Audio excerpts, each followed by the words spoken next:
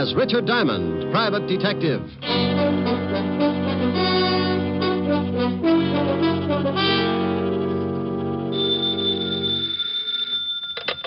Diamond Detective Agency, the Smiling Gumshoe. Rick. Sign up for our new contest and win yourself a beautiful all-chrome, pre-tested, genuine electric chair. Oh, lovely. What do I have to do? Just tear off your scalp and send it along with 25 words or less why you love Richard Diamond. I can do it in 2 words. What are they? You're pretty. Oh, you win, you win. Where do you want the chair sent, madam? 975 Park Avenue, but I think I have AC current. No problem with the Jiffy Toaster chair. It works on any current AC, DC.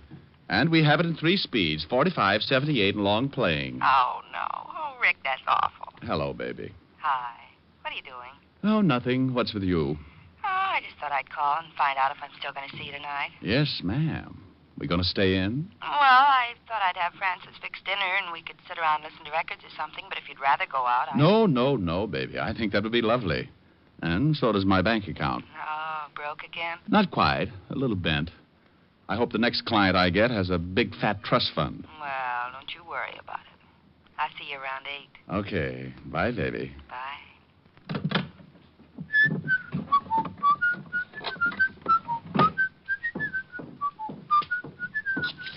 Now, let's see. 6 shirts, 4 pairs of socks, and... Hey, how did that get in there? Well...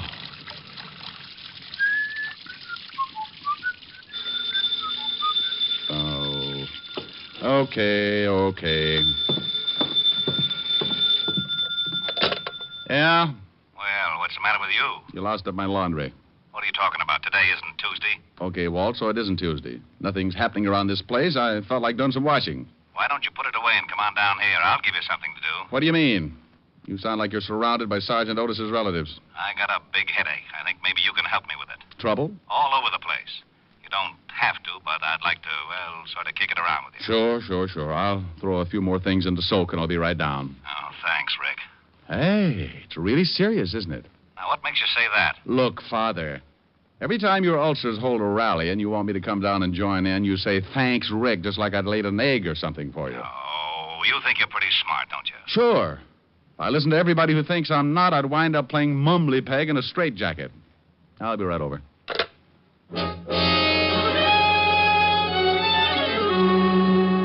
Well, that's the way trouble can get in the way of an otherwise quiet afternoon. Walt doesn't usually call me like that, but when he does, I know things are bound to get pretty rough. I tossed all of my shirts into soak, closed up the office. 20 minutes later, I was walking into the squad room of the 5th Precinct Police Station. I spotted Sergeant Otis hopping around like a crapshooter on his 10th pass. Well, what's with you, Otis? Oh, don't bother me now, Shamus. I gotta get these reports into Lieutenant. Well, get you. What's the matter? Did you suddenly discover you were working for the police department? Now that's very funny. Ha. Okay, you gotta laugh. Now beat it. The lieutenant expects you. Well, all right, but for Pete's sakes, Otis, stop acting like that and don't bust into the lieutenant's office like that. You'll swear you've been doped and start an investigation. Shamus, someday I ain't even going to bother to answer you. Sergeant, the day you don't open your mouth to say something stupid, the whole world will start singing. Oh, yeah? Yeah. And when I think about it, why don't you start combing your hair? What's the matter with it? Looks like a mattress after the lions got through with it. Oh. Hello, Walt. Hello, Rick. Sit down. Oh, maybe I should have worn black. That or a propeller on my hat. First, I run into Otis, acting like he was shot out of a cannon. Then I waltz in here, and you give me that big hello like you just discovered a body in your desk. Lan Jacoby is back in town. What? Yes. Oh, but we got an indictment on him. Got him deported 6 years ago. Look, Rick, there's no mistake. One of our stoolies brought us word. Oh, but that's crazy. Jacoby knows the feds will pick him up in a second. How'd he get back in? Who knows? Florida, maybe. Last we heard, he disappeared in Italy. And about 6 months later, we got a report he was seen in Cuba. Oh, are you just going to take the stoolie's word for it? What else have you got? I got 3 bodies to date, and they're all very dead. Jacoby? It's got to be. Why? Well, the first 2 are the guys that turned state's evidence and helped to put Jacoby away. You remember them, Ross and Kreisel. Jacoby swore he'd get him someday. Who's the third? The stoolie who gave us the tip. Walked out of the station, and somebody with a Thompson scattered them all over the front steps. Right in front of the station? Yeah, it'll be in the evening papers. The commissioner is very unhappy. How about the feds? Are they working on it? Up to their necks, but nobody can find out how he got in or where he might be hiding out. Oh, here's something else that makes us sure it's Jacoby. In this town, there are at least 5 of Jacoby's old mob. The minute this thing broke, we started to check. They've all disappeared. You think they're organizing again? Oh, Walt, come on Rick, now. I don't know what to think. That's why I wanted you to come down. You're one of the guys who worked on the Jacoby case. You remember a lot about it. Well, sure, but... Oh, now you can't tell me Jacoby is going to try to start operating again. It's a one-way pass to that little green room up at Sing Sing. I know it, but you tell me. I don't know how to figure it. You can't find anybody else who's seen Jacoby. Huh? No, just the stoolie. He's going to make a swell witness. Yeah. Lieutenant. Yeah? We just got a report on the teletype. Jacoby? Yeah. Florida reports the body of a man found out in the Biscayne Keys. They checked and found out he was a Cuban, chartered boats for fishing trips. And the immigration boys checked with the authorities in Cuba, and it turns out that this dead guy took a party of 2 out for a trip and never showed up again. Wait a minute. You said a party of 2? Yeah, a dame and a guy. Well, what makes you think the guy with the dame was Jacoby? Because the description fitted Jacoby exactly. And the feds say that Jacoby married a dame in Italy. And the dame that got on the boat fits the wife's description. Mm-hmm. Well, Rick? That's ridiculous. Okay. We now agree on 2 things. Leon Jacoby is back in the States, and it's ridiculous. Will you give me a hand? I need somebody who really knew Jacoby. Hey, Diamond, did you really know Jacoby? Sure, Otis. We used to go out and shoot dumb police sergeants together. Oh, hey, Lieutenant, why don't he ever give me a straight answer? Because it wouldn't fit your crooked head. Now go out and dig up some more reports. Oh, okay. All right, Walt. Now, let's say Jacoby's going to start operating again. He's made sure of one thing. Nobody who's seen him is alive enough to testify. So? So this. I'll 8 to 5. Jacoby's going to make a quick haul someplace and do one more killing. You expect the killing? I expect an attempt. He's gotten 2 of the guys who put him away. He's just got one more guy to tag. He said he'd do it himself and with a knife. That means he's got to find you. Yeah. The haul must be really important for him, the risk coming into the States. He probably needs money to keep going, so he'll pull off the job and then try to get me. And he'll leave the country the same way he came in. Nobody can ever swear they saw him. Except the 5 guys in his mob. I think he'll kill every one of them, too. That's a lot of doing. Jacoby's a lot of killer. Now, we've got to find out where at least one of those guys is. We'll find Jacoby and try and stop the slaughter. Yeah, but you've got to watch your step, Rick. There's no telling when he's going to pull off the job and try to go to work on you. Look, I'm not happy about it. I'm really the guy who's responsible for putting Jacoby away, and I know him pretty well. He's got a vendetta, Walt, and guys like Jacoby don't figure they're their brother's keeper. The score is 2 out of 3 with 1 to go. He'll try his best to kill me and even it up. Well, where do you say we start? I know. Oh, give me a list of the 5 guys you think are with Jacoby and all the information on them you got. It is right here. All right. Put 2 of your best men on these 3 guys at the bottom of the list, and you and I will start with these 2 on top. Okay, but I hope we find Jacoby in time. Walt, so do I. The way he uses that knife, I'll have to have all my clothes made out of bandage. Walt assigned 2 of his best men to start checking on the 3 names at the bottom of the list, and we took off for Flatbush. Our first man was a hoodlum named George Vale, and one of his favorite hangouts was a pool hall on Church Avenue. Snooker or straight pool? We want to talk. You want to talk? Go over to the park. Get yourself a box. Oh, look, your wisecracks can only give you a hollow mouth. Show him the badge, Walt. Oh, cops. Well, what do you want? You know a man named George Vale? Nope. Let's go. Hey, wait a minute. Look, I'm not going to fool around. The answers here will be a lot easier. We know Vale comes here a lot. If you don't want to tell us about him, the boys at the station have got time to help your memory along. You can't haul me in. What's the charge? Withholding police evidence. It can get you a couple of years. Let's go. Hey, wait a minute. Okay. Okay, what? Oh, wait a minute. I just want to be sure no one sees me talking to you. Okay. I don't know much. Vale ain't been in here for a couple of days. Where does he live? I don't know. I swear I don't, but I do know it's in the neighborhood. Sometimes I see him coming out of a little delicatessen across the street with a bundle of groceries. Let's go, Walt. Yeah. Oh, thanks, Sporty. It's guys like you who make the police department such a happy little group.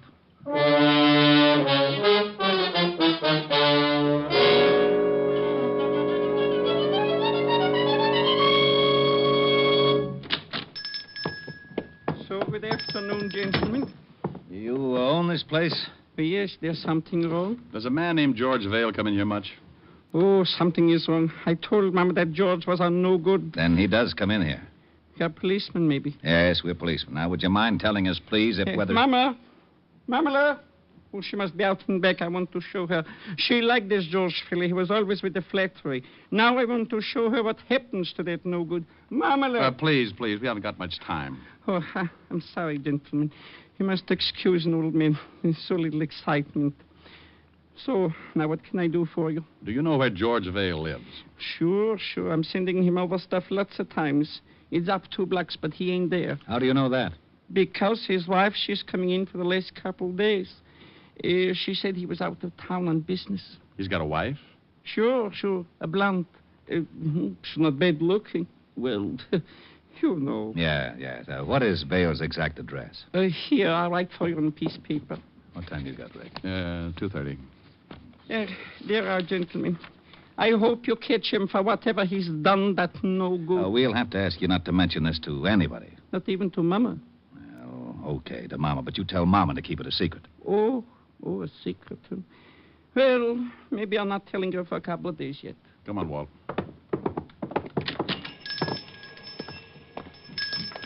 We going down to see Vale's wife? No, I got a better idea. Don't you think she'd know where Vale is? Maybe, but she's not going to tell us. But if we throw a scare into her, she might tell her husband something. If she knows where he is. Get Otis down here with a recording outfit. We'll wait until we see her leave the apartment and bug the place. No sense in tailing her. If Vale is with Jacoby, he wouldn't give her the address. Maybe he didn't tell her anything. Maybe he just took off. That's a chance we got to take. Maybe he gave her a phone number where he could be reached. On the way down to the Vale address, put in a call at the precinct. Right. KXKB to KQAR. I'm at the corner of Flatbush and Church. Have Sergeant Otis report to me on a code 3 and tell him to step on it. Walt finished his report. We both went over and talked with the landlady in Vale's building. She told us that Mrs. Vale was still in her room and gave us an accurate description. Also, she agreed to pull down her window shade when Mrs. Vale left the building so that there wouldn't be a chance of missing her. Then we went back to the car to wait. In about 15 minutes, Otis showed up carrying a small, portable recorder. Here you are, Lieutenant. All right. Get in the back seat. We're going to wire somebody's apartment? No. I just thought it might be fun to play cops and robbers. Now, relax. We might be here for quite a while. Not so long, Walt. Look, there goes the landlady's signal. Yeah. Mrs. Vale should be... There she comes. Yeah. Otis, get set. We got to go up there and plant a bug before she comes back. I'm set. I got 4 cars at the intersections just in case she's got a car. If she walks, I got 4 men to tail her, depending on her direction. She's crossing the street. KXKB to KQAR. Cars 7, 9, 3, 14. Stand by. Rick, you notice. Get up there with a bug. Right. Come on, Otis. Yeah. Right with you. Attention. The suspect is turning into Church Avenue, heading for New Lot. Blonde, 5 feet 4, wearing checkered coat and carrying a black bag. In here, Otis. Yeah.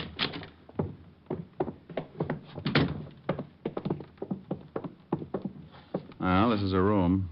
The landlady said she'd unlock it for us as soon as Mrs. Vale left the building. Bingo. Go on in. Okay. Now, plant it just like you knew what you were doing, Sergeant. I'll take the box down in the basement where we can listen. Give me 5 minutes and then give me a quick test. Well, how long have I got to set it up? Who knows? Don't worry about it too much. If Mrs. Vale comes in, just tell her you're selling tape recorders. Oh, she won't believe that. Otis, with your face, you'll have to believe something as stupid as that.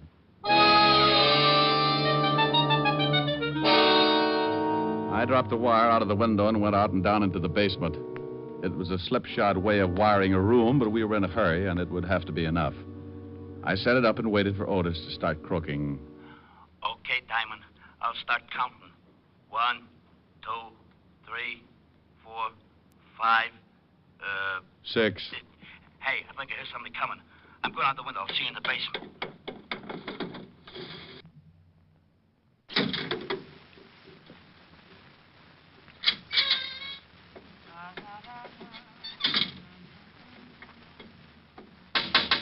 Oh, for Pete's sake. Gee, she nearly caught me. I come down the fire escape. Well, come on in. Yeah. Hey, how's it working? All right. Listen.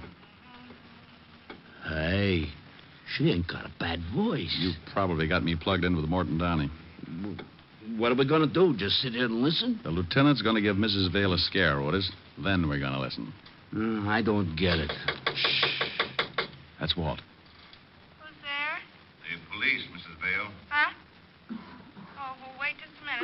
Hey, it sounds pretty good, don't it? Shut up, Otis. Yeah? I'm looking for your husband, Mrs. Vale. He isn't here. He's out of town. What's wrong? He's wanted. For what? Murder. Mind if I come in? Got a warrant? Okay, make it tough. Where's your husband? I told you. Well, we're out of town. You didn't tell me. Okay, I'll be back with a warrant. Now we'll see if it works.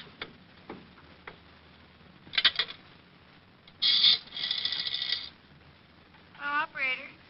Evergreen 33349, please. Yeah. Oh, is George there? Oh, tell him Mary. Hello, honey. Oh, look, I'm sorry. Yeah, I know, but this is one of those times. Yeah, a cop was just here. Yeah, cop. Murder. I don't know. No, I didn't let him in. Huh? Oh, I never thought of that. Okay, I won't call again. Bye, baby. Okay, Otis. Stay here and keep this thing going. I got to get back to the lieutenant.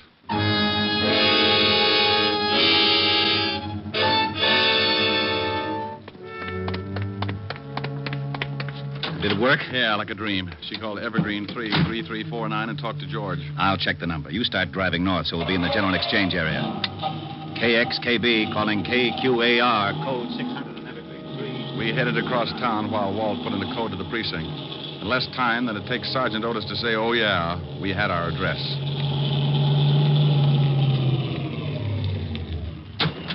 Well, wouldn't you know it? Another pool hall. Yeah, guy must like the game. Hope he's in.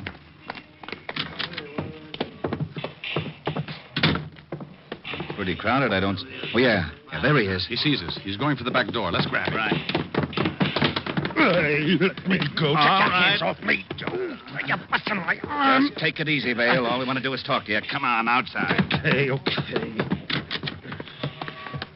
Go on, Vale. In the car. Quit shoving. I'm going. Walt, how wait. Now, Rick. Where did that shot come from? Got Vale in the chest. Yeah, across the street. Stay down. Yeah, look. Look, Vale, you're not going anyplace now. We know you're working for Jacoby, and we know he's close. The guy who just shot you is working for Jacoby, too. You're not going to cover up for a louse who just fingered you, are you? Jacoby's looking for you, too, Diamond. He's gonna cut you up bad. Where's the hideout, Vale? I'm going to put in an 800 on this, Rick. I want this whole area surrounded. Come on, Vale. Where's Jacoby? 455. Vale. Oh, swell. Repeat, code 800 from Central Park West to 10th, from 59th Street to 64th Street, KXKC, now at Pool Hall, 9th Avenue, 60th Street. Okay, Rick, what's with Vale? Yeah, nothing. Dead? Yeah. Gave me half of Jacoby's address, 455, and then made the trip.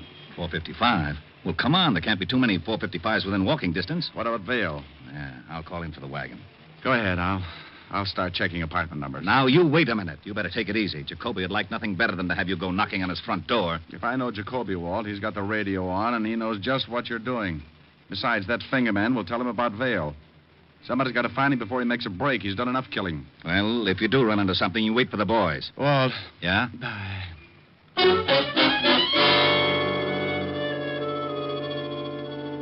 I took off and started checking addresses that began with 455. The first was Cold Turkey, nothing but a married couple who looked like they were in training for Madison Square Garden. I moved on. Somewhere in that neighborhood, Leon Jacoby was listening to his radio. Car 3, code 800, 455 to 61st Street. Car 16, 17, and 18. Shut it off, Jane. 61st But and 10th Leon, Avenue, same what's around in code. this whole area? Shut it off. All right. All right. I wish the boys would get back. All right, take it easy. Take it easy. Yeah, who is it? Eddie, boss. Okay. Boss, the cops... Come in. 2 cops picked up Vale in the pool hall. Oh, so that's what it's all about. That Vale will talk. No, he won't. What do you mean? Well, I waited across the street. Got Vale when he came out with the 2 pigs. Oh, you did, huh? Well, you did me a favor, Ed. When I figured he didn't want anybody around that might squeal, you know, Vale, wife and everything. Yeah. Yeah, you know what else you did, Ed? Well, no, what? When you plugged Vale, you brought the whole New York police force right down on my neck. Huh? Yeah. So, I gotta return the favor. Well, what do you mean? I just didn't think. No, you didn't. Leon, come on. We got to get out of here. Will you shut up? Hey, now, wait a minute. What's with you? I got a present for you, Ed. Huh? Leon! Oh, no, boss. Put that knife away. Sure. Oh, Leon! Oh. Oh, Leon. Oh, no. No. What's the matter with you? What did you do that for? I'm in a tough spot. I go faster alone, baby. Alone? Yeah, baby. You mean... Yeah, that's right. You'd leave me. Look, I got no choice. You know how it is, kid. One might get through, but two, no chance. Nothing to say, baby? Yeah. Go on, get out. Just like that, huh? Then what would happen to you? You might help the cops find me, huh? Tell me, aren't you a little scared? No. Just sick. I've been sick since we got here. I wish I'd known what you were really like. I'd have laughed at you when you asked me to marry you. Oh? Well, go on, baby. Laugh now. Maybe it'll help. Well, go on. Laugh your head off. Nothing funny. You're trying not to act scared. Jacoby don't scare you none, huh? Now I laugh. You're scared plenty because you think I might kill you. Well, say something. Don't just stand there. You're scared. You gotta be scared. Everybody's scared of Jacoby. Ah! You slapped Jacoby. Okay, baby. Nobody slapped Jacoby. Not you, not the cops, not anybody. Maybe you like to beg me not to kill you, huh? Go ahead, go on, beg. Oh? Okay. I think about you when I'm back in Forenzi, baby.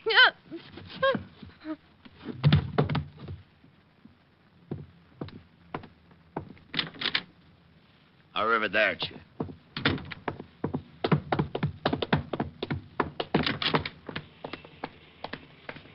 Jacoby, hold it. What? Stop, Jacoby.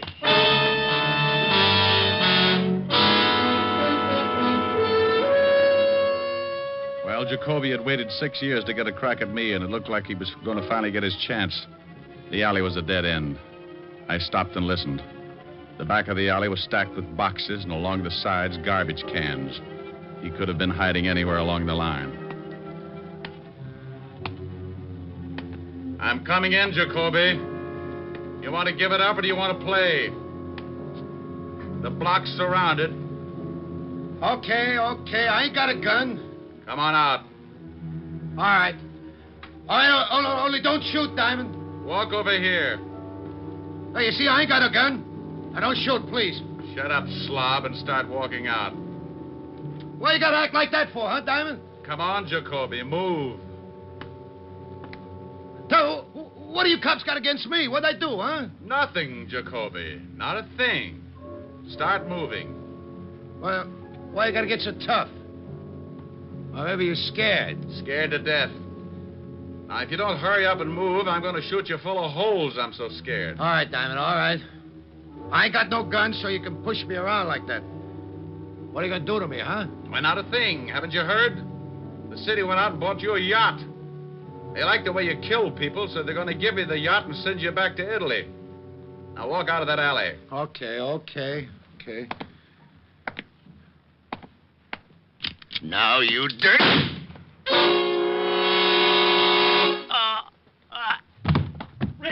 Rick! Over here, Walt. Over here. He pulled his knife on you, huh? Yeah, I didn't think I'd see it. Well, you're lucky you're dead. Yeah, well, I expected it.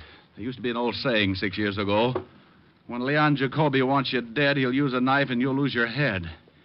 Now, he should have remembered. I keep up on slogans.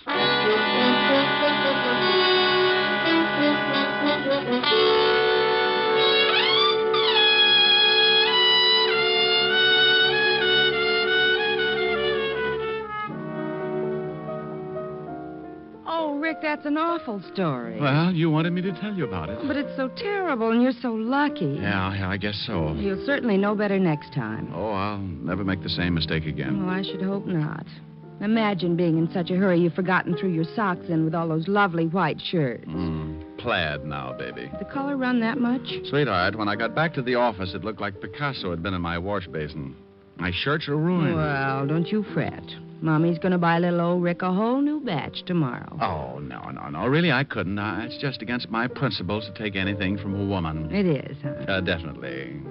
What's that song you're playing? 16 neck, 33 sleeve. What? Oh, you idiot. Oh, I was bad. I dropped a real old hint. Well, I'll drop a little old hint, too. Very subtly, of course. Sing.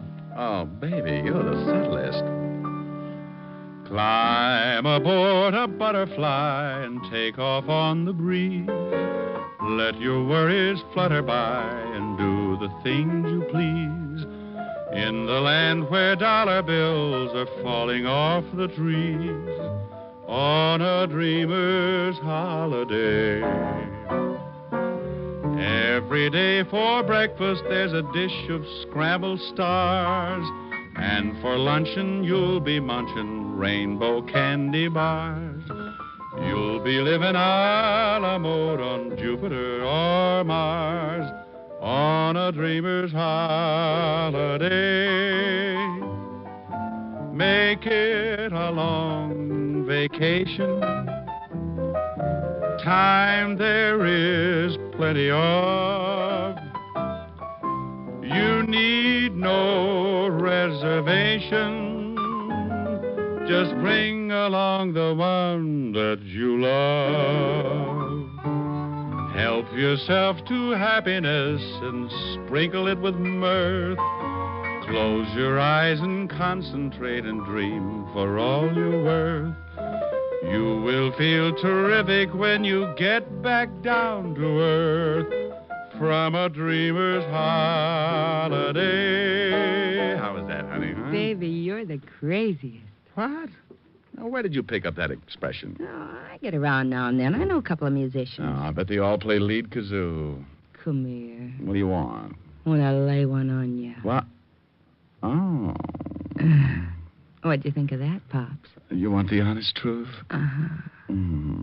Solid.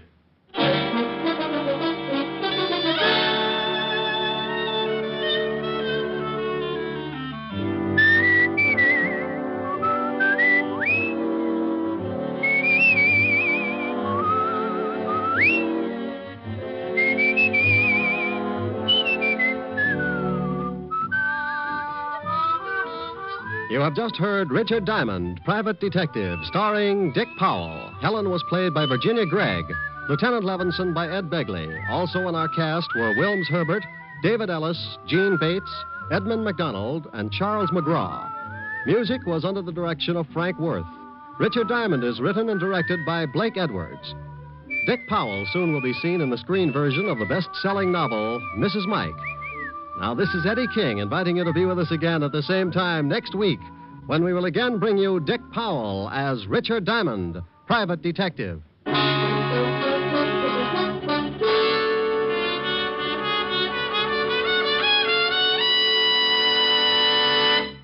Sunday evening means stellar listening on NBC. Tomorrow, be sure to hear the American theater's foremost acting couple, Alfred Lunt and Lynn Fontanne, in the whimsical comedy The Great Adventure on the Theater Guild on the Air.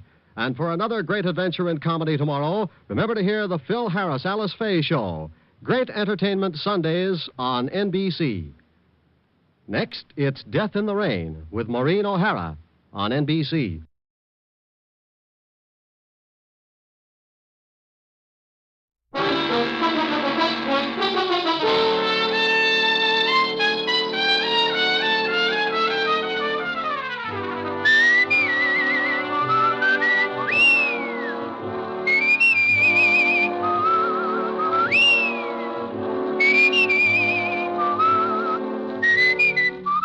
Here's Dick Powell as Richard Diamond, Private Detective.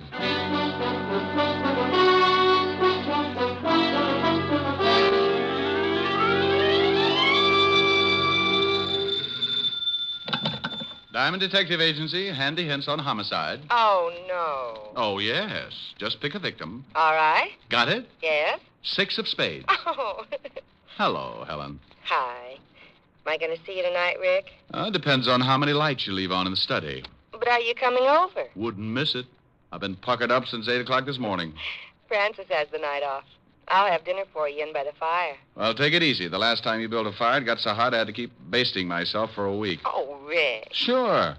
The next day I walked by Linda's and some guy grabbed me and shoved an apple in my mouth. Said he'd get fired if I didn't climb back in the window and lie down. Oh, I'll see you tonight. Bye. Bye. Now, let's see. Where did I put the soap? Mr. Diamond? Oh, it depends on what you want him for. If it's the rent, he's being buried over in Jersey this afternoon. My name is Dr. Edward Gerson from Bellevue Hospital. I have nothing to do with the rent. Well, if you're with the Sanity Commission, Diamond's still in Jersey. It is apparent that you are behind in your rent and you wish to remain buried in Jersey for the moment. Well, it's not as bad as it sounds. Are you a potential client? I'm a psychiatrist, Mr. Well, pick a good one. How about Apple Knocker? All right. I'm in a rather peculiar position, Mr. Apple Knocker. Oh, I don't know. I always sit like that.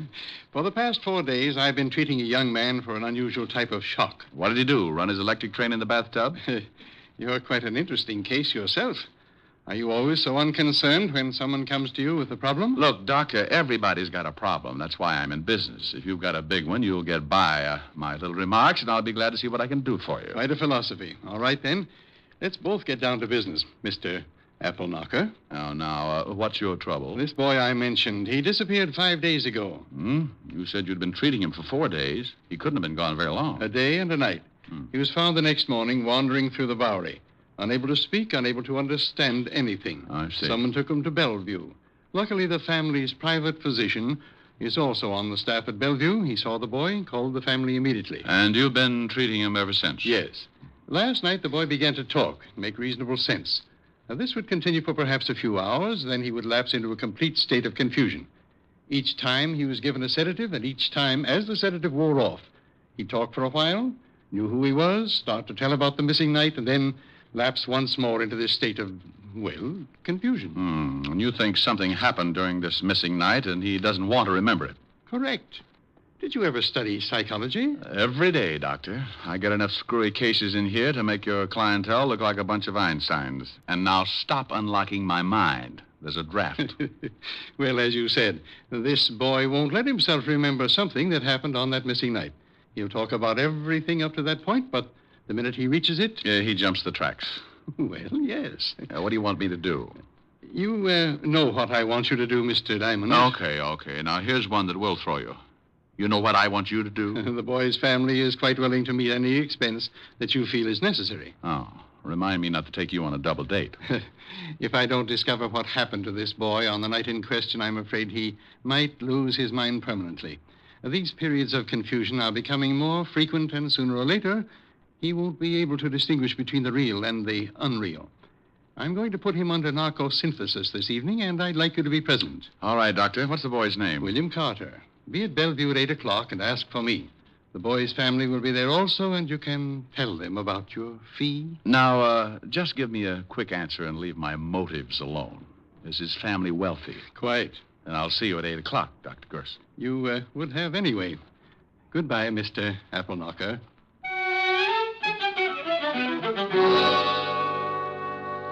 You know, you can feel pretty silly when a guy like that walks in and answers all your questions before you got time to think them up. Anyway, I remembered my dinner date with Helen and put in a fast call to the little redhead. She was unhappy, naturally, but she said something about me holding the pucker and to drop around whenever I had the time. At 8 o'clock, I was standing in the long hall at the Bellevue Hospital. Dr. Murray, report to the second floor desk, please.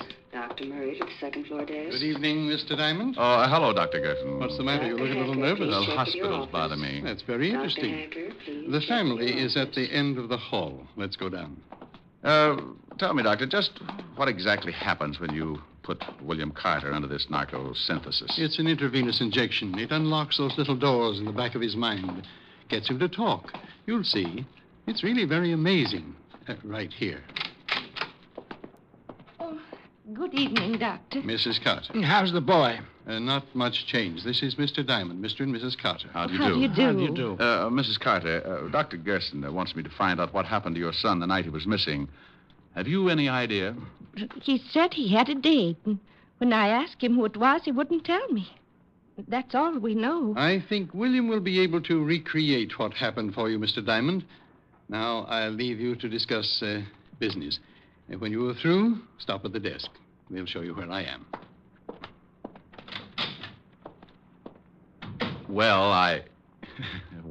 Yes, Mr. Diamond. What is your fee? Oh, thank you. Believe me. $100 a day in expenses. And your retainer? 1 day's work. Mr. Diamond, can you help our boy? Mrs. Carter, I don't really know. I'll write you a check. Oh, thanks. Mrs. Carter, whatever it is that's strong enough to make your son lose his memory, it might You be... think maybe it's something bad? I know it's something bad. How bad, I've got to find out. I hope it's not more serious than I think. Oh, yes, I know. Here you are, Mr. Diamond. Oh, thanks. I'll keep in touch.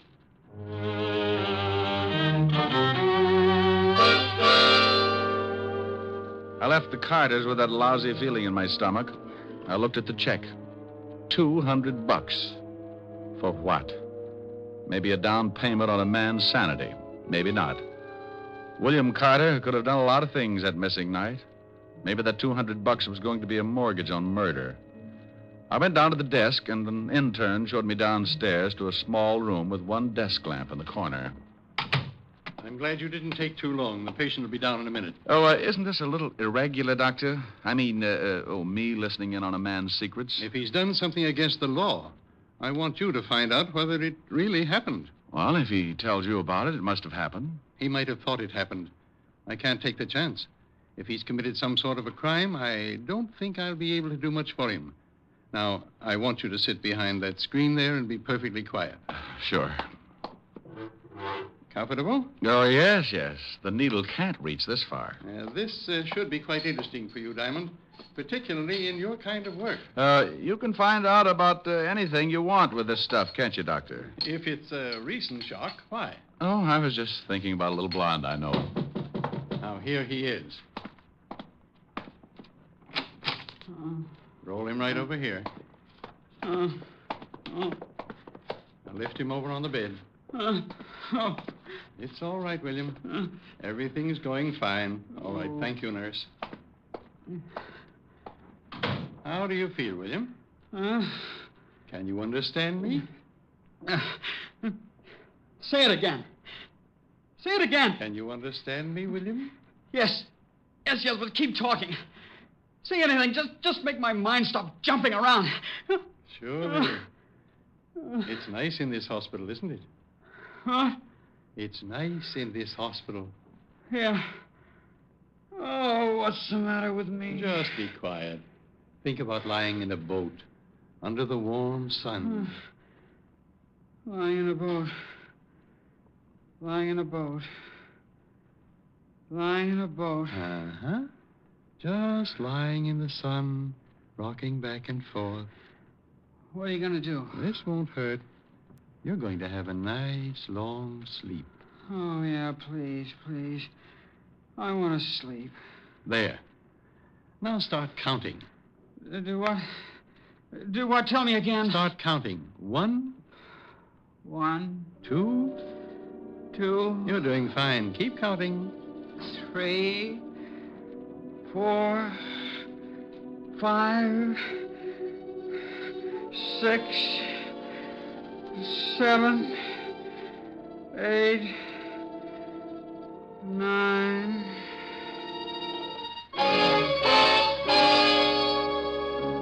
I sat behind the screen and listened to the doctor begin. At the start, Carter seemed almost glad to talk about it. He described the beginning of the evening.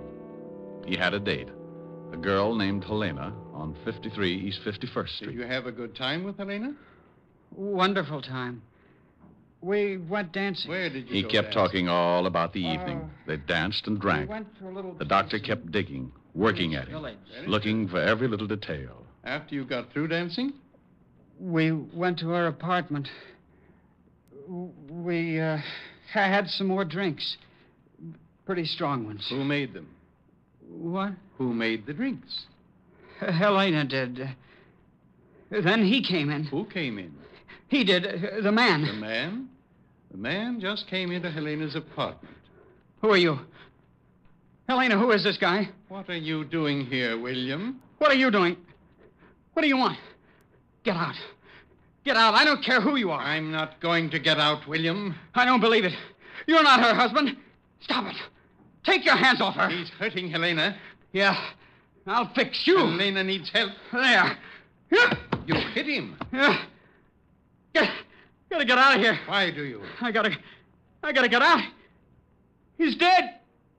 I killed him.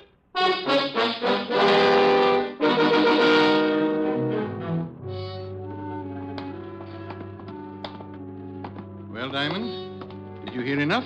Yeah. It's up to you. Find out if he really did it. Okay.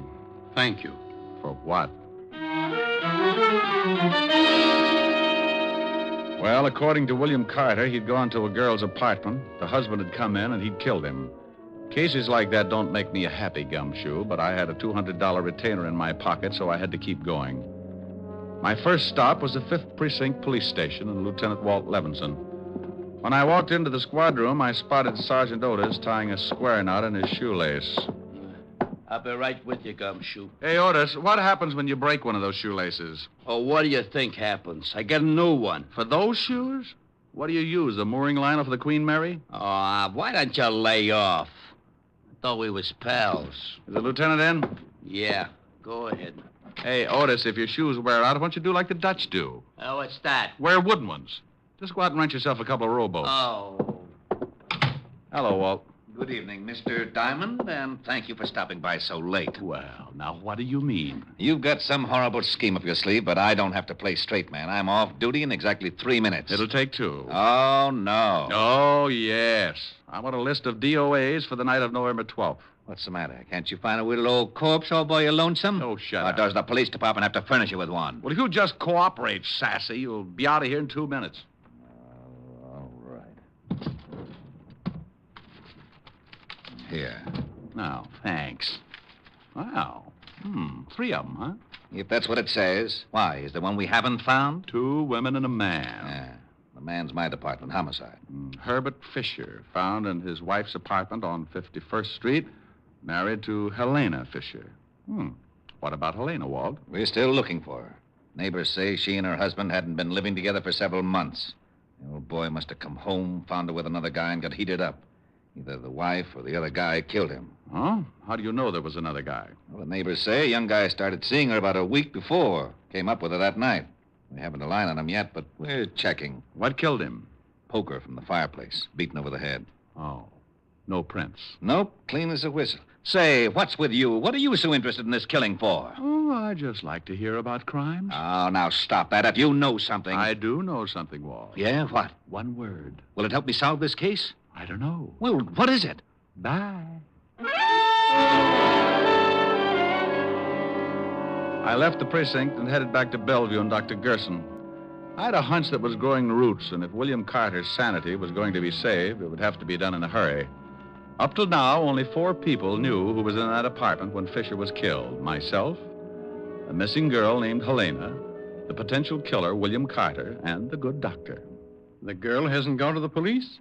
Why, if William Carter did it? Well, that's what I've been asking myself all the way down here, Doctor. Unless she wants to protect him. That's the only one I could come up with. I want to ask you 2 questions, Doctor. First, do you think William Carter would pick up a poker and beat a man on the head? That's hard to say. He might.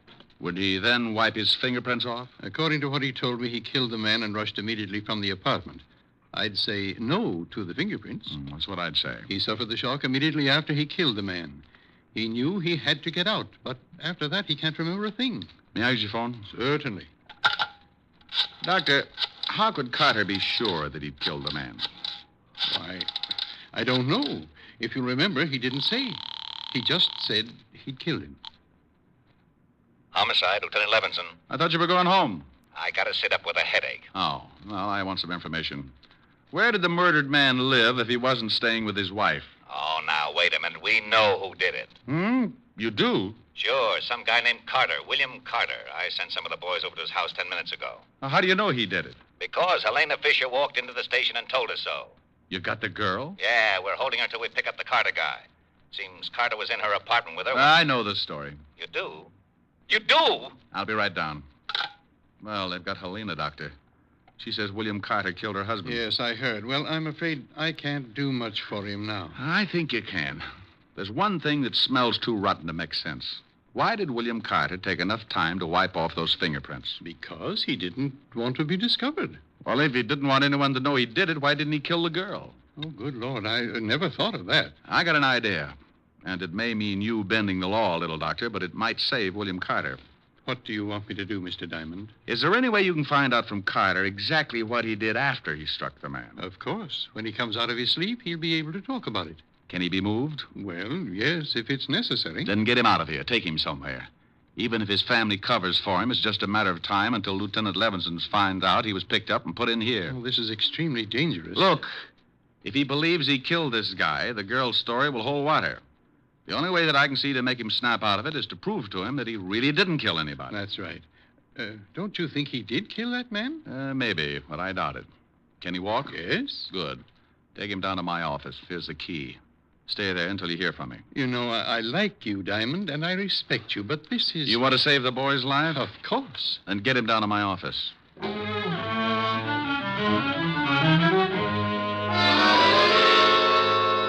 I left the hospital and grabbed a cab back to the 5th Precinct. Sometimes when things don't add up like ABC, you've got to go out into left field for the answer. Everything pointed to William Carter, and he believed it himself. But I kept thinking about those fingerprints.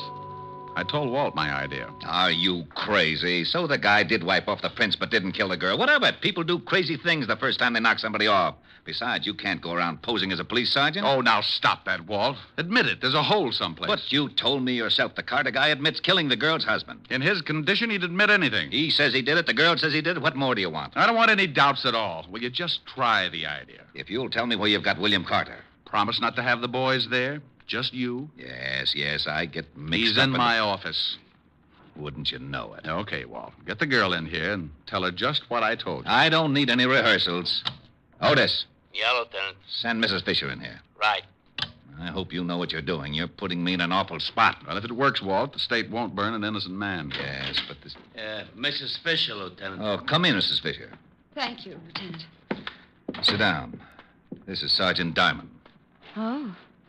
Well, how do you do, Sergeant Diamond? How do you do, Mrs. Fisher? We've checked your story, and everything seems to be all right. You can go home, but please don't leave town. I'm terribly sorry about this.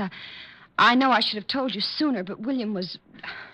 Well, I didn't know what to do. You did the right thing. Have you found William yet? No, but we will. Well, didn't you check his house? Isn't he with his family? No, he didn't come home at all. Oh, and that reminds me. You know, you're the only witness who can prove he did kill your husband.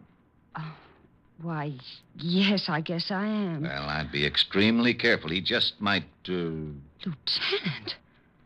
you don't think he might try and kill me, too? Well, you never know. After a man kills once and he's got time to think about it, he's liable to do anything. Well, then, I demand police protection. And you'll get it. Sergeant Diamond here has been assigned to the case. Oh, how nice. I'll do as much as I possibly can. Well, when do you start? Right now. I'll meet you out in the squad room right after I have a few words with the lieutenant. All right, Sergeant. Thank you, Lieutenant. Perfectly all right. This is ridiculous. All right. You get over to my office and pick up William Carter and the doctor. I'll stall Mrs. Fisher. Take her to a bar or something. All right. But if the commission hears about this, Sergeant Otis will be the new head of homicide.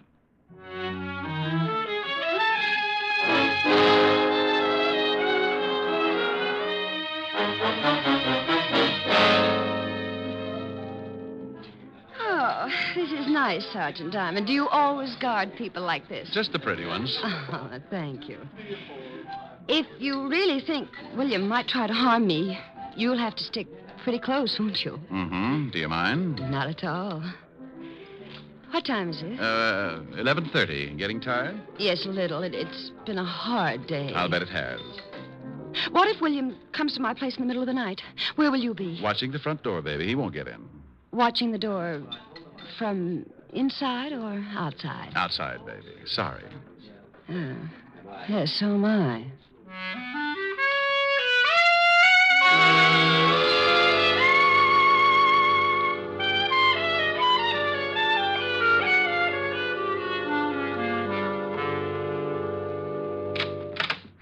Here's my apartment, Rick. Well, nice place. I don't like it very much since... Look, couldn't I stay in a hotel? Oh, no. Too many ways for a killer to get in. Do you really think William might try and get me? What's he hiding out for? Well, he could be scared. All the more reason. Men like that don't hide out for a week if they're going to give themselves up. And if William isn't going to give himself up, he'll probably try to get rid of the one person who knows he did the killing. But William isn't like that. He wouldn't... Wouldn't what? I was just going to say he wouldn't kill anybody. But he did. He knows he did. Yes. Well, I'm going out in front and check the building. I'll be back. Oh, do you have to go? That's a good idea. You just take it easy. But William has a key. Oh, well, then you better give me one, too. I'll be right out in front. Oh, all right, here. Don't be too long, Rick. I can't stand this place long if I'm alone. Sure, baby.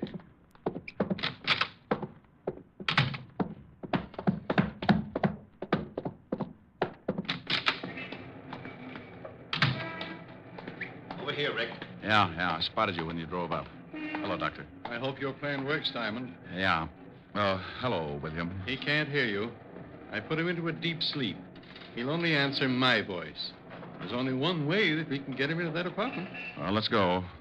Mrs. Fisher is scared stiff. William, Yes. get out of the car. Come on, Walt. You got to be there to hear it. If we solve this one, I'll never tell anyone how. Let's go. Come with me, William. Now, William, remember, you are to go up to Helena's apartment and go in. Here's a key, Doctor. Do you understand, William? I am to go up to Helena's apartment and go in. Here's the key. Use the key to let yourself in. The key to let myself in. When you're in, close the door and stand in front of it. And that's all. All right, Mr. Diamond. Here we go. The four of us went in through the front door, and Dr. Gerson briefed William once more. Then we led him up the stairs and up to Helena Fisher's apartment. I could hear her humming as soon as William tried the key. We all ducked. Who's there? Rick? Answer me. Who's there? William. What do you want? William, what are you doing here? William, say something. Don't just stand there. Oh, you've got to get out. The police are looking for you. There's one downstairs right now. Well, say something. Stop staring. William, get away from that door. Please, William, please. I know what you want, William. I won't tell anyone. William, say something. Don't look at me like that.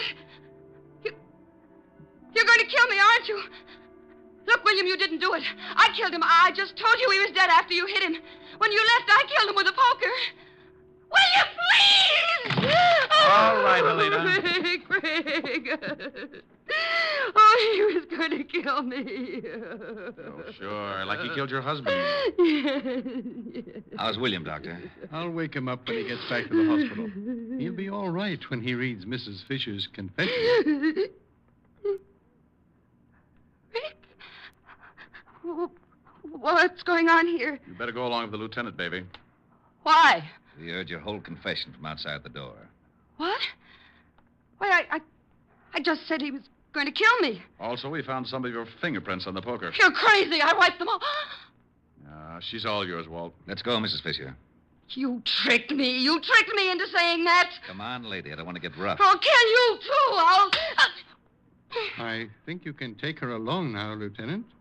Holy cow. Why, Doctor. Well, I've never hit a woman before, but this one made me very unhappy. Well, you're a good doctor, but you're certainly no gentleman. You should have kicked her.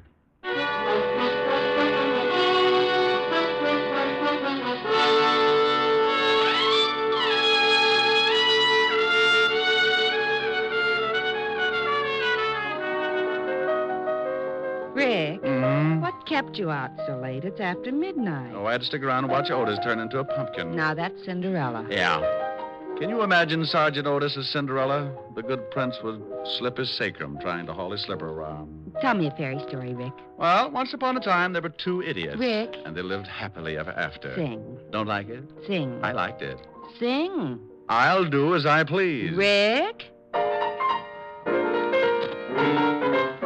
I love those dear hearts and gentle people who live in my hometown, because those dear hearts and gentle people will never, ever let you down. They read the good book from Friday till Monday. That's how the weekend goes. I've got a dream house I'll build there one day with picket fence and rambling rose. I feel so welcome each time that I return, that my happy little heart keeps laughing like a clown. I love the dear hearts and gentle people who live and love in my hometown. Well, how was that, honey? Well, Harold Appleknocker, where'd you pick up that there song? Well, my hometown, Mountain View, back up in the hills of Arkansas. Oh, that sure was mighty fine. Well, Lulu Bell, I'm glad you liked it. Mind if I bust you up with another 8 bar? Nope. Bust away. I love the dear heart and gentle people who live and love in my hometown. Da-da-da-dee. Well. Yeah, I think I did pretty fine that air song. Oh, yes, sir. You done busted me up right proper. Oh, you ought to come over to Mountain View sometime, Lulu Bell. Got dear hearts and gentle people all over the place. Oh, I'd like to make the trip. Oh, you'd love the people. You'd love to see them, love to greet them. How would you greet them, Lulu Bell? How would you greet them? What would you say? Howdy. Oh, they'll love you, Lulu Bell.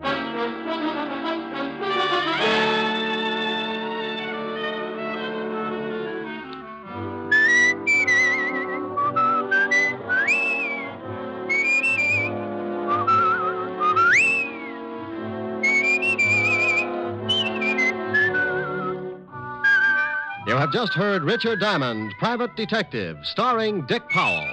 Helen was played by Virginia Gregg, Lieutenant Levinson by Ed Begley. Also in our cast were Wilms Herbert, Joan Banks, Sam Edwards, and Norman Field.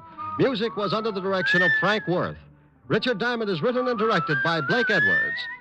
Dick Powell soon will be seen in the screen version of the best-selling novel, Mrs. Mike.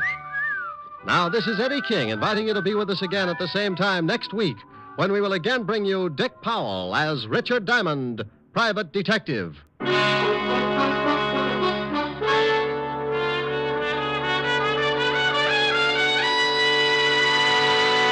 What's on NBC Sunday?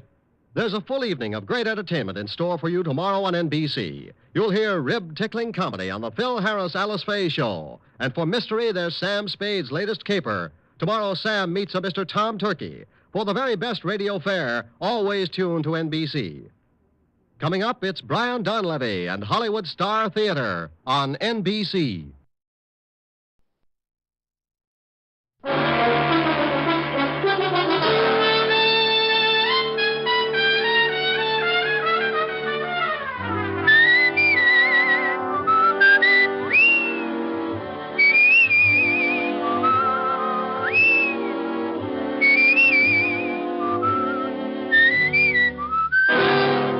Dick Powell as Richard Diamond, Private Detective.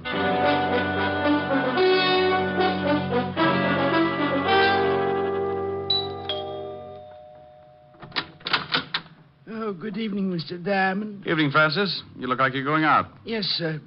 Miss Asher wants me to go down to the delicatessen for some cold cuts. Well, where is Miss Asher? In the study, sir. Well, I'll see you later, Francis. Why don't you bring back some roll mop? Roll mop, sir? Herring with the bends. Very toothy. Yes, sir. Ollie Ollie oxen free. Rick. Hi. Hi. Well, get the silk thing there. Lounging pajamas. Yeah. I guess we're going to stay in, huh? Uh-huh. I just sent Francis out for some food. I met him at the door. Look, I've got to do a few things in the kitchen. Why don't you stretch out on the couch and take it easy until dinner's ready?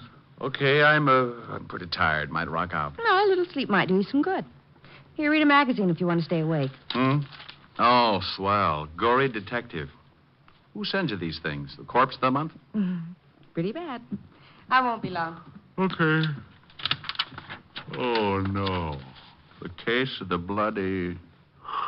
Oh. It was going on 11 o'clock, and the fog encircled the old house like a thin, wet blanket. Oh, swell. The figure of a man crept stealthily across the gravel of the garden path. These riders really dream it up. Mr. Diamond? What? How did you get in here? I followed you from your office. Shh.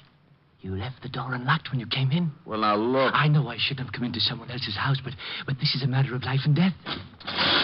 Hey, stop pulling down the blinds. I don't want anyone to see us talking. Well, you're on the 8th floor. Who's chasing you? A herd of monkeys? Please, you must listen. Now, look, if you got troubles, come to my office in the morning. Tomorrow morning may be too late. I'm supposed to die tonight. Try breathing. You expand your chest, take a lung full of air. No, Yes, it does wonders. Keeps you around for days.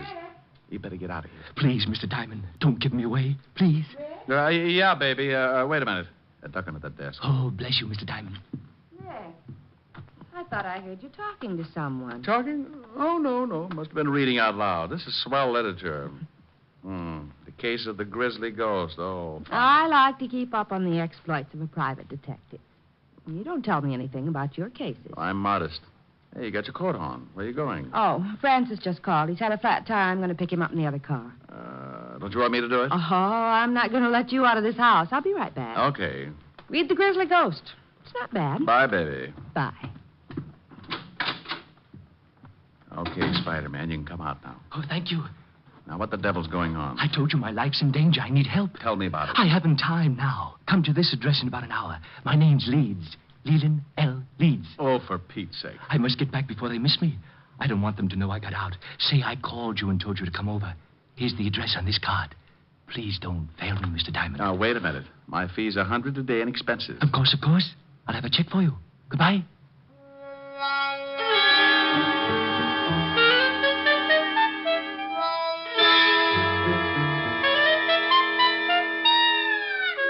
He went out like an undertaker stealing a can of embalming fluid, and I poured myself something just about as strong. Helen would scalp me for leaving, but for some reason, nutty little guys like that interest me. I left Helen a note saying I'd be back later and took off for the address Leland L. Leeds had given me. It was out of town about 10 miles, but after hunting around for a while and running up a good-sized taxi fare, I finally found the house.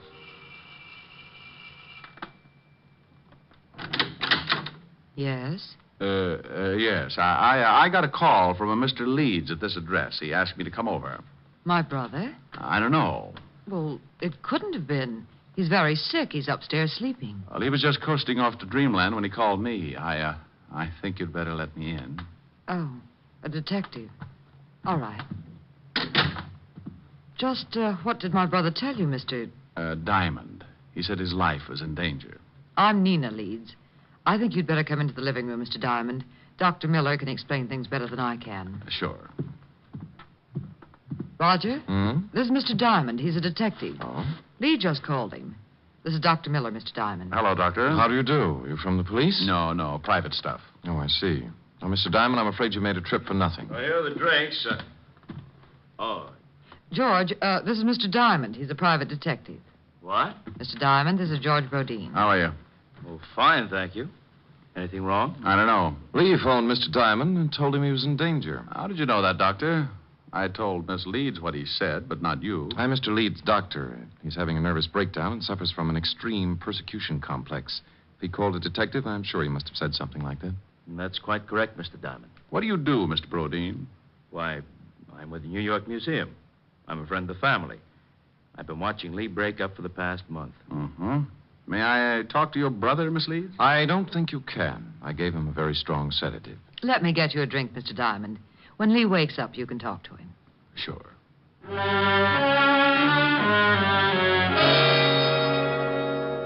We went into the bar, and she got out a big bottle and 2 glasses. I forgot all about Leland L. Leeds for a while and started concentrating on his lovely sister. It was easy. Champagne? Sure, but I've run out of slippers. I've got a small foot. Might take you a long time to get enough. I drink fast. It's the open toes that bother me. I like the patter. Where'd you come from? Same place you did, lover. Experience Alley. What do people call you after they get to know you better? Oh, different things at different times. For now, you can call me Rick. And later? Oh, you'll think of something easier. It's like that when you haven't got much time to talk. Here's to later, Rick. Yeah. What does the doctor specialize in? Roger's a brain specialist. Mental disorders mostly. It's Lee. He's off again. Maybe he's been listening to Sam Spade. Come on. You'd better stay down here, Nina. I'll take care of it. I'm going up. Lee needs me. George, get my bag. It's in the hall. Right. You'd better not come in, Mr. Diamond. I think I'd better. Nina. Lee, what is it? I saw the blood again. Oh, Mr. Diamond, I'm glad you came. Now, calm down, Lee. Everything's going to be all right. Get away from me. He thinks I'm insane. You all do. You want my idol, and you stop at nothing. Now, there's no sense in this much self-indulgence. Here's your bag, Roger. Thanks. What are you going to do? Just give you something to make you sleep. I don't want to sleep. I'll wake up and see the blood again. There's no blood. It's just your imagination. You're overwrought. You think I'm crazy. But I saw it. I tell you, I saw it. Now, this won't hurt. No, I don't want to sleep. Please, Mr. Diamond, help me. Lee, do what Roger tells you for my sake. Come on. The injection should take I'll get up. Just a minute. I won't go to sleep. Lee, please. Then leave Mr. Diamond with me. I want to talk to him. Well, I guess it'll be all right. Don't stay too long, Mr. Diamond. I want him to rest. Okay, Doctor. Remember, he's not at all rational. Come on, Nina. I'll see you downstairs, Mr. Diamond. Hey, what's the idea, Leeds? I'm locking the door. I don't want anyone coming in. Pardon me for walking around in circles. I got to stay awake. Uh-huh. Those people downstairs are trying to drive me crazy. They must have been working overtime. They're after my idol. Your what? My idol. That carved image standing on the night table. Oh, yeah. Here, look at it. Look at it. Well, that's dandy. How many box tops did you have to save? Mr. Diamond, at this moment, you are holding $100,000 in your hand. I am? Last month, my grandfather passed on and left his entire estate to my sister and me. Among the effects was that idol. It was left to me. What is it, platinum? Oh, no, Mr. Diamond. That is the lost idol of King Tut. I always wondered what happened to it. Oh, then you know the legend. Well, I'm a little hazy on it. Maybe you'd better bring me up to date. Oh, of course. It was supposed to have been buried with King Tut. However, the story goes that a slave absconded with it before they sealed the tomb. And that makes it worth $100,000? I guess so. You guess. You don't know? I only know what my grandfather told me before he passed on. He told me its value and said there was a curse on it. What does it say? Crime doesn't pay? Well, Mr. Diamond, it seems that on the first night of the new moon, after one has gained possession of the idol, he will die. Next week, Tom Swift and his electric grandmother. You don't believe me? Oh, sure. No, you don't. You're just like the rest. But it may interest you, Mr. Diamond, to know that 1 month after the idol was uncovered and my grandfather gained possession, he died. It was a new moon. How old was he? 74. Oh, well, that couldn't be it. Now, relax and tell me why you came to me. What about your fee? Oh, forget it. You can just buy me a broom to ride around on. Good night, Mr. Leeds. Remember, Mr. Diamond, it's a new moon. You don't have much time. Oh, brother. Did you talk to her, Mr. Diamond? You might call it that. Now do you understand? Your point's well taken, Doctor. What about that hunk of stone? Maybe if you gave him a teddy bear? Oh, the idol he's got is absolutely worthless. His grandfather had the same unusual ideas about it. Is there such an idol? Oh, there's a legend, but no one has ever found even the slightest clue that it's a fact. Now, I've examined Lee's idol, and it's certainly not worth any more than the granite it's carved from. Well, I'll be saying good night. I hope he gets better. Can't I get you another drink, Mr. Diamond? You certainly deserve something for your trouble. No, thanks. Goodbye, Doctor, Mr. Rodin. Thanks, Miss Leeds. I wish I could make this up to you. I'll take a rain check. It'll be raining a lot this month. Yeah. Well, good night, Miss Leeds. Good night.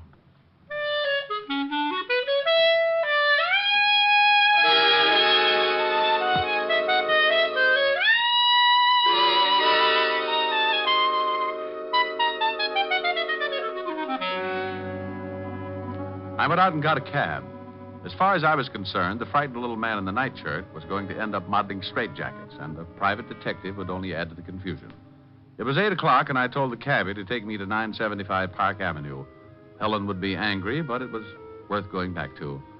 A couple of hours with her could make a guy as contented as a bear that had just cornered the honey market. We pulled up in front of Helen's apartment, and I paid the cabbie. I was just going in when a small convertible skidded to a stop in front of the building. Mr. Diamond! Mr. Diamond! It was Leland L. Leeds again, and you could still see part of the nightshirt under his topcoat. He leaned out of the car window and called. Over here, Mr. Diamond. Please, I must talk with you again. I'd had enough of the jumpy little man with the idol, so I started into the apartment without answering. He called again, climbed out of the car, and started to cross the street toward me. I looked back just in time to see the other car swing in toward me. Look out, Leeds! I ran back into the street and looked after the disappearing car. The lights were off, and I couldn't get the license number. It was too far away. I leaned down by the little man in the nightshirt. He was pretty far away, too. He was dying in a hurry. Mr. Diamond? Yes, Leeds? Take the idol. When you left, I found out why it was worth all that money. They didn't want me to tell you, so they followed me and ran me down.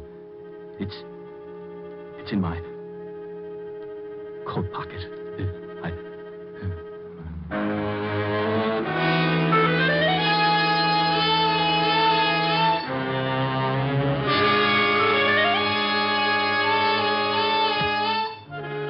He died lying on his back in the street.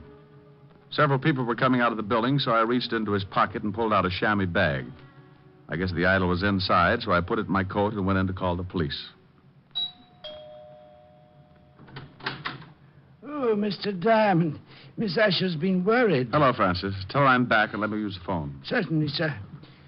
She's upstairs. Is something wrong, sir? You look worried. The man got hit by a car. I've got to call the police. Oh, my goodness. Is he hurt badly? Bad enough to get buried. Oh, my goodness. Homicide, Sergeant Otis. Otis, let me talk to the lieutenant. Is this Diamond? No, it's the Beaver boys. Now put the lieutenant on the phone. And what do you do with all those tired jokes? You can't keep using them. I give them away to idiots. Want to start a collection? Oh. Lieutenant Levinson, Walt, this is Diamond. I got a body for you. I go off duty in 20 minutes. Call back then. Lying out in front of Helen's apartment, 975 Park. Rick, my stomach is bothering me. Why can't you be a good boy and stay out of trouble? Take some soda and get over here. Take some soda. Every time you call, I end up taking enough to give an elephant the hiccups. Well, you're a fine one. Oh, I'm sorry, Rick. I didn't know you were on the phone. Wait a minute, Walt. Hello, baby. I'm talking to the lieutenant. Aren't you afraid you'll catch cold in that thing? I'm mad at you. Oh, you're cute. Hey, what's going on? Just Helen. If you could see her, your ulcers would start popping like chestnuts. Say hello. The law sends you his greetings. Hello to the law. She says... I know. I heard it. Now, what about the stiff? His name's Leland L. Leeds. He got belted by a car. It was too far away to get the number. What makes you think it's a job for homicide? Get over here, and Helen will give you the story. I've got some work to do. But wait a minute, Rick. Oh, you're getting lazy. What's the matter? Don't you want to find out things for yourself? Rick, what happened? Francis told me some man got hit by a car. Right on your doorstep. Oh. Let's go into the other room, baby. I'll tell you all about it.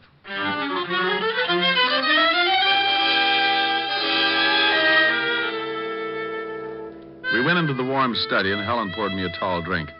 I briefed her on what had happened earlier in the evening, and she sat down next to me.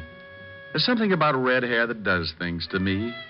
It smelled fresh and clean, and with her that close, I could have been sitting in the middle of the Arctic and still kept my temperature above 102. Rick, do you have to go back out there? Well, somebody's got to tell his sister, and in a way, I feel a little responsible. Are you going to give her the idol? Hmm? The idol. The thing you took from poor Mr. Leeds' coat. You could at least show me what I'm playing second fiddle to. Oh, that's right. Yeah, I nearly forgot about it. Oh, here it is in this chamois bag. Oh, what an ugly little thing. And that's supposed to be worth all that money? Well, that was what Leeds, Hey, something's missing. Yeah, one of the eyes. Must have come loose when the car hit him. Probably in the bag. Yeah, there it is. Rick! Yeah. It was painted over. You'd never guess it unless you pried it loose. It's as big as a marble. Is it real? Well, you've got enough of them around, you tell me. It is. Rick, I think it's the pigeon blood. Why, it's worth a fortune. What are you doing? I'm scratching the other one. Well, Mr. Leeds wasn't so squirrely after all. This is ridiculous. You only read about things like this. 2 pigeon blood rubies. No wonder he thought it was worth $100,000. He said he found out tonight. He must have been scratching at them. Oh, then it wasn't just a hit and run. I don't know. Baby, I don't want to get hung up with a lot of explanation to Walt. Rick, what are you doing? Taking the other eye out. There. Now here. Hang on to these and don't let them get out of your little hot hand. When Walt gets up here, tell him what I've told you. Well, will you be back? An hour ago, I laughed at a little guy when he told me he was going to die. He said it was a full moon and he had a curse on him. I'm still a skeptic, but I'm a new boy when it comes to voodoo. I've got to hurry over there before the whole bunch of them turn into bats.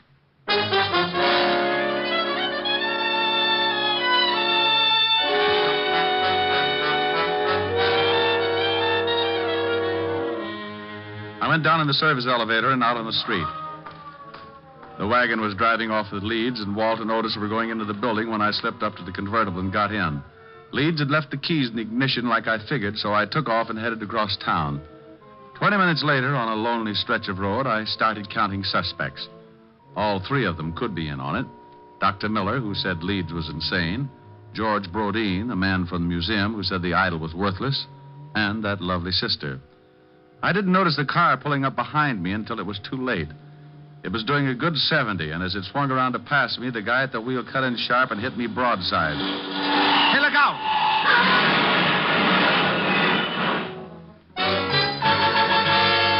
I went through a white fence and over an embankment.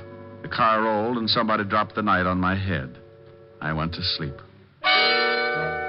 I don't know how long it was before I started coming around, but when I tried to shake myself back, it was like pulling my head out of a barrel of molasses.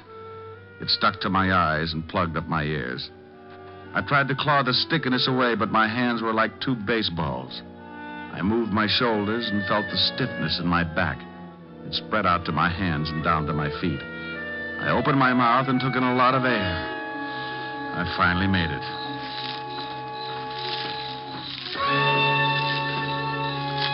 Someone was trying to get me from the highway, so I pulled myself clear of the wreck and started moving in a circle, keeping whoever it was at a good distance. I was too pushed around to put up a fight, so I made it back to the highway and walked along until I found a little gas station on the road. The joint ain't open. And then your lock's busted. No, it ain't. Then I floated through the wall. Where's your phone? It ain't for public use. Try isn't.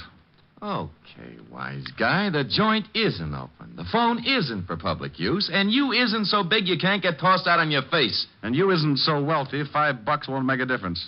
Oh, why didn't you say so? Phone's on the wall. Thanks. You know the Leeds family?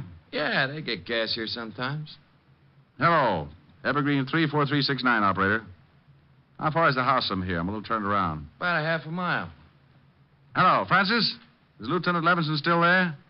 No? Well, just tell him to get out to 19319 Jackson Heights Boulevard. I've got a killer for him. Yeah, oh, my goodness. Now, hurry it up. You a cop? Shamus. What do you take for the use of your car for an hour? My wife would kill me. I'll drive you wherever you want to go.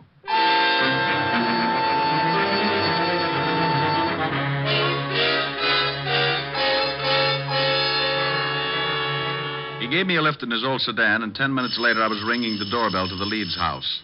I was glad the girl answered. She made me feel better right away. Oh, Mr. Diamond, come in. Thank you. Where are your friends? Raj and George? They went out to look for my brother. He disappeared right after you left. I'm terribly worried. Oh, have you got that drink? I could use it now. Certainly. I don't know why Lee ran off like that. He shouldn't have been driving in his condition. Were Roger and George together when they left to look for Lee? No, they took separate cars. Why? Has something happened, Mr. Diamond? Have you heard from my brother? I guess I'd better give it to you straight. Your brother's dead, Miss Leeds.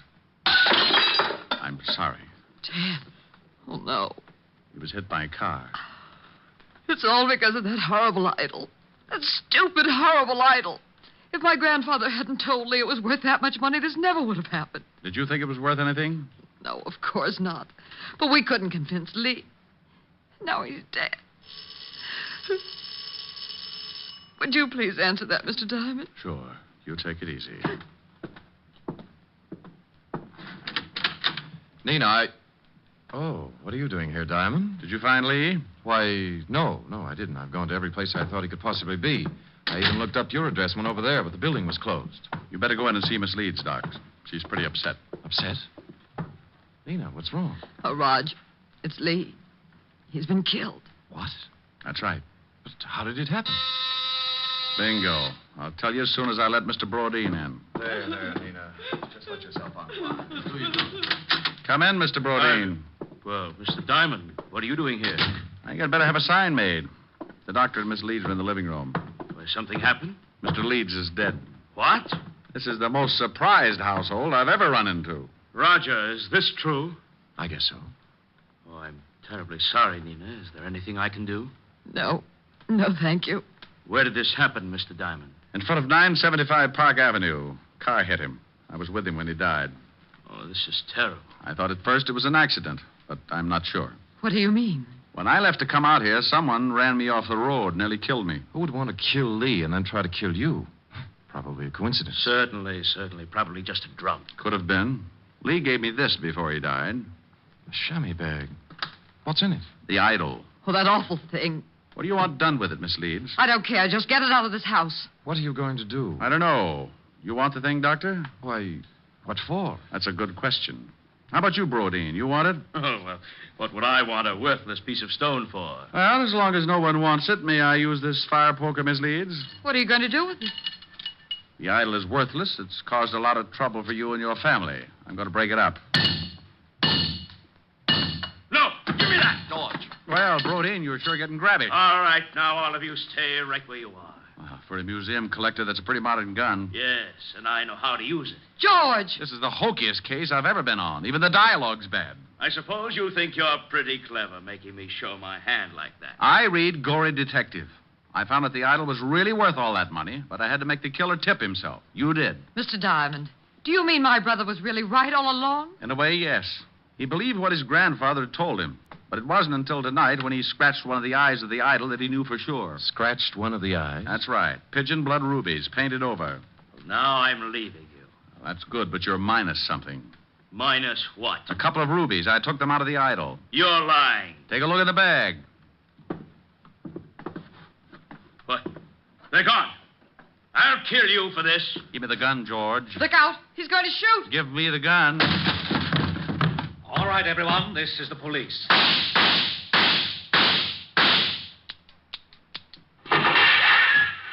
Oh.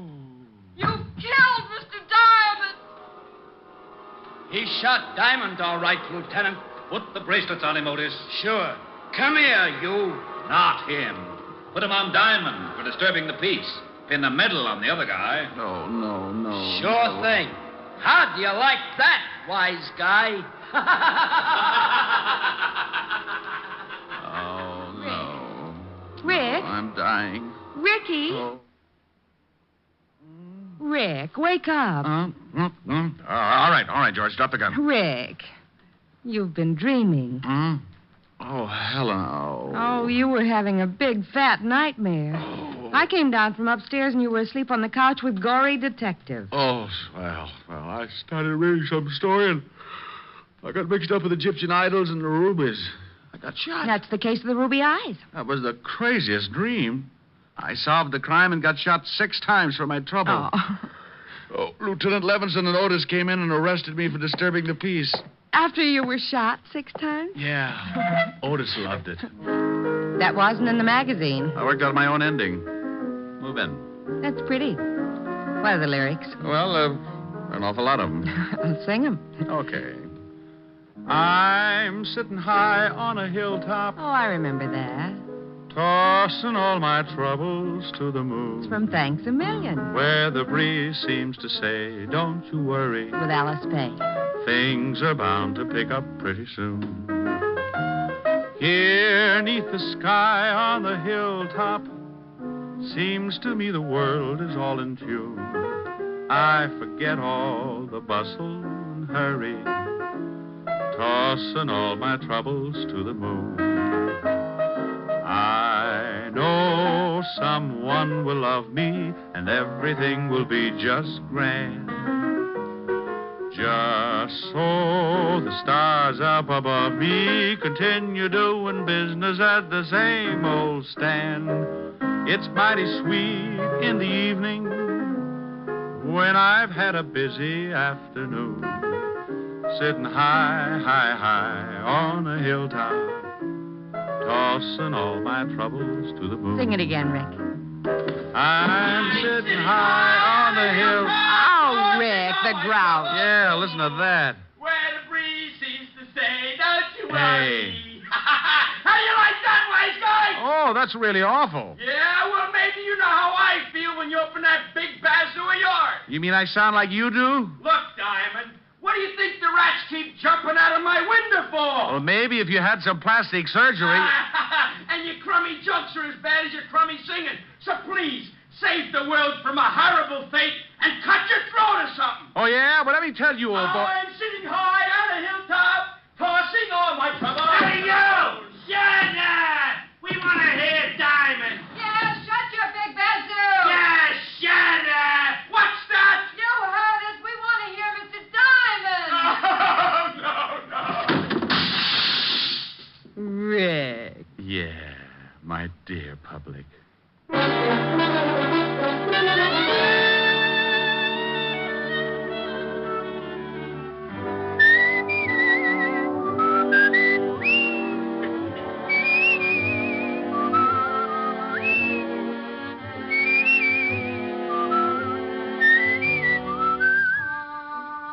You have just heard Richard Diamond, Private Detective, starring Dick Powell.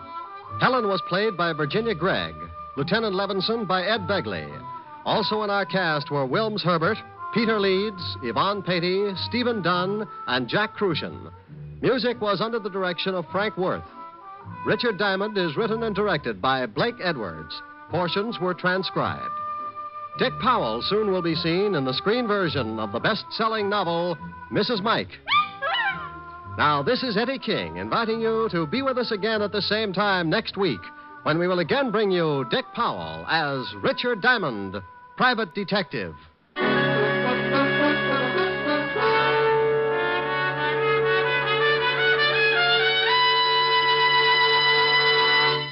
What's on NBC tomorrow? Detective story fans will want to hear Madeline Carroll and Basil Rathbone in the detective melodrama The Amazing Dr. Clitterhouse, tomorrow on Theater Guild on the Air. And for more detecting, listen tomorrow for The Adventures of Sam Spade. He'll present his most humorous caper of the season. Yes, you'll enjoy both Theater Guild and Sam Spade tomorrow on NBC.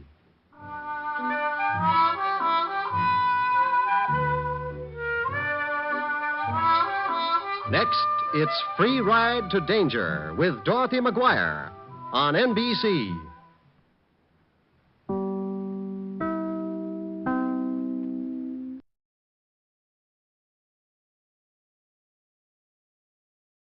Portions of the following program are transcribed.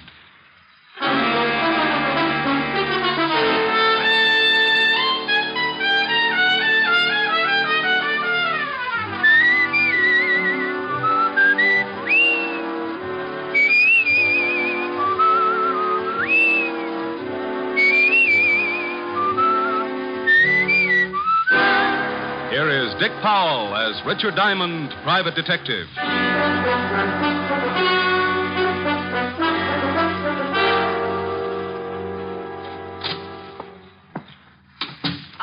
Are you Mr. Diamond? Creditor or client? I'm a client. I'm a diamond. I'm glad. It's a little informal, but hello, glad. Call me Rick. Oh, no.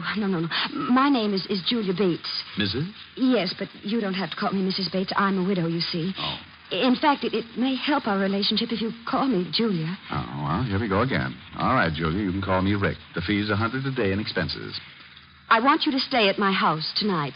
I said $100 a day in expenses. Oh, the fee is all right, Mr. Rick. Money means nothing. Yeah, well, you think your way and I'll think mine. I'll make out a check right now. No hurry. Anytime in the next 10 seconds. Oh, there. Thanks. Now, about this assignment. Well, it may sound silly, but I'm afraid of the house I live in. Oh, dandy.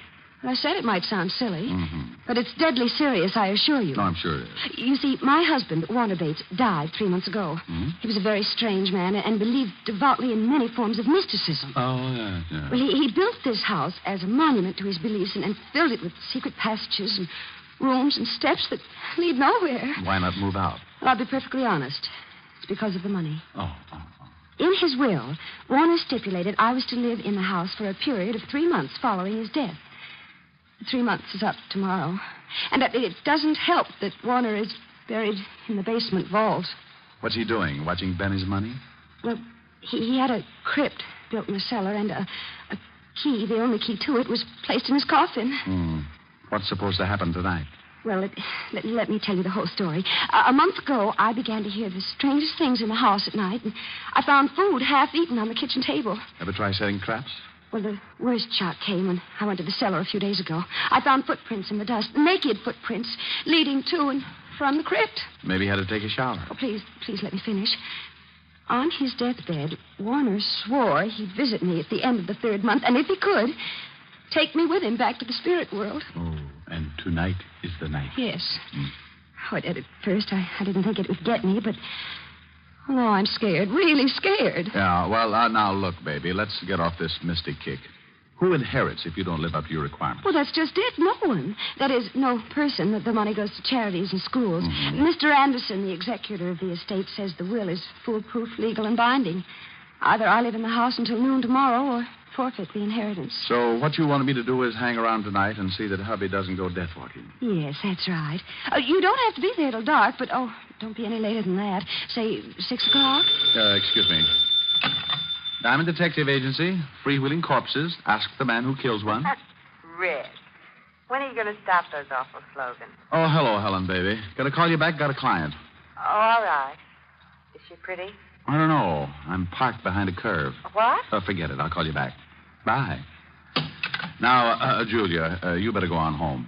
Where's your broom? Broom? Do you think I look like a witch? You don't look like one. More like the good fairy after she'd heard about men.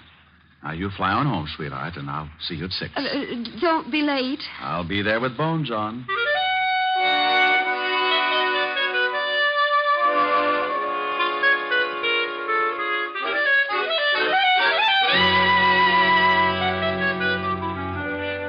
I tried to uncurl my toes and get my mind on business.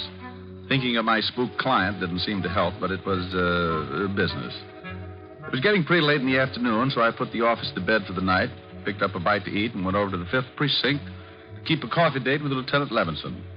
When I walked into the squad room, I spotted Sergeant Otis with his nose in a book. Oh, hello, Otis. What's with the book? Don't tell me you're learning to read. Hello, Shamus. How's tricks? The book, Sergeant. What's the book? What book? Lieutenant's inside. He said for you to go right in when you came. Otis, tell Uncle Richard about the book. Oh, it's just a book. Here, I was trying to improve myself. Well, don't feel ashamed, Otis. You've got reason to do that. Yeah, very funny. Let's see. The art of graceful dancing. Otis. Well, what's wrong with me dancing, Shamus? I don't want to be no social outcast. Dancing? Well, maybe. But graceful? Otis, you couldn't be graceful even if your feet did match. Tell you what, though, I'll give you a hand. Now, just open your arms and pretend you have a dame. Go on, I'll start you on a waltz. Well, okay. Da-da-dee-dee-dum, tweet, tweet, tweet, tweet. Da-da. Oh, no, Otis. You look like an elephant with sprained ankles. Now try again and close your eyes. Ya-da-dum-dee-dee-dee-dee. Otis, where's your button? Otis, put me down. What? Oh, yeah, I'm sorry, Lieutenant. I thought you was a dame. You what? Oh. I mean, I had my eyes closed. I was dancing. Oh, Lieutenant, the Shamus talked me into it. Rick, would you mind telling me what you were doing? Saving Arthur Murray ulcers. Yeah, well, come on in and get some coffee. And Otis. Yeah? Shut up. Shall I pour? Please do. You know how I like mine, Walt. Yeah, no cream, 12 lumps. Better change that. I would think so. Okay, how many? Make it 14. Your coffee's stronger than mine. It's not so strong, Rick. Here. Thanks. You better wipe that spot off the desk. The varnish is beginning to smoke. Your jokes aren't any better. Gonna stick around for the Hart game tonight? I can't, Walt. I've got a client with a house full of spirits. What? The dead kind. With you on the job, there'll be corpses jumping out of every window. Yeah. Well, if they start, I'll give you a call. I know. Why don't you give up being a detective, Rick? Play postman or something. Walt, you just don't seem to appreciate my favors. I'm getting late. It's nearly 6. It's a peaceful night, Rick. See if you can't keep it that way. Oh, sure, Walt, sure. This is one night you can take it easy. Give me 2 more lumps, please.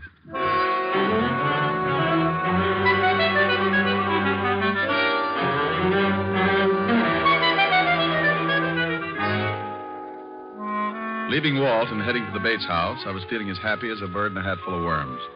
I had $100 to stall off the landlord, a lovely red-headed girlfriend with curves, and a spook client with troubles. Everything great. Then the storm began to blow up.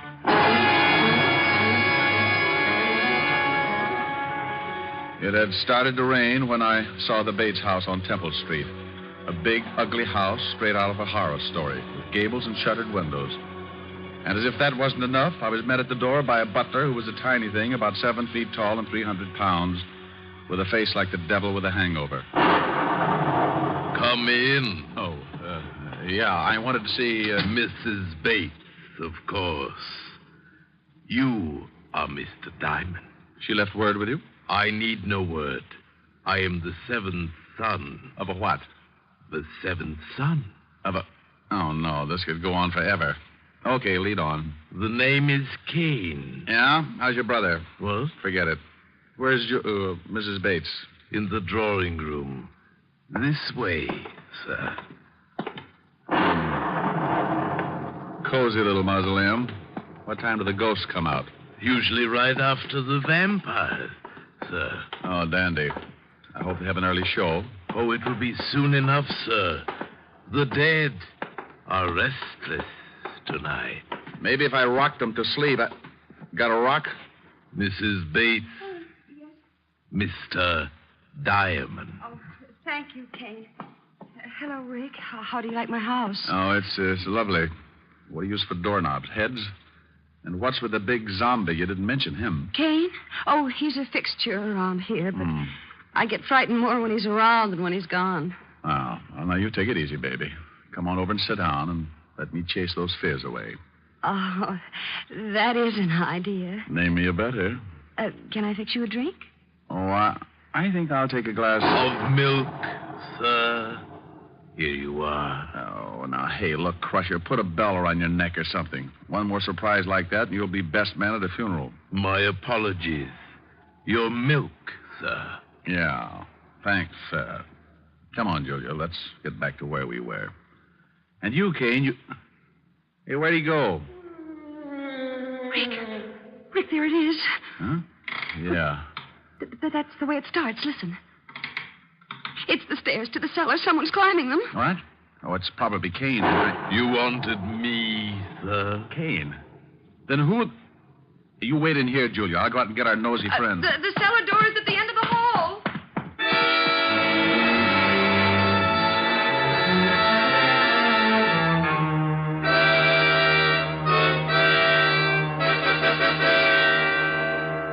I left Julia looking as nervous as a one-legged man walking a tightrope and took off down the long hall.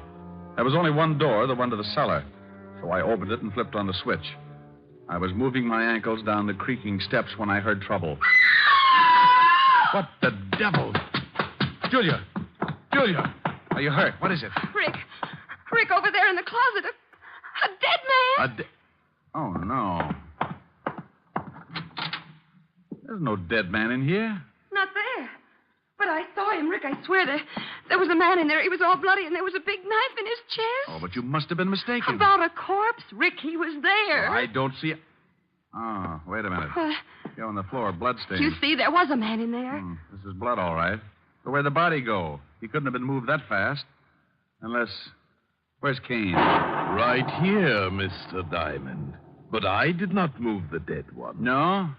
Where were you just now when Julia screamed? Having tea with a vampire? No, I was in the kitchen, sir. Do not be mystified, Mr. Diamond. Accept the fact that you are in a house controlled by the other world. There's been a murder, Kane, and that brings it into this world. Who are you calling? A real-life cop who likes to know about dead bodies kicking around. Lieutenant Levinson, homicide. Walt, Rick. No, I know that tone. Where's the body? I wish I knew. Come on over to 209 East Temple Street. Wait. What do you mean you wish you knew? Is there a body there? Well, it's here someplace. Now, don't argue. Get over here. Wait. And hurry. Now, Kane, you can go back to the kitchen, but stay there. Don't roam around. As you wish, sir. And now, Julia, baby, we're going to do some investigating. Investigating? That's right. I got a big yen to see what's in that vault downstairs. And this time, I'm taking you with me. But, Rick, it's locked. I hope so, but I'm not making book. You mean you think it may actually have been Warner come back from the dead? And kill that man, I mean? Right now, I don't know what to think. I wouldn't be surprised to run into Dracula sitting on top of the Wolfman. Here's the basement. Hey, who turned out the light? I know I turned it on before. Yeah, that's better. Come on. Oh, Rick, it's cold down here. Oh, hurry, Rick. I'm getting scared. Yeah, I don't like the feel of it myself, but I want to check this vault. See the footprints there in the dust? I see them, but I don't believe them. Not yet. Yeah, I'll try the door of the vault. Why, it's unlocked. Yeah, look what's inside. The coffin is empty. It's empty, all right, and it's open. Well, are you going inside? No. I think I'll stay out here. The light! Rick, who put out the light? It wasn't Edison, baby. We got company. I told you I'd come back for you. Warner? Hey, what is this? I am dead. Oh. You know who I am, don't you, Julia? Yes. Huh? Yes, I know it's you, Warner. I'm coming for you tonight, Julia. I will appear at 9 o'clock. I'd better set my watch. Be prepared to meet me, Julia, at 9 o'clock. No, Warner, no. Take it easy, baby. Rick, you down there? Oh, hallelujah. Yeah, Walt, turn on the lights. Sure. There, they're on. Rick, what are you doing? Oh, a blonde. I should have known. Well, do come upstairs and join me. We're coming off. Now, what is this all about, Rick? Wait. In a minute, Walt. Otis, help Mrs. Bates into the living room. She's pretty shaken up. Sure, Shamus. Come on, lady. Now, what is all this about, Rick? Now, come on back downstairs with me, Walt, and get your gun out. Somewhere in this cellar is a dead man with a lousy sense of humor.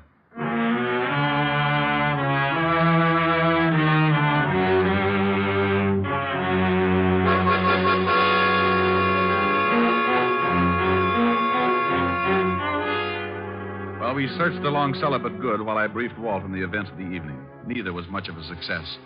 Walt didn't believe me, and our ghost remained a ghost. As we went back up into the living room, I was at a point where I didn't believe the things myself. They couldn't have happened, but they had. Hey, Otis, where did Mrs. Bates go? She went upstairs to pack, Shamus. Said she was going to leave. Leave? And give up her dough? Oh, for Pete's sake, she can't... Not just because of this ghost house. Ghost house? Oh, this is the wackiest yet. Rick, if I didn't know you were so... Walt, do I look like I'm happy about these things? I'm at a point where I'm believing in spooks and spirit worlds and dead men who talk from out of nowhere. Yeah, so the Shamus is afraid of spooks. This I'm loving. Otis. I know, Lieutenant. Shut up. Did I say that, Otis? Well, no, Lieutenant. What'd you want me to do? Shut up. Oh. Gee, I wish I had a glass of... A glass of water, Sergeant. Oh, come out from behind that chair, Otis. It's only Kane. Who's he? Well, didn't he let you in? No, we found the door open. When we rang and no one answered, we came in. Oh, did you? Hey, Kane, where were you? Did you hear the doorbell? I knew the door was open, Mr. Diamond, and I was busy. Like maybe playing ghost? No, sir. Baking a cake. Cake? Oh, swell. Rick, I'm all packed. Will you take me to a hotel? Now, but Julia, look, you can't leave. Think of the money. Money or no money, I'm getting out of here, Rick. That was Warner's voice, and I just don't have the nerve to stay. Oh, but look, baby, you know there aren't any such things as ghosts. Do I? You were in the cellar with me. You heard him.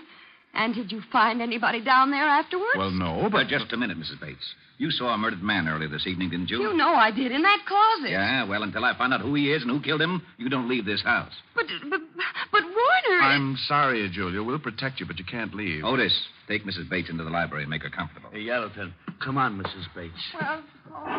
Now, Rick, enough is enough. How could there have been a body in that closet one minute and not the next? Where did it go and why? Well, how the devil should I know? She saw it, screamed, I ran back, opened the closet, and it was gone. Oh, great. Now, come on. I want a better look at that closet. Well, looks all right. Wonder how it sounds. Use your gun butt on the walls. Yeah.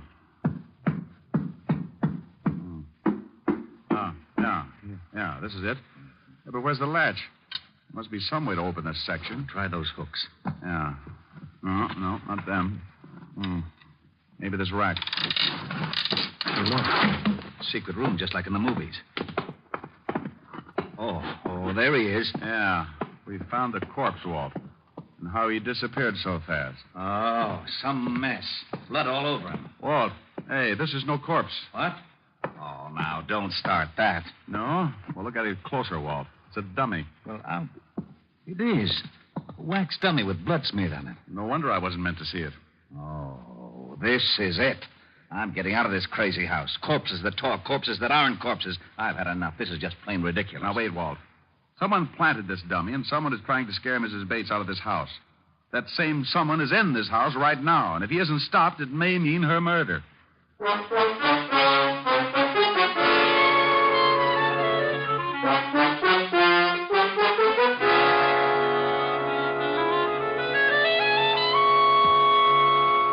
How are you feeling, Julia? I'm exhausted, Rick, but We found the body, Julia. It was a dummy.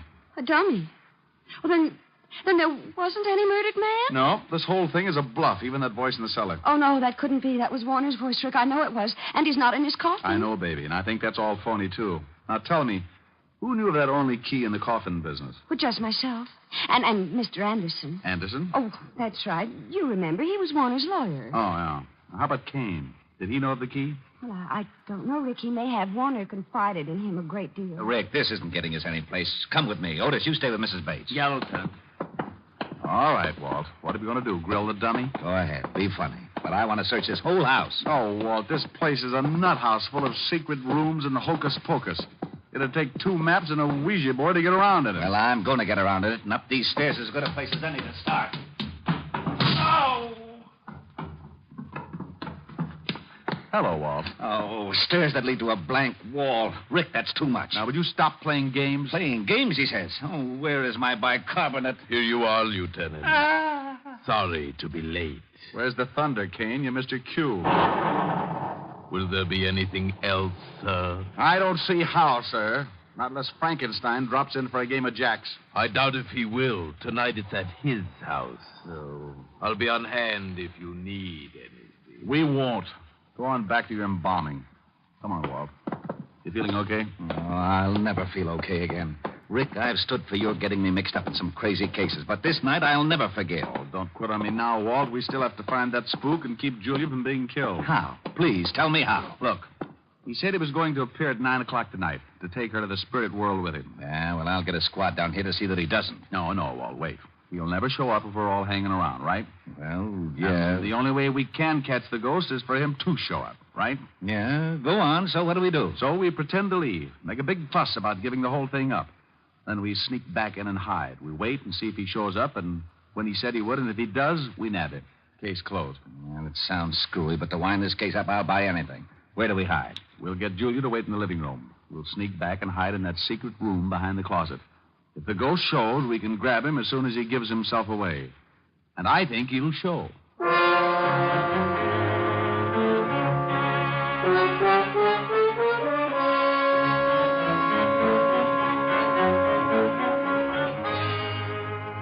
After getting Julia to agree to the idea, Walt, Otis, and I made a big thing about leaving the house. Then we sneaked back in and hid in the secret room back of the living room closet. The closet door was open enough so we could see Julia pretending to read on the couch. And for the next few centuries, we waited. Waited for a dead man to keep a date. What time is it, Rick? It's 9:02. If he's going to show, it won't be long. Hey, You think a dead man really can come back to life? If you don't shut up, Otis, I'll give you a personal chance to try. I wish he'd hurry. Yeah. Well, it's just time now. I hope Julia plays her part okay. She looks pretty nervous. No, why would she be nervous? She's only waiting for a dead man. A phony dead man, Walt, I hope. Now, don't you start believing in ghosts. You know there aren't any such things. Rick, the lights went out. Shh, listen. I told you I would come for you, Julia. It is 9 o'clock. Oh, Warner, please don't take me out. I don't want to die. Rick, that's him. Shh, wait a minute, Walt. I am of the dead, Julia. I am your husband. Yes, I know you, Warner. You must leave this house, Julia. No. Come on, Walt. Right. And Otis, be quiet. Oh, I will. I know enough not to make any noise. What was that? Rick, hurry! Come on, let's grab him.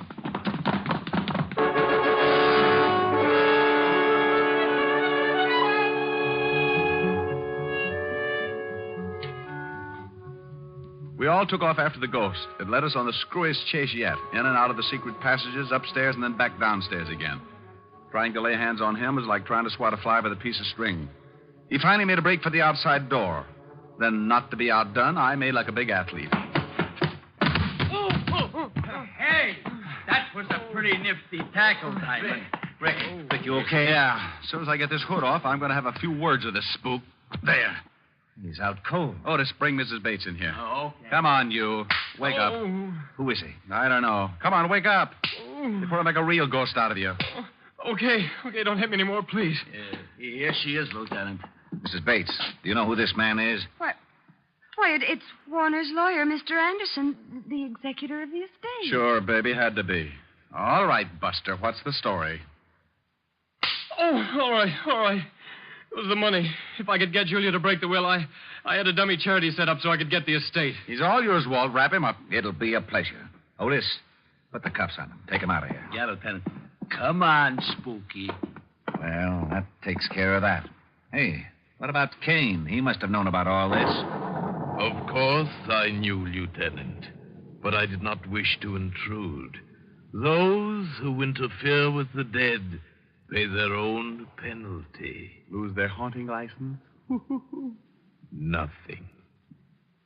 Oh, sir, my cake is done. Would you like some? It's devil's food. No thanks. I'll skip it. With nuts? Julia, walk me to the door. Well, of course, Rick. I'll leave you with Kane, Walt. Tell him a ghost story. Feeling all right, baby? Oh, yes, much better. I'm fine now that I know there's nothing to be afraid of. Tomorrow I'll be moving into an apartment. Will you come and see me? We have things to talk over. Like what, honey? Like sharing a mood. You know. Just the two of us.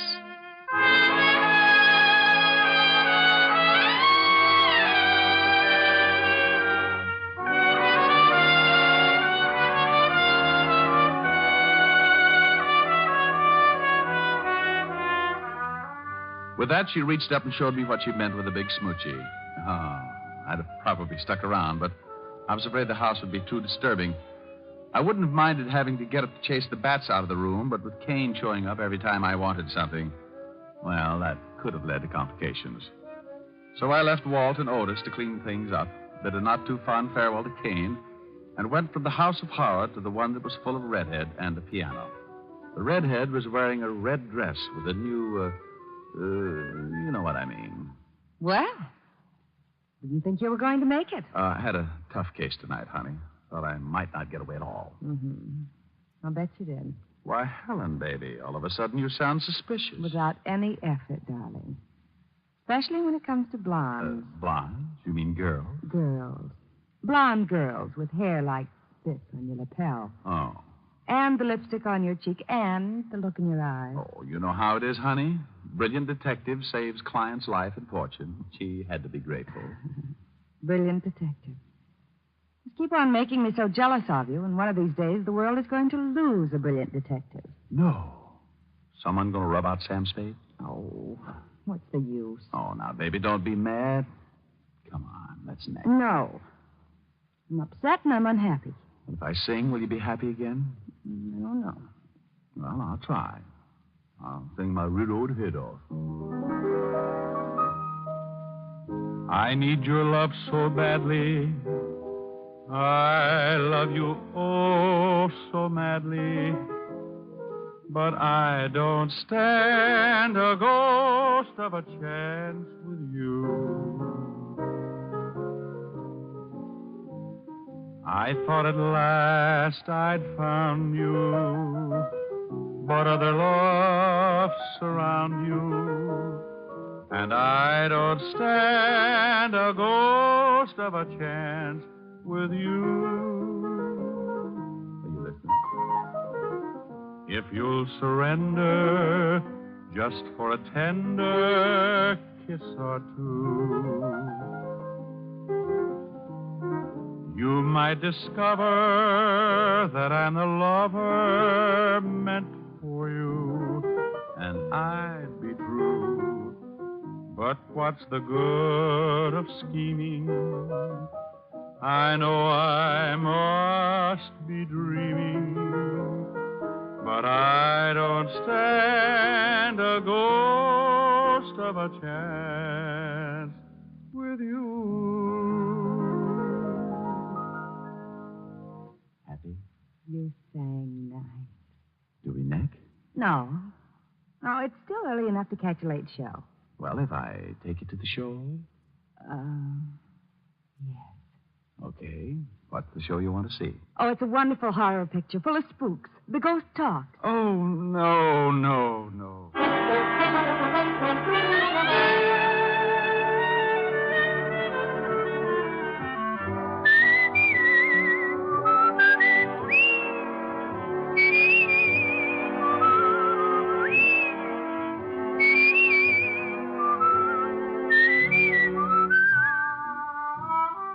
You have just heard Richard Diamond, Private Detective, starring Dick Powell. Helen was played by Virginia Gregg, Lieutenant Levinson by Ed Begley. Also in our cast were Wilms Herbert, Joan Banks, Paul Frees, and Robert Clark. Music was under the direction of Frank Worth. Portions were transcribed. Tonight's story was written by Herb Purdom and edited and directed by Blake Edwards. Dick Powell soon will be seen in the screen version of the best-selling novel, Mrs. Mike. Now, this is Tal Avery, inviting you to be with us again at the same time next week when we will again bring you Dick Powell as Richard Diamond, Private Detective.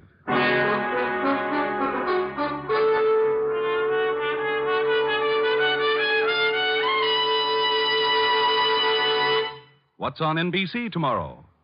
There's great comedy in store for you on the Phil Harris Alice Faye Show when Phil and Frankie go shopping for Alice's Christmas present.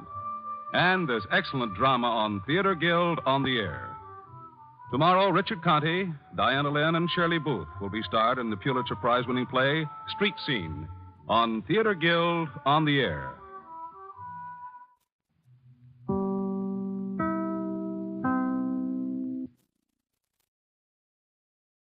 Portions of the following are transcribed.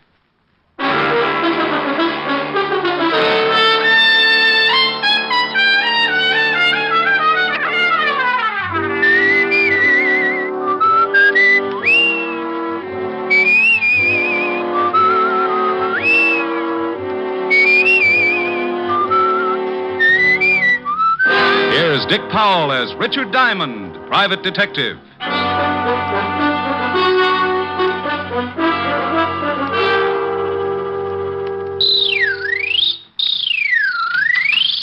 Is this the Diamond Detective Agency? Yeah. Down, up, round, and down. Mr. Diamond, I presume? Yes, and maybe no. Down, up, round, and round. I don't understand you. Yes, I'm Diamond, and you're not presuming on me, not if you're a client. Oh, no, that's not what I mean. What is that object you're playing with? This is a yo-yo. You make it go down, up, round, and down. See? Yes. But I came in on business, Mr. Diamond. I want to hire you. Just drop it like this. Down, up. As a detective. Oh, well, $100 a day in expenses, and I throw in the yo-yo lessons free. Mr. Diamond, are you in business? Do you have the $100 a day? I do. I am. That's fine. Your name? Oh, I can't tell you that. Goodbye. Will you kindly put that thing away? I have a terrible head. Oh, I don't know. It's not so bad. Carve it yourself. Why, you insufferable... Now, wait a minute. Until we've had a formal introduction, the word insufferable is your ticket for a new set of dentures. Now, why don't we get formal and save your gums that lonely feeling? I told you my name is not important. That I believe, but let's kick it around anyway. Is that necessary? Look, you said you wanted to hire me. So either tell me your name or what you wanted me to do, or let me get back to my practicing. I should find another detective, but you came highly recommended, so... All right. You can call me Johns. Otherwise? What? Forget it. The initials on your briefcase read J.B. Oh, it's one I borrowed. So now that I've conquered your coyness, what's the pitch? Pitch? Oh, you mean my assignment. Oh, it's very simple, but first, I must insist that no word of this conversation leaves your office. So far, no one would believe it anyhow. But my ethics are in good order, Mr. Johns. Good. This must be kept very secret. Shall I pull down the blinds and stuff the keyhole? Oh, that shan't be necessary, thank you. Your secret is... murder, Mr. Diamond. Oh, I just knew you were going to say that. Where's the corpse? The corpse? Oh, that's what I came to you for. I want to have professional advice on every angle before I kill. Now, you've had police experience. Unless my hearing aid's on the blink, you're saying you want to commit a murder. Not want. I'm going to. This evening. Oh. What do you want me for? The victim? Oh, I have the victim, the opportunity, method, and the man to handle the details. However, I want to be sure that I'm not tripped up by my lack of foresight to police procedures. Sure, yeah. Whom are you calling? The police, but you'll probably get sent to Bellevue. Mr. Diamond, your ethics. Ethics about concealing or helping a murder are free passage to Sing Sing. The phone. Put it down, quickly. Oh, my. Isn't that shiny? A real gun. Those things are illegal, you know. Must you shake it so much? Sorry. I'm a little nervous. Oh, swell, you're nervous. Quiet. I'm thinking. This visit has obviously been an error, but perhaps not a fatal one. Let's see. I have it. Into the closet. What?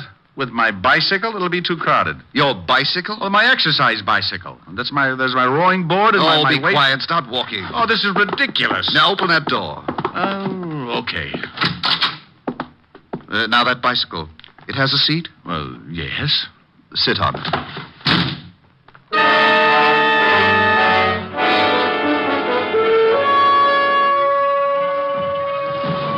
So the Diamond Detective Agency sat in the stuffy closet listening to the sound of the desk being pulled over and jammed against the door.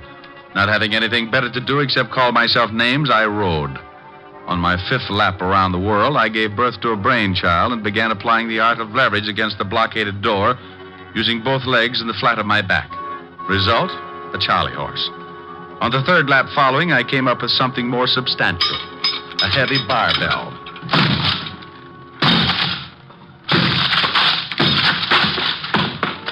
4 smashes and 3 torn ligaments later, the thin door collapsed over the desk, blocking it. I picked my way over the debris, trying to focus my eyes to the light.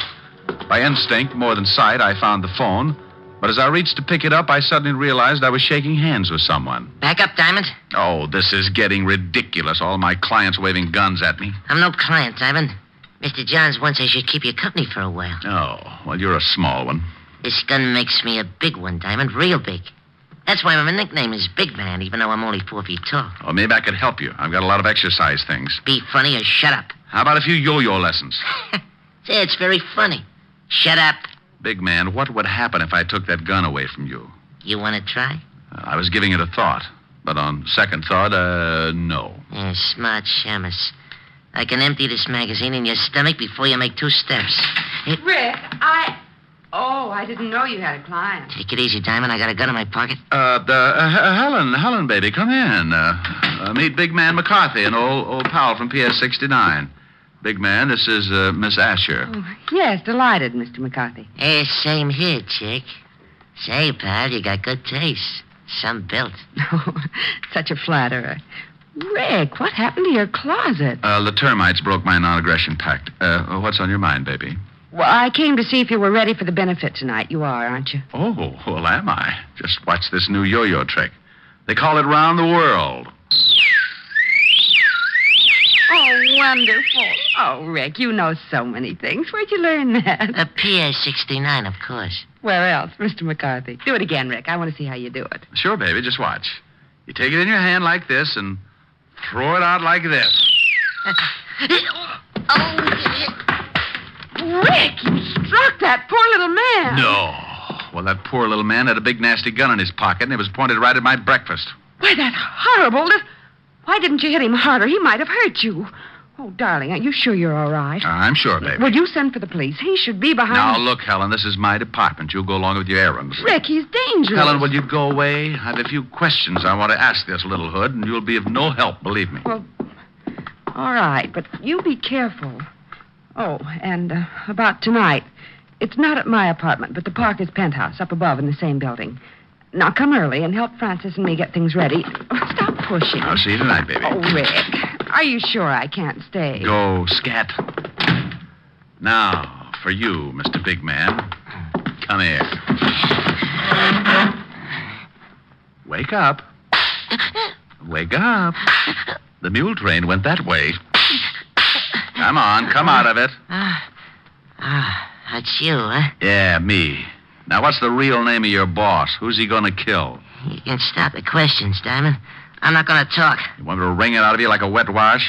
Who is Mr. Johns? You know, there's a big advantage in being Little Diamond. Yeah, you can hide under smaller rocks. Who's your boss? There's another advantage, too. A man my size can be awfully hard to catch. What? Hey, come back here.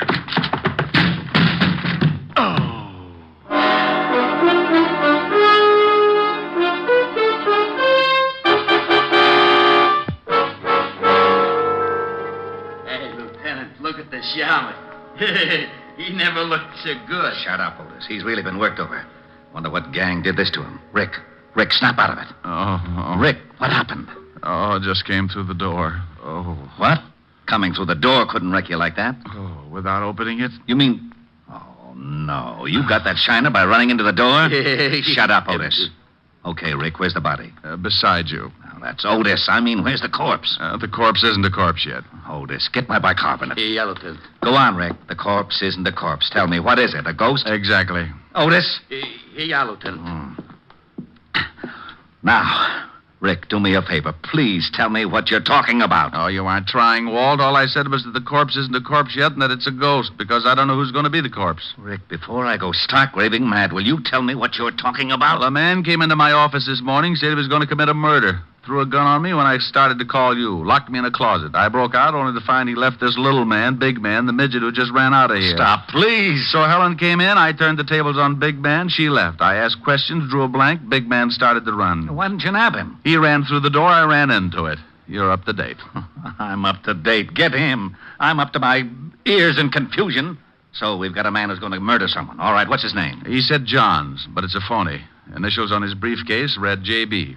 Say, Shamash, what do you look like? Otis, do you have a son? Oh, you know I don't. Well, that's what he looked like. Rick, are you sure this J.B. is planning to kill someone tonight? Well, if he isn't, he sure took a lot of pains for nothing. Let's get down to headquarters. I want to check the files. Okay, but we don't keep files on ghosts. Oh, by the way, why did you come up here? Helen called. Said you were holding a pigeon for us. Oh, lovely girl. I'll say.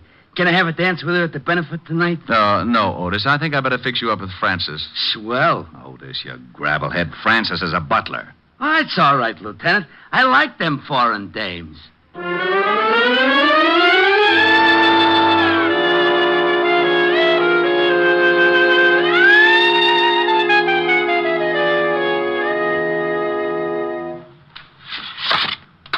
Well, that's all the pictures, Walt. I've looked them all. Johns doesn't have a record, neither does Big Man. Well, they wouldn't. The one time we get a chance to stop a murder before it's committed, and we've even got a good description of the potential killer. Well, this J.B. was no bum. Not even an ordinary working man. His clothes are expensive, and the briefcase he carried probably cost more than your weekly salary. Now, it's an even bet he belongs to the social upper crust. That or close to it. Well, that would narrow the field of that, but still... How about the newspapers, Walt? They have society reporters who know anyone who is anyone. It's a long shot, but name me a better. You could go through the newspaper logs. They might have a picture of some... no, Walt, no pictures. I'm nearly blind from looking at pictures now. Thanks, but I'll try the reporters with a description. It sounds like you're going to search for a needle in a haystack. Oh, Otis, please. Your cliche is showing. That's screwy. You can't kid me. Only dames wear cliches. How could mine be showing? Sergeant, when you die, will your brain to a clinic. Maybe they'll discover a cure for it. Lay off. Besides, I got a good idea for your investigation. I wouldn't miss hearing this for my next 2 issues of Batman. Yeah, I was thinking you could maybe save a lot of time if you got an artist to draw a picture from your description. They do it in all the movies and catch crooks easy. Otis, how would you like a transfer Hey, to Walt, Staten? wait a minute. He may have an idea. I know where there's an artist who could sketch J.B. from a description. It's crazy, but you may as well try it, Rick. Otis, you can drive him there. Lieutenant. Tell him yes, Walt. I can't stand to see him cry. All right, Otis, you can use the siren.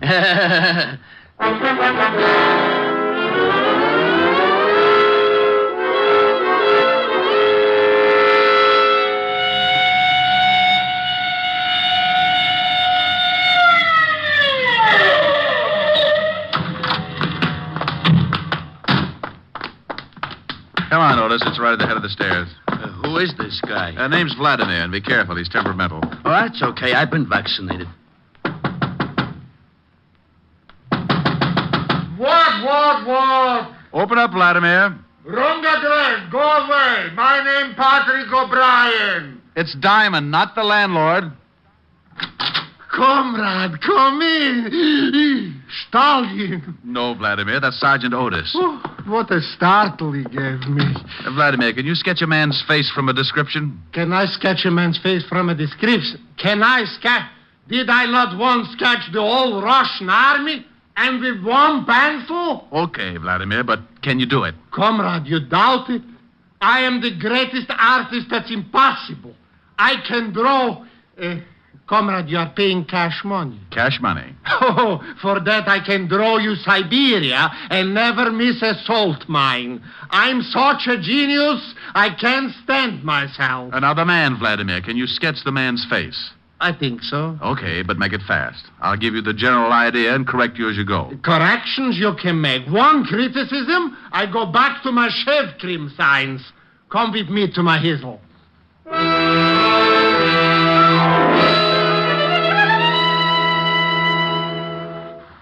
Well, almost, Vladimir, but the nose still isn't quite right. Make it look a little more like a pickle. Sweet? Dill. Off that side, just a pinch. Oh, like this? Yeah, you've done it. That's him. Now, how much do I owe you? For you, comrade, $100. What? $50. A buck. Sell my genius for $1? I die first. $1.25. Comrade, please, I'm a capitalist now. $1.50. Last price. I wouldn't get... Last price, I take it. But I may die. If you do, give me a call. It's a good job, Vladimir. Of course. Was I not the artist to sketch the Tsar himself? Of course, it didn't pay so well, but was great honor. Looks pretty fuzzy to me. Comrade Diamond, your patronage I appreciate. But if you must bring along this peasant, don't. Even his face makes me sick with the repulse. Otis, come on. You'll have to pardon him, Vladimir. Whenever his shoelaces come untied, his brains slip out. See you later. Ochichornia, comrade.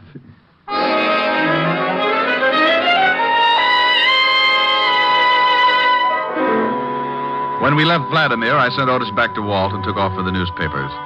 I showed the sketch to one society reporter after another and watched so many heads shake, my eyes began to cross. It was 6:30 when I finished playing Quizmaster, and there was no use kidding myself. I had struck out. I had to tell Walt, so I started for the 5th Precinct.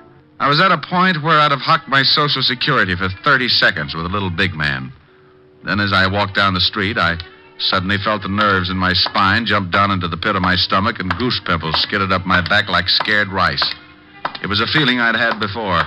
So without turning, I headed for the steps of a basement apartment.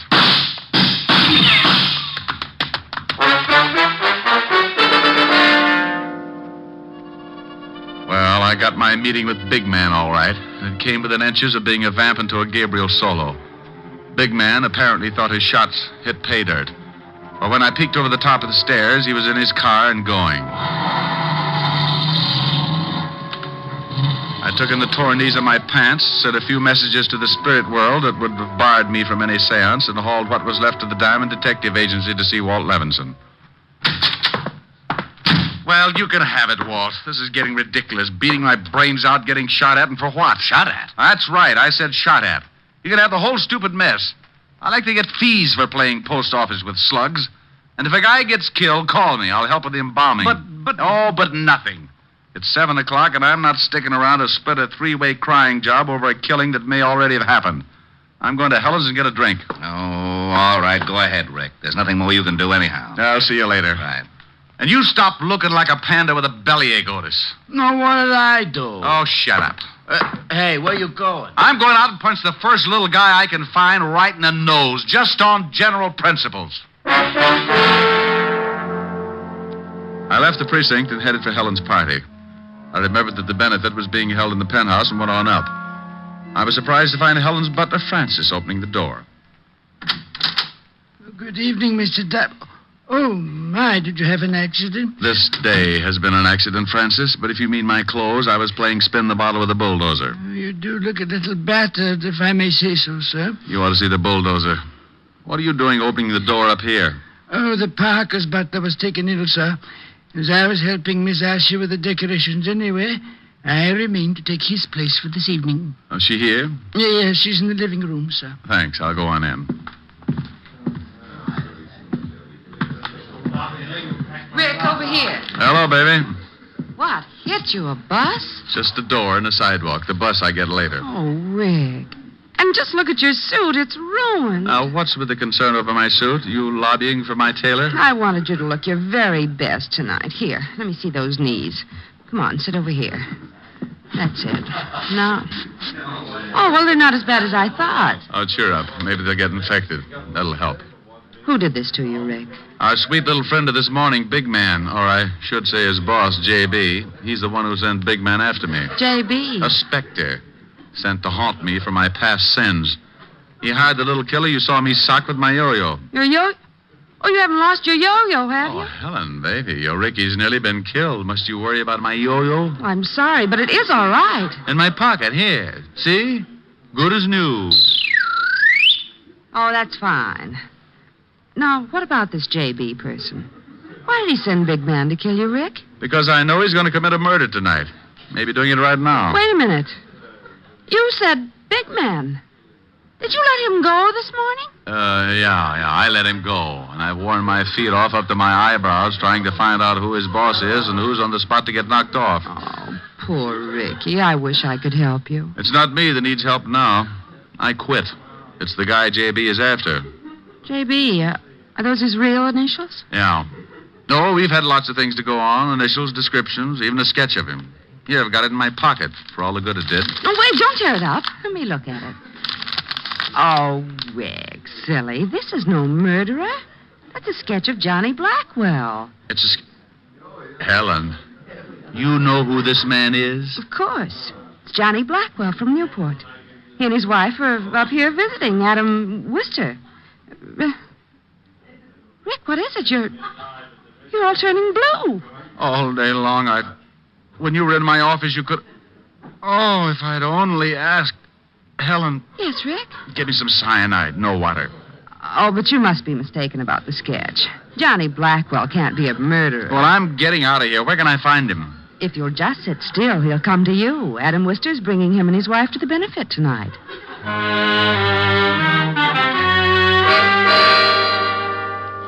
Well, that's the way this screwy world works sometimes.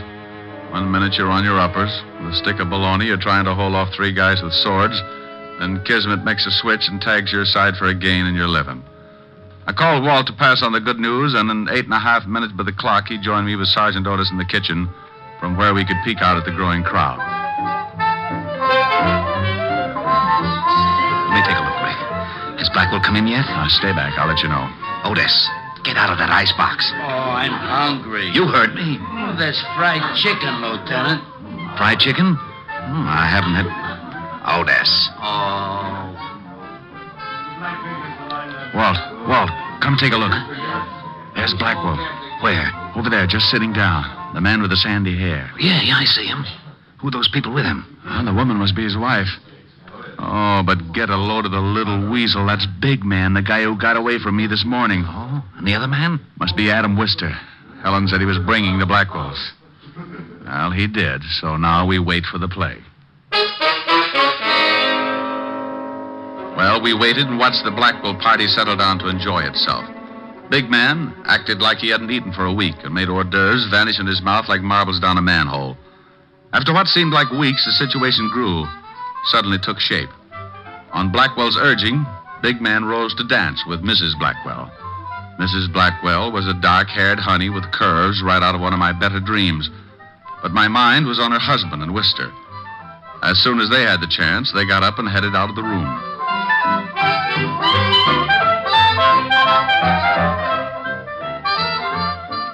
Watch them, Rick. They're headed for the library. Come on, this way. Through this door and down the hall. Well, Adam, it's nice to be visiting you again. Well, glad to have you, Johnny.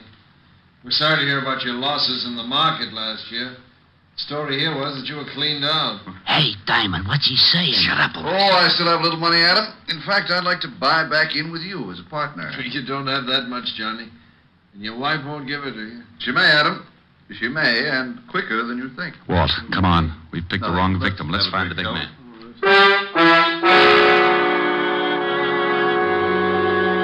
Hey, it's nice on the terrace, Mrs. Blackwell. Yeah, real nice out here. I don't like it. It's chilly. Oh, it'll warm up, Mrs. Blackwell. No, I'm going back in. Better not. I don't like the way you're acting, big man. Get out of my way. Get back and shut up. How dare you talk to me like that, you little... Now I'm big, Mrs. Blackwell, real big. A gun? What in the world? I'm gonna kill you. Kill me? Yeah. Only it'll look like an accident. Why, this is ridiculous. What kind of a joke is this? It's no joke, Mrs. Blackwell. Your husband don't think it's no joke. He wanted me to tell you he was real sorry. Now I'm gonna kill you. You mean it? You really mean it? Yeah, sure, Mrs. Blackwell. Mr. Blackwell needs your dough, bad. Back up. He can have it, all of it. Only don't kill me, don't. Sorry, Mrs. Blackwell, too late. Now start back. Please, please. Over to that wall. You're going to play Humpty Dumpty. Oh. That's right. Now get up on the wall. No. I'm a guy who's willing to help you. Me too. Diamond, why you... Catch the girl, Walt. Big man's mine. He was going to kill me. All right, Mrs. Blackwell. Take her inside, Otis. Rick, you okay? Yeah, getting my hands on this little rat was better than a year's vacation. Well, we sure heard enough to give both him and Blackwell a long vacation on the state. Keep him on ice. I'll collect the other one. I'll be delighted. Oh, my jaw. Oh, waking up? What a shame. What a lovely party. I do love these informal get-togethers, don't you, big man? It was short but very sweet, the wind-up of the no one was murdered case. The score was the kind to make you forget you didn't get a fee. 2 killers caught, no victims. When I saw Walt take the little big man, not so big without his gun, and his boss Blackwell off to the Bastille, my worries melted like a snowman in a blast furnace. And speaking of melting, the lovely Mrs. Blackwell showed signs of being upset. So, what could I do but console the pretty little thing? Oh, Mr. Diamond, I think you were so wonderful and brave. Oh, you show a few nice points yourself, Mrs. Blackwell, and call me Rick. You saved my life, Rick. And call me Rita. You can get to the point quick. Why, Rita. Oh, there you are, Mrs. Blackwell. I know you must be terribly upset. Oh, Rick has been a great comfort to me. I'll bet he has. But I've arranged for Francis to take you home. Now. Now? Oh, well, thank you, Miss Asher. And Rick. Yes? Don't worry about the name calling. Just say, hey, you. I'll know what you mean. I think I know what you mean. Bye, you. Well? So help me, I'm innocent. With lipstick on your collar? That Otis. I've warned him to be careful with my shirts. Mm-hmm. Mm-hmm. Well, time for my yo-yo act? Your act. Oh, Rick, about that... No, now, look, I've worked my finger to the bone practicing. Don't tell me. Why, you specifically asked me to be here tonight. I know. And come on with me over to the bandstand. Oh, no, you don't. I'm an artist tonight, not a singer. No sing, no yo-yo. You mean if I sing, I can do my yo-yo act? If you make it pretty. It's blackmail, but I'll do it. Well, you stay right here. I want to talk to the orchestra leader. Okay, I'll practice.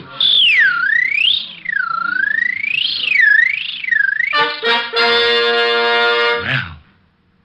Ladies and gentlemen, I give you Richard Diamond, his piano, and his yo-yo. Sing good, Rick. Like a robin with a sponsor. Are the stars out tonight? I don't know if it's cloudy or bright. 'cause I only have eyes for you, dear. The moon may be high, but I can't see a thing in the sky, 'cause I only have eyes for you. I don't know if we're in a garden or on a crowded avenue.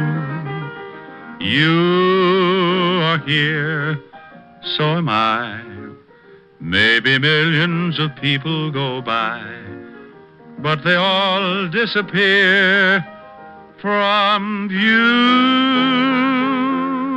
And I only have eyes for you.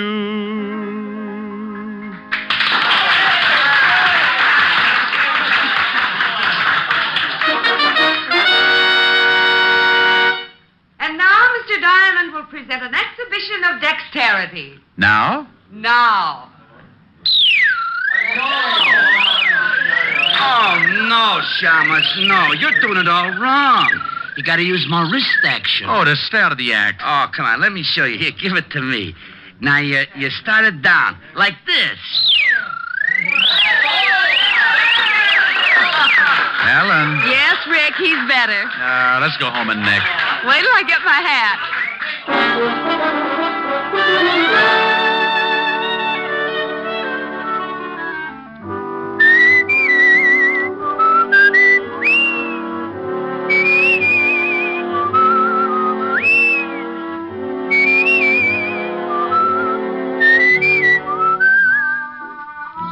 You have just heard Richard Diamond, Private Detective, starring Dick Powell. Helen was played by Virginia Gregg, Lieutenant Levinson by Ed Begley. Also in our cast were Wilms Herbert, Hans Conried, Grace Albertson, Sidney Miller, and Hy Everback. Music was under the direction of Frank Worth. Tonight's story was written by Herb Purdom and edited and directed by Blake Edwards. Portions of the program were transcribed. Dick Powell soon will be seen in the screen version of the best-selling novel, Mrs. Mike. Now, this is Tal Avery, inviting you to be with us again at the same time next week, when we will again bring you Dick Powell as Richard Diamond, Private Detective.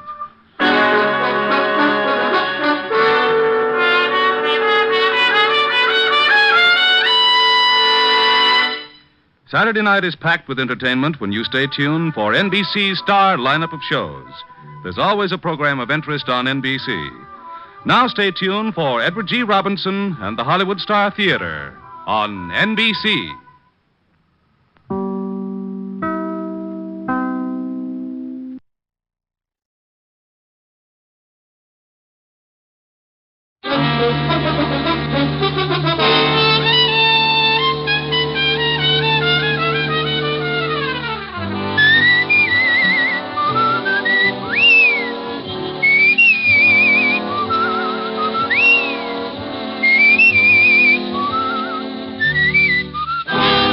Dick Powell as Richard Diamond, Private Detective.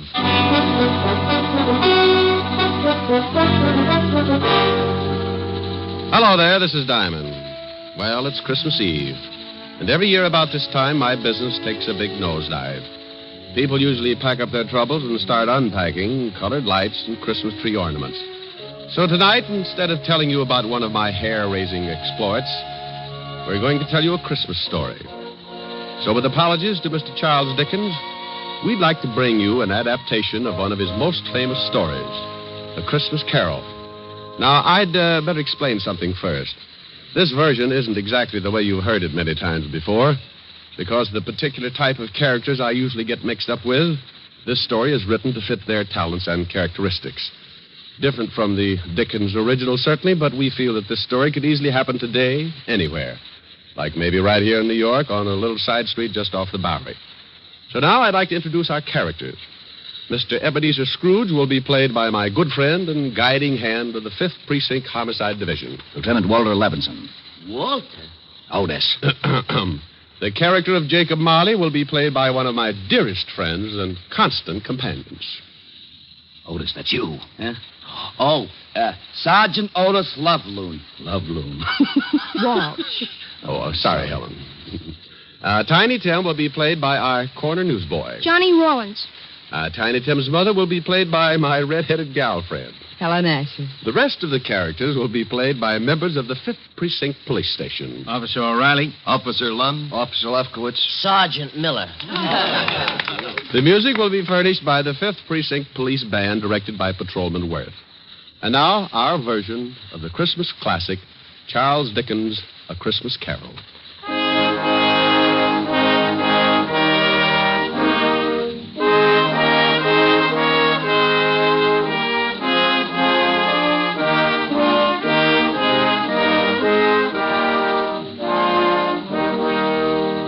Once upon a time, there was a nasty old guy named Ebenezer Scrooge.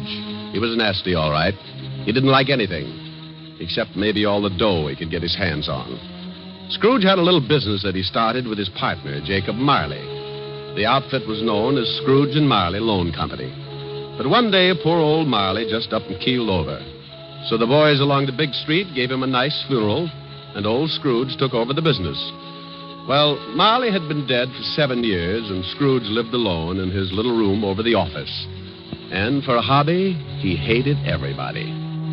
He had a young guy working for him by the name of Bob Cratchit.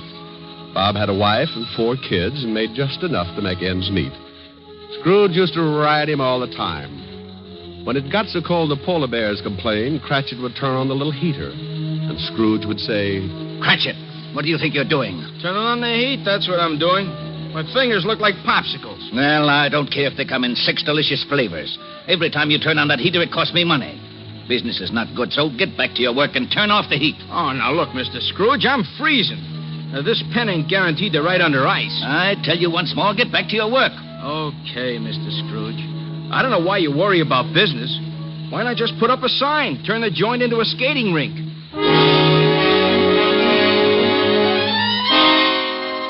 Well, this was no time for any decent guy to act like that. It was Christmas Eve. Along about 5 o'clock, into the office came Scrooge's nephew, Fred. Well, Merry Christmas, Bob. Oh, Merry Christmas, Fred. You get back to your work, Cratchit. Okay. Yeah. Well, Merry Christmas, Uncle. Oh, swell. Merry Christmas. Humbug. Humbug? Yeah, humbug. My old man didn't like Christmas, and that's what he used to say. Humbug. Okay, humbug. But it's still Christmas, and I don't see where you get off not liking it. This is supposed to be the time everybody gets with it. Everything stops that ain't much good, and you put your arm around the next guy, you tell him Merry Christmas. I'll put my arm around you with a hammer on the end of it if you don't lay off that goodwill stuff. Look, what's with you? What have you got against Christmas? You show me a way to make $100 every Christmas, and I'll fall in love with it. Every time the holidays roll around, nobody pays their bills, and they all run around like they own the Chrysler Building. Look at you. $60 a week, and you're coming on like Rockefeller. Well, sure, I make a lousy $60, but it ain't easy. But once a year, something happens with everybody in this big world. Well, nearly everybody. Because this is a day that somebody else started to make things right for us, and he had a really tough time doing it. It's more than just remembering. It's feeling. It's all around you. Christmas has got to be merry. Don't you get it? You want me to be merry? Well, sure. Then go get some of these joyous clients of mine to pay off their loans. The missus asked me to invite you over for dinner tomorrow. Now, don't hold your breath. Okay. Merry Christmas, Bob. Merry Christmas, Fred. Merry Christmas, Uncle. Merry Christmas. Merry Christmas. Humbug.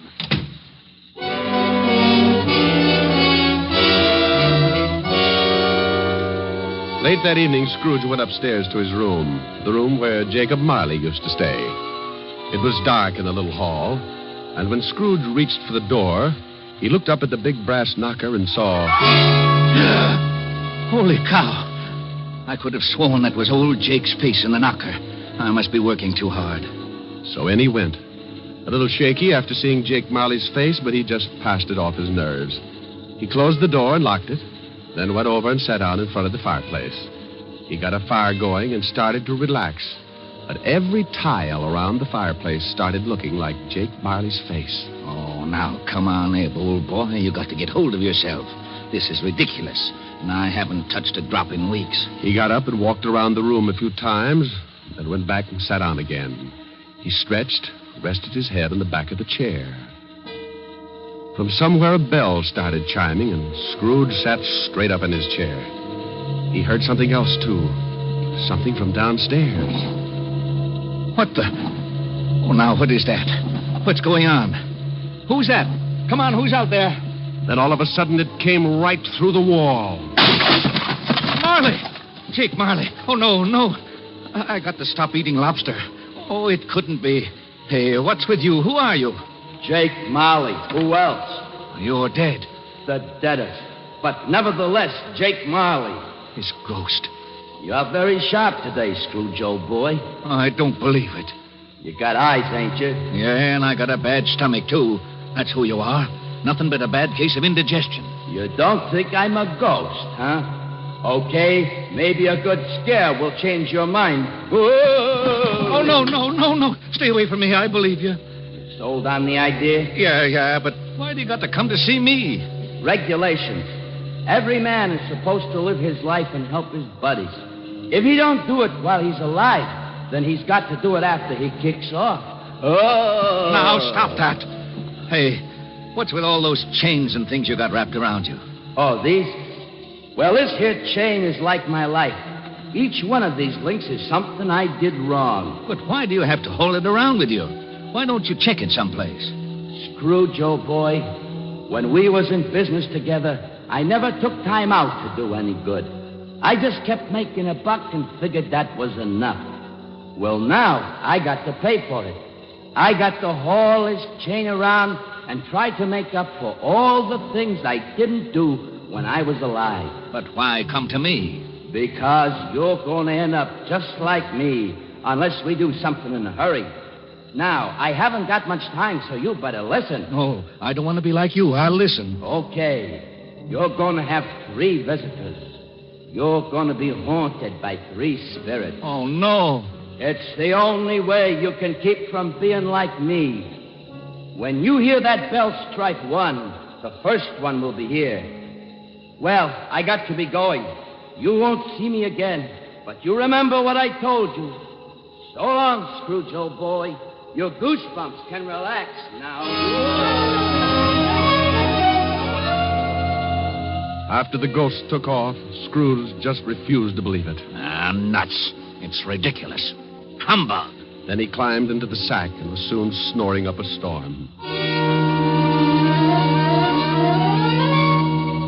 When Scrooge awoke, it was still dark, and the bell from the church on 53rd Street was striking 12. He laid awake listening and thinking to himself. Oh, just a dream. Ghosts. Bah. Finally, he dropped off again and slept for about an hour. Then the big bell struck 1. 1 o'clock, and I don't see no ghost. I knew it was something I ate.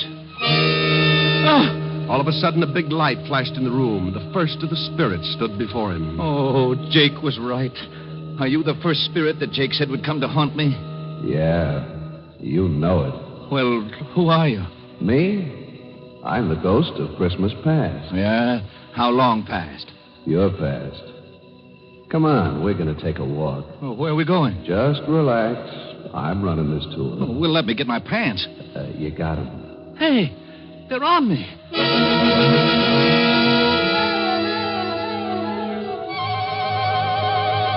With that, the ghost of Christmas past grabbed Scrooge by the hand, and they both flew out of the window. Scrooge nearly lost his upper plate. But before he could yell for help, he was standing in front of a dirty, ramshackle old tenement building. You know where you are? Sure, I know where I am. This is where I was brought up.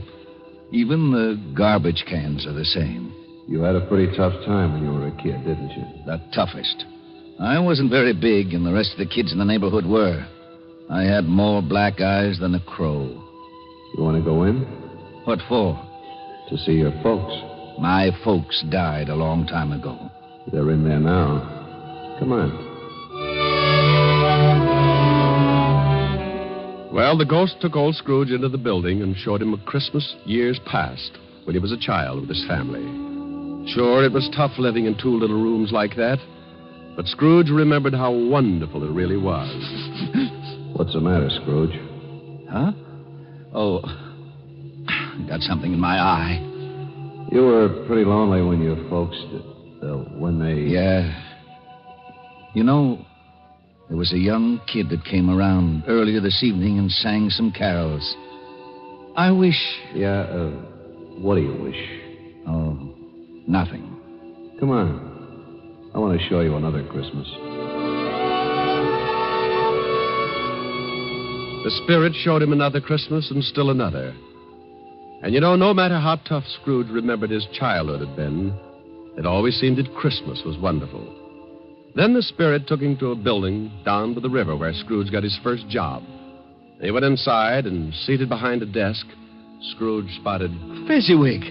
Well, I'll be darned. It's old Fezziwig alive again. And there's Dick Wilkins. He was a good boy. We got along great. He liked me. Okay, everybody, it's Christmas Eve. You can knock off and have yourself a good time. You better lock up, Dick. Sure, right away, Mr. Fezziwig. And don't look so unhappy, Ebenezer. It's Christmas. Come on home with me and tear into a big turkey. All locked up, Dick? Yes, sir. Ready, Ebenezer? Yes, sir. Okay, let's go and have Merry Christmas, you two. Yeah. Merry Christmas, Mr. Fezziwig. Mr. Fezziwig. Merry Christmas.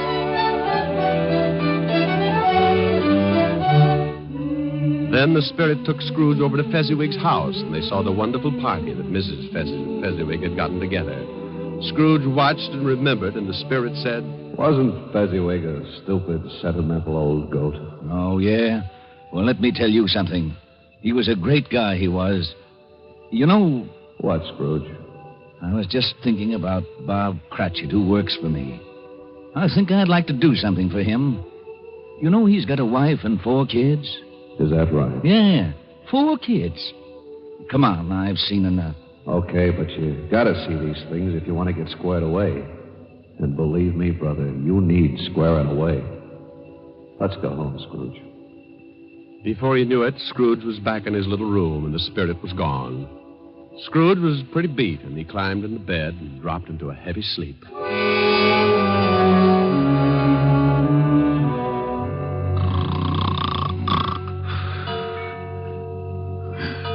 Huh?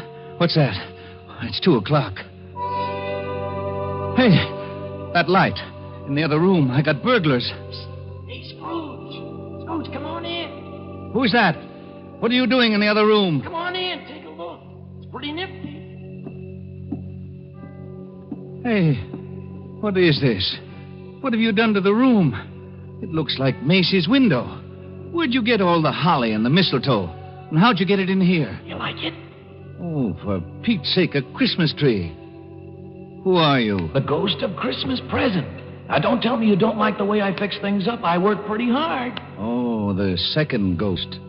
Okay, take me wherever you want to go, but believe me, the next time I try the train. Come on, let's go.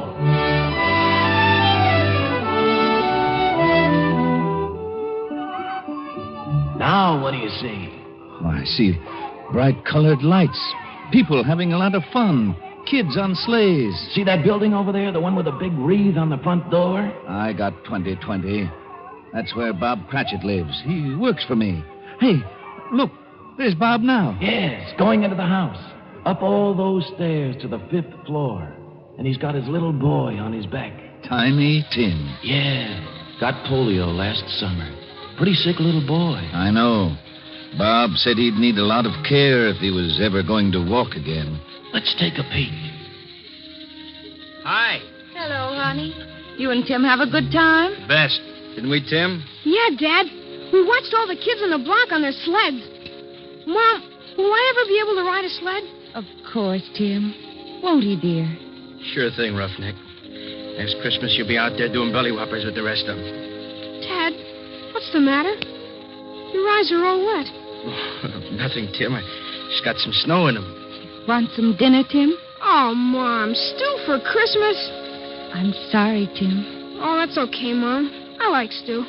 Bob, will you please say grace? Can I say something first, Mom? Of course, Tim. What would you like to say? God bless us.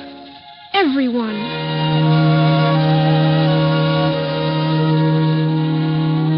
What's the matter, Scrooge, old boy? Got some snow in your eyes, too? Tell me something. Sure, if I can. What about Tiny Tim? Oh, can't say for sure. But if his old man makes enough money next year to get the right doctors, little Tim will get along just fine. But times are tough. Aren't they, Scrooge? Yeah. Now the spirit of Christmas present took Scrooge to many places and showed him a lot of happiness and a lot of misery. And finally, back to his little room, and the spirit was gone. Oh, I don't know whether I can take much more of this.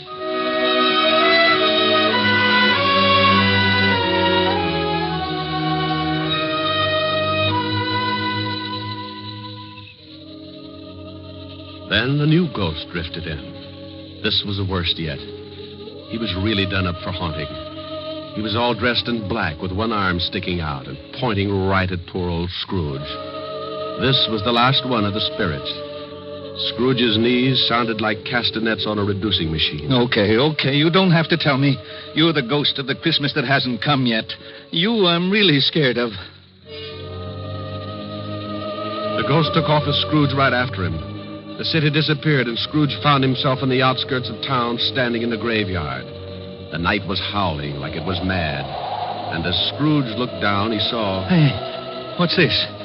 What's this stone? The black spirit stood still and pointed, so Scrooge leaned down and pulled away the bushes and saw it was a tombstone. Well, there's a name here. Ebenezer Scrooge. Oh, no. Look, not this. Believe me, I don't want this. I know I've done wrong, but I'm not kidding. I really know what Christmas means. It doesn't mean just today or tomorrow. It's every day of your life. I swear I'll do better. Only take me away from this. Let me try. Let me try to make Christmas right for me and everybody else. Please, don't let this happen. Give me another chance. Well, don't just stand there. Put your arm back in. You'll catch cold. Well, say something. Suddenly, Scrooge dropped to his knees and reached out for the spirit. But something happened. The spirit started to shrink. Then it collapsed. And when Scrooge looked up... What the... My bedpost. My own bedpost. I'm home. Oh, thank goodness. I lived the past and the present and the future, and now I'm home. Hallelujah. Spirits, wherever you are, believe me. From now on, things are going to be different. Oh, yeah. And thanks. Paper! Morning, paper! Hey, boy. Yeah? What day is this? It's Christmas. What's with you? Christmas. Oh, boy, oh, boy, oh, boy. I haven't missed it. The spooks did it all in one night. Boy. Yeah? Oh, it's you, Mr. Scrooge. How many papers have you got? I don't know. Why? Well, here's $5. Throw them away and go have yourself a Merry Christmas. Gee, thanks, Mr. Scrooge. And a Merry Christmas to you. Hey, boy, say that again. Thanks? No, the other. You mean Merry Christmas? Yeah, that's it. Merry Christmas.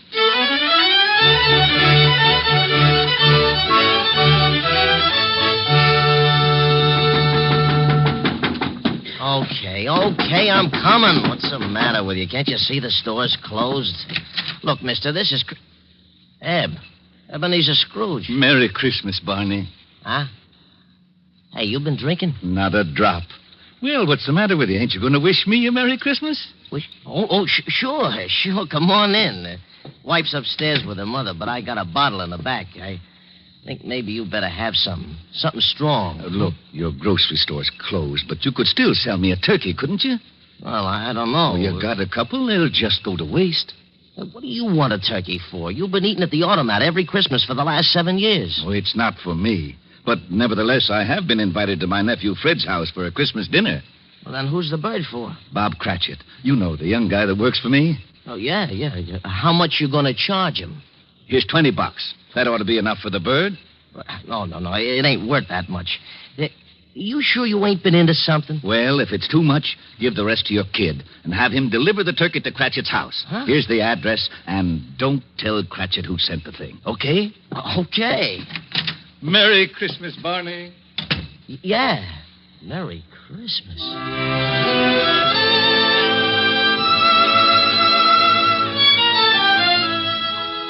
Well, old Scrooge went back to his rooms and took out an old blue suit out of the mothballs.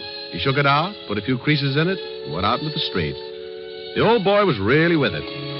Everybody he passed, he greeted them with, Merry Christmas. Merry Christmas. Merry Christmas.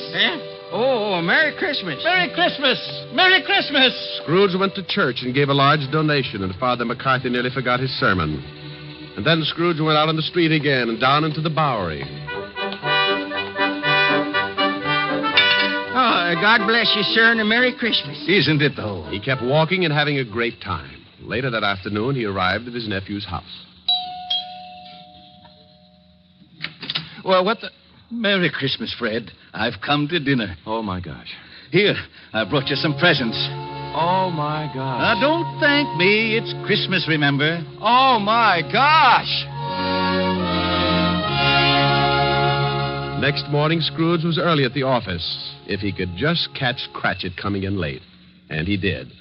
Bob was a good 21 minutes late. Cratchit? Oh, no. You're 21 minutes late. Yeah. I'm sorry, Mr. Scrooge. I had a big evening last night. You did, huh? You know what I told you if I caught you fancy-footing it in here late again. Okay, so I'm canned. You think you got it coming? Oh, I'm too tired to argue, Mr. Scrooge. Jobs are tough enough, and I hate to lose this one, but I'm just too tired. A raise would help, huh? That's the silliest question of the year. Then you got it. It's in that envelope. What? Yeah, and maybe after we see how the funds are, we can do something about Tiny Tim. No, I don't get it. A raise? You want to do something about Tim? I don't get it. Sure you do, Bob. Haven't you heard? It's Christmas. Now, go on home, take the day off. Yeah. Take the week off. Oh. Come back when you feel like it. Merry Christmas. Mr. Scrooge? Yeah? Merry Christmas.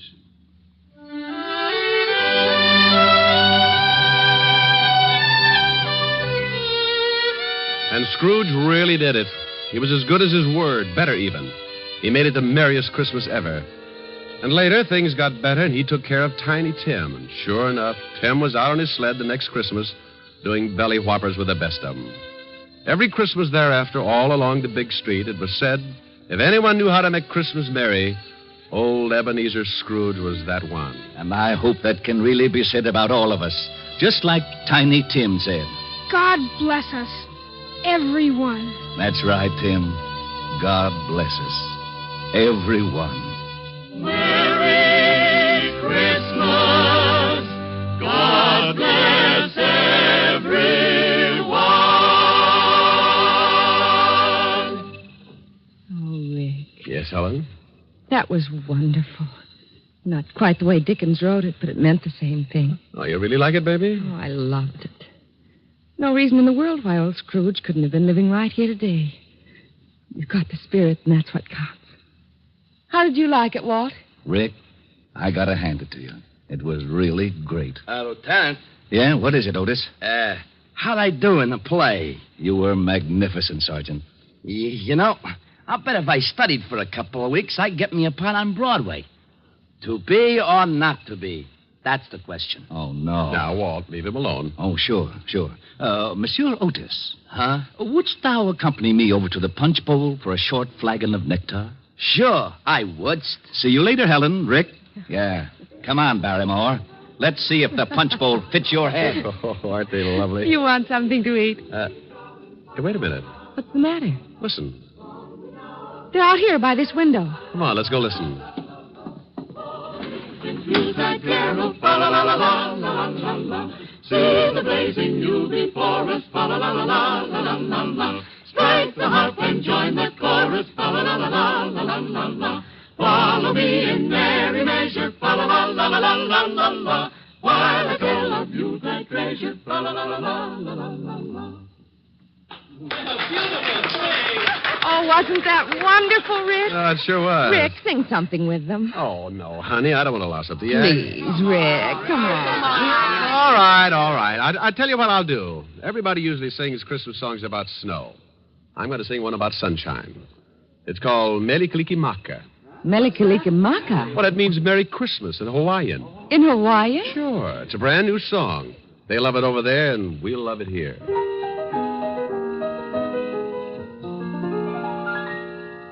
Melikalikimaka is the thing to say, and haolimaka hee-ho.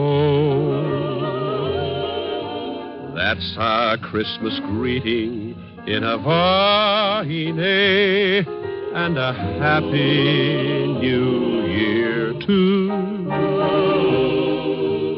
with the hope that Christmas may be green and bright, the sun to shine by day and all the stars that night. Meli Kaliki Maka is Hawaii's way to say Merry Christmas to you.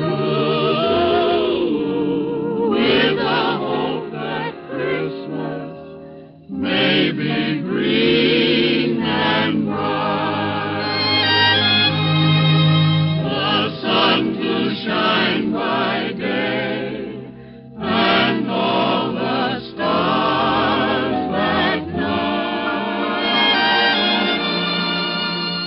Meli Kaliki Maka is Hawaii's way to say Merry Christmas to you.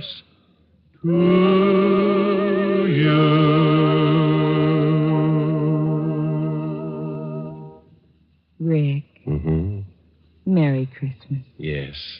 And a Merry Christmas to everybody. Oh, come on, ye faithful, joyful and triumphant. Oh, come ye to Bethlehem. Come and behold him, born the King of angels. Oh, come, let us adore him. Oh, come, let us adore him. Oh, come, let us adore him. Christ the Lord. Down in Wilkes-Barre, Pennsylvania, radio station WBRE today is celebrating its silver anniversary of serving the people of the coal country with better programming. From all of us in Hollywood, congratulations to NBC affiliate WBRE on 25 years of broadcasting and best wishes for another 25. Dick Powell as Richard Diamond, private detective, will return to the air at a new day and time, Sunday, January 15th. Till then, this is Eddie King relaying our best wishes for the holiday season. Now hear Home for Christmas and Hopalong Cassidy on NBC.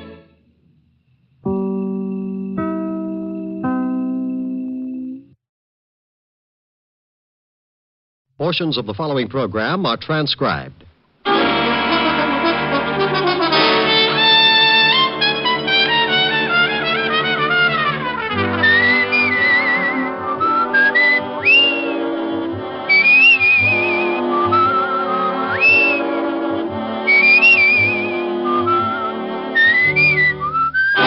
Here's Dick Powell as Richard Diamond, private detective.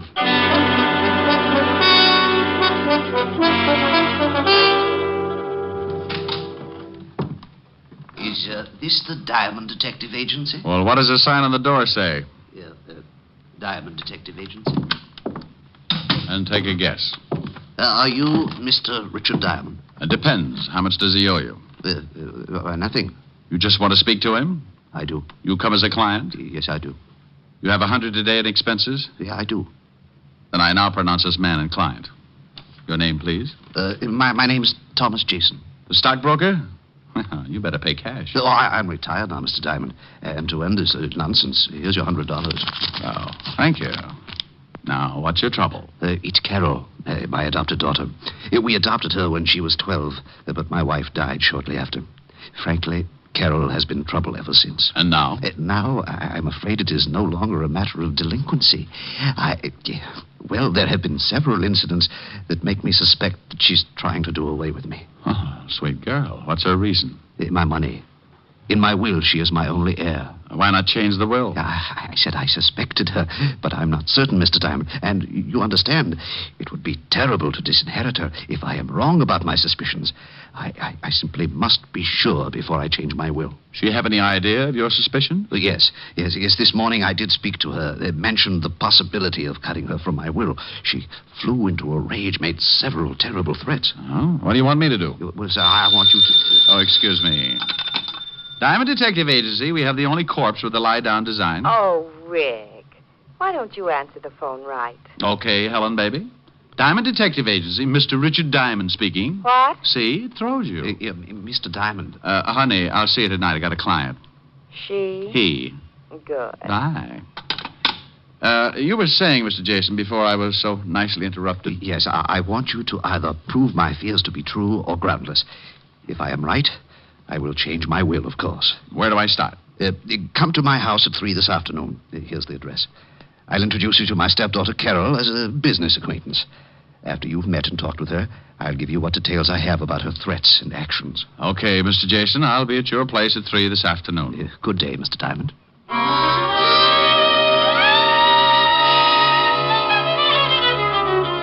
I checked the time and found it to be nearly 12, so I beat it out to grab a bite of food before the noon rush began. Cafes in downtown Manhattan at lunchtime can only be compared to a can of sardines after all their relatives move in.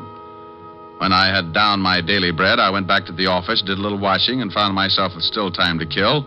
So being interested in my new client's problems and always liking a clear view of a new case, I dropped in at the 5th Precinct to see what Lieutenant Levinson had on the Jason family. When I walked into the squad room, I found Sergeant Otis tilted back in his chair with his number 14s crossed on the desk in front of him. From the sounds he was making, he was either sleeping or gargling with molasses.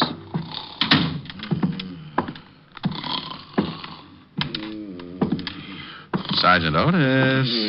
Oh, boy. Sergeant Otis. Calm down. Otis, wake up. It's you, Chalmers. Patrol Leader Diamond with his stout-hearted brownies who were shocked by your dreams. Shame on you. Hey, how'd you know I was dreaming about a dame? I peeked. You know, I think I'll tell the lieutenant that you were sleeping on the job. Well, no, please don't do that, Chalmers. You'll start me pounding the beat again. Please don't tell him. Well, maybe I'll let you off the hook, but only if you tell Walt we're pals. That might stop him from giving me the devil about ribbing you. Pals? You mean friends? Buddies. Oh, no, I couldn't stand it. Hello, Walt. Okay, so where's the body? Nobody. You lost one? Now you stop that. Well, get you. All mad because I can't find a body for you. Oh, please, Rick. What do you want? I just wanted any dope you might have on the Thomas Jason family. Jason? Yeah, the broker. Oh, nothing on him, but plenty on his stepdaughter, Carol. Like what? Oh, she's a regular. Usually D&D, drunk driving, disturbing the peace. You want to see the file? Yeah, it might be worth a look. Have my pal, Otis, bring it in. Sure, You what? My pal. What did you know? Otis and I are friends. Is that why he tries to hide under the desk every time he sees you coming? Call him in. See for yourself. You think I won't? Otis, get the file on Carol Jason. Bring it in here. Yeah, Lieutenant. Now we'll see. Friend, that's a laugh. It's a laugh yourself. You better be feeling good. Yeah, what do you mean by that? You'll see. Yeah, Lieutenant, here's the file. I'll take it, Otis. Thank you very much. Sergeant Otis, you have an opportunity to do me a great favor. Please, and without profanity, tell me what you think of Rick. Oh, he's nice. What? You're turning blue, Walt. I'll turn blue if I want to. What did you do to Otis? Dope him? You heard him. He thinks I'm nice. We're pals, buddies. I heard him all right, but I wouldn't believe it on a stack of police manuals. Otis, I'll give you one chance. What's this all about? The shamus told you, Lieutenant. I think he's a swell egg. A great guy. Thank you, Otis, my friend. Always kidding, but a good pal. Otis, do your feet ache? My feet? Why, no, Lieutenant. Well, they will. I'm sending you to a beat. A beat? Yes, in Yonkers. Oh, no!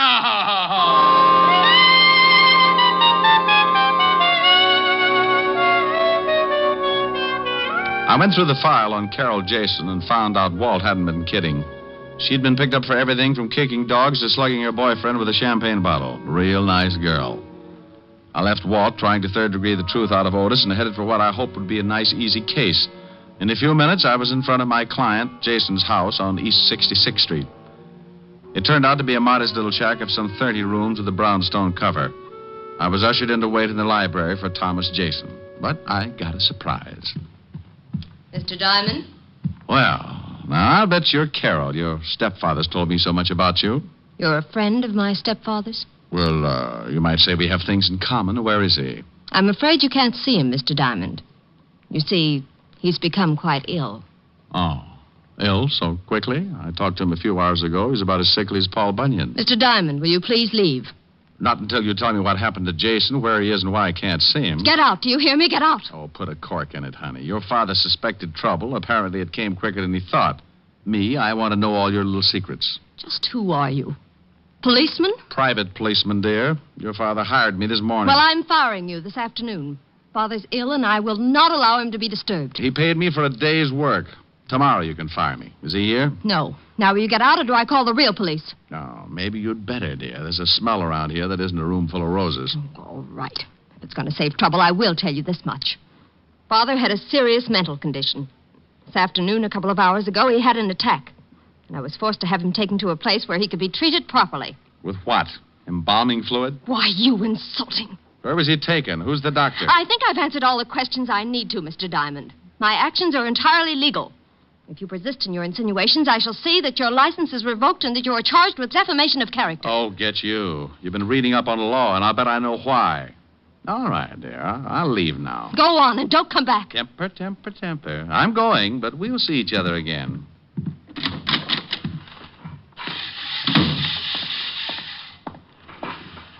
Hello, Pop. Got a minute? Yeah, I reckon so, mister. What's on your mind? Oh, questions. Like how long you been out here mowing the lawn? Most of the day. Why? Did you, see Mr. Jason leave? Oh, sure. Left in an ambulance, he did. He was wearing a funny white coat with the arms tied in back. My fashion certainly changed. You didn't notice any name on the ambulance, did you? Well, as a matter of fact, I did, mister. Oh, my, it was a silly name. About the silliest I've ever heard of. Oh, the name, Pop. What was it? Oh, don't be in such a dang rush. It was, Home Sweet Home Rest Home. Oh, no. Ain't that silly? I don't think my client agrees with you. If he was taken there for a rest, it may be a permanent one.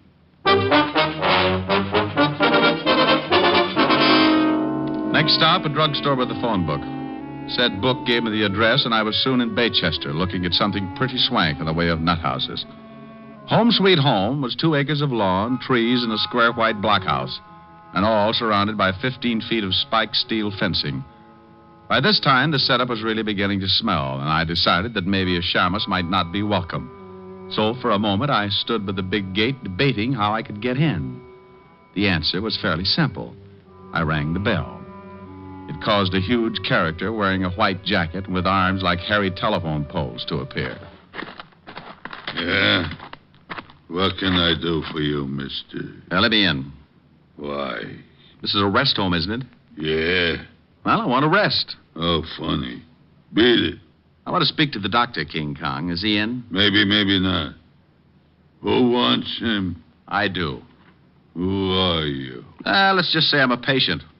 You going to keep me out here dying of schizophrenia? Dr. Thorne is busy now. Come back later. Look, in 1 minute I start throwing fits. Think how that'll ruin your trade. Yeah, the doc wouldn't like that. Maybe you had better come in. Now, that's right neighborly of you, friend.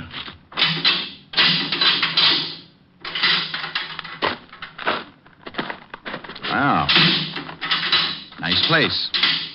For nuts? Please. I'm a patient, remember? So, if you're a nut, I should care. If you ain't, why should you? Now, that's a homely bit of philosophy. Tell me, what do you do here? Break skulls? I don't think I like you. And I'm a nurse. What a shock this will be to Dr. Kildare. I don't know him. Now, you wouldn't.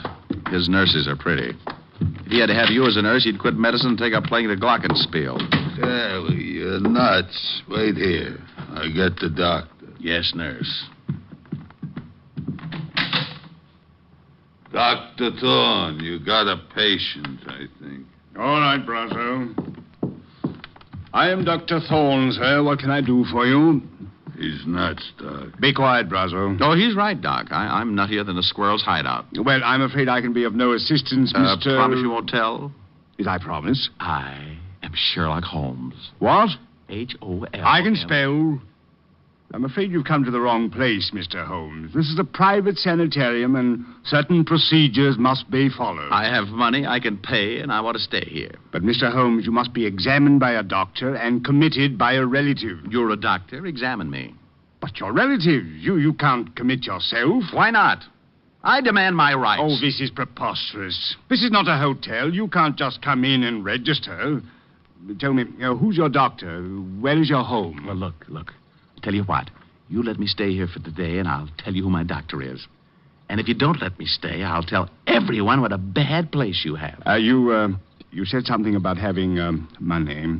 Just how much money? I've got a mattress full. Can I stay? Perhaps it can be arranged. Though, of course, I must examine you. Of course. And there will be a certain fee, you understand? I'm beginning to. Tell me, Mr. H-O-L... Stop! You certainly are most annoying. Tell me, why do you want to stay here anyway? Well, I've got to stop the plot. The plot? You know about that? Sure. You plan to rub out Fearless Fosdick, but I'm not going to let you. Oh, I see. Tell me, do you have any dreams? Well, of course. I have dreams about eating ice cream cones, and oh, what a mess they are. What's so messy about eating an ice cream cone? My mouth is always filled with BBs. BBs? For my air rifle, stupid. How else could I stand off the Indians? Well, what Indians? Well, the Indians who want to steal my ice cream cones. Now, why would Indians want your ice cream cones? Oh, they're mad about pistachio. You are crazy, aren't you? Brazo, take Mr. H-O-L. Oh, never mind. Take him to observation room B, Brazo. I don't have time for the examination now. Wait, can't I be with the other patients? I get lonely. Later. Come on, Sherlock. This way.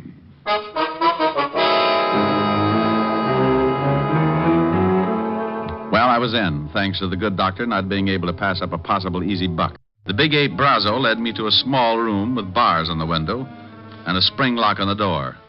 When he left, I made like a smart gumshoe and went after the lock with my penknife. Due to my early training in picking locks at the automat, I was out like Alabama.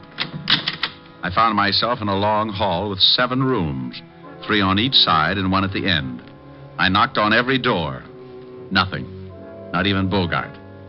The last one had to be Jason. Are you in there, Mr. Jason? Diamond. Oh, I am glad to hear your voice. Please, get me out of here. Just take it easy. I don't have a key, and this door has a padlock on it. But you must get me out. Sure, but give me time. First, tell me what's the score. Why did they lock you up? Carol had it planned. She has paid Dr. Thorne to keep me here until I go crazy. She wants to have me judged legally insane so she can take the estate. Yeah, well, maybe I can put a few kinks in her plan. Wait, Diamond. Where are you going? There's a phone in the doctor's office. If no one's there, I'll use it to get help. Yes, but what if you can't get to the phone? And I go out and get the Marines. If I can get by that ape man, that locked gate. Don't go away. Oh, there you are, Sherlock. Oh, don't pick on me. I was only 3.5 years old. I'm upset with you, Sherlock. You oughtn't to be running around the halls like this. A guy's got to have his constitutional, Brazo. Yeah, well, you're through with yours. The doc wants to examine you now. I've changed my mind. I don't think I like it here. I said the doc wants you. What the doc wants, he gets. Well, bully for him, but this is one time he won't. I'm leaving. I don't want to break your arm, Sherlock. No? So you don't leave until the doc says so. Well, I'm sorry to disappoint him, but certain things are necessary, like this. Oh. Now, you shouldn't act like that. I might get mad. Oh, my knuckles. What is your jaw made of? Concrete? Come on, Sherlock. Or do you want to try again? No, thanks. One busted hand is enough. And don't try to run. The gate's locked. And if I have to catch you, I'll fix your legs so you can't run again. Oh, friendly little butcher, aren't you? Right in here, Sherlock. The doc is waiting. Here he is, Doc. Good. You can go back to the office, Brazo. I won't need you. Well, you seem to be well trained as a detective, Mr. Holmes. Do you always pick locks so easily? I do better with my erector set. But you needn't examine me further. I've changed my mind. You've changed your...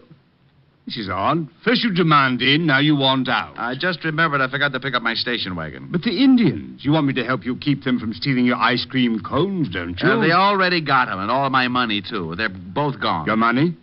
You don't have any money? Not a bolivar. Now, may I go, Doctor? You're going to stay right here, Mr. Holmes. There's something peculiar about the way you've recovered from your illusions. Doc, Miss Jason to see you. She's in your office. Very well, Brazo. Stay here and guard this man, whoever he is. Holmes, H-O... Will you shut up? Make sure he stays put this time, Brazo. I have some questions I want to ask him. He won't go no place, Doc. You go ahead to the office. Well, Carol, this is a pleasant surprise. Come to visit Jason. Thorne, our plans will have to be changed. Changed? Something has come up that may cause an investigation of stepfather's illness.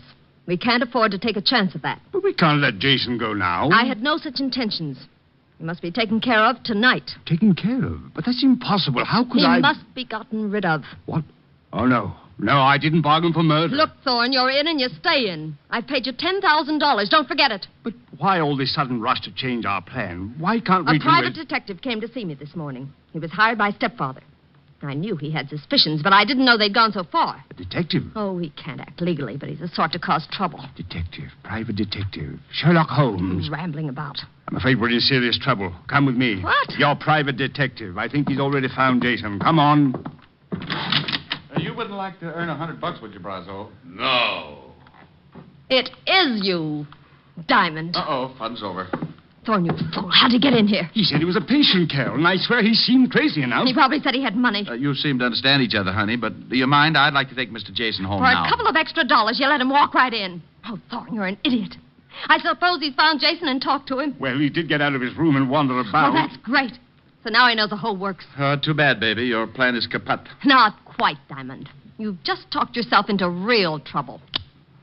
This gun says for you not to get any bright ideas. My IQ just dropped 30 points. Shut him up, Brazo. Sure. Hey, now, wait a minute. Oh! Now stay with him while Thorne and I make arrangements. We won't be long. Do I get the... Yes, Brazo, when we're ready. Come on, Thorne. I want to talk to stepfather.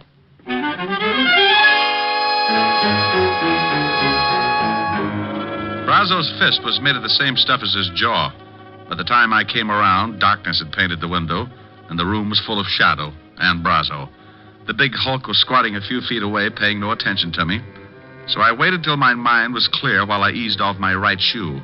The heel was leather with a steel plate in it. I could only hope it was harder than Brazo's skull. With the shoe in my hand behind me, I was ready. Only to have him catch me stirring. Coming to, Shamus? Yeah, yeah. Hand me my cigarettes, will you, Brazo? You need a smoke, huh? Sure. Where are they? Fell out of my pocket, over there behind you. Oh, where? I don't see it. Say, that's not... Need another? Stop that. Oh, come on, Buster, fall. Well, is little old Brazo finally getting sleepy? Happy New Year, Buster.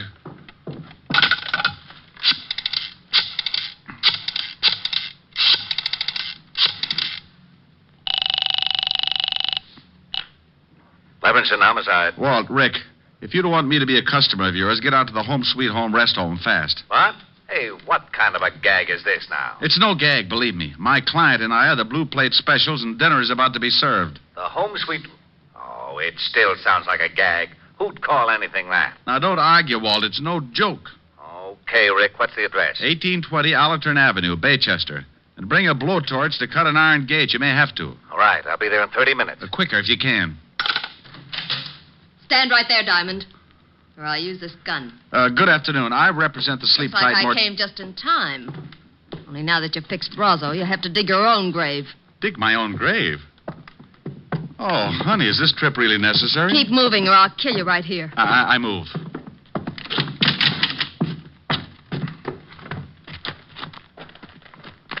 Keep going. Over there behind those trees where Thorne and Jason are. Well, is Jason... He's alive, but not for long. Where's Brazo? I thought he was going to... Diamond knocked him out. They can dig their own graves. There, the shovels. Get busy. Carol, please, you may have the money. I swear... Shut up and dig. Carol, this is... Just work the shovel.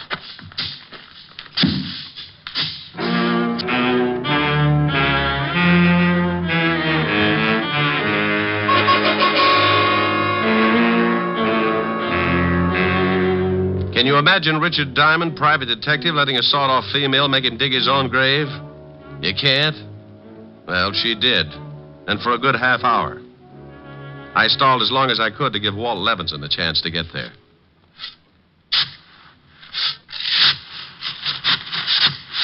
That's enough. I said that's deep enough. Oh, please, I'm just started. You're finished. Jason, get into that hole with him. Very well. I guess this is it, Diamond. Sorry to have dragged you in. Well, that's a horrible way to say it. Don't we get time for a last cigarette? No. Thorne, take this gun. What? Oh, no, I'm not going to kill them. Shut up and take this gun. Oh, don't do it, Thorne. Be a man about it. Here, Thorne. Don't be such a weakling. 2 shots and it's over. No, it was your idea. I'm no murderer. Atta boy, stick up for your rights. You shut up. Thorne, do you do the job or do I make you number 3 in that grave? You wouldn't dare. You need me. Atta boy, Thorne, tell her. Go on, Thorne, take the gun. No, I can't. I just can't. Not like this. You weakling. I'll do it myself. Now, turn around, Diamond. Oh, now look, baby, this thing's getting out of hand. You shoot me and the law will be all over the place. Not until I've filled that grave in over you. I called them, baby. Oh, you're lying. Am I? Well, just turn around and take a look at that lovely big fat policeman standing over there by that tree. Oh, you really don't expect me to fall for an old stunt like that. Well, if you don't, you'll fall for something. It's your funeral. No, it isn't. It's yours. All right, lady, drop it. What? Why, you... Smarty. I'll kill you anyway. Carol.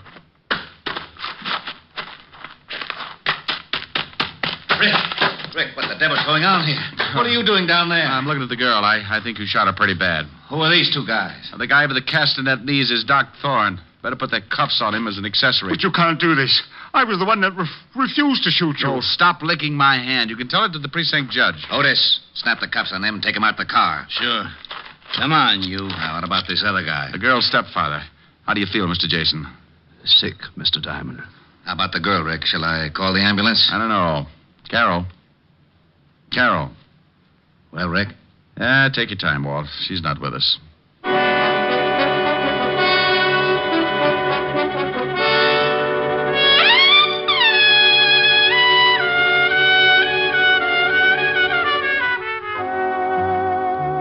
I gave Walt the story, then took Jason to his house. Stayed there long enough to brush the dirt off my clothes, wash my hands, and then I headed for a delayed date.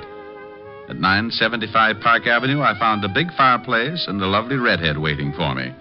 A redhead wearing a dress that was part green silk and part... Well...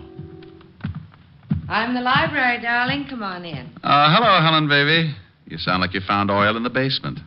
What's with the cheer? Me? Isn't it always? I like you. I like the way you say that. Looking up at me with those big green eyes. They're not green. They're hazel. Oh, are they? Let me look closer. Not until you sing for me. Sing? Oh, honey, I'm tired. I want to rest. No, you don't. No, over to the piano. Rick, not here. But, Helen, all I wanted to do was... I know, Rick. Oh, you've been using that Ouija board again. I don't want to sing. Now look in my eyes. Close range? Contact. I'll sing. That's better. Like, you must have been a beautiful baby. Oh, love it.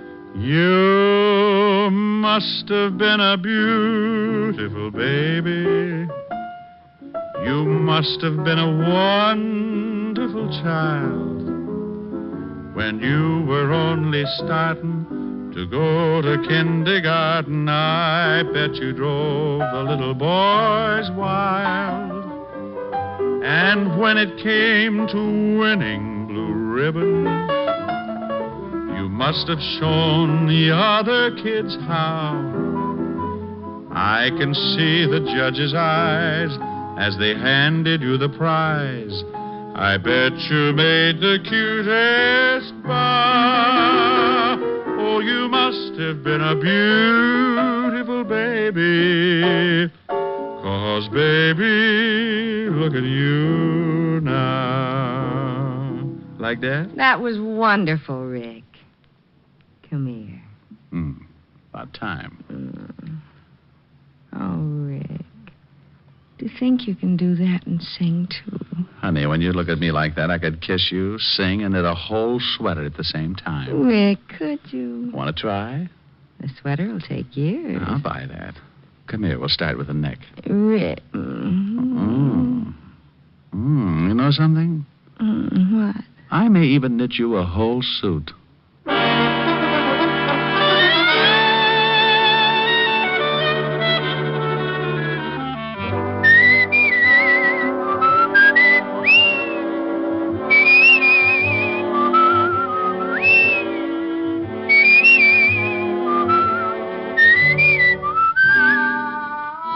You have just heard Richard Diamond, Private Detective, starring Dick Powell. Helen was played by Virginia Gregg, Lieutenant Levinson by Ed Begley. Also in our cast were Wilms Herbert, Hy Averback, Betty Moran, Howard McNear, Edwin Max, and Jay Novello. Music was under the direction of Frank Worth. Tonight's story was written by Herb Purdom and edited and directed by Blake Edwards. Portions were transcribed. Dick Powell soon will be seen in the screen version of the best-selling novel, Mrs. Mike. Now, this is Eddie King inviting you to be with us again at the same time next week when we will again bring you Dick Powell as Richard Diamond, private detective.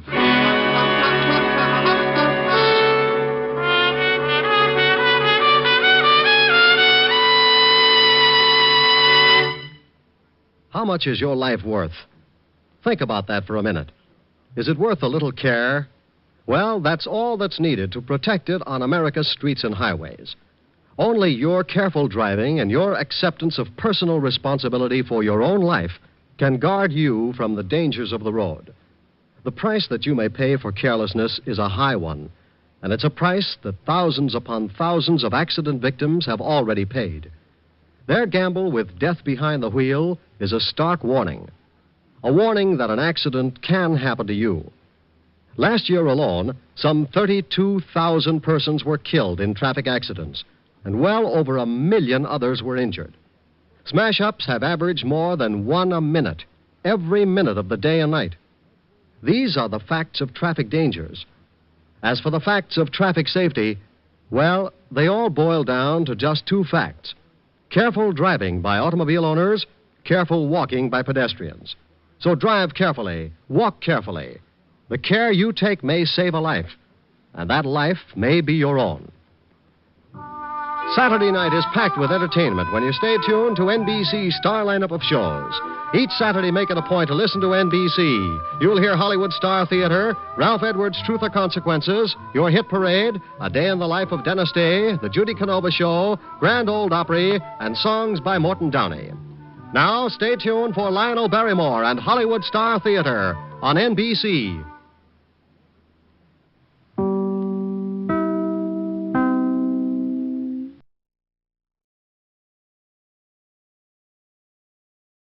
Portions of the following program are transcribed.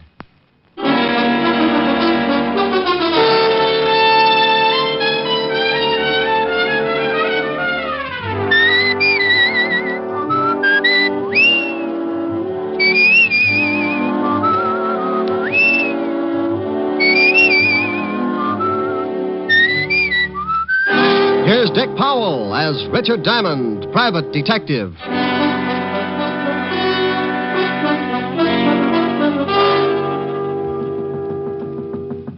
Yep, door's open.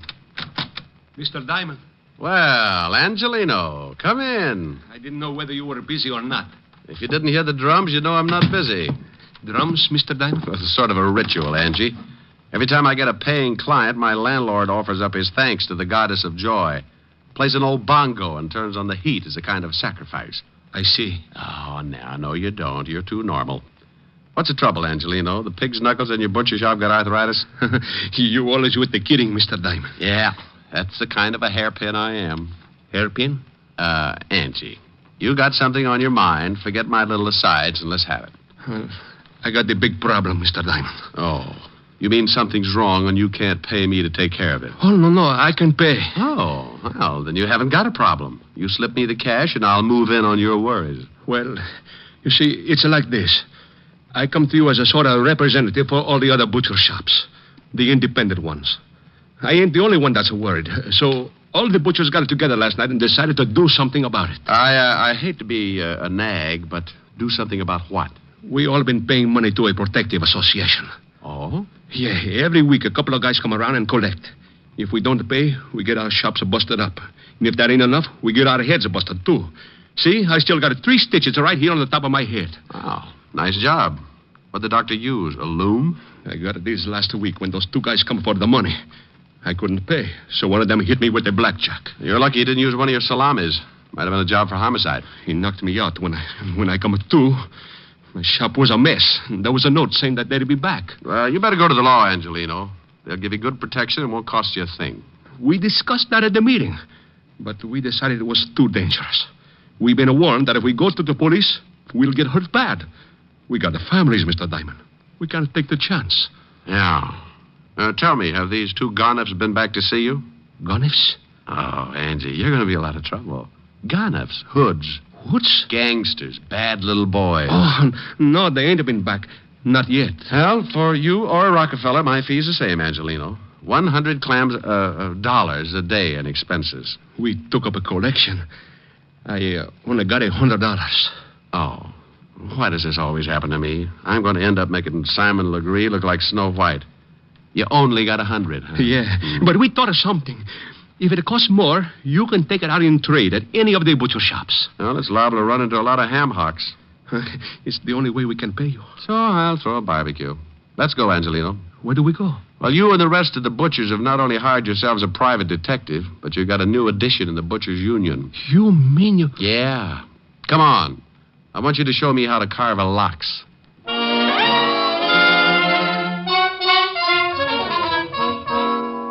Well, that's what happens when your reputation gets around to the butcher shops. I'd been buying cold cuts from Giuseppe Angelino for the past 2 years and telling him what a great detective I was. I should have known he'd never take my word for it, so now I had to prove it. His shop was over on 10th Avenue, so we walked over and went in. He took me around behind the counter and handed me a white apron. I don't get it. Why you want to be a butcher? Well, Angie, you want me to get a line on these two guys who do the collecting, don't you? Sure. Well, I can only think of 2 ways I could watch them and not look suspicious. Make like a butcher or crawl in with the ground round. Huh? Think what would happen if someone looked down for the price of ground round and caught it staring back at them. Oh, that's a good one. That's pretty good. Oh, now, come on, Angie. It wasn't that funny. You got my $100, ain't you? It's a riot. Yeah. Well, come on. Let's show me what happens with this butcher racket. Customer. I'll show you later. Oh, nothing like learning fast. Let me handle the sale. Think you can? Here she comes. Good morning, Mrs. Hennessy. Oh, good morning, Mr. Angelino. Business must be good. I see you have a new butcher. Yes. This is a Mr. Hangtooth. Hangtooth? Hangtooth? Good morning, Mrs. Hennessy. Something I can do for you? Oh. Yes. How much is the lamb shoulder today? Yes. Which one? What? Look, maybe you better let me take... Relax, Angie. I'll make it. Which shoulder would you like, Mrs. Hennessy? Well, is there any difference, young man? Oh, yes. You see, this lamb is really a ram. A ram? Oh, sure. You hurt his shoulder playing against the Eagles 2 weeks ago. We're also selling his shoulder pads at 21 cents a pound. Mr. Angelino. You'll find him hanging in the back with the spare ribs. Now, if you can tell me which shoulder you want, I'll wrap it up and send it off tackled between the liver and the knishes. Well, I never. Well, of course you haven't. What's the trouble with you people? Now, here's a nice little ram that played his heart out. Oh, by the way, the heart is a special today, 11 cents a pound. Angie. Is she gone? Like laundry in a tornado. What for do you want to do that, Mr. Diamond? She was one of my best customers. I wanted to get her out of here, and I wanted to get her out in a hurry. But why do you have to do it like that? Not a lamb, a ram. Which shoulder do you want, Miss Hennessy? Look, Angie, I'm sorry, but you can explain it to her later. Just as she came in, I spotted 2 guys heading this way. When they saw her, they backed off. They're standing across the street right now. Where? Right over there, in front of the cigar store. Hey, one of them has got a hatchet. Oh, no, not that one. You're looking at the Indian. Over there. Oh, yeah. Hey, that's them. That's the 2 guys who hit me on the head. They're the ones who come around to do the collecting. Well, they're coming again. You better duck. I'll take care of it. You be careful. They're pretty rough monkeys. Go on, now, beat it. They're almost here. Yeah. I'll be in the back. One meatball, I got you under my skin. Well, good morning, gentlemen. What can I do for you? Where's Angelino? Oh, well, he's out buying some old buffalo. I'm the new assistant. Buffalo? Red, shut up. And get your hand out of the pickles. All right, now tell me, new assistant, when'll he be back? Well, that's hard to say. These buffalo are in Wyoming. Oh, yeah. Carl, I think this guy's trying to be funny. You win yourself a lamb chop. I'll you have it, with or without the bloomers. You know something, Red? I think you're right. What's your name, laughing boy? Hangtooth. Hangtooth? Oh, I'm going to have more fun with that. It throws everybody. Well, look, Hangtooth. You know who we are. How many guesses? You won't even need one. We're in a hurry. We're collectors. We put all the scraps out in the back in a can. You can't miss it. I don't like you. Well, I have a friend. Maybe we could double date. Look, let's stop the clowning. If Angelina didn't tell you about us, it's going to be too bad for you. We're here for some money. We get it every week. $25. Yeah. Last week, Angelino didn't have it, so he accidentally hit his head.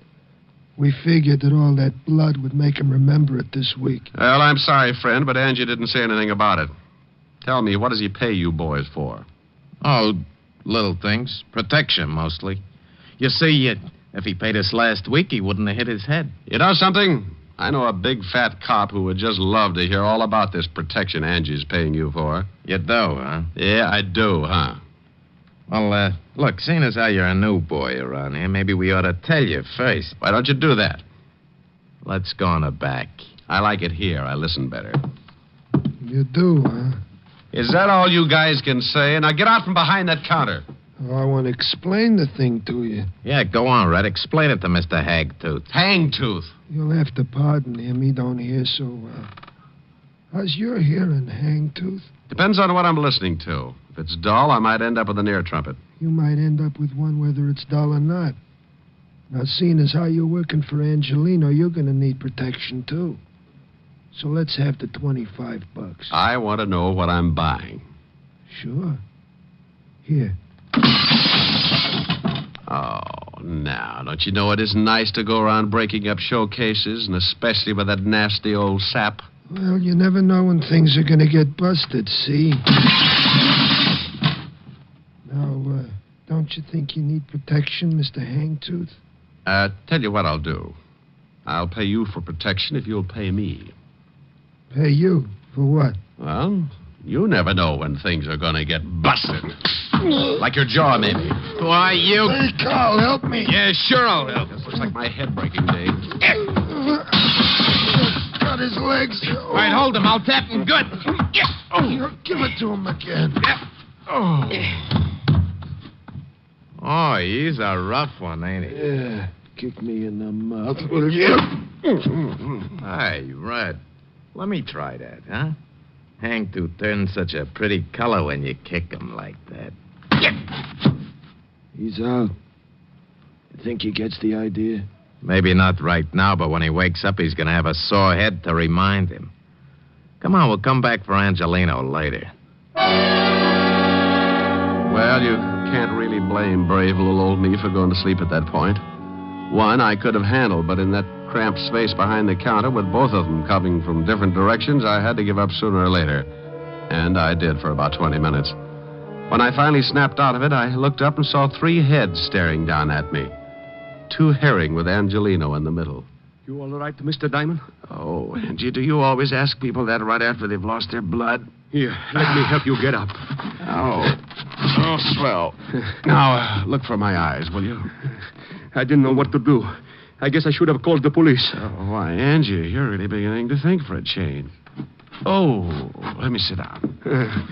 But when I thought about calling the police, I also thought about my family. Those 2 men might have beat up my family just like this. Yeah, I guess you're right. You take the $100, Mr. Diamond, and forget about this. It's too dangerous. When they come back, I'll pay them the money and nobody gets hurt. Look, I can understand why you're scared, Angie. Those 2 headhunters aren't kidding, but you can't let them get away with it. I can, and I will. I ain't taking no more chances. First, they bust up my shop, then they bust... No, thanks. I've had enough. Okay, Angie. Here's the 100. No, that's yours. And then say it's a present. Buy yourself some new glass for the counter. What are you going to do? Well, now I got no obligation, Angelino. Just a sore face and a nasty disposition. I won't get back to normal until I find those 2 guys and tie their necks in a bow.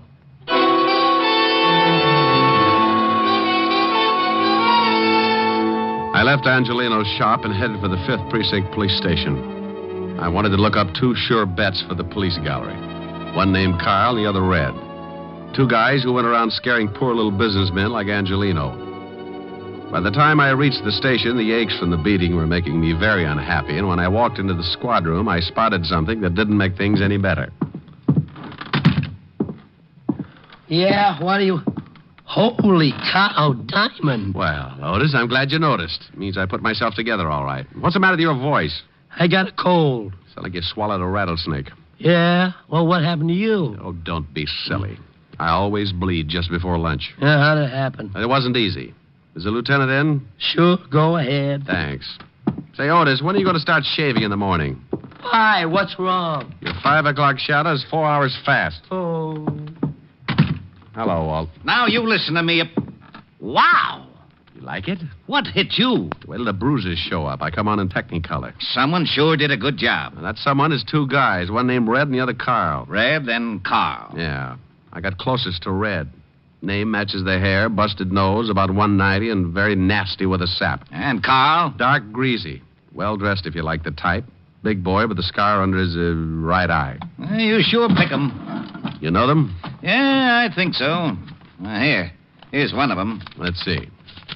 Yeah, you are so right. This is sweet little Carl, all right. Carl Tate, sort of a new boy, import from Chicago. Here's the other one. Yeah? Yeah, that's Red. They work together, a couple of muscle men. Red Dillon. Arrests all over the place. One conviction, assault with a deadly weapon. What'd they go after you for? They've been pulling a protection racket on some of the independent butcher shops. Who do they work for? They used to work for Jack Arnold before he got sent up. Well, I know they're not working this setup alone. It's too big. No, they wouldn't be. Hey, Tiny Easter's in town. Tiny Easter? Oh, used to be Arnold's right-hand boy. That's right. Came in about a month ago. I'd love to get something on him. Nobody has ever been able to nail him. Well, it adds up. He used to work for Arno, so did Carl Tate and Red Dillon. Now, if we can't pick him up just because 2 of his boys worked you over, I'd just say they weren't his boys. I don't want him picked up. I want Carl and Red. If Easter goes along with the deal, you can have him. And what are you going to do? Get cleaned up and pay Mr. Tiny Easter a visit. What's his address? Well, he's got an office on East 48th Street, 804. Thanks, Walt. Tiny's a bad boy. Well, I'll take along my 38 just in case I have to spank him. Bye. I left Walt and went back to my office. Took a clean shirt out of the closet and washed up. I locked up again, went down to the street, grabbed a cab. 20 minutes later, I was standing in the reception room of Tiny Easter's office. A big guy with a bulge under his arm was trying to be as unreceptive as possible. So you want to see Easter? You got an appointment? No, I haven't got an appointment. Now tell Easter I'm out here. What's your name? You're going to get hung up on this. What do you mean? The name's Hangtooth. Huh? Yeah, you see? Now make like an office boy and tell Easter I got a message for him from Carl and Red. You're a pretty fresh guy, ain't you? Yeah, and I'm going to spoil if I have to stand around much longer. You can spoil rotten for all I care. You ain't going to see Easter. He's busy. Okay. You know, you get so excited you'll ruin your stomach someday. I don't think so. You don't, huh? Skeptic.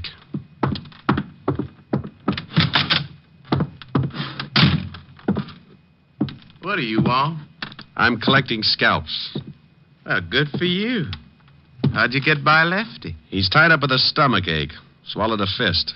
All right, so you got muscles. Also, you got a pushed-in face. Lefty do that? Carl Tate and his blood brother Red.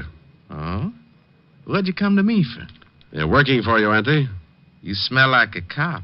Name's Hangtooth. I doubt it. Good for you. I'd hate to go through that again. I'm a private cop.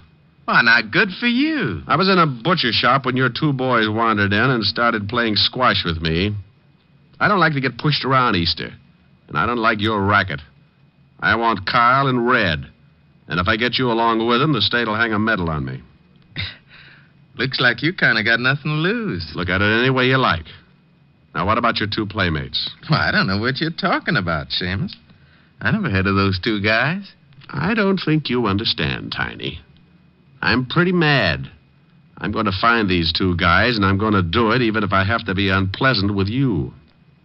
Why, Mr. Hangtooth, what do you mean by unpleasant? You break a leg, that's unpleasant. Oh? Well, I got something in this drawer might change your mind. Yeah? Oh, my hand. Okay, a busted hand. Unpleasant enough? Take your foot away. You're breaking it in 2. Drop the gun in the drawer. Okay. Now, let me explain it again. If you go out and shoot 12 people tomorrow, I'm going to be sore about it. But when you start intimidating a bunch of hard-working little guys and their families, I go off like a skyrocket.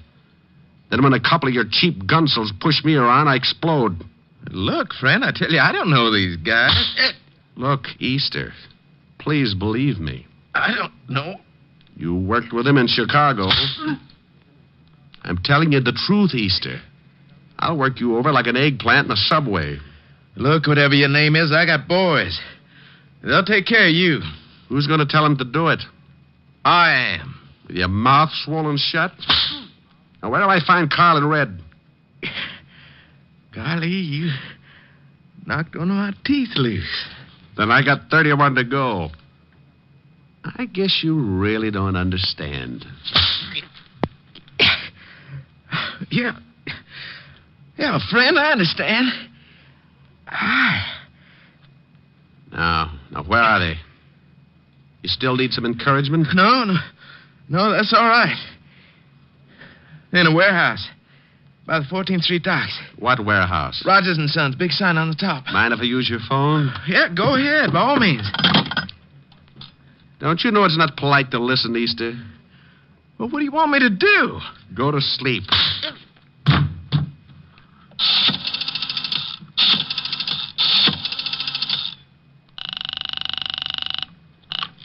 Homicide, Lieutenant Levinson. Walt, Rick, I'm up at Easter's. He let you use the phone? He's asleep. I'm going down to Rogers' warehouse near the 14th Street docks. Carl and Red are down there. May need some help. I'll be right down. You better hop down here to Easter's and pick him up first. On what charge? I'll give you a charge after I see Red and Carl. Now step on it. But... Contact. I left Easter's office looking like a second-class rest home and headed for the warehouse on 14th Street. It was getting late in the afternoon when my cab pulled up near the river and I got out. The cold breeze was kicking up little patches of white on the water, and a light fog was moving in from the Atlantic as I started toward a big building with a sign on the top that read, Rogers and Sons, Importing. The place was boarded up, but a window in the basement showed signs of recent use, so I jimmied it open and dropped down on the dark, cold pavement. I held my breath and listened. There was a radio playing from somewhere in the front of the building, so I started moving toward it. I went up a flight of stairs and onto the first floor. The radio was louder now, and I could make out an office door with a small light shining under the crack at the bottom. I moved up close and listened. Hey, Carl. Yeah? Shut off the radio. Okay. What do we have to hide out in here for? Because Easter said to. Besides, we don't know who that guy was we worked over this morning. He might have been a cop. So he was a cop. We worked cops over before. Look, Easter said we should stay undercover for a few days, so we stay undercover. All right, now deal the cards. Oh. Off that top. Get it? That's probably Easter. Yeah. Yeah? Yeah. What? He did, huh? Hey, what's the matter? Boss! What's going on? I don't know. That was Easter. The guy we worked over was in his office, pushed him around, and now that guy's headed down here. We can handle him. Sure, but something's wrong. Just as Easter was going to say what to do, it sounded like he got into a fight. I heard some guy tell him to drop the phone. Hey, the cops. Yeah. Come on, let's get out of here. Yeah. Good afternoon, boys. Hangtooth. Hagtooth. Come back here, Carl. Help me. You shouldn't have pulled the gun, Red. Since when do you butchers carry rods? Since we get pushed around by guys like you. I'm going to go get your friend. You can't leave me. I'm shot bad. I can't take it back. The law will be here in a minute. You're a lousy butcher. I hope Carl pays you good. I'll see he gets a chance to try. I left Red lying on his face and ran toward the front of the building. The only way out was that window in the back, and Carl was sure to be hiding somewhere in the dark, hoping to get around me and head for the basement. There were a dozen places to hide in that warehouse, but I had one advantage. He couldn't see me any better than I could see him. I backed up against the wall. Come on, Carl. Red's hurt pretty bad and the law's on the way. You got to get me to get out of here. He was behind a pile of packing cases and had a big gun just to make things tougher. I eased along the wall, trying to get behind him when I suddenly bumped into something. I turned around and felt to see what it was. A ladder. straight up to the steel beams overhead. I put my gun under my arm and started up the rungs.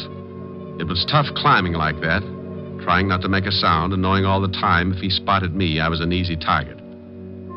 About halfway up, I stopped, held on with one hand, took off my shoe with the other. The idea was to drop the shoe, draw his fire, and nail him before he found out where I was. I dropped the shoe.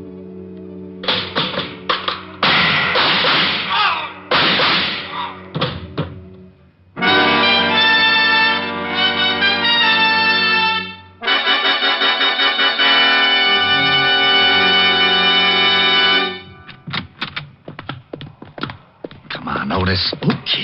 Okay, only take it easy. I can't see nothing, Lieutenant. You can't say nothing either. Shut up. You sound awful. Oh.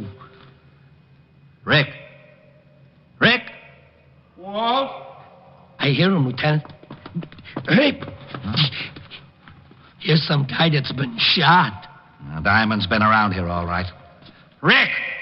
Here, Walt. Up here. What? Where the devil are you? Up here on this ladder. There he is, Lieutenant. See? Where my flash is. Now, what are you doing up there? I had to get Carl Tate. He's over there behind those crates. Now get me down. Well, why don't you climb down? Whoa! Not in front of Otis. Oh, I forgot. Otis, go outside and call the fire department. Fire department? Yes, and tell them to bring a net. What? Will you get a move on? Oh, okay. Rick. Yeah? Now you stop that! Oh, okay. But it's so seldom that I ever get a good laugh at your expense. Okay, but you know this is a serious thing with me. How far up am I? I'd say about 40 feet. Oh. Now, take it easy. Just don't look down. Walt. Yeah?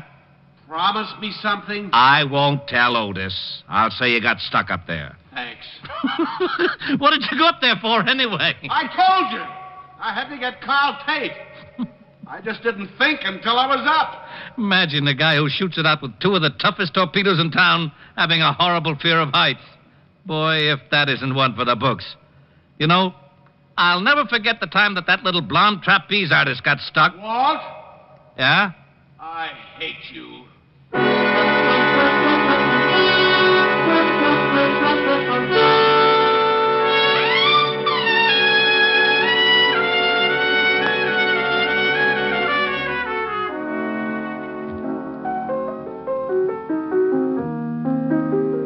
Rick. How's your face? Fine. How's yours? Now you stop that. Oh, nice and soft. Rick. What's the matter?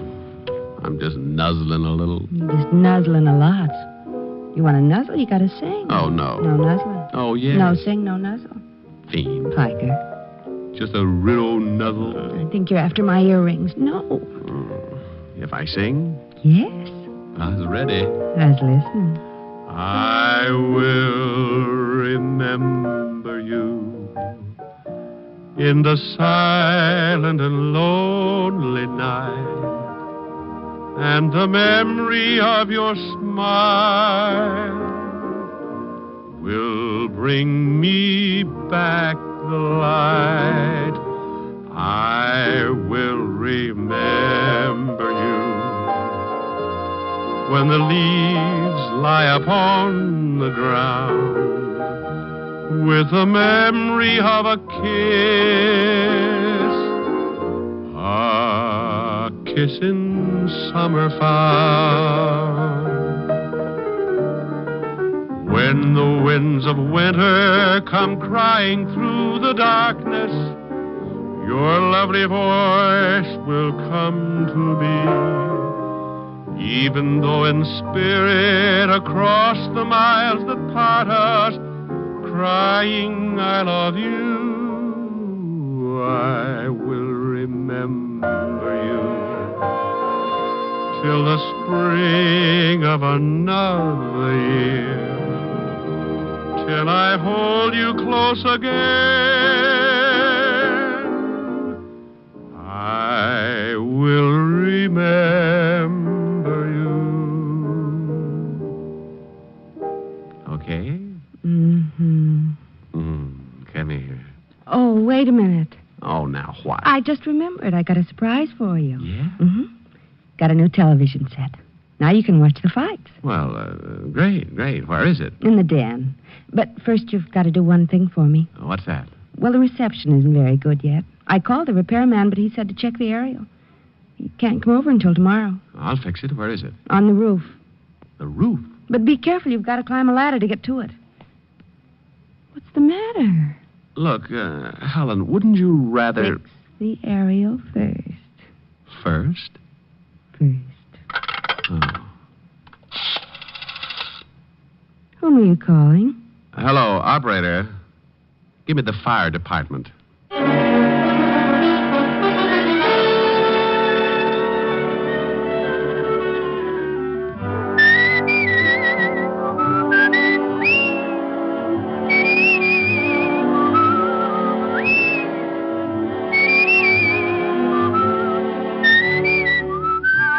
You have just heard Richard Diamond, Private Detective, starring Dick Powell. Helen was played by Virginia Gregg, Lieutenant Levinson by Ed Begley. Also in our cast were Wilms Herbert, Nestor Paiva, Paul Frees, and David Ellis. Music was under the direction of Frank Worth. Richard Diamond is written and directed by Blake Edwards. Portions were transcribed. Dick Powell soon will be seen in the screen version of the best-selling novel, Mrs. Mike. Now, this is Eddie King with an important reminder. Richard Diamond will next be heard on Sundays 1 week from tomorrow. Remember, Richard Diamond, starring Dick Powell, will next be heard on Sundays beginning January 15th. Consult your local paper for time of broadcast. What's on NBC tomorrow? The hilarious Phil Harris Alice Faye Show. And for mystery, Sam Spade, directly following Phil and Alice. Next, Hollywood Star Theater with Dorothy Lamour on NBC.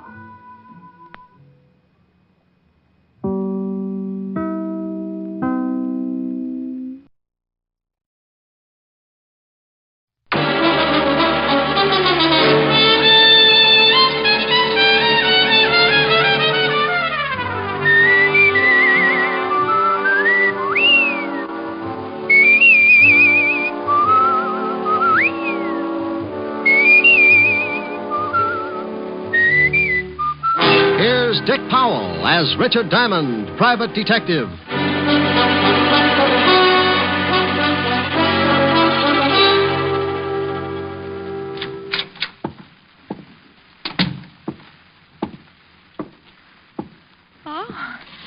May I do something for you, sir? I'll repeat the offer while I think of something.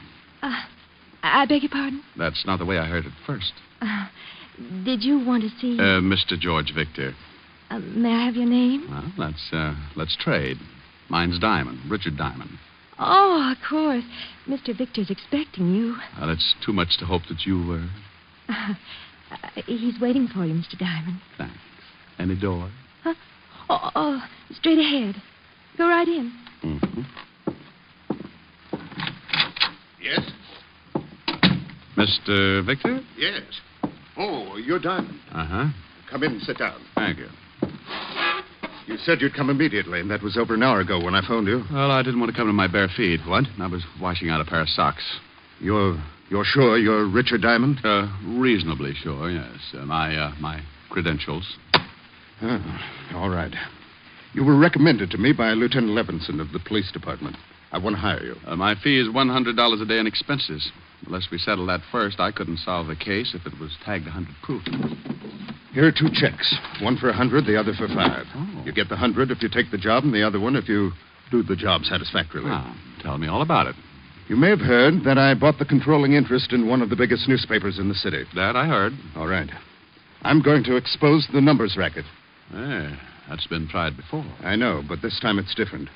I have all the evidence I need to expose one of the biggest operators, Aaron Ziegler. Oh, well, you do pick 'em big. You know him? We did some spitting at each other when I was on the force. Well, then you know what he is. Yeah. But you said you had all the evidence. Where do I come in? Ziegler's my affair. Yours will be my daughter. Here's her picture. Well, you can have Ziegler. I'm happy with this arrangement. This is no joke, Mr. Diamond. My daughter works for Ziegler. Oh? You got $1 million for every Mongolian in Asia and your daughter works? Hobby, perhaps? She became infatuated with a man named Doug Saxon. And went to work to support Will him. you listen to me? Oh, sorry. Go ahead, Mr. Victor. Saxon has some connection with Ziegler. I objected to her seeing Saxon, and There was an argument. And being 21, she walked out. Yes. Ziegler gave her a job singing in the Nocturne Club. I know the place. Now, what I want you to do is... I think I know, Mr. Victor. You got evidence on Ziegler. That makes him an unhappy boy, and being unhappy, he wants to smile again. So he sets glamour lad Saxon loose. Your daughter falls for him, and the frame's begun, right? Ziegler told me he was going to stop me from printing the expose of his racket. I know he'll use my daughter, Kathy. What does she have to say about it? She won't see me. And you've got no idea what the frame will be? No, that's your job. Find my daughter, stay with her until the paper goes to press. And when will that be? 10 tonight. Oh, all right, Mr. Victor. You've hired yourself a boy. I'll pick up that $500 check after I pick up the late edition. Good day, sir. Oh, Yes? If you will excuse the expression, the retainer, $100. Oh, here you are. Oh, well, thank you. I'd bow from the waist, but my empty money belt might choke me. I'll keep in touch.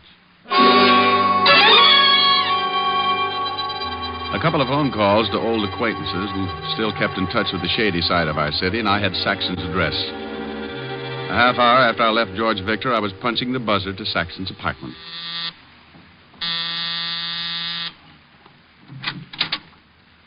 Good afternoon, Mr. Saxton. Who are you? What do you want? I'm Mother Hubbard, and I've come to look in your cupboard. Ask me in. What's the idea? Who... This won't take long, Mr. Saxton. Listen, you... I was just going to ask you to listen.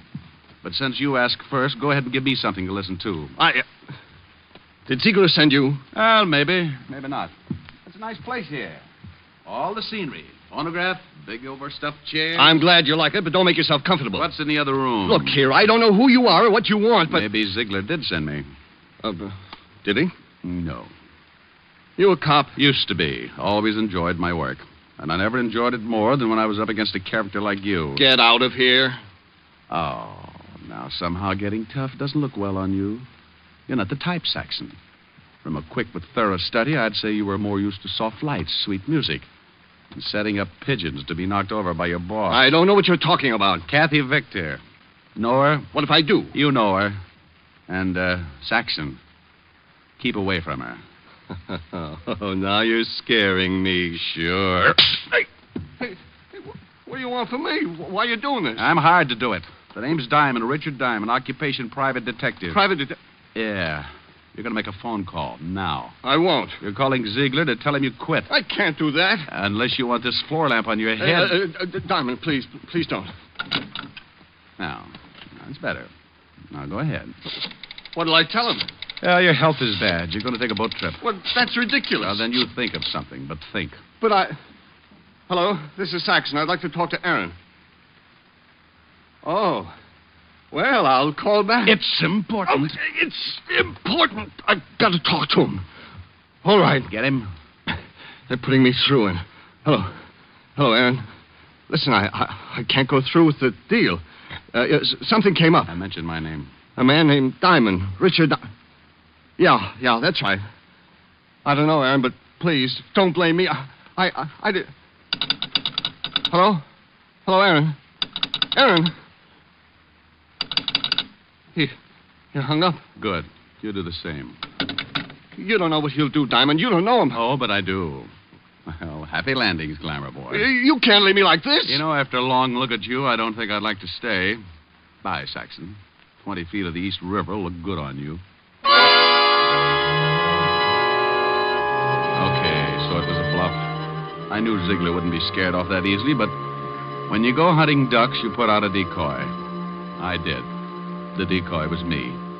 It was an hour later that I got back to my office building and walked into the lobby. The elevator door there was open, but the jockey was missing. I was about to take the hard way up, the stairs, when... Diamond. Oh, hello. Where'd you come from? I'm under a cabbage leaf. Don't believe it. Get in the elevator. I'll walk. Hey, Mac. Mr. Diamond don't want to get in the elevator. Maybe he gets car sick. Get in, Diamond. What's the big idea? Close the door, Mac. Sure.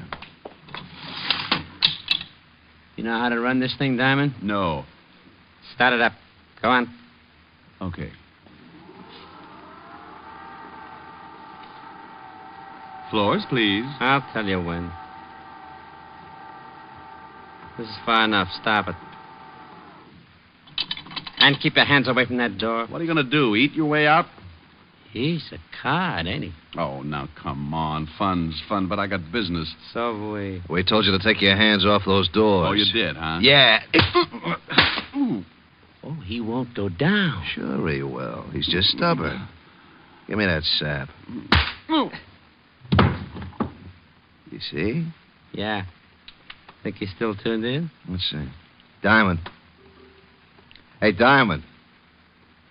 Oh, he should know better than that. It ain't polite not to listen. Kick him in the ribs. Now, how about it, Diamond? You want to listen?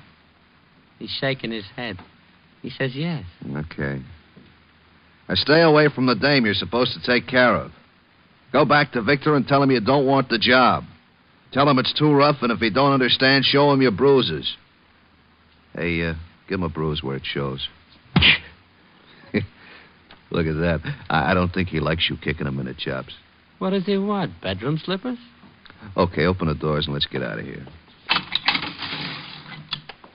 Hey, think I ought to give him another boot, just to make sure? Ain't you ever satisfied? Go ahead. Okay, let's go. You know something? You got an awful disposition.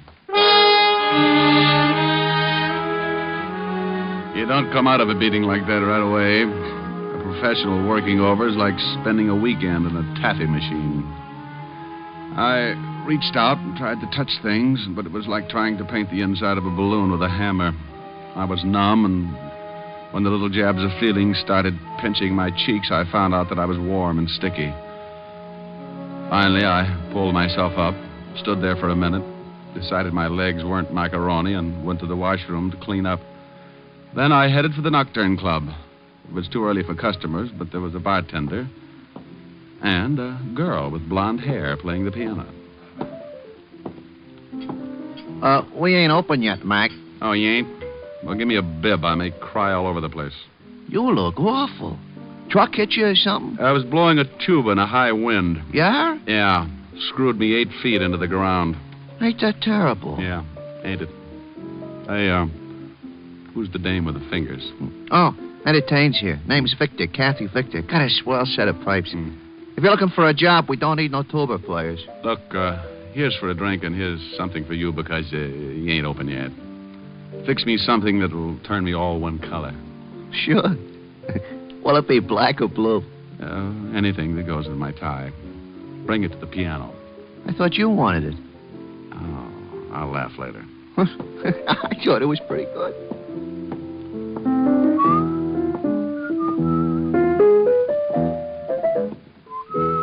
Hey, know the words to that? Yeah. Time in my hands. From your looks, I'd say you needed time. Oh, don't let the bruises fool you, honey. When the swelling goes down, my face is fairly normal. Hey, blue and yellow make green, don't they? Yeah, why? I wasn't sure, but here's a drink anyway. Who knows? Maybe you'll turn plaid. Sure. Here, put this in your pocket and go back in the bottle. Sure, thanks. Yell when you want another one. Hey. What's the matter? Why'd you stop? I need a drink, too.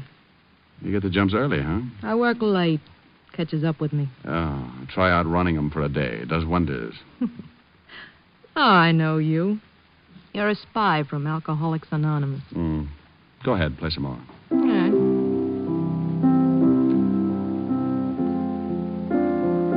Kathy. Your father sent me. What? Remember him? Why don't you leave now? Before we're really acquainted? I don't know who you are or what you want, but if my father sent you, I'm not buying. Okay, so you're having a good time now, but there's always the next morning. Thought of that? I don't need anyone to take care of me. Miss Victor, I'm not trying to take care of you. I'm doing a job. Maybe you don't know this, but you're being measured for a patsy. And your father's going to fit the same frame Saxon and Ziegler are working up for you. You're crazy. But I like you, so I'll forgive you. Now, cut it out. I thought you wanted me to play. Look, you're spoiled. You had a mouthful of silver spoons and a handful of gold pieces for building blocks when you were a kid. But you're not a kid anymore. You're playing with bad boys. Maybe that's the way I like them. What do I have to say to make you realize, young lady? What, Diamond? Doug. Oh, well, Mr. Saxon. I thought you weren't going to be around here anymore. I changed my mind. You're changed, too, since I last saw you. Well, only my looks. They'll heal. But tomorrow, you'll still be a greasy little gigolo. You can't talk that way to me. Oh, shut up. Never mind. Mr. Ziegler would like to see you. He saw you come in. And where is Mr. Ziegler? In his office, right back that way. Okay. I haven't seen Ziegler for a long time. Maybe he wants me to set his broken arm. His arm's all right. Well, stick around. You may find out you're a chronic liar. Keep playing, baby. I'll be right back. Like I said, I knew my bluff with Saxon wouldn't work, but I had what I wanted. A look in on Ziegler. And maybe a hint on what the frame was going to be. I walked to and into his office. Well, Diamond. Hello, Ziegler. Oh, what happened to your face? Oh, got it caught in an elevator. Oh. What do you want with me? Diamond, here's $1,000. Go out and have fun tonight, huh? All night. Oh, that money won't do me any good. Why not? That ain't counterfeit. Well, it's yours. That makes it so lousy it's liable to crawl right out of my pocket. Well, then get rid of it in a hurry. You get rid of it. You know, it's better waking up with a headache than not being able to find your head at all. Oh, look, Ziegler, you don't scare me. Now, let's level. You know why I'm here. Let Kathy Victor alone. You want to see me, boss? Well, look who's here. Oh, you know Tony Diamond? Hey, we met, yes. Mm-hmm. He stubbed his toe on my chin. I don't know what you're talking about. When was this, Diamond? You know what it was, about an hour ago. You're crazy. Yes, Diamond. Tony was right here with me all morning. Okay. Mm-hmm. Are you leaving, Diamond? Yeah. Got any other ideas? Yes. I think you should consider my proposition. I'll let you know. About what? Things in general. Oh, no. All of a sudden, you're happy. You make me that way, Diamond. You're working the dark, aren't you? I'll feel my way around. Believe me, Diamond, there ain't a thing wrong. Why, we love Miss Victor here. Just because her old man gets excited and hires you to bend an eye over her, don't mean anything is wrong, does it? Since you asked me, I'll tell you. The answer's yes. You think so? Yeah. Otherwise, why beat me up? Why offer me $1,000 to look the other way? I don't know nothing about the beating. And as for the grand, I like you. Oh, yeah. Well, okay, Ziegler. I think I'll go now. And just to make you happier, I'll probably stick with the case. So long, Diamond. Oh, by the way, Ziegler. What now? Did you say this gentleman's name was Tony? That's his name. Okay, Tony. What? I wouldn't do this for everyone, but your shoelace is untied and you're allowed to trip over it. What are you talking about? Bombs away. Oh, that ain't nice, Diamond. When you do that to a man, you're liable to bust all his teeth. So what? You probably had your eye on the Goldmans anyway. Be good, Ziegler. Well, hi there. You looking for another drink? Now, I got one here that I just fixed. You know, you kind of got me started on that color business. Where'd the girl go? Huh? What girl? You know, Ann Saxon. Where's he? Never heard of him.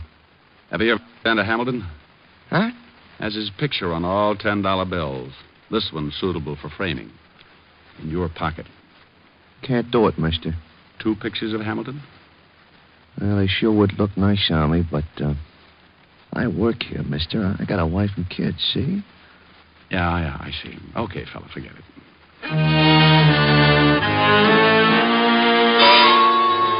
Well, I fell for the oldest gag in the world. Kept busy someplace else while Saxon walked out with the girl. Now I had to find her. But where? I had until 10 that night to stop a frame-up I didn't know anything about. But I played a hunch and headed for the 5th Precinct Police Station and Lieutenant Walt Levinson. I walked in on him. Diamond, oh, no. Hiya, Walt. No, please go home. Nothing good can come of this. Why, Walt, I'm surprised at you. Well, I'm not. You've got some horrible joke up your sleeve. I don't want any part of it. I can only stay a few minutes. I want to know about a guy named Saxon. Douglas Saxon? That's it. What's the matter? Can't you find things out for yourself? Right now, Lieutenant, I'm a citizen asking about a guy. Now, what have you got on Saxon, Walt? Not a thing. He was clean when we picked him up a couple of times. Why was he picked up? Well, you so interested in him. Oh, it goes with my business. Oh. And if I tell you? Well, I'll tell you something sometime. Now, come on, Walt, give. Okay. He was picked up on suspicion of handling narcotics. But that's a job for the Vice Squad. Why is he so dear to you? He's working for Aaron Ziegler. This, Mr. Diamond, is not news. He'd be just the boy to work a frame for Aaron, wouldn't he? If it involved a gal, yeah. This does. How? Don't know. Yet.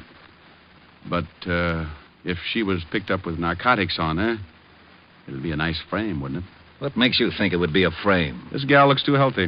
Yeah, but you could be wrong. Why? Because for some stupid reason I like you, and I don't want to see you make a fool of yourself. Well, why would I do that? For this dame. What dame? The one that Saxon's going to frame. Is he going to frame her? Of course he is. I'd better get her out of it. Certainly, that's just what I was saying. Bye, Walt. Rick. Yeah.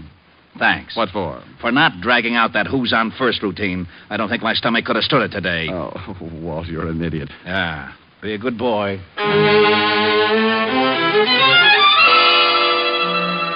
When you pound a police beat in New York, you make a lot of unusual friends.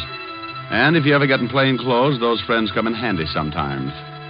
I grabbed a cab in front of the precinct station and headed for Chinatown. Walt and I had known an old Chinese named Wu Li who had been around a long time. He knew everyone and everything that went on in Chinatown. And if anyone knew where we could find Saxon, he did. Saxon. Is possible I do not know him. Oh, I think you do. Just so. You said this man Saxon deals in sweet dreams. However, is rumor not proved. Does he ever come to Chinatown? You like perhaps a cup of tea? I ask this as a favor, Wu Li. Enemies are made to do evil. Friends to ask favors. Sometimes is no difference. Will you tell me, Wu Li? You ask in name of friendship? I do. Very well. In Chinatown is establishment owned by a man named Fu Shen. Perhaps, I say perhaps, this man Saxon is there. He's been there before, hmm? My eyes are old, perhaps mistaken. Not your eyes. I shall give you address, then make call to Fu Shen. You will be allowed to enter his establishment. May you live 10,000 years. And may you live to mourn at my funeral. The old boy gave the address, and I left his shop.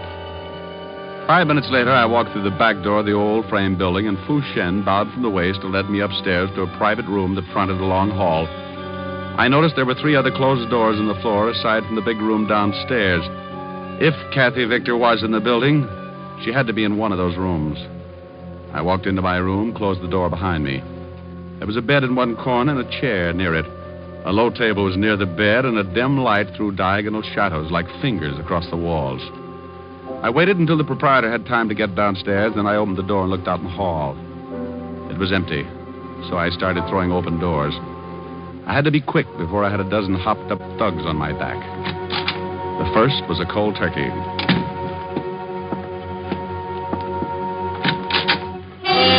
Beat it! This room's in use. Diamond. Well, Mr. Saxon, I presume. Look, Diamond, lay off me, will you? Where's the kid? I don't know who you mean. You will. No! Diamond, my arm! You're hurting. So here's another twist for size. Ow. Now sing, Saxon, and loud. Look, you got it wrong. How wrong can I be? Okay, but it wasn't my idea. I can believe that. Ziegler thought it up. You pulled it off for a couple of grand. Listen, if I tell you we let me go, the girl's all you want, let me go, will you? Where is she? In the next room. Walk ahead of me. And in case you get any ideas... Now walk ahead of me. Open the door. You got my arm. You got another one, but not for long if you try anything. Open it. There she is. Oh, out cold. She's all right, just knocked out, huh? Let me go now, Diamond. Sure. So this was the game, huh? Bring her here, knock her out, plant narcotics on her, and then push her into the street to get picked up. Look, I showed you where she is. Now give me a break. You know, I was just thinking of that. How would you like it, in the arm or in the jaw? Oh! Crumb. Now, come on, Mr. Victor. Let's wake up now. Come on. Mr. Diamond, you got bad habits. Yeah, Tony, and one of them is running into you. Okay, Diamond, keep your hands where I can see them. Right on the ends of my arms. Oh, what a sense of humor. All right, Diamond. All right, what? I think you're going to get a hole in the face. Now, just a minute, Tony. You hear anything? Yeah? Those are police cars, Tony, coming here. You're crazy. Yeah? You don't think I'd come here alone, do you? Get over there by the door. Look, Tony, You got yourself all dirtied up for Ziegler. Is he here? No, he let you and Saxon walk around in the mud. Those cars are almost here, Tony. Shut up, I got orders. To rub me out, I know, but what if you do? How are you going to get out? Got an answer for that? They ain't coming here. They didn't go past, Tony. Now, listen.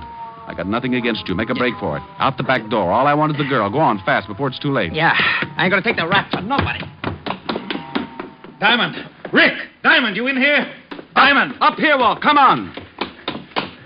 You all right? Sure, but I sent a package, special delivery, out the back door. We've got that covered. Otis will sign for him. Okay, wonderful. And now... Hey, wait a minute. What are you doing here? Why'd you come? Why? My ulcers told me you were up to some stupid business. I know when you left me you had some dizzy idea in your thick skull. I'm a cop, you know. I checked with Wu Lee, too. Hey, that the girl? Yeah. She'll be all right. Coming around okay. Uh-huh. Oh, and Saxon. Mm-hmm. Hey, what did you hit him with? Still out? Limp. Yeah, Walt, listen. If the papers get word of this kid's father will be ruined. If she's in the clear, you've got my word no one will hear about it. Well, I know she's in the clear, but I can't leave her here. I got a job to do. I was hired. Oh, you want to take her, huh? Yeah, I think she'd like to go home. Okay, I'll take your word she's all right. Now, beat it fast before the narcotics boys get here. Thanks, Walt. Come on, baby. Snap out of it. Come on. Get her out of here before we're all booked for obstructing justice. I'm going. Hey, Walt. Yeah? How are you going to explain knocking over this joint before the vice squad? Why, didn't you know I got a reported homicide here? I'll let you know what happens. Where'll you be? Oh, silly boy. Where else but Helen's? Now, come on, Cassie, baby. On your feet. On your feet. Walt. Now what? I love you. I'll marry you later. Now take off. Oh, my stomach.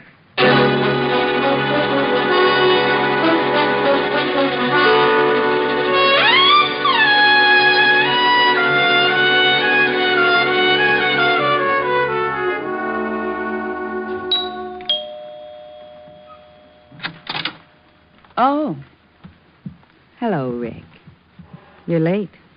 Hey, get a load of those silk slacks. They're lounging pajamas, darling. I've been in a lot of lounges, dear. Never saw anything like those. You like them? Yeah, they're all right. It's the stuffing that gets me. Rick. Be proud of what you got, baby. I knew a guy who had 16 toes on each foot.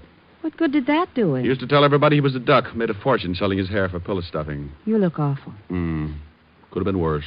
Oh? Was she pretty, Rick? Who? The girl in the case. What case? Why were you late getting here?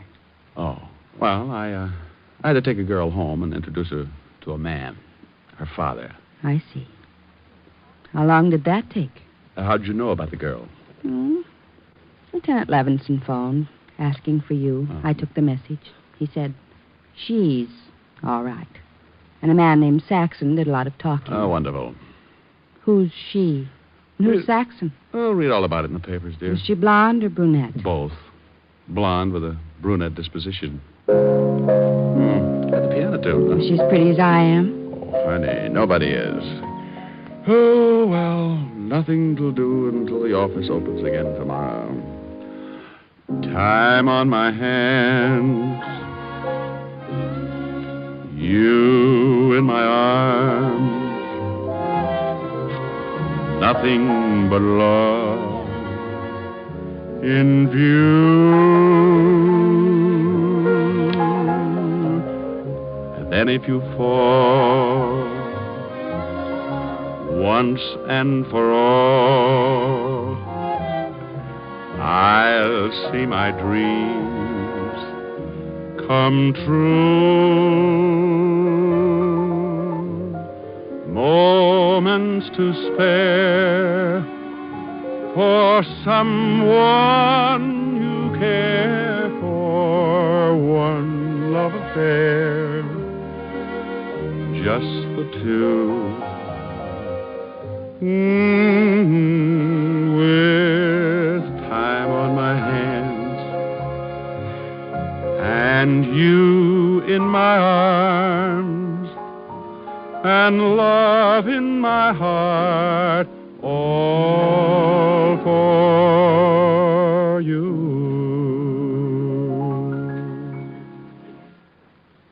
How long did it take you to take her home? Oh, let's forget her, Helen. I'm willing. But are you? Mm-hmm. Look. Oh, what nice big checks. Yeah, another day, another $600. Are we going out for dinner? With what? Well, you've got a handful of checks. Baby, I got news for you. The banks are closed. Oh, come on. I know the bartender at the Nocturne Club. Oh, no.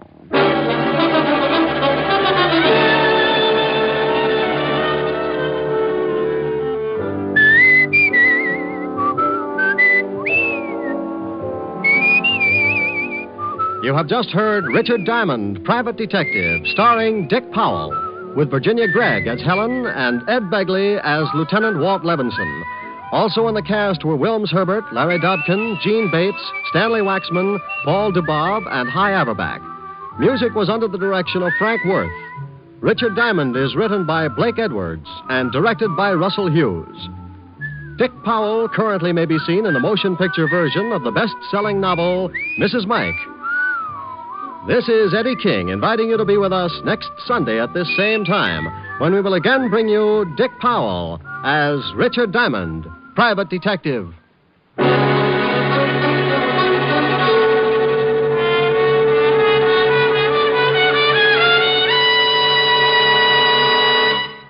What's on NBC today?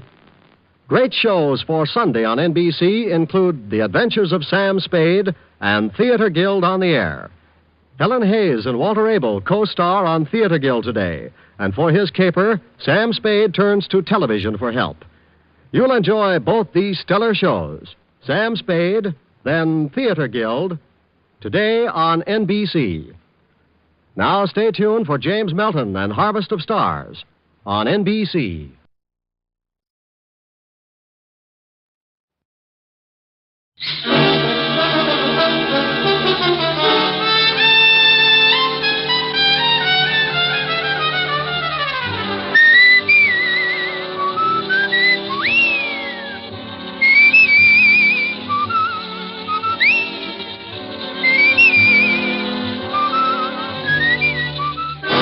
National Broadcasting Company presents Dick Powell as Richard Diamond, Private Detective.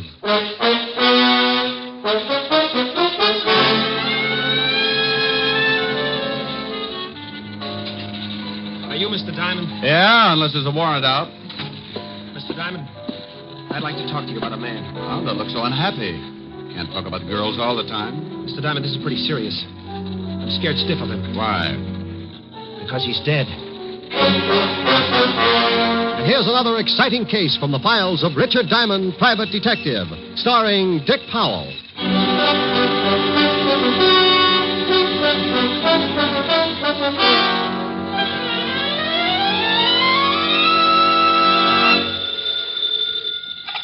Diamond Detective Agency, homicides with class. Well, that's a pretty good answer. What kind of a slogan was that, Shamus? Oh, my goodness. Sergeant Otis. That's right. Well, don't take any bets. I know a dozen people who would swear you were something else. Oh, now stop the gags. I got something important to talk to you about. I know what it is. You do? I bet you've lost your shoes.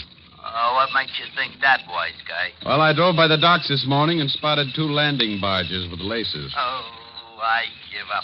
Here, you better talk to the lieutenant. Rick? Hello, Walt. Why don't you lay off Otis? He was just calling to ask you to do a favor for us. What kind of a favor? The 5th Precinct is having its annual dance next week. Oh, now, Walt. Well, what's the matter? Just a couple of songs, and then you can go home. Oh, sure. Just like last time. I was just going to be a couple of songs last time, too. But before those lovely cops let me go, I had a crack in my voice like the Liberty Bell. Now, this time, I promise. Only 2 songs. All right. If one of them's Mule Train. Sure, but why Mule Train? I want to whip Otis for sound effects. Mr. Diamond? Wait a minute, Walt. I think I spotted a client. Okay, Rick. I'll tell the committee you'll be there. Bye.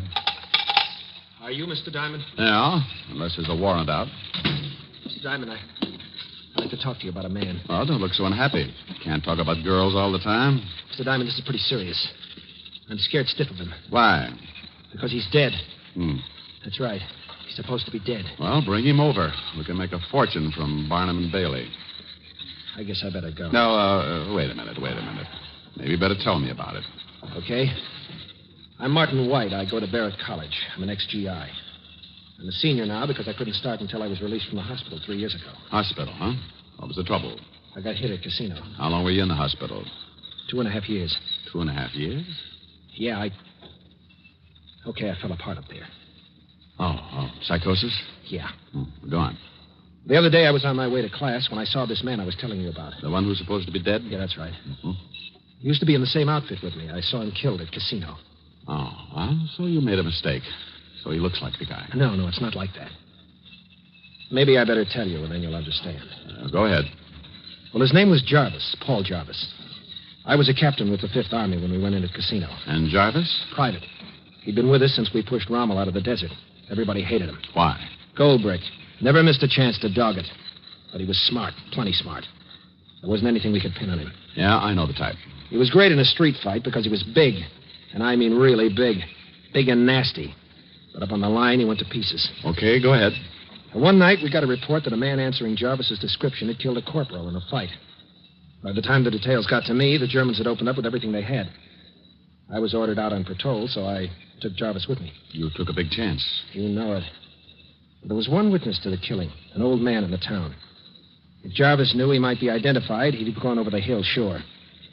So I figured I'd watch him. Keep him with me until the Germans slowed up and we could show him to the old man. Oh, we moved up. The Krauts had the main body zeroed in with their 88s. Our job was to move up, try to spot a path through the enemy artillery pattern. We had to belly down, and Jarvis and I ended up in a hole together. They'll spot us, sure. They'll correct and drop those things all over us in a minute. Keep your head down, Jarvis. I tell you, they'll spot us. Now, you listen to me. You raise your skull 1 inch out of this hole before I tell you, and so help me, I'll drill you myself. Okay. You hate my guts, don't you? Knock it off. This is real funny, this is. 2 guys this close hating each other. Next time I'll pick a bigger hole. Captain White. What? About that murder. Can it? You think I killed the guy, don't you? I don't think anything right now, just those Kraut tanks down there. You're thinking about it all right. You and everybody else. You all hate me because I'm not a tin soldier like you with ideals sticking out all over your fat face. I told you to knock it off, but you wanted it laid on the line, so I'll tell you. Yeah, I hate your guts. Okay? That's good enough. I killed that corporal, Captain White. You're out of your mind. I am, huh? Well, this is as good a place as any to go over the hill. You're crazy. Get down. Relax. I got a bayonet pointed right at your belly. Jarvis, don't. Go on. Cry. Whine. I'm going to put you in for a Purple Heart. Only you'll have to pin it on your blanket. Jarvis, for the love of it. Now you're only a number on the record. Jarvis, you dirty You're going to take a little while to die, Captain, so you can think about me getting out. I'm taking off, and I'm leaving the rest of the saps with all the honor and glory they want. So long, Captain. It's all yours. Jarvis! Come back here! Jarvis!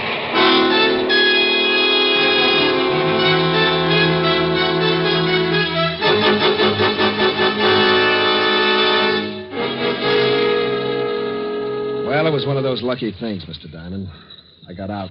Spent a day and a night in that hole until the medics found me. What about Jarvis? I'd swear he got the 88 right on top of him. But now you think you've seen him and you're not sure. I'm not sure of anything right now.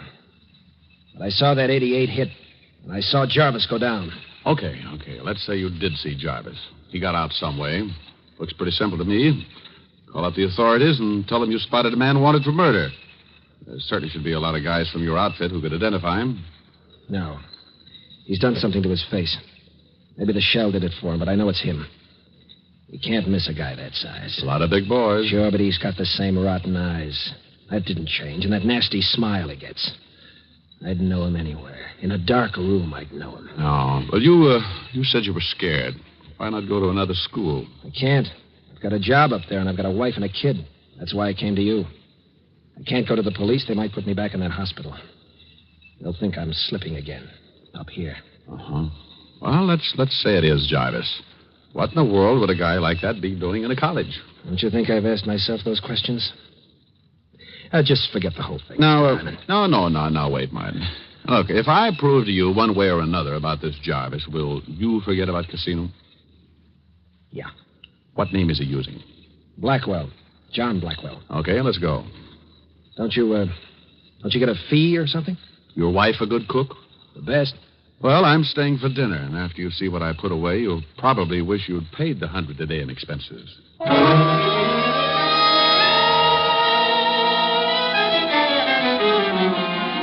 Usually I'm pretty hard about my fee because the trouble I get into has to be balanced on the books some way.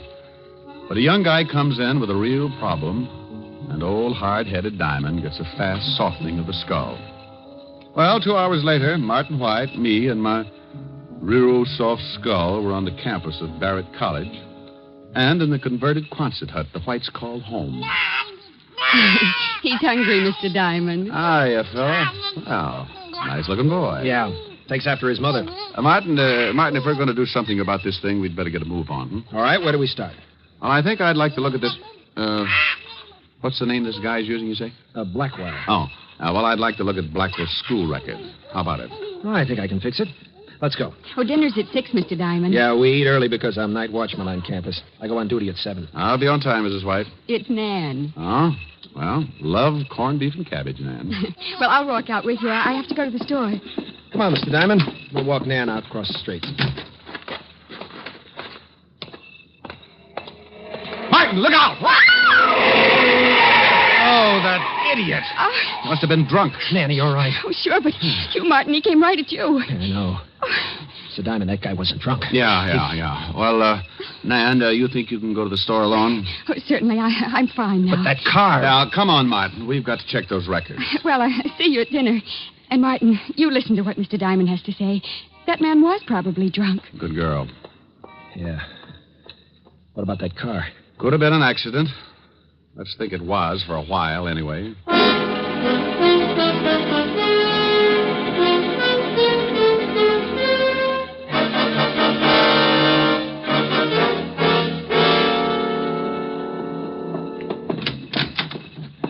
Well, this is where they keep the records.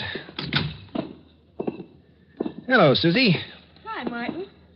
Well, hello. Hello, Susie. This is Mr. Diamond, Susie. Mr. Diamond, Susie Wirt. It's really a pleasure, believe me. We'd like to look at the file, Susie. You a new professor, Mr. Diamond? No, just a friend of Martin's. Married? Not a bit. Why? Pretty square, huh? Sometimes, but I can learn. Yeah. Well, I might just start some night classes of my own. Sounds like fun. In about 5 years, you let me know how your education is progressing. Oh. Age is a problem with you, huh? My dear, when I stumbled over 30, everything got to be a problem. Now, do you think we can, Yes? The records, Susie. Remember? Yeah, Susie, the records. Oh. Okay, which ones? We want to see the file. Everything from B to C. Okay. But if I get in trouble for this, you may have to make it up to me in some way. I'll buy you a soda. And I'll let you. Here they are. B to C. Thanks, Susie. I'll let you know when we're finished. Okay, be a recluse. Only I got some ideas about that, too. I'll be in the next room. Youth. Well, let's take a look. How come you asked for everything from B to C? No sense in letting everybody know what we're doing. If we just asked for Blackwell's file, Susie might have said something to him. Oh. Here it is.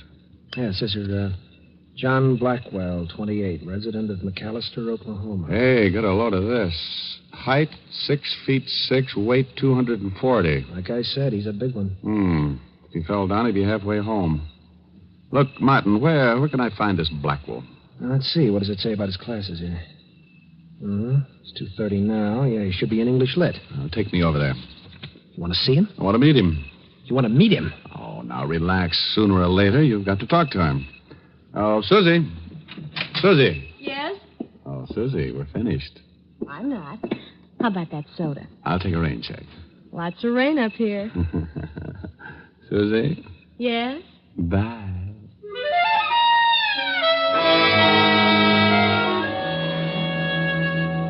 Well, we left Susie in the middle of a pout. Martin took me across the campus to another building. We went up a long hall and stopped at a door marked English Lit. Martin looked in for a minute and then pointed. That's him. That's him right there. Now, relax. Hey, he must get a bloody nose from the altitude. He's head and shoulders over the whole room. I'm sure of it. I tell you, when I get around to that guy, I'm sure of it. That's Jarvis. Get back from the door. The class is breaking up. Let's get out of here, Mr. Diamond, please. No. Now, I want you to introduce me to him. I can't. I tell you, I got the shakes. Oh, you're going to have to face it sooner or later, Martin. Here they come. Okay, I'll try. There he is. Blackwell. He sees you. Over here. Now, what do I say? Just introduce me. I'll do the rest. Yes? You call me? Yeah. You don't know me, but I understand you're a new student. I'd like you to drop by the fraternity house and meet some of the boys. Oh, well, thank you. I'd be glad to. SAE. This is Mr. Diamond, Mr. Blackwell. How do you do? Fine, thank you. You a professor here, Mr. Diamond? No, just a friend of Martin's. This your first year at college? Yeah. You're a little late, aren't you? What held you up? Service? That's right. Oh, well, I was in the Army myself. What outfit were you in? I didn't say I was in the Army, Mr. Diamond. Matter of fact, I was in the Navy. Oh. Well, Mr. White, I have to be going now. When would you like me to stop by the house? Oh, anytime. Around 6. Most of the boys are in then. See you then. Nice meeting you, Mr. Diamond. Yeah. Well? You've never met him before. I mean, here on the campus? No, why? When he left, he called you Mr. White. Yeah, and I didn't introduce myself. Well, I do know one way to clear this whole thing up. How? Fingerprints. Washington's got a record of Jarvis. If I can get Blackwell's, we can compare them. It's a swell idea, but about as easy as going after a mountain lion's molar. Oh, I'll think of something. And you go on home and stay with the wife and baby. All right.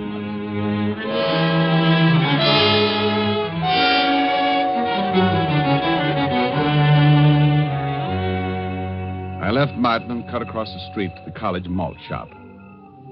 When I went in, a bunch of kids were having a time playing records and making dates, so I slipped by them and eased into a phone booth and put in a fast call to the 5th Precinct Police Station and Walt Levinson.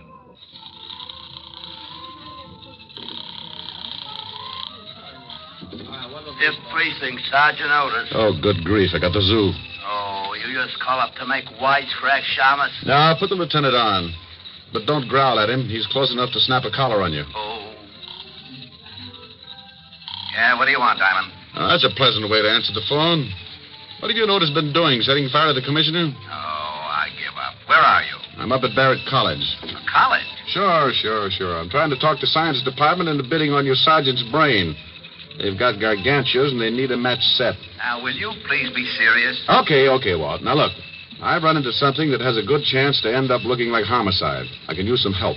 You know that's out of my district. Look, I just want you to do some checking for me.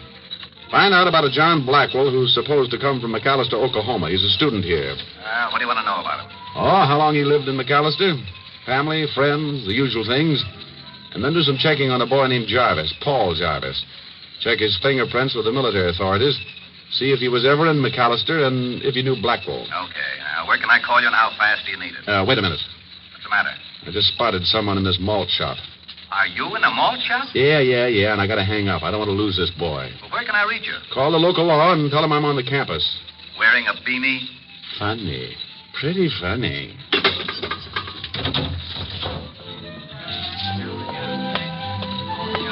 Ah, Mr. Blackwell, isn't it? Huh? Oh, yeah. Mr. Diamond. That's right. Mind if I sit down? Not at all. Just finishing my malt. Looks good. Think I'll have one. It is good. Good for you. Makes you healthy. Live a long time. Well, I guess that's what we're all after. I guess so. How long have you known Martin? Martin White? Yeah. Not long. How long have you known him? Just met him today with you. Why? Oh, nothing. Wondered how you knew his name. Oh, he was pointed out. Mm-hmm. Well, I gotta be going, Mr. Diamond. This little chat has been very enlightening. Goodbye. Goodbye. For now. Hey, waiter. Huh? Oh, you want something, mister? Yeah, the small glass. Just the glass? Don't touch it. Well, what's wrong with it? Is it contagious or something? Yeah. Here's $5. Huh? Give me a napkin to wrap it up in. Oh, collector, huh? Yeah, something like that. Okay, take it. I had a girlfriend who used to collect beer cans, but this is a new wrinkle. Thanks. Oh, it ain't nothing. Come back again, get a load of our ice cream dishes. You'll lose your mind.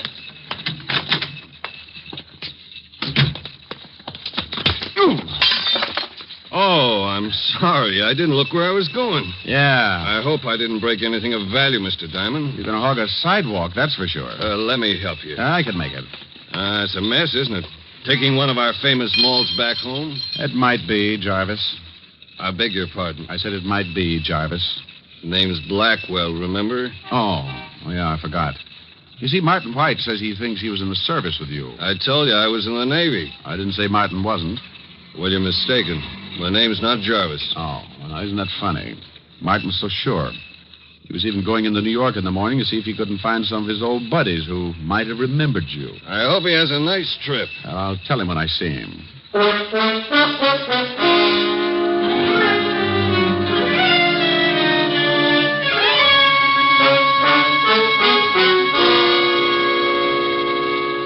But I don't get it, Mr. Diamond. Why did you tip him? Oh, he knew it before I tipped him, Martin. I don't want him to skip before I can get the information on him. But now he's sure to take off. Not until he gets you. Oh, Mr. Diamond, do you think that... I know you'll try, Nan. Martin is the only one here at Barrett who can actually identify him. He knows I'm suspicious of him, so he'll go after Martin first and then me. He's got to make his play. But you said that he... Martin, give me your hat and coat. Why? What are you going to do? Take your place as night watchman. Whatever he's going to do, he'll try it tonight. I want him to try it on me. No, I won't let you do it. Look, I've pushed it this far. It's all set up. Oh, honey, don't let him do it. Yeah, Mr. Diamond, Now, you two lock yourself in, and I'll come back, huh? Oh, please, Mr. Diamond. Hey, the hat fits pretty good. How about a look? But there must be something we can do. Oh, sure, Nan, there is. What? Save me some corned beef and cabbage, huh?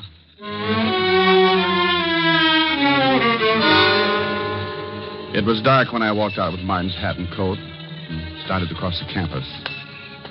I had a flashlight. The night was black, solid black. But I had a feeling that sat on my shoulder and raised goosebumps. When you've been in this business as long as I have, that feeling is an alarm ringing inside, telling you that trouble is creeping up. Halfway across the campus, I stopped. I heard nothing but the usual sounds that come with night. Dampened, muffled sounds. I walked on. And I heard it. The sound of someone walking well behind me. I stopped again. Maybe it was Jarvis. Maybe it wasn't. There was one way to find out. Keep going. If it was anyone with no business with me, okay, he'd stop following. I cut to my left, away from the main walk and toward the shadowy bulk of the college buildings. I kept going until I reached the gymnasium building. I was leading my pigeon to me. But who was the pigeon? My toes were beginning to turn in, so I figured I was. Then the bulk of a big building popped up in front of me. I tried the door. It was open. I went in, closed the door behind me. There was no light at all. Only a funny sound that I couldn't identify. A peculiar humming, and there was a smell. Chlorine. Yeah, chlorine. Now I knew where I was, an indoor pool. The hum was the filtering machinery. I wanted to turn on the flashlight, but in a place like this, I couldn't give Jarvis the tip on where I was. I had to get out, so I felt my way carefully along the tile floor. I kept what I guessed was the middle of the walk around the pool, and then... He was in with me. I stopped, but he didn't.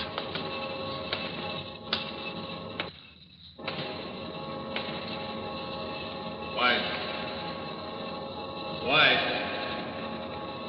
I know you're in here. This couldn't be better. You're a sap, White. Coming in here. Don't be silly, White. You know that door leads to the filtering machinery? Come on, this way. It's the only way out, and I'll be waiting for you. Okay. It's all the same whether you come to me or I go to you. Stay where you are, Jarvis. Who's that? We met before. You're not White. No, I'm not. Diamond? Yeah. Not White, and you're not Blackwell. You're Jarvis. Surprise, Buster? What's the difference? None, I guess. Where's the real Blackwell? Where you're gonna be, Diamond.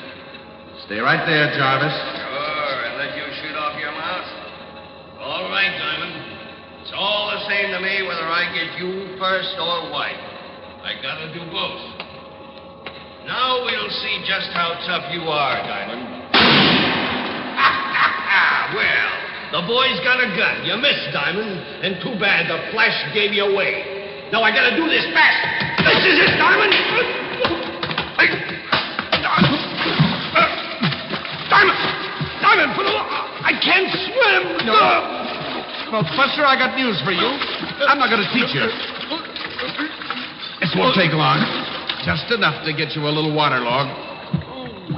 Hold your nose, Jarvis. It helps. Simon. Martin. Lights, Martin. Get them on. Yeah. I have to come. I couldn't let you do it alone. I heard the shot and Where's Jarvis? Jarvis? Oh, I think we can take him out now. He's done. Here, grab him. Yeah. Is he dead? No. Here, give me a hand, Mr. Diamond. Wait. I'll get my breath. You know, Martin, Jarvis was a bad soldier, but in the Navy, he had just been plain lousy.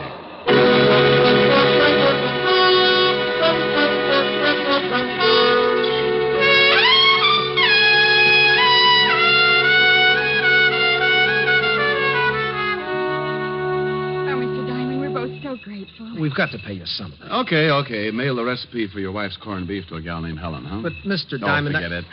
Jarvis won't... I mean, he won't... Come back? Oh, no.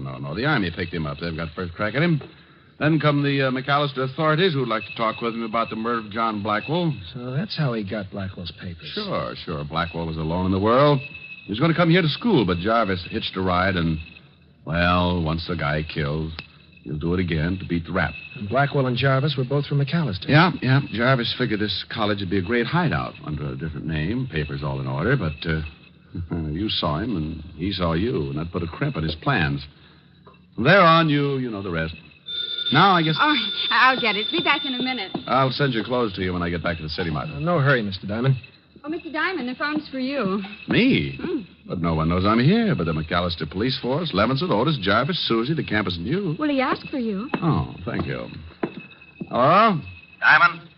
Levinson? Yeah. Well, what's on your mind? Are you all right? Never better. Why? Because we got the report on Jarvis. He's a bad boy. You watch yourself. Don't get caught alone with him. Oh, sure, Walt. I'll be real careful. The only place I'll be seen with him is in a swimming pool.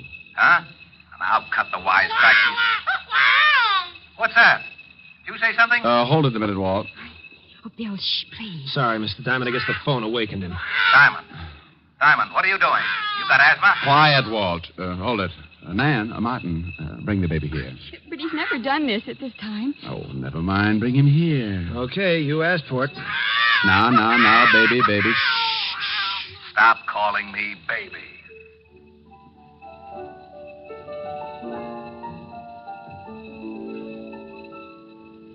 It's twilight on the prairie, and the moon will soon be high. She'll be herding every star up in the sky. We'll lope along to dreamland, and we'll bid each care goodbye, while the wind blows through the sagebrush with a sigh. So hush, little darling. Little dear, go to sleep, little darling. I'm right here. Let my shoulder be your pillow. You'll be safe as you can be. Little darling, you mean all the world to me. We'll always be together, and I promise faithfully that your dreams will all come true. Just wait and see. So hush, little darling. Shh. Little dear, go to sleep, little darling. I'm right here. Hello? Hello. Say, what's going on over there? Oh, now, hold it a second, Walt. I got somebody who wants to say hello to you. That's a good boy. Now, say hello to the lieutenant. Otis, get off the line. Walt. Yeah?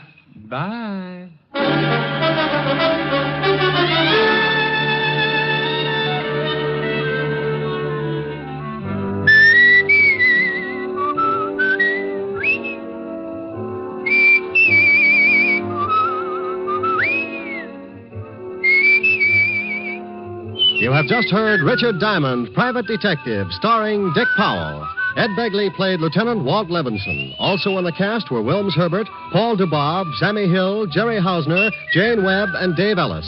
Music was under the direction of Frank Worth. Richard Diamond is written by Blake Edwards and directed by Russell Hughes. Dick Powell currently may be seen in the motion picture version of the best-selling novel, Mrs. Mike. This is Eddie King inviting you to be with us next Sunday at this same time when we will again bring you Dick Powell as Richard Diamond, Private Detective.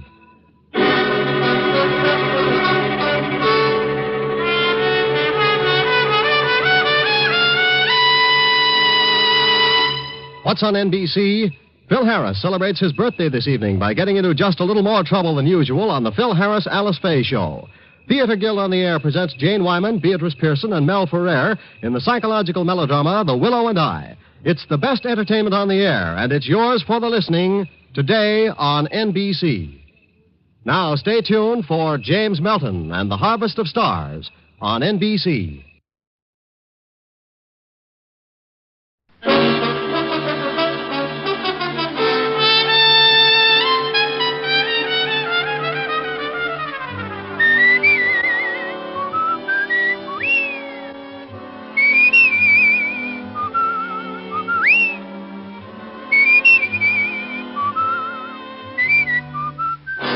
National Broadcasting Company presents Dick Powell as Richard Diamond, Private Detective.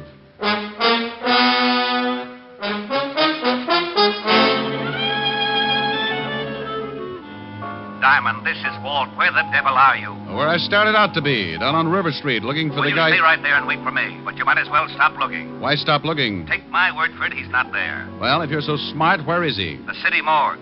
We fished him out of the river 10 minutes ago. Here's another exciting case from the files of Richard Diamond, Private Detective, starring Dick Powell.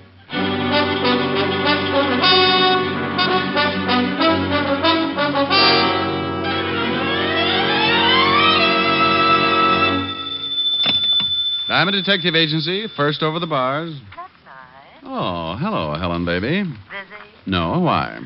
I'm lonesome. Can't you come over? Honey, I'd love to, but you can never tell when... Mr. Diamond. Oh, see what I mean? Or customer? Well, let's see. What can I do for you? I want to hire you. Helen, the man wants to hire me. Oh, good. I'll call you back.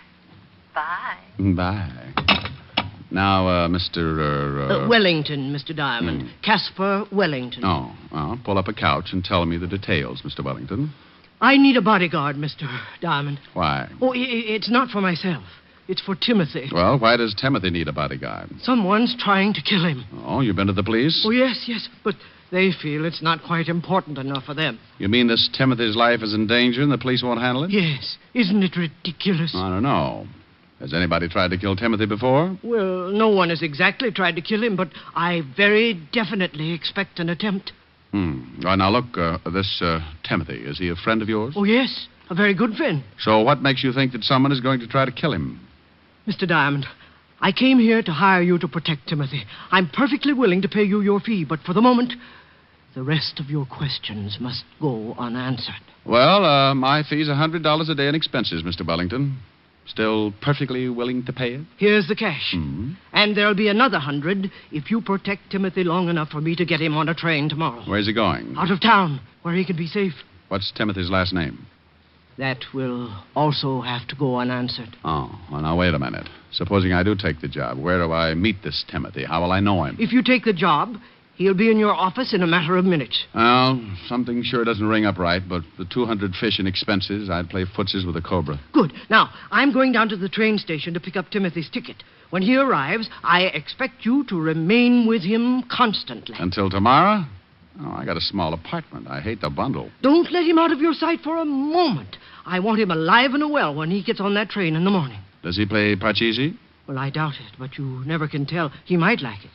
Dandy. Have him at Grand Central at 8 o'clock. I'll meet you. Do you know of any way I could possibly learn to hate money? If I did, I would never have come to you.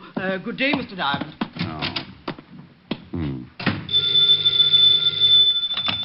Atlantic Bone and Fertilizer. Oh, that's a pip. Just wondering how a new business would work out.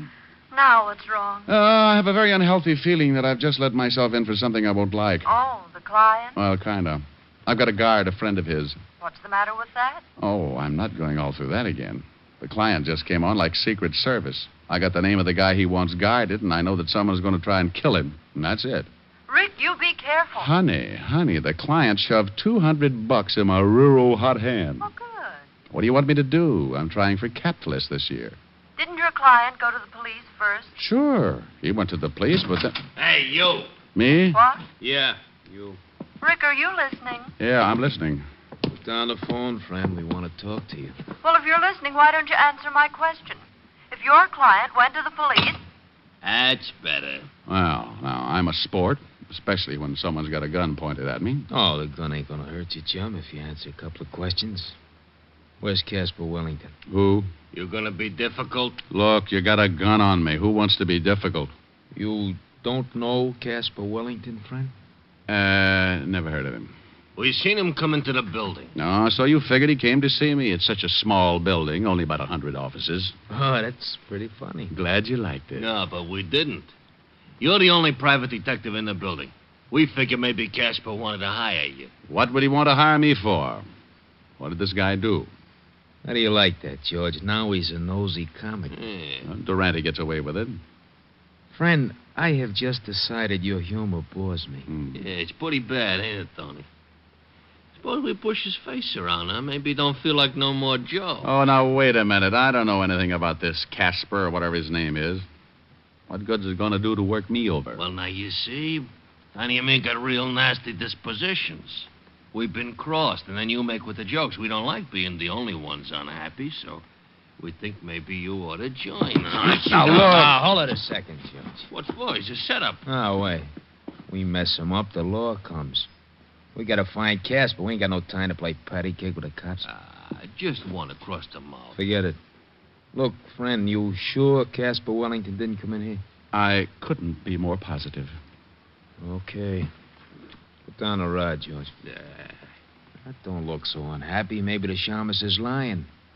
If we catch him telling a fib, just think of the fun you can have later on, huh? Come on. We'll leave him? Yeah. So long, friend. And for your sake, I hope you've been leveling. Yeah. See you around. Yeah, bye. This is fool's fancy chop soy power. Now, you listen to me, Richard Diamond. The next time you hang up on me, But I'll how- never speak to you again. And you better have a pretty good excuse for doing it this time. But you know I take a lot of things from you, Rick, but never once have you hung up on me. Helen, please. And I think it was rude and inconsiderate. Helen. And I want to know right now, this minute, just what kind of a poor, lame brain excuse you're going to come up with. Helen! Well? Now, look, baby, I don't know what's going on. This is like doing business in a roundhouse. The only reason I hung up on you was because two guys strolled in here and shoved guns in my face. Rick! And they were looking for the guy who came in earlier and hired me to look after someone named Timothy that I haven't even seen yet. It sounds awfully confusing. It is. Oh, hold the phone. Here's somebody else. Come in with your hands up. You Richard Diamond? Yep. You got a crate there addressed to you. Well, that figures. Bring it in.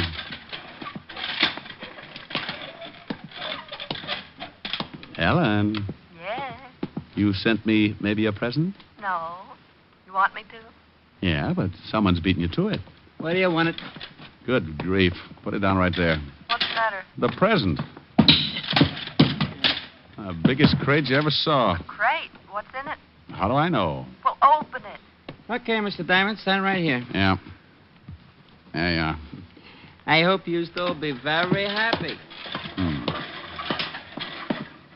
Helen. Yes? Hold the phone. I'm going to open this thing. All right.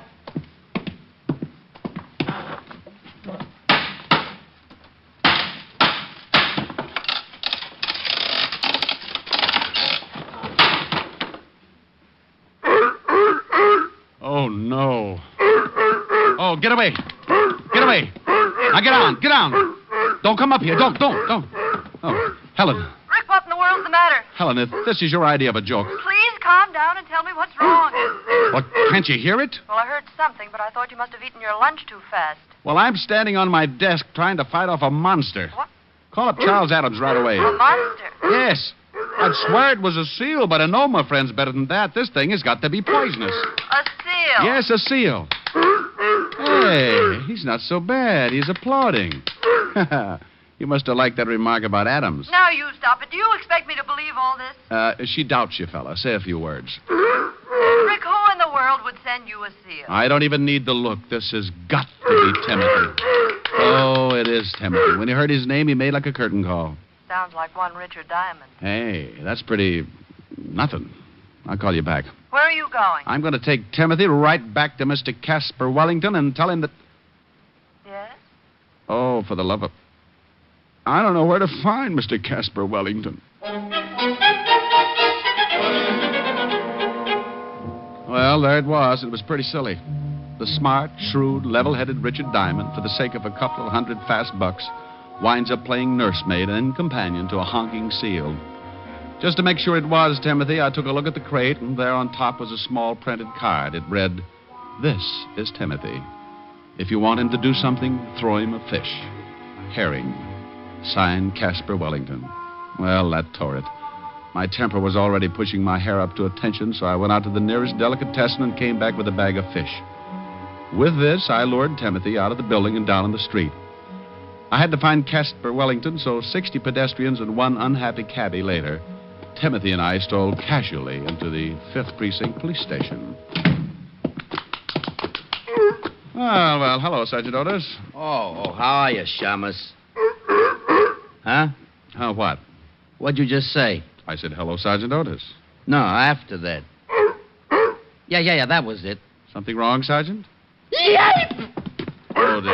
Otis, say hello to Timothy. Timothy, this is Sergeant Otis. Lieutenant! Go on over and kiss the Sergeant, Timothy. Go on. Oh, no. Get him away from me. Get him away. Oh, Otis, he's not so bad. Lieutenant! Help! Now, Otis, come down off that desk. You look sillier than I did. He's trying to eat me. Oh, be quiet. You too, Timothy. You'll wake up the lieutenant. Here's a fish. Throw it to Timothy. Not for you, Diamond. You'll probably take my arm along with it. Get away. Help! What the devil is going on out here? Otis, what are you doing up there? Hello, Walt. What are you doing to my sergeant? And you shut up, Otis. That wasn't me. What do you mean it wasn't you? Of course it was you. Walt, meet Timothy. How do you... I'd hate to think what would happen if someone wandered in here with a walrus. Come on, Timothy. Let's go see the brave old head of homicide. Yeah. Get him out of here. Oh, relax, Otis. Timothy's as scared as you are. Oh, yeah? What makes you say that? He's probably thinking there's more like you. That would be a horrible shock to anyone, even a seal. Oh. Come on, Timothy. You get that thing out of here right now, Diamond. Everybody's standing on something. You'd think it was a steam bath. Up till now, I've had 2 reported homicides and a couple of fat robberies. And if you think you're going to wander in here with that thing and confuse the whole department, you're mistaken. Now get it out of here. Oh, Walt, it's only a seal. Have a fish. I'm not hungry. No, Walt. It's for Timothy. Feed it to him. He'll love you. Yeah? Do you think so? Sure, Walt. Go ahead. Try it. Okay. Here, Timothy. Hey, he's applauding. Sure, he's a nice little fella. Now, climb down and help me. Give me another fish. Oh, won't come down without it, huh? Okay, Walt, speak. Oh, don't be ridiculous. I want to feed it to Timothy. He likes me. See? Oh, lovely. Why don't you two get engaged? Oh.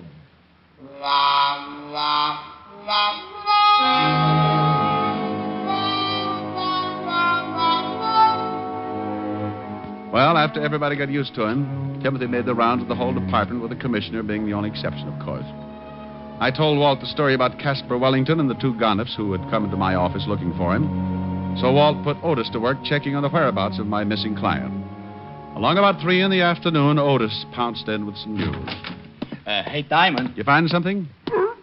Oh, hi, Timothy. Yeah. Say, I checked with the Humane Society, and they report some guy who lives down by the docks. The name's Wellington, all right. He's been turned in a couple of times because he raises seals, and they make a lot of noise. Oh, and Lieutenant, we just got a report on another homicide. Well, thanks, Sporty. You tell the lieutenant all about it, Otis. I'm going after Casper Wellington. What's the address? Here it is. 918 River Street. Come on, Tim. Goodbye, Timothy. Otis. Oh, yeah. What was I saying? Homicide, remember? Just a little old homicide. I left Walt and Otis climbing over the furniture and headed for the address of Casper Wellington. Timothy and I grabbed the first cabbie who didn't believe what he was seeing, and 20 minutes later we pulled up in front of a building on River Street. Thanks, cabbie. Yeah, sure. Thank the man, Timothy. Mister. Yeah? I didn't ask you nothing when you got in the cab because I just didn't believe it. Is that the seal you got with you? You were expecting maybe a raccoon? Do you always take him around with you like that? Sure, we're brothers. Drop by the house sometime for dinner when Mom isn't taking a swim. She's not a very good driver, is he, Timothy? You know it. Come on, you're going home. Hold it right here, friend. You hide him. This is a gun in your back. Oh. Yeah. Oh. You lied to me, friend. I'll go stand in the corner. Nah, don't move. Okay. George, grab the seal. Oh, now, wait a minute. Wait a minute. You can't do that. Wanna bet? Come here, you. Take your hands off that seal. Shut your mouth, friend. Next time you don't get it across the neck, I'll give you the rat on the skull. Okay, friend. I got him. All right, get him in a car. And you, stay put. One bad move, you're going to get shot up very bad. Come on, George. You got that thing in the car? Yeah, he's saying let's get out of here. All right, friend. Yeah. You see this I got pointed at you? I see. Good. Forget about today. You won't see it again. Open that big yap of yours and it goes boom. Now turn around, because when we leave, I don't want you looking back for no license number.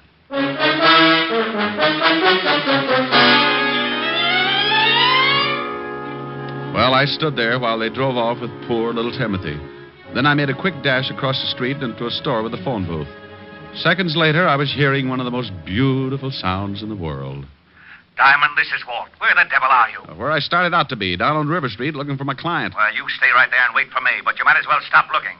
Well, why stop looking? His house is just down at the end of the block. Well, take my word for it, he isn't there. Well, if you're so smart, where is he? The city morgue. We fished him out of the river 10 minutes ago. What? He was suffering from a hole in his chest. Dead before he was tossed in. Oh, Walt. Remember those two guys who came into my office earlier? Yeah?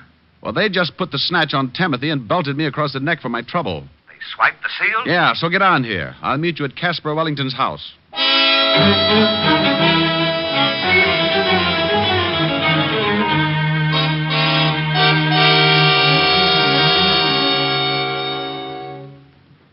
Anybody in the house, Rick?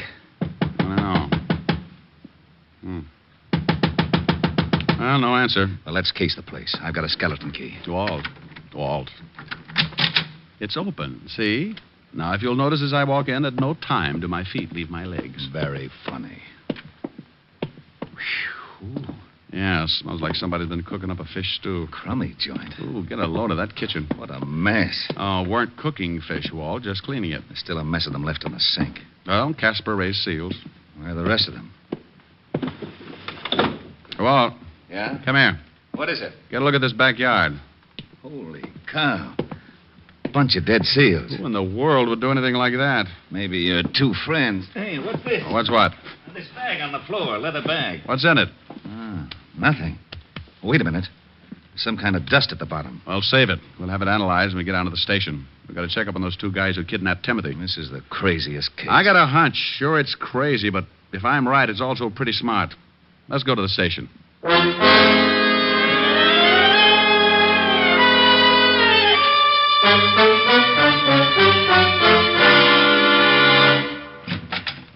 Hey, Lieutenant. Yeah, Otis? We just got something else on that Casper Wellington guy. Oh? What did he steal? Hey, how'd you know? Just a guess. Well, what is it, Hammerhead? Well, it seems this Wellington guy works used to work for David & Sons. David & Sons? Diamond importers. Oh, that ties it. Would somebody mind telling me what the devil this is all about? And, Rick, you stay out of it. Now, Otis, what about Wellington? Wellington? Oh, he ran off with a load of diamonds. Yeah, $50,000 worth.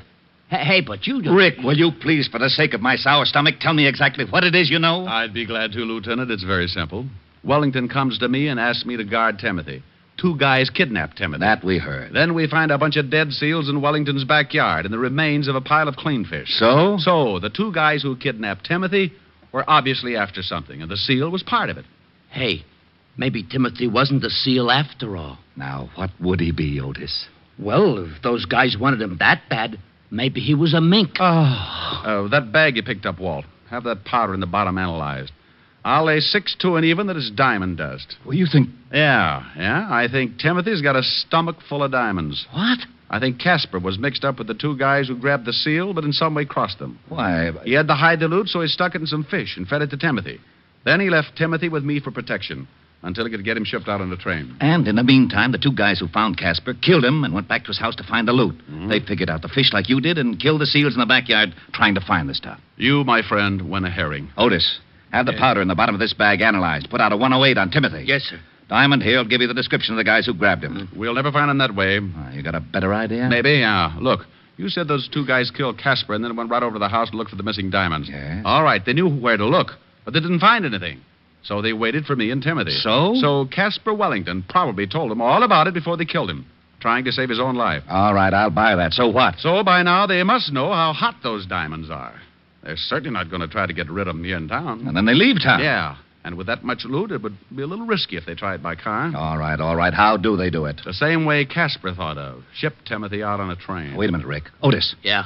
Put in a call to all units. Tell them to cover the airports, train, and bus stations. Be on the lookout for a seal that's about to be shipped. Come on, Walt. Where to? Well, as long as Casper Wellington already made the arrangements by train, let's go down to Grand Central. Maybe our two seal nappers will keep the reservation.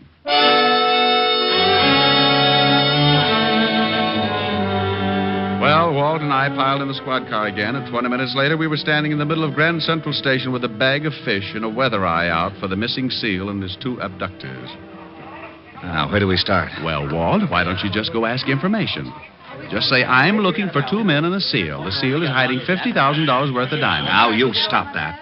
This was plenty silly before a jewel robbery and a homicide get into the picture, but now it's gotten ridiculous. Well, if I was a seal, where would I go? They have to crate him. The shipping department. And so, with their trusty bag of fish, the two brave detectives walked nonchalant. Shut up and let's go. Oh, no. Come on, let's go get something. Well, smile, Walt. This kind of case doesn't happen but once every 10,000 years. Think of your report to the commissioner. If you don't stop kidding with me, so help me Hey, out. Walt. Oh, now what? Look, those two guys. Where? Going down the ramp. Oh, they got a big box. That's it. Let's take them. You said they got guns. They were pointing things that shot bullets. Could be guns. Take it easy. They're going up to that counter. Yeah. Hold it. Hold it here. No sense in starting a shooting match. Too many people. Well, what'll we do? Maybe the seal's not in the box. And if I pick them up without the loot, we may never find it. I got an idea. Go ahead, genius. Timothy likes fish, doesn't he? Yeah. Well, take this bag. They know me, so you walk down there and move in close to the box.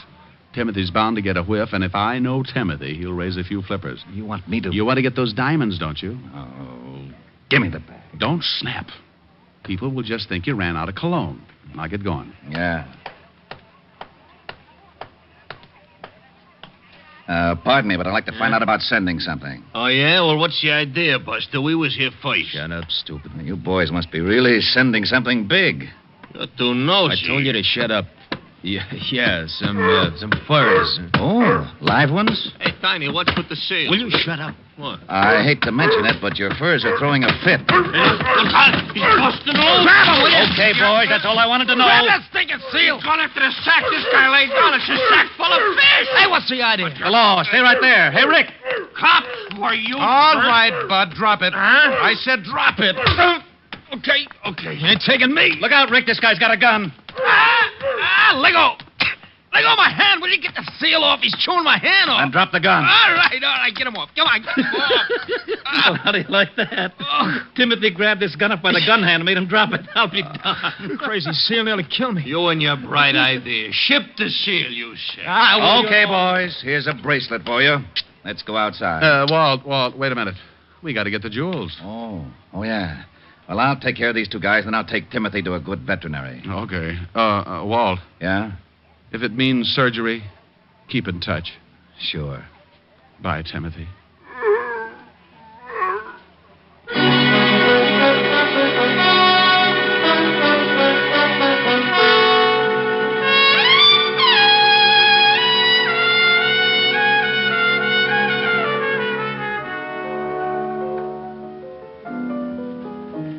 Rick. Huh? Now, don't be unhappy. Oh, how can I help it, honey? He's been in surgery for nearly an hour. Oh, but he'll be all right. They got a good vet. Oh, I hope so. I was getting attached to that seal. Oh, I got it. Yeah? Rick? Yeah, Walt. Yeah. How's Timothy? He had the diamonds in him, all right. Oh, but how is he? Well, Go ahead, Walt. You can tell me. I can stand it. he's very weak. Doctor says he thinks he doesn't want to live, no will. Oh, well, what's the matter? He was such a happy seal. I think he misses you, Rick. Every time someone mentions your name, he kind of honks and raises a weak flipper. I better come right down. He's sinking fast. Oh, you think maybe if he heard my voice, can you get a phone near him? Yeah, wait a minute. Okay, I got it next to his ear. Say something. Hello, Timothy. Oh, Walt. Yeah? Walt, ask him if he's seen a picture called Mrs. Mike. He says he saw it. Didn't like the leading man. Oh. Loved Evelyn Keyes. Oh. Ask him if he liked the music. Yeah, he liked that. Well, put the receiver next to his ear and I'll sing him the theme song. Well, go ahead and try. Anything in case of an emergency.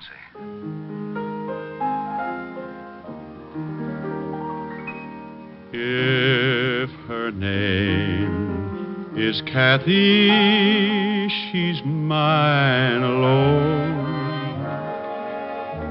When I walk with Kathy, proud am I. She's the girl I'll marry, and cross the threshold I'll carry. And I'll love but Kathy till I die. She's the only angel I've ever known. She's a maid no man is worthy of. Although girls are many, compared to her, there isn't any. Only Kathy do I love.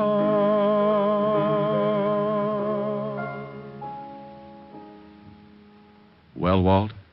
That did it. He's better? Listen. Good old Timothy, that a boy. I guess the singing did it. What do you mean you guess? When I sang with the Peter Pan Five, we played 2 weeks at the Coral Gables Hotel in Florida. So what? So what?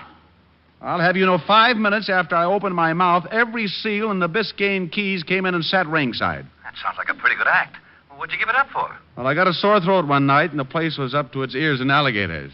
Rick. Yes, Walt? Bye.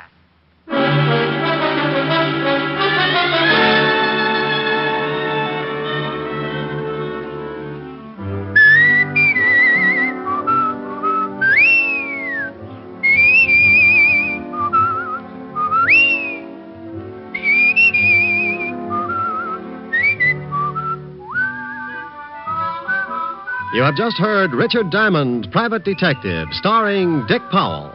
Ed Begley played Lieutenant Walt Levinson. Also in the cast were Wilms Herbert, Fay Baker, Junius Matthews, Billy Bletcher, Tony Barrett, and Larry Dodkin. Music was under the direction of Frank Worth. Richard Diamond is written by Blake Edwards and directed by Russell Hughes. Dick Powell currently may be seen in the motion picture version of the best-selling novel, Mrs. Mike. Isn't that right, Dick? Yeah, that's right, Eddie. Oh, by the way, Ed Begley, who plays Lieutenant Levinson on our show, would like to say a few words to his old friends in Hartford, Connecticut.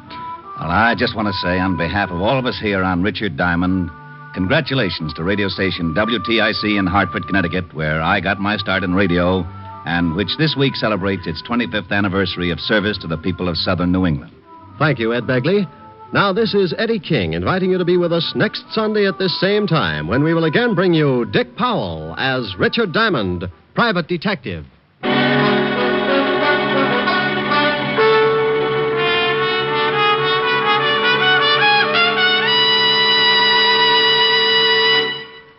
Governing a country is a pretty hard-headed business, and we don't usually think of our government as a dealer in dreams. But in one respect it is, because it's a dealer in savings bonds. Your particular dream for the future can come true through the judicious purchase of United States savings bonds today. As for buying United States savings bonds, the process is simplicity itself. If you're employed by others, use the payroll savings plan where you work. Your employer will set aside a specific sum from each paycheck for the purchase of bonds. If you're self-employed, use the bond-a-month plan where you bank. Either way, you'll be saving with regularity, with certainty, and with profit through the purchase of United States savings bonds. What's on NBC today?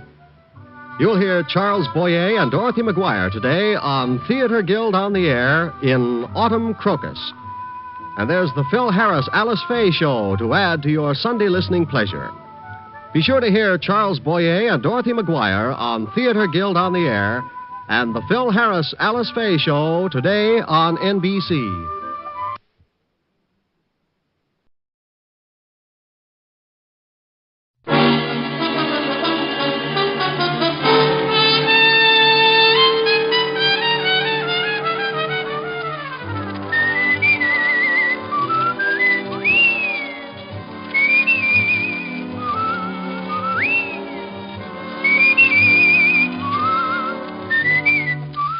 The National Broadcasting Company presents Dick Powell as Richard Diamond, private detective.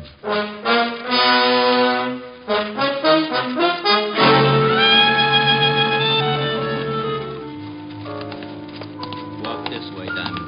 If I do, well, I tell my friends. Hey, this is the morgue. Yeah, wise guy. You should feel right at home here, Otis. Oh. Hello, Rick. Hiya, Walt. What goes here? I want you to take a look at someone. You know who this is, Rick? Oh, the poor little devil. He was murdered, huh? Yeah, shot. Right in the back. Here's another exciting half hour with Richard Diamond, private detective, starring Dick Powell.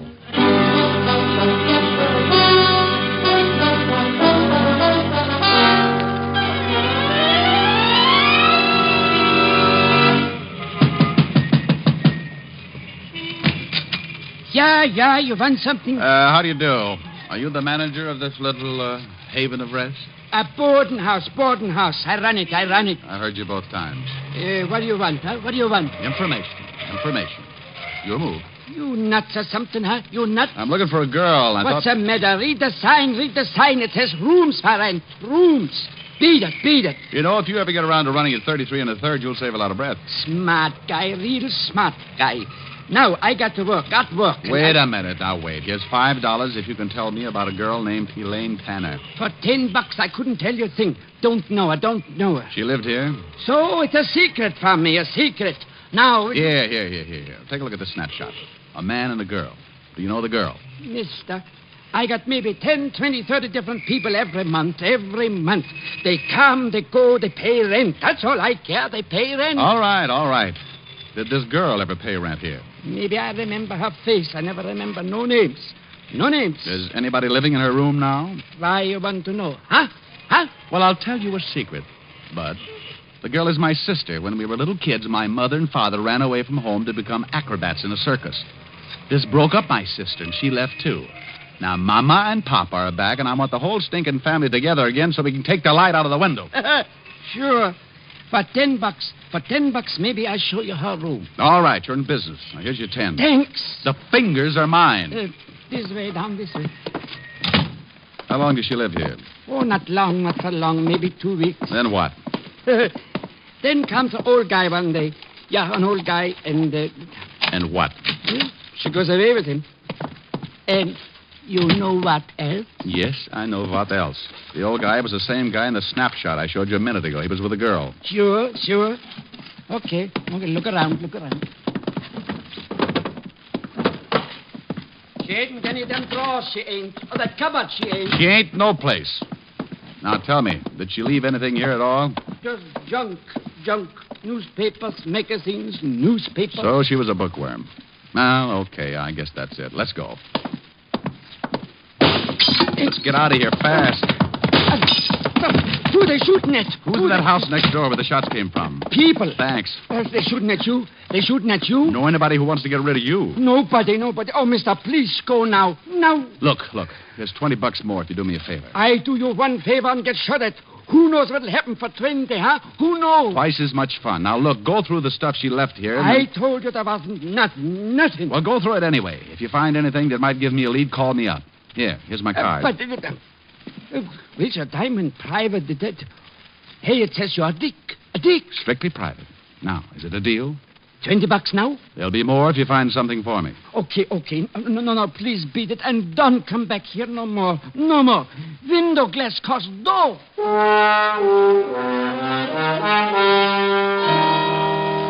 I knew it wouldn't do me any good to look at the house where the shots came from, because whoever played me for a clay pigeon would get out fast. Now, only one person knew I was likely to visit that boarding house, the man who sent me there. And his name was Morris Clinton. Vocation? Multimillionaire. Avocation, or hobby? Wolf. And an old one at that.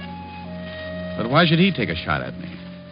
Thinking like that, figured out to a heart-to-heart talk with Clinton, so I went to see him. But if he knew anything, he played it straight. Suited you? But that's ridiculous. Well, I agree, Clinton, but look at my side of it. This morning, you sent your chauffeur to my office to bring me here.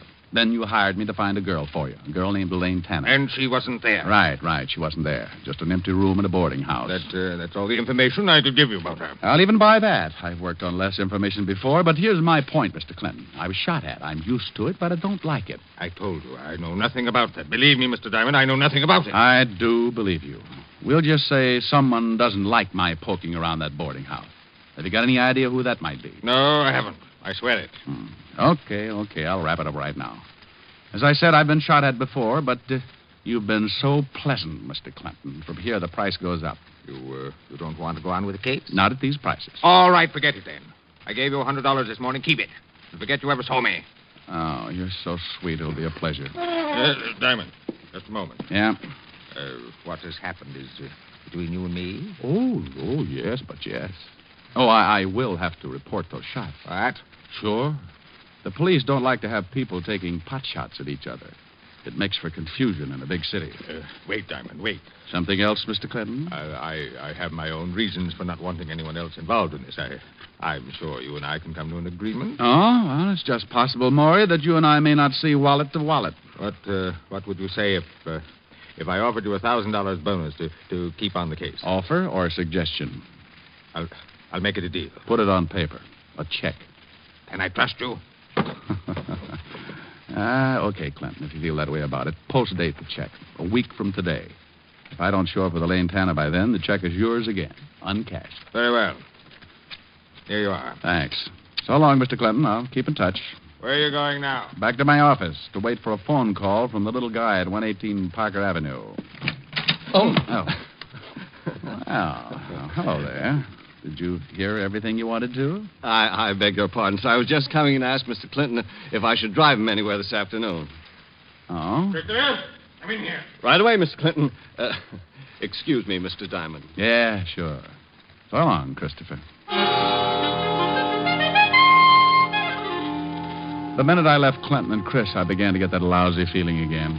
The only thing that made me feel anywhere near normal was the thought of the $1,000 that would be mine in 7 days. For $1,000, I'd stand up for target practice for the big mole. I didn't have much to go on, just the knowledge that old man Clinton wanted me to find Elaine Tanner and that somebody, who up to now had proved to be a bad shot, didn't want me to find her. With that peaceful thought in mind, I sat in my office hoping for a call from the little manager of the boarding house on Parker Avenue. I'd been waiting about an hour, and then... save your knuckles and use a fire axe. Come on in. Hello, Mr. Diamond. Well, Christopher. All your driving finished for the day? Mr. Clinton sent me to see you, Mr. Diamond. This is the second time today. What's he trying to do, make dear friends of us? Not exactly, Mr. Diamond. He wants that check back. What? He's changed his mind. Oh, from what I know of him, it needs it. He wants to call off the whole thing. Something happened. Elaine Tanner show up? No. Oh, and he sent you to get the $1,000 check back. That's right, Mr. Diamond. Oh, I know an easier way. Why doesn't he just stop payment on the check? I'm only carrying out Mr. Clinton's orders. Are you? Why do you ask that? It seems a little offbeat, Chris. This morning he hires me, then he fires me, then he hires me, now he fires me. Monotonous, isn't it? May I have the check, Mr. Diamond? Not before I call Clinton and ask him a few things. You just don't seem to understand, do you? I want Mr. Clinton to explain. Take your hands away from that phone.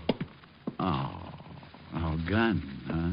know how I hate him. No need to be afraid of this one unless you get stubborn. Let's give Clinton a ring. Keep your hands on top of the desk, palms down. So we're going to play table tilting, maybe? And stay sitting. Listen, Chris. How do you like your hair parted, Diamond? On the side or right in the middle?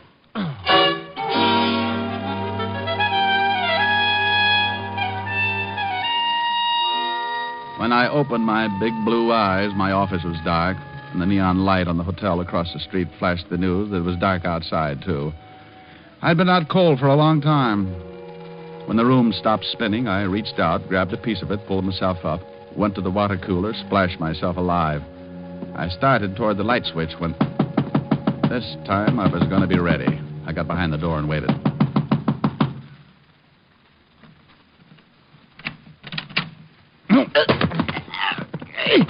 Hey, what's the idea? Hey, let go! Oh, for the love of Mike Otis. Sergeant Otis. Well, who you expect? Gorgeous George, maybe? Go my neck. Oh, I'm sorry, Otis. I guess I just can't resist you. You crazy shamus. Hey, it's dark in here. It was a lot darker a couple of minutes ago. Hit the light, will you? Yeah. Thanks. Oh, I got enough troubles, and the first thing I see when I wake up is you. Holy mackerel. What you been doing with your head, Diamond? I got mixed up in a handball game. Oh? Yeah, some friends needed a ball. It's hard work, but you get used to it. Oh, got worked over, huh? Well, them bum jokes you pull catch up with you sometimes. Yeah, Hey, wait a minute. What are you doing here? I come to get you. Lieutenant Levinson wants to see you. Well, go back and describe me. That's all he gets tonight. I think you better come, Shamus. It's important. I think you better go, Otis. That's important. Now, look. Lieutenant Levinson sends me over to get you. There's something he wants to ask you. All I know is name, rank, and serial number. Now go back and tell Walt I don't want to play games. Shamus, I got news for you. Murder ain't a game no more.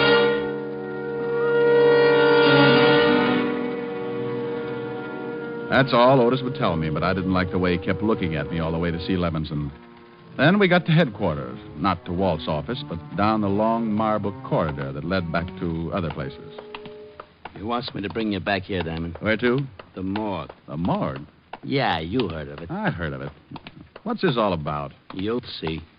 In here, Shamus. Lieutenant. Back here, Otis. Come on, Diamond. Hello, Rick. Well, how's the other head look? I'll let you know when it speaks to me. Yeah. Meantime, I want you to take a look at someone. In here? Yeah, in here.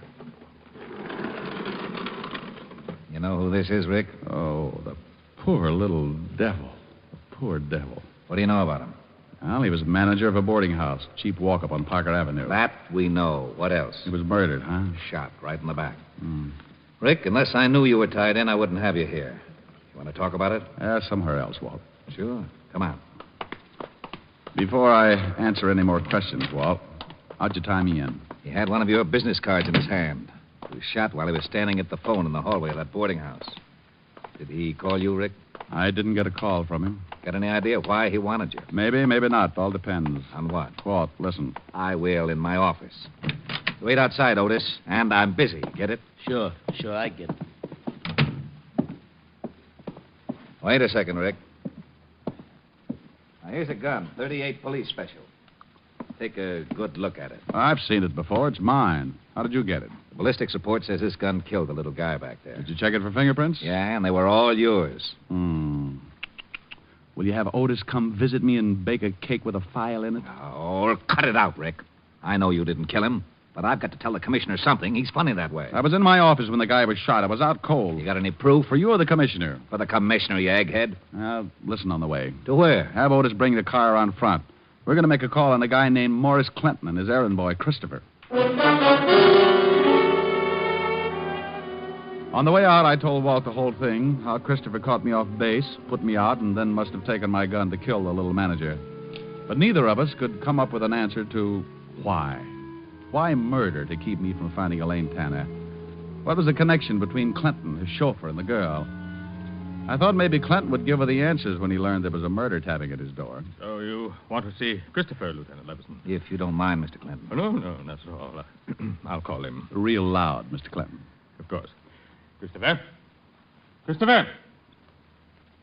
You're You're sure he's here, Mr. Clinton? Yes, I am, of course, Lieutenant. Call again. Christopher! Christopher! I don't think he'll hear you. Why not? I'm not deaf, Mr. Diamond. Rick, is that Christopher? Yeah, this is Chris, all right. And I owe him a haircut. Now, lay off, Rick. I'll handle this. Christopher. Yes, sir? Where were you about 2 this afternoon? Why, right here, working on the car. Correction. Working on me. I beg your pardon. Oh, come on. Let's have it straight. Mr. Clinton, what about this? Christopher is right, Lieutenant. Yes, he's right.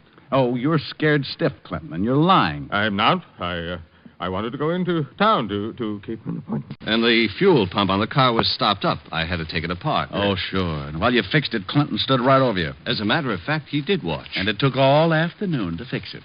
No, but when it was finished, it was too late for Mr. Clinton's appointment.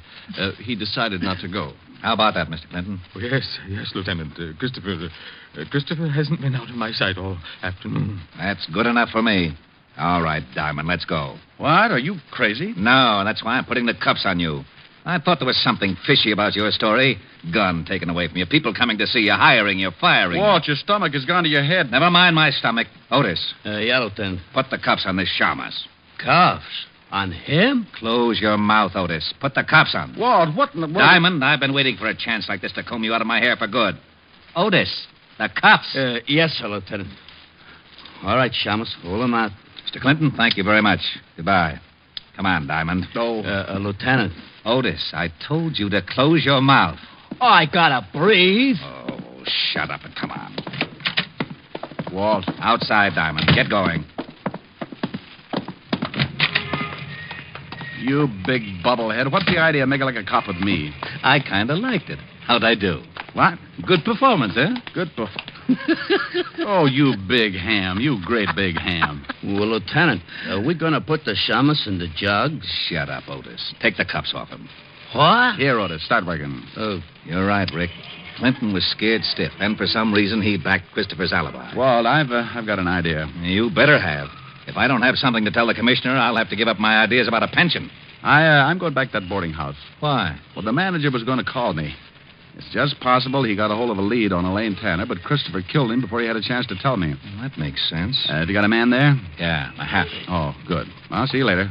Rick. On. Please. For the sake of my stomach, don't slip up. You're my only suspect without an alibi. Thanks, Walt. See you later. Yeah. Oh, Walt. What? Bottoms up on the bicarbonate.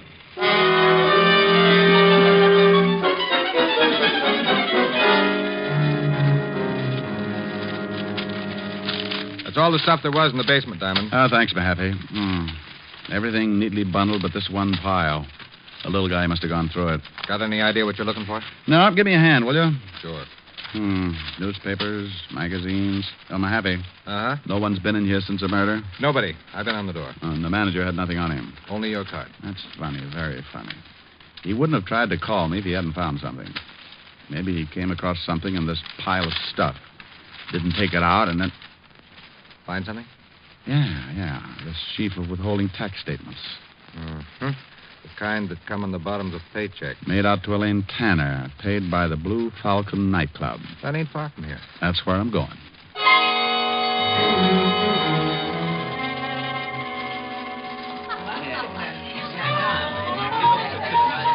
Yeah, sure. Now I remember a kid that named Tanner. Yeah, used to work here in the line. Thanks, bartender. Where's she now? Well, Mr. Me, I know from nothing about her, but she was good friends with one of the dolls in the line, gal named Gladys. Where can I find this Gladys? Dressing room, straight back, turn left. And knock on the door, huh? What for? They dressed that way for the show anyway. I'll keep both eyes closed.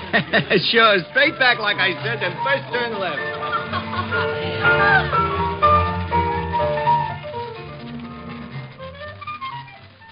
What you want with her, handsome? Why don't you get off here? You tip me, sweetheart, but give me a rain check. Who waits for rain? But, why you want to see Elaine? Well, maybe I ought to tell her about some oil wells that came in. Yeah? You don't look like the type talks about oil wells. Honey, don't let the tassels on my shoes fool you. Oh, you're cute. Yeah, I know where Elaine is. Want to give? Information? Sure. Oh, you've got a one-track mind. Baby, I can't switch it over yet. Okay, so I'll get a couple of days older meanwhile. Anyhow, I never did like her. So, I don't mind letting you know. No what, Gladys?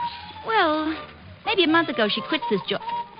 this dump. All right, she quits. Go ahead. Yeah. But before she quits, she's acting funny.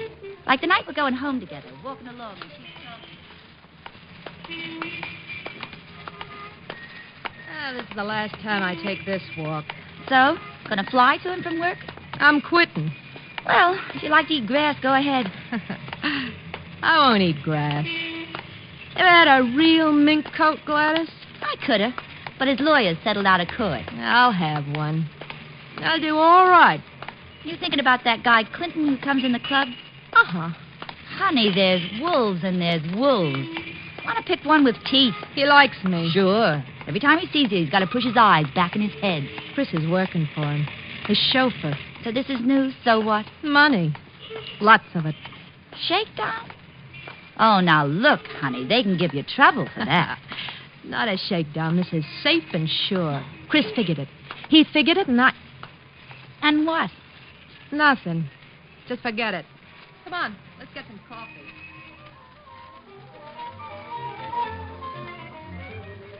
And that's all she says. Uh-huh. Now, where can I find her? Oh, I'll tell you where I think she is. Here's the address. I wrote it down. Thanks, Gladys. I'll see you again. Yeah. See more of me. Is that possible? This costume's for the first show. We save up for the second. I'll be here for the last show. Oh, what you said. So long, handsome.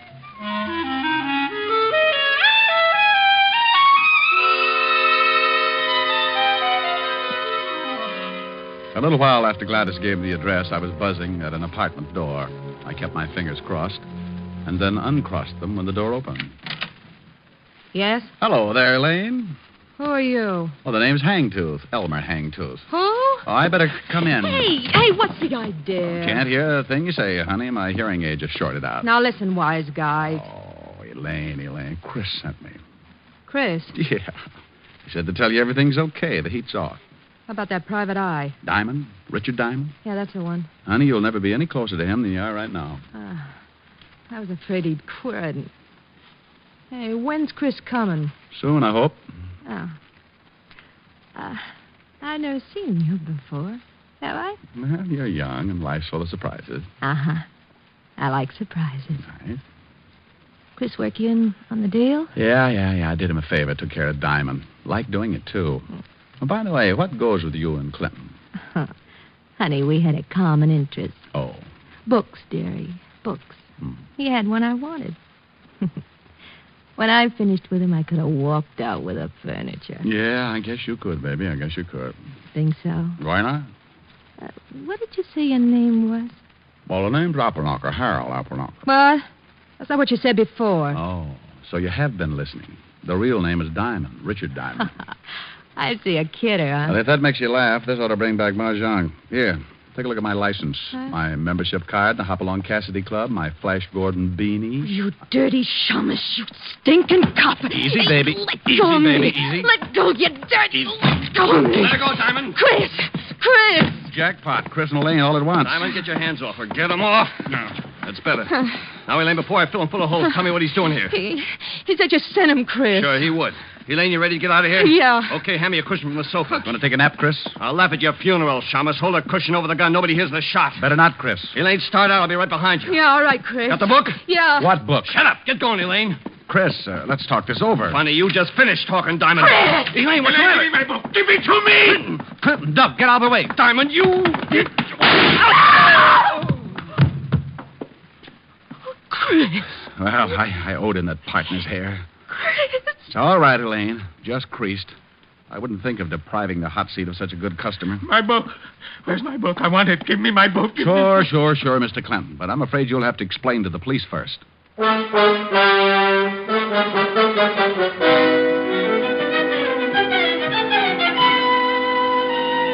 telephone call to the 5th Precinct brought Walt and Otis to my rescue. Otis used the siren. Loved it. I told Walt the book old man Clinton kept screaming about had me a little confused, and that I wouldn't be able to relax until he found out just where it fitted in the case. He promised to find out the answers as soon as he took Chris, Elaine, and Clinton back to the 5th Precinct. I told him to call me at Helen's.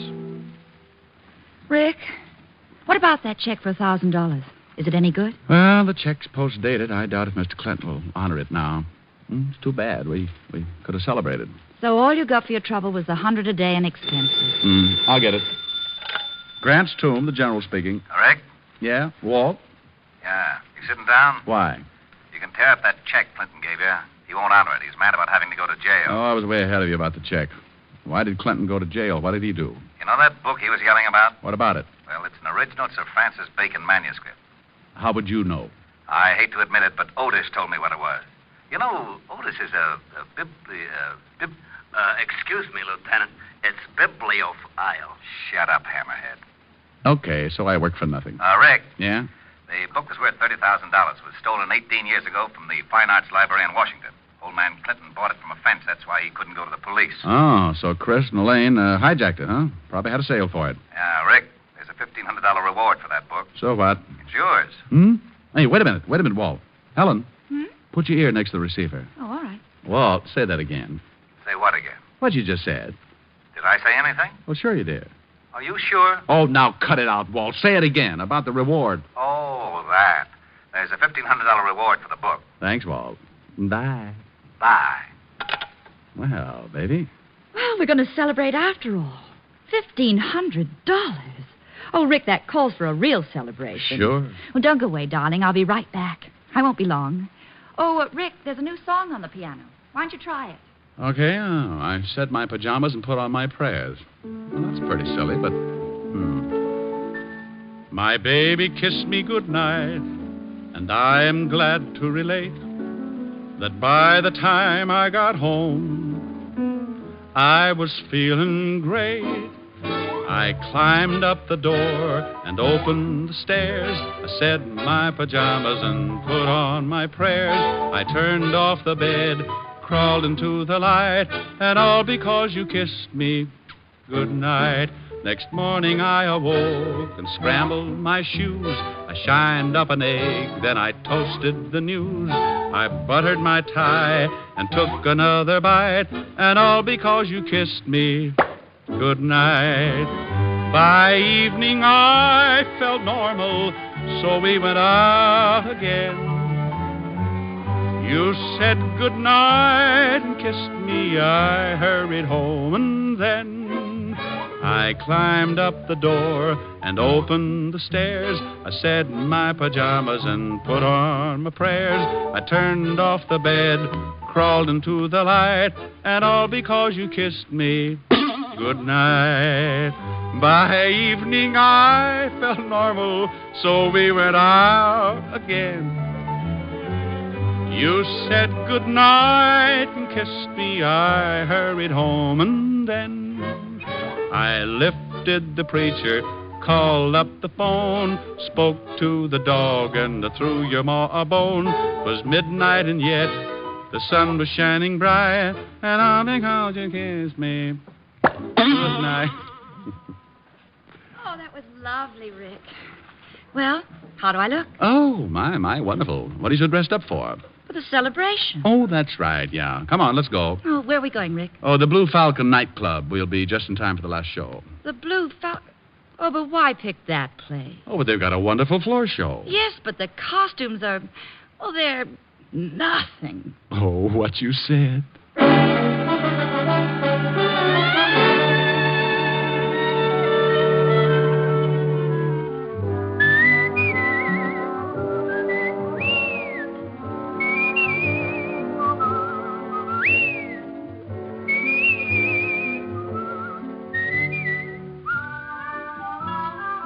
You have just heard Richard Diamond, Private Detective, starring Dick Powell. Ed Begley played Lieutenant Walt Levinson. Also in the cast were Wilms Herbert, Francis Robinson, Ted Osborne, Gene Bates, and Paul Dubov. Music was under the direction of Frank Worth. Today's show was written and directed by Russell Hughes. Dick Powell currently may be seen in the motion picture version of the best-selling novel, Mrs. Mike. This is Eddie King inviting you to be with us next Sunday at this same time when we will again bring you Dick Powell as Richard Diamond, Private Detective.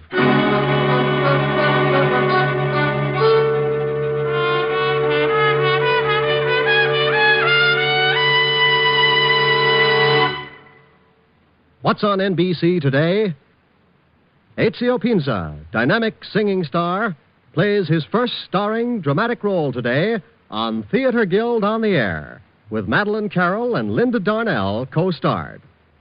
And you'll also want to listen to the Phil Harris Alice Faye Show and the Adventures of Sam Spade right before Theater Guild. Don't forget, Ezio Pinza on Theater Guild on the Air today. It's all great entertainment today on NBC.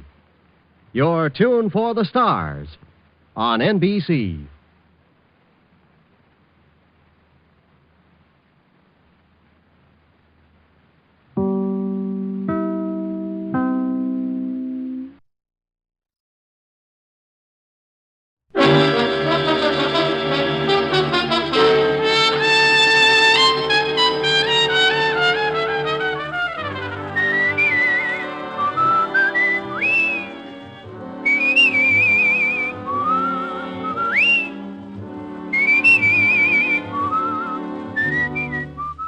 The National Broadcasting Company presents Dick Powell as Richard Diamond, private detective.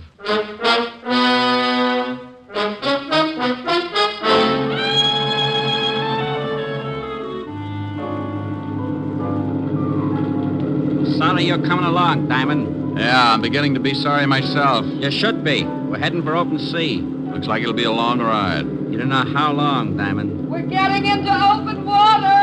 You're about to go swimming, deep sea style. How far is it to the shore? About 5 miles now. I can make it. With a hole in you? And here's another exciting half hour with Richard Diamond, private detective, starring Dick Powell.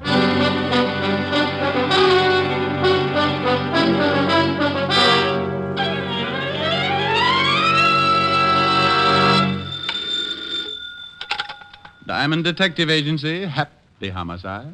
You know, that's pretty bad, that is. Oh, my goodness. Walt? Yeah. Well, what can I do for the shining light of the 5th Precinct? You can get right down here. I want you to do me a favor. I'm not going to help Sergeant Otis cross the street again. Tell him to get a governess. This has nothing to do with my brainy sergeant. Now, will you come down? Well, all right. Business is slower than a drunk turtle, so I'll be there in 10 minutes. Thanks. Forget it. You know what I always say, Walt. No, what do you always say? Bye.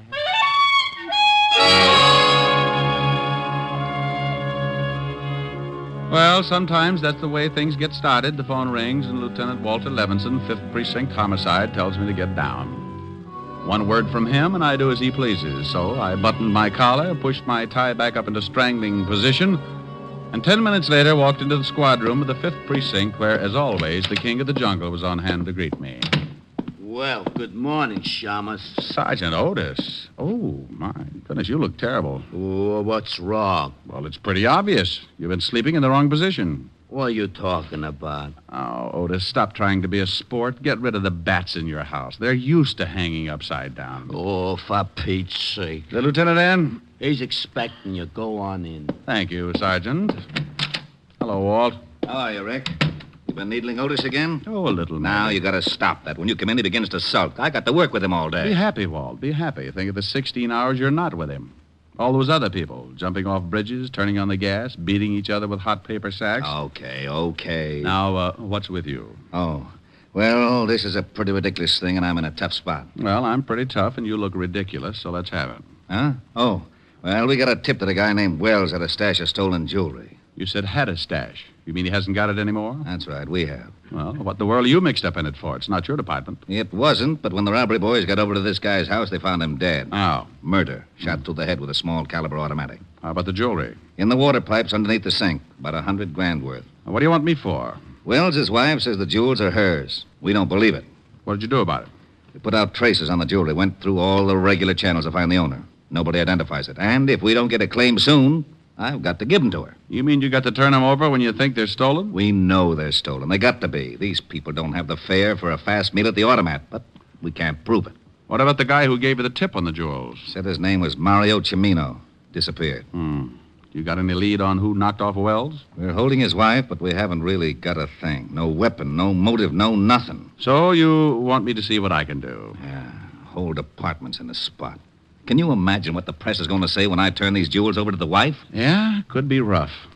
But what in the world can I do that your whole department can't? We've got to solve this thing fast. Or turn the jewels back. Right. Got a murder to solve. We got a jewel theft to solve. Oh, that's nothing. It's really nothing. Should be a cinch. No, not for a cop. He wouldn't be able to put on the right kind of pressure. What do you mean by pressure? Well... Mrs. Wells? Yeah.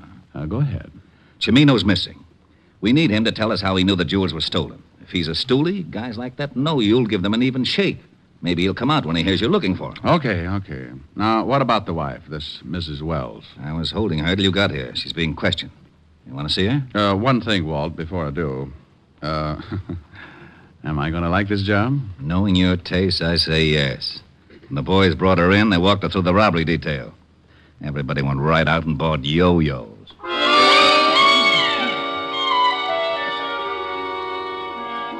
Walt got up then, hid his yo-yo in the closet, led the way downstairs to a small room. It was dark, except for the single light burning near a desk. In the circle of light sat a young girl, late 20s, blonde and, well, you know. If the State Highway Commission built roads with that many curves, every driver in New York would need seasick pills. She was being questioned by one of the detectives. What time? I've told you at least a dozen times. I got home 10 minutes before you got there, and I called you. Your husband had been dead over an hour. I can't help that. I came home, and I found him, and I called you. Yeah, you called us. But I'm asking you about the jewels. Oh, how many times do I have to tell you? He found them. He found them. Why this routine, Walt? You think she had something to do with it? Only suspect. We're giving it to her like this so you could take a look without her seeing you. Where did your husband get the jewels? He told me he found them. Oh, please, look. I don't know anything about the jewels or how my husband got killed. What'd you do with the gun? I told you that, too. I don't know anything about a gun. I didn't kill him. You understand? Collins. Yeah? Come here. Give her another 5 minutes, then send her up to my office. You got to turn her loose. Okay, Lieutenant. Somebody bringing the rubber hose? All right, Mrs. Wells. Now, when did your husband find these jewels? Oh, please. How many times do I have to tell you? He found them 3 You days heard enough, ago. Rick? Yeah, let's go. Yes. Yes. What do you think? What do you want me to think? The girl doesn't seem too unhappy about the loss of her husband.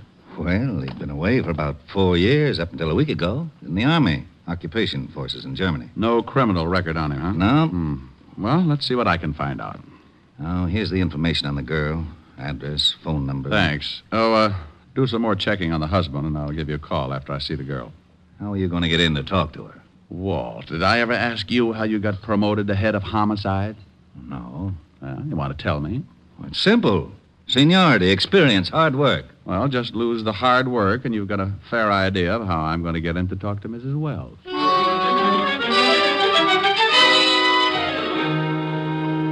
Well, I had to solve a murder, a $100,000 jewel theft, and get the dear old police force out of hot water. All I knew was that a man named Wells had been shot, and another guy named Mario Cimino had called the law and told them about a hatful of jewels that didn't seem to have been stolen from anybody. To clean up a mess like that would take a lot of doing. So I went about it in Diamond's most routine fashion, as unorthodox as possible. I grabbed a cab, slipped the driver a 5 to romp over to Greenwich Village a little faster than usual, and before I could say, "Look out for that streetcar," I was standing in front of a door with a small tag over the bell that read, "Vladimir Sokolovsky, artist." Vladimir was an old friend of mine who hears all, sees all, and tells all for a small price. Who is it? Come on, Vladdy, open up. Go away. It's Diamond, Vladimir. I trust no one. You might be working for my landlord. Oh, I'm alone. Scout's honor? Cross my heart and hope to swallow my Emmys. Товарищ, здравствуйте. I haven't got much time, Vladimir. Huh? I want you to do me a favor. Oh, for you a portrait costs only $50. No, no pictures, Vladimir. Tell me, ever heard of a guy named Mario Cimino? Oh, but of course... No. Paid your rent? Same answer. I have a small $10 bill here. Tavares, you would attempt a lowly bribe. Well, what do you know? Here's another 10. I would ask you to stay for lunch, but Greenbaum won't even let me look in his delicatessen window anymore. You understand. 25? I only do it because Stalin and I do not agree. Mario Cimino. Peasant. What does he do? Keeps busy. An occasional stick-up bookmaking. Owes me $11.80. Marianne and the 8 at Hialeah by 8 lanes. Such a filly. Vladimir. Mario Cimino? Oh, yes, the lowlife. For him to find a friend would be like Rasputin running a Lonely Hearts Club. Where can I find him? I don't know. Vladimir. It's the truth. Scouts on there? But of course, if I knew where that peasant was, would I not collect my $11.80? Of course I would. Scout's honor, see? You hold up 3 fingers, Vladimir. Oh, a Cub Scout. When was the last time you heard from him? When he took my $2 that wins me $11.80. He was in the fish business. Oh, fish business? Yes, I know, because he brought me 2 halibut, which I promptly made into magnificent stew for my landlord. Was miserable. The stew? No, just the fish. Believe me, Tovarish, those 2 halibut were so old, they remember Jonah. Was he selling fish? Catching them. He had a boat. When I went down there to collect my $11.80, the bum wasn't there. Where did he keep the boat, Vladimir? A disgusting place called a schooner landing. Places like that should be in Siberia. Stinks. Well, thanks, Vladimir. Ничего, товарищ, до свидания. Oh, Chichornia, Greenbaum's Delicatessen, will you be surprised? Greenbaum's Delicatessen, Greenbaum's Delicatessen, Greenbaum's Delicatessen. Hello, Abe. Send up the works. Champagne, caviar, salami. I am a capitalist again.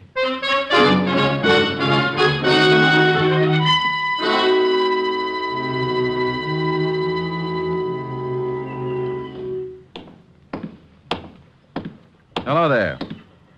Hey, I said hello. Hello? You run this landing? Yep. Know a man named Cimino? Mario Cimino? Yep. Yep. Seen him lately? Nope. When was the last time you saw him? You a cop? Nope. It's too bad. Why do you say that? Owes me a week's rent on my boat. Skipped out? Yep. Understand he was fishing down here, is that right? Yep. How long ago did he rent the boat? 2 weeks ago. How long ago did he skip out? About a week. Anything unusual about the things he did? Well, he sure weren't no fisherman. Why do you say that? Didn't know the first thing about it. When he first rented my boat, he used to go out for 2 or 3 hours and come back with a couple of fish. Didn't have no rigging to speak of, no live bait, just a pole. Didn't that bother you? Nope. Weren't none of my business. Had a license. You mean a regular fishing license or a commercial? Yep. Commercial? Yep. Did he do anything unusual the last day he was down here? Well, I don't know. He went out about 4 o'clock in the afternoon and was back here by 6:30. Only thing unusual about that, it's a funny time to go fishing. What day was that? We could go tomorrow, Tuesday. Thanks, Pop. Hey, sure you ain't a cop? Yep. G-man? Nope. Don't say no more than you have to, do you? Nope. Bye, Sonny.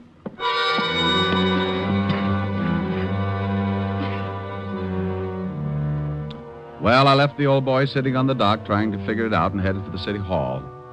Mario Cimino was closer now. I knew a little about him. His whereabouts up until a week ago and the fact that he'd taken out a commercial fishing license. The license I wanted because it would have a picture of Cimino on it. The picture I could turn over to Walt and then we could get out a description on him. I arrived at the city hall, went in, found the department that issues the licenses. They checked with Walt at the station, and 10 minutes later I was heading for Mrs. Wells' apartment with a fishing license and a pretty good photograph of Mario Cimino.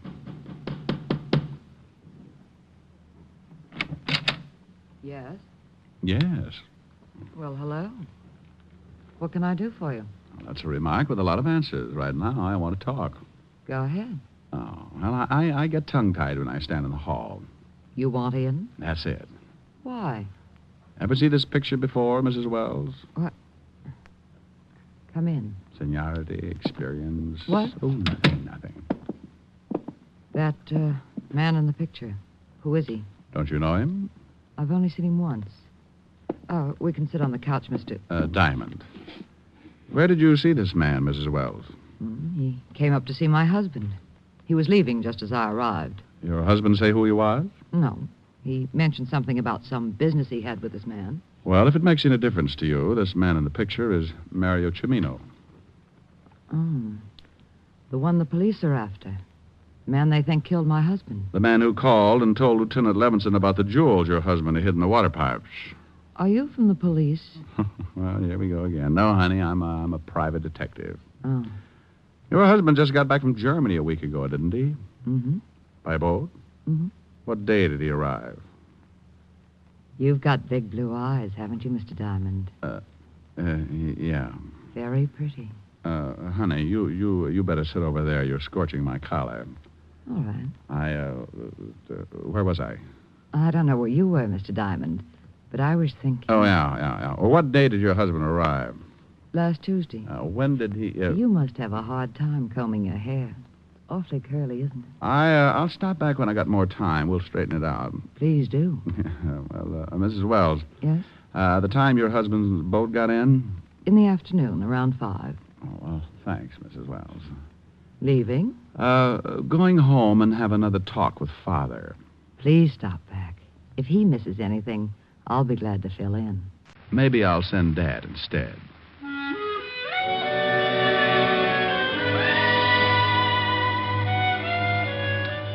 It was a little hard getting out of there because my shoe leather had started to burn and my number 10s were beginning to turn up like skis.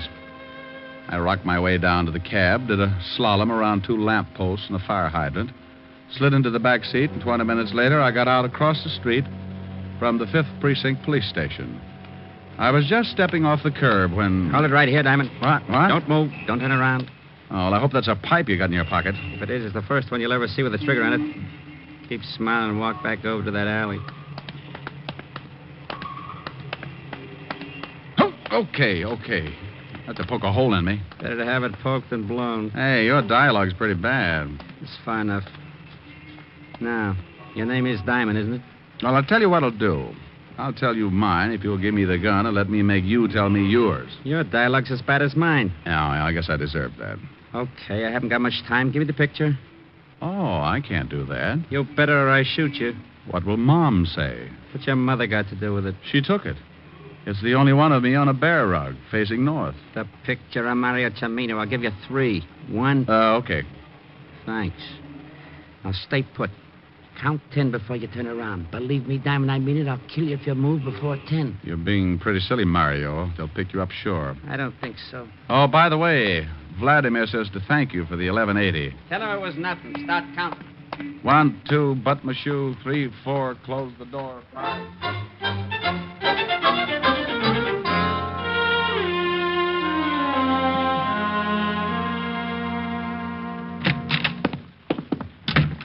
Oh, Rick, you find out something? Well, I sure did. This is the lousiest precinct of the city. Oh, yeah? Oh, yeah. Now, 2 minutes ago, I got stuck up right at your front door. What? Yeah.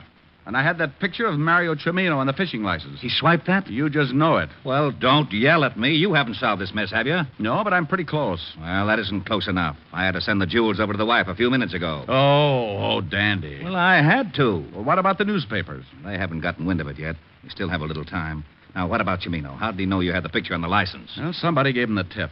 Gave him my description, but just relax. It wasn't Cimino who stuck me up. It wasn't? Not unless he paid Vladimir Sokolowski 1180 in the last hour. Oh, wait a minute. I don't understand. Well, you're not alone. I'm a little mixed up, too. Well, let's both get untangled, shall we? Tell me what you found out. All right.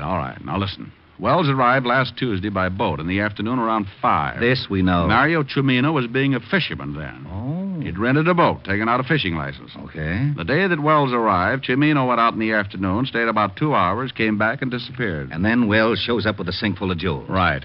Probably had them on the boat. Avoided customs by dropping them overboard, and Cimino picked them up. And Cimino killed him for the loot. Why? Why?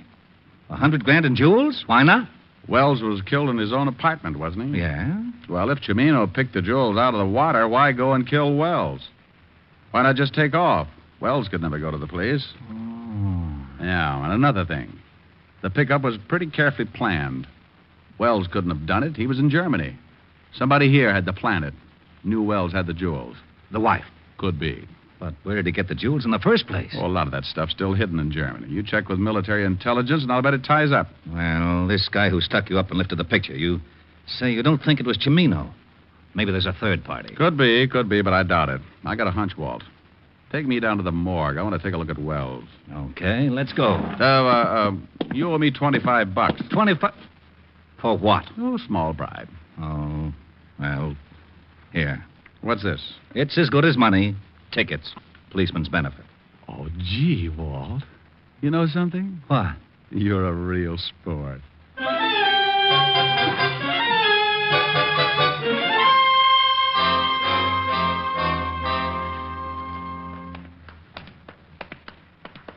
Right over here.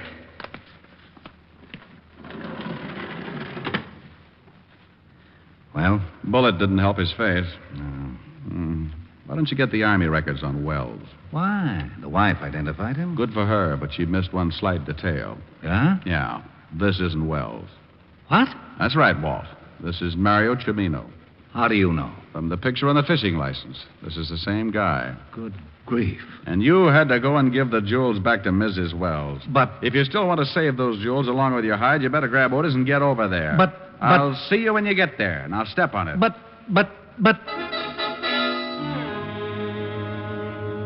I left Walt in the middle of a butt and took off for Mrs. Wells' apartment in a hurry. On the way over, I went through the facts. Cimino was dead. The body in the morgue wasn't Wells. The jewels were undoubtedly the motive, and unless I was wrong, I'd have to move fast to stop them from leaving the state. I went out of the cab and up the steps to Mrs. Wells' apartment. I reached the door and tried it. No luck, so I went in anyway.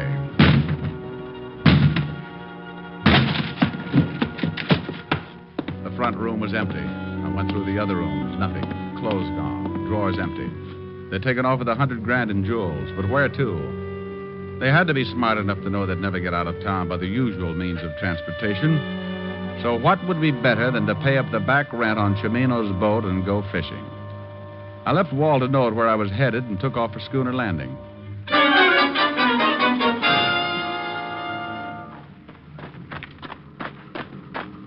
Hello there, Sonny. Pop, which boat was Mario Cimino renting? That one just getting ready to go out, right over there. Thanks. Go get him, Sonny. I knew there was something fishy when they paid up on Cimino's back rent.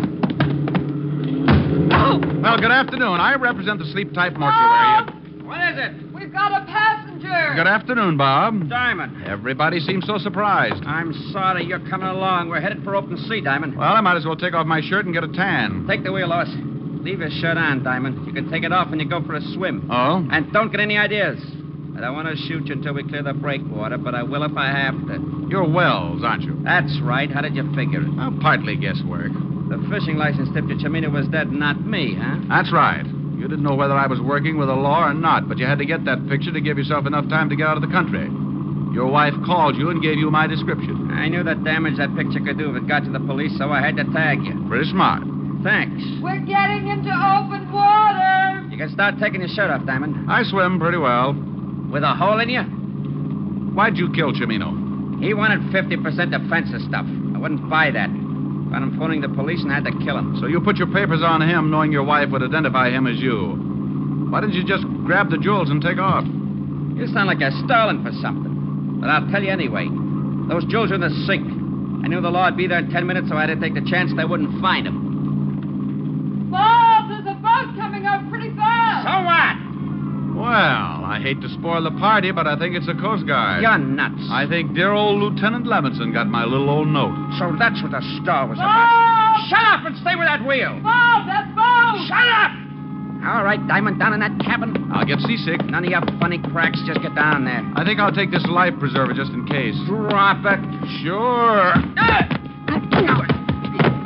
Give me that gun. Bob, that boat's almost alongside. Bob! Bob! Bob! Bob! You heard what the man said, baby. Stop the boat.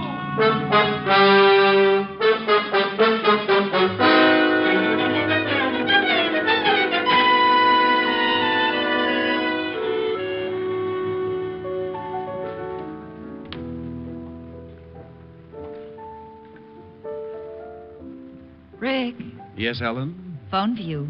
Walt. Oh, thanks, dear. Hello? Rick, I just got a report from Army Intelligence. The jewels were stolen from a collection the Germans had evidently hidden during the war. What about Mrs. Wells? She admits the whole thing. She She saw her husband on a furlough a year ago, and he told her to expect word when he was ready to move. She contacted Mario Cimino for the fence. She'll probably get life. Well, that's too bad. She was the type who really could have had a good time with life. What are you doing? Looking at my beautiful girlfriend, Helen? Oh, thanks. I say hello. The lieutenant says hello, honey. Hello, Walt. Why don't you two get married? Why don't you mind your own business? Rick was just going to sing me a song, Walt. Oh, yeah? Well, leave the phone up, Helen. I'll get Otis. Otis? Yeah, Lieutenant. Come here. I want you to hear something. Go ahead, Rick. All right. Oh, Otis, listening all? Yeah, I'm listening. Well, get your nose out of my ear. Sorry, Lieutenant. What song would you like to hear, Otis? You going to sing something for me? Sure, just for you. What's your favorite? Well, now, let's see. Hey, do you know... Otis. Otis, that's the song. Sure. Washington at Valley Forge, coldest heck in upvote Georgia. Otis. Yeah? How about get out of the wheat thresher, Mother? You're going against the grain. Oh, I don't know. It's an old spiritual. Look, I got a better idea. You just listen, huh? Okay, but I still like... Otis, you're fighting me. Well, okay.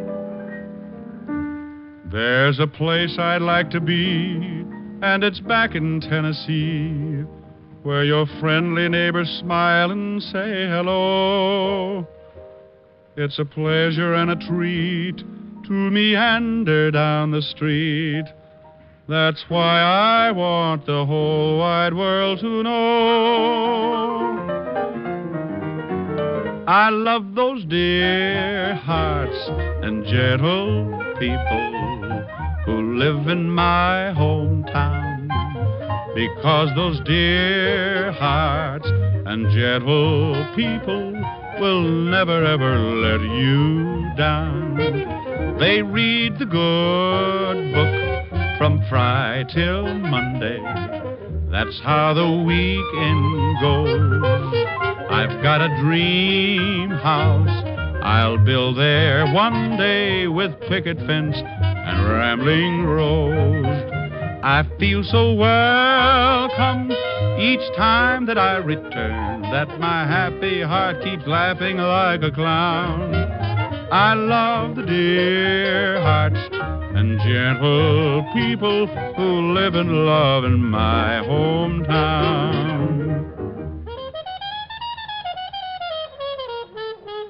I feel so welcome each time that I return, that my happy heart keeps laughing like a clown. I love the dear hearts and gentle people who live and love in my hometown. Well, did you like that, Otis? Oh, Diamond, you're dreamy. Rick, Otis just swooned. Hi, Walt. Come here, Helen. Aren't they silly? Yes, Rick. Oh, darling, you are dreamy. Oh, Diamond, you devil, you.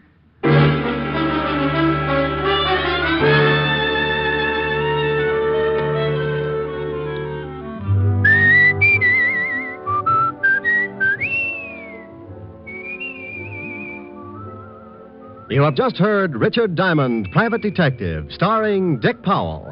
Ed Begley played Lieutenant Walt Levinson. Also in the cast were Wilms Herbert, Francis Robinson, Jack Crucian, Yvonne Patey, and Charles Seal. Music was under the direction of Frank Worth. Tonight's show was written by Blake Edwards and directed by Russell Hughes. Dick Powell currently may be seen in the motion picture version of the best-selling novel, Mrs. Mike. Two other shows for Sunday on NBC that you'll want to hear tonight are the American Album of Familiar Music and Take It or Leave It. Together, they make up 1 hour of the very best in listening pleasure for you. Baritone Thomas L. Thomas brings you the songs you love best during the 30 minutes of restful reminiscence on the American Album. And immediately following this delightful musical show, Eddie Cantor comes romping into your radio with the $64 question on Take It or Leave It. There's a solid 30 minutes of question marks and laughs when it's time for Cantor, Sunday on NBC. Make it a point to hear both the American Album of Familiar Music and Eddie Cantor's Take It or Leave It tonight and every Sunday over most of these same NBC stations. There are 2 more of NBC's great lineup of Sunday shows. This is Eddie King inviting you to be with us next Sunday at this same time. when we will again bring you Dick Powell as Richard Diamond, private detective.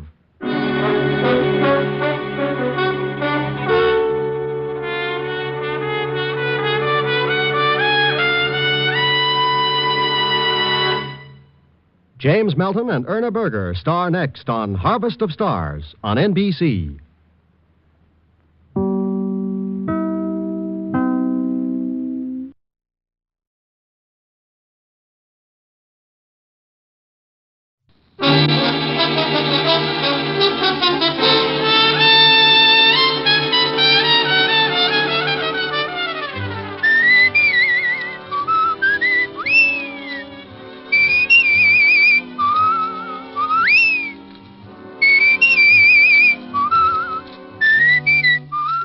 National Broadcasting Company presents Dick Powell as Richard Diamond, private detective.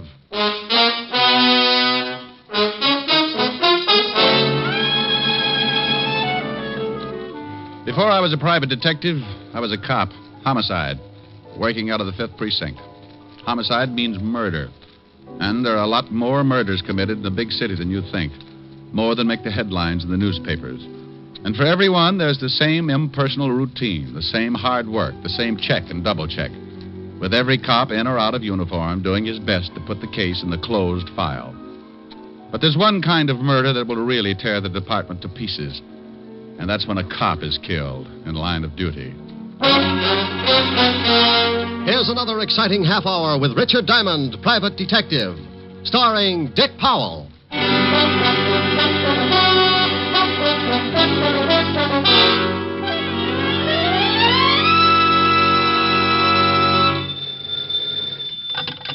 Diamond Detective Agency. If your husband's dead and you pull the trigger, Diamond will help, but the fee is bigger. Hello?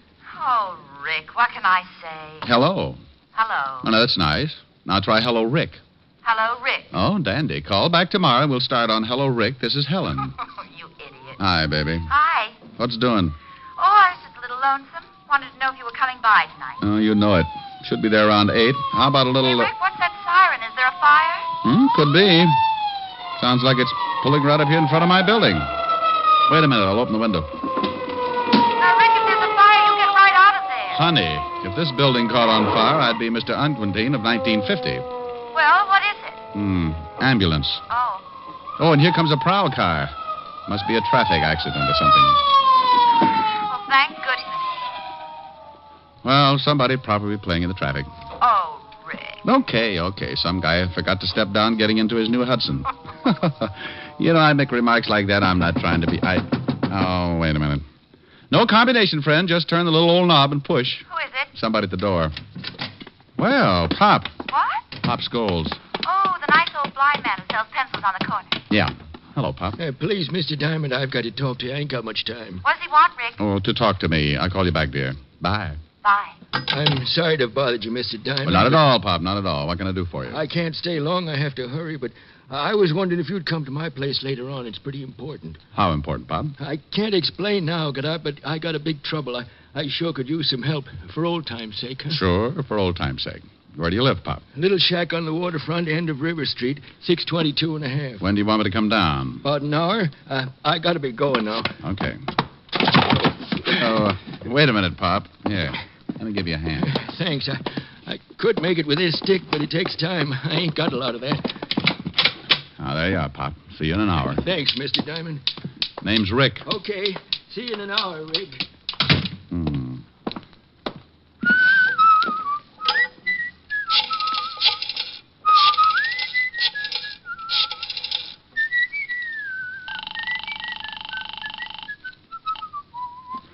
Asher's residence? Oh, hello, Francis. Mr. Diamond. Oh, yes, sir. I'll call Miss Asher right away. Thank you. Rick. What? Oh, Walt. Mind if I sit down? No. What are you doing down here? Hello, Rick. Hold the phone, honey. Came down on a homicide. Homicide? Oh, that squad car right in front of the... Right in front of your building, yes. Shooting. Well, what are you doing up here? I done all I could down there. Rick. Just a minute, baby. Thought you might want to hear about it. Bill Walton. What? Friend of yours, wasn't he? Yeah, darn good one. Hello, Rick. Somebody put 3 slugs in him. Rick, I can hear somebody talking. What's going on? Oh, I'll call you back, baby. What? Helen? Yeah. You know, I worked with Bill on a robbery for 3 years. Got any idea who did it? He left the robbery detail 2 years ago. Been with the narcotics division. Haven't checked with them yet, but he might have been working on something. Might give us a lead. You want to go down to the station with me? Yeah, I'd like to. Okay. I've got some witnesses to the shooting. They'll be down there for statements. Bill's got a wife and 3 kids. Yeah. Well, aren't you going to lock the office? For what? Even the termites gag on the furniture. Let's go. Well, that's the way a quiet day could work itself into a lot of trouble. And like always, if trouble's around, yours truly is bound to get a chunk of it. Walt and I went downstairs, climbed into the prowl car, and 10 minutes later we were walking into the squad room of the 5th Precinct Police Station. The first thing I saw was the zoo's best argument for not taking in boarders. Lieutenant, I got statements from all the witnesses. You want to talk to them? No, he thought he'd read their palms, Sergeant. Oh, Lieutenant, what did you have to bring the shamus along for? Just relax, Otis. And Rick, you lay off here. Well, I wouldn't needle him if he'd just stopped that terrible habit. What habit?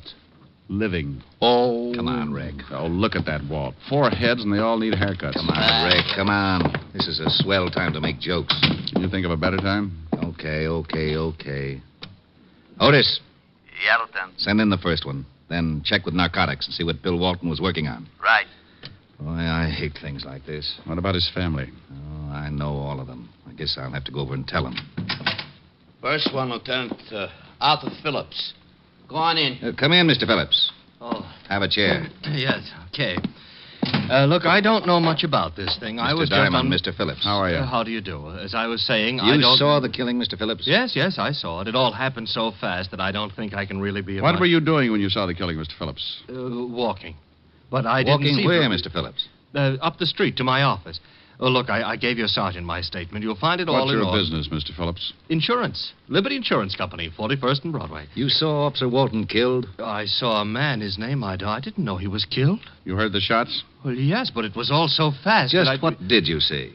Well, like I said, I was walking down the street. To work? Yes, Liberty Insurance We've Company. got that. Oh, yes. You were walking? Yes, and I heard this noise. The shots? Yes, but I didn't know it at the time. It was just a loud noise, but it made me jump, and I looked. You just jumped, Mr. Phillips? Yes. Well, then I saw this guy grab his stomach and fall flat on his face, and then I saw the guy with the gun. What did the guy with the gun look like, Mr. Phillips? Well, it all happened so fast. Sergeant Otis showed you our rogues gallery. Did you see anybody who looked like him? No, I didn't see anybody who looked like him. I didn't get a good look at his face. How tall was he?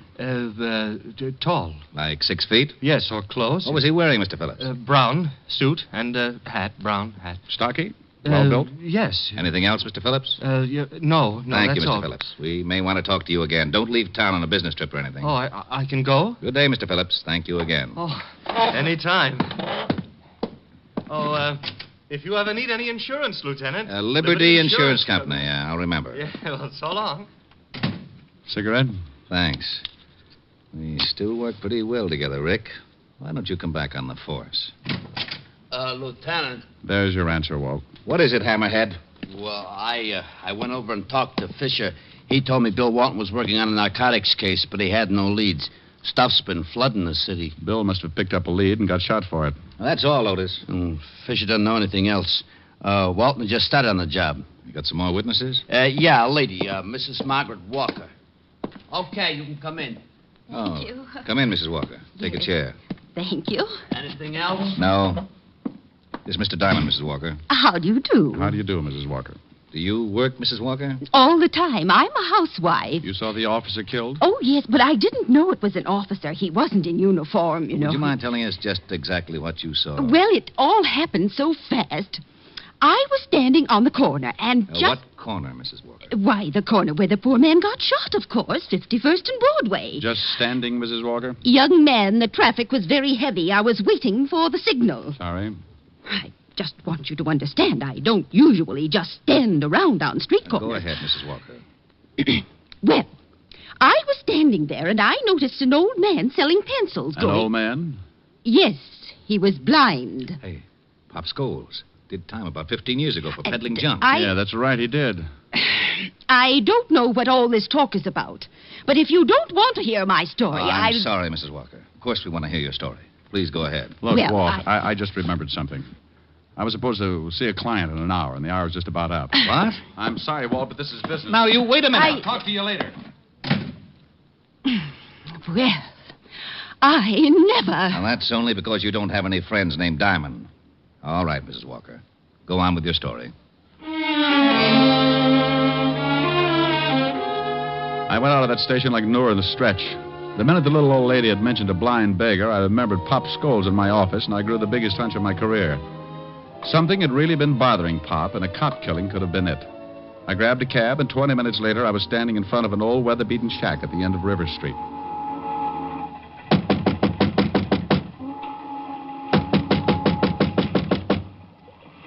Who is it? Diamond. Oh, wait a second. Am I late? Look, Mr. Diamond. Rick. Yeah. Look, Rick, I'm sorry you came all the way down here, but, well, You wanted some help, didn't you? Well, yeah, I did. You did. Well, you could at least ask me in. Oh, sure. I'm sorry, but you see, I don't need no help now. No? Well, you seemed pretty worried about something when you came up to my office an hour ago. I was, but it's all straightened out now. Well, that right? Hey, I didn't know you smoked cigars, Pop. What? One in your ashtray here. Pretty expensive for you, Pop. Oh, well, you see, I kind of splurge now and then. Come on, Pop. Somebody been here and changed your mind about talking to me? No, that's my cigar. What makes you say a thing like that? There was a cop killed right in front of you today, Pop, a good friend of mine. What's that got to do with me? I'm going straight. He was after somebody who's been peddling junk. I don't touch the stuff anymore. I don't go near it. Don't you, Pop? No, I put it down 15 years ago. You did time for it, too. Sure, and lost my eyes in stir. You think I want to go back to that? You think I'm a fool? There's a car pulling up out in front. That should be the law. I didn't do nothing. I swear I didn't. Better tell me quick. Who's throwing his weight around, Pop? I had nothing to do with that cop killing. I'm clean. You can't prove a thing. Come on, open up. It's the police. You're sure you don't want to tell me anything? No, I got nothing to tell. Bust it in, Pop. Come on in. It's open. Okay, Pop. You're coming. I might have known it.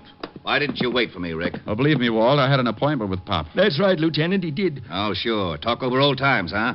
Otis, take Pop out to the car. Come on, Pop. Sorry I got you in trouble, Rick. Forget it. Ah, just what have you two been stewing up? What did he tell you? He was showing me how to throw darts in the dark. Oh, that's a pretty bad one. Yeah. What did Mrs. Walker tell you about Pop? I don't know why I should tell you. Well, don't be so grouchy. I've just been trying to find the guy who killed Bill. Pop's had it pretty tough already. I thought maybe I could make it easier than having you third-degree him all over the office. Well, you sound like I'm going to use a hose on him. But the way you're burning up, you'll probably hit him with Sergeant Otis. No, I'm going home. Now, wait a minute. What for? To watch you blow up like Old Faithful? Mrs. Walker told me she saw some guy walk up to Pop like he was going to buy some pencils. Then another man busted through the crowd. That was Bill. He grabbed this guy with Pop. The guy pulled a gun and shot Bill, and then he beat it. Did Mrs. Walker give you a description of the killer? Sure. Short, dark, just the opposite of the one the insurance man gave us. The only thing that fits, they both said the killer wore a hat. Oh, dandy. Where are you going? Now, back to my office. Pop knows something, Walt. Don't work on him too hard. Okay. Now, been over to Bill's family yet? Right after I get through with Pop. Oh, I'm sorry I got sore. So we all get sore. So what? I'll give you a call. I got back in my cab and headed for the office. On the way over, I kept trying to reason it out. Somehow Pop was mixed up in this thing, and he was scared stiff of something or somebody. I paid the cabbie off in front of the building and took the elevator up to my floor.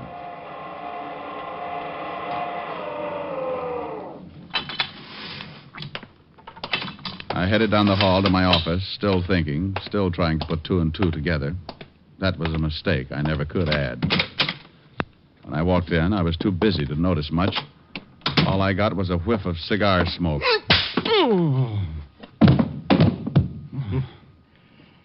You fall easy, Shamus. Now let's see how you bruise.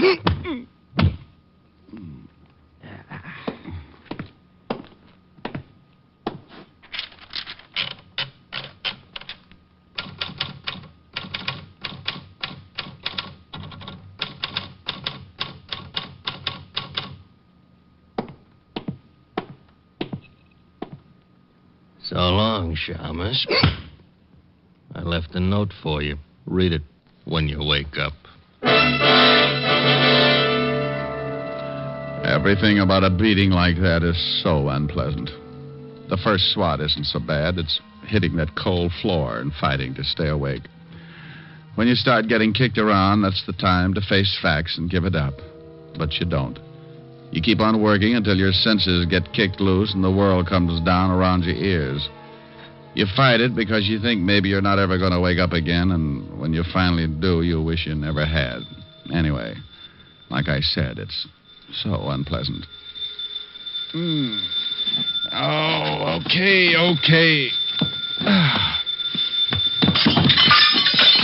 Oh, well, that lamp was pretty silly anyway.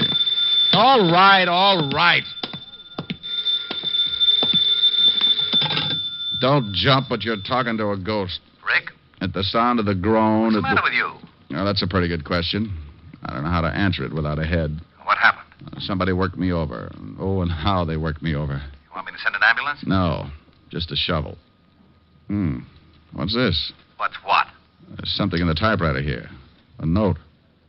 Well, I'll put my eyes in straight. Now, Rick, if you're hurt badly... Oh, I'm not hurt that bad, Walt. Well, what about this note? Says, lay off the cop killing. That's all. Oh, and, yeah, look at this. Find something else? A souvenir. Butt of a cigar in my ashtray. There was one just like it in Pop's place. Well, hang on to it. All right, sure. What about Pop? Won't tell us a thing. Well, I'm getting sick and tired of this. Now, I got an idea. Wait 10 minutes and then take Pop back to his house. Look, Rick, if somebody knows you're working on this thing, they must have found out when you went to see Pop. Probably spotted you going in. They certainly must know that we picked up Pop, and if they think he told us anything, they'll sure try to get him. I know it. Now, you drive Pop home, pretend to leave, but don't. And what'll you be doing? I'll be inside when he walks through the door. Okay, but I hope you know what you're doing. So do I. 10 minutes, Walt.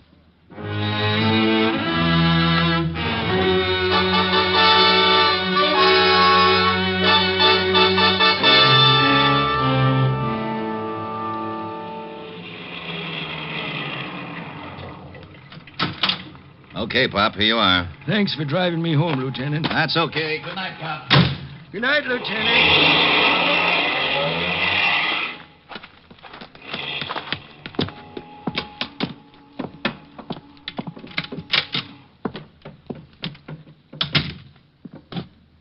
Who's in here?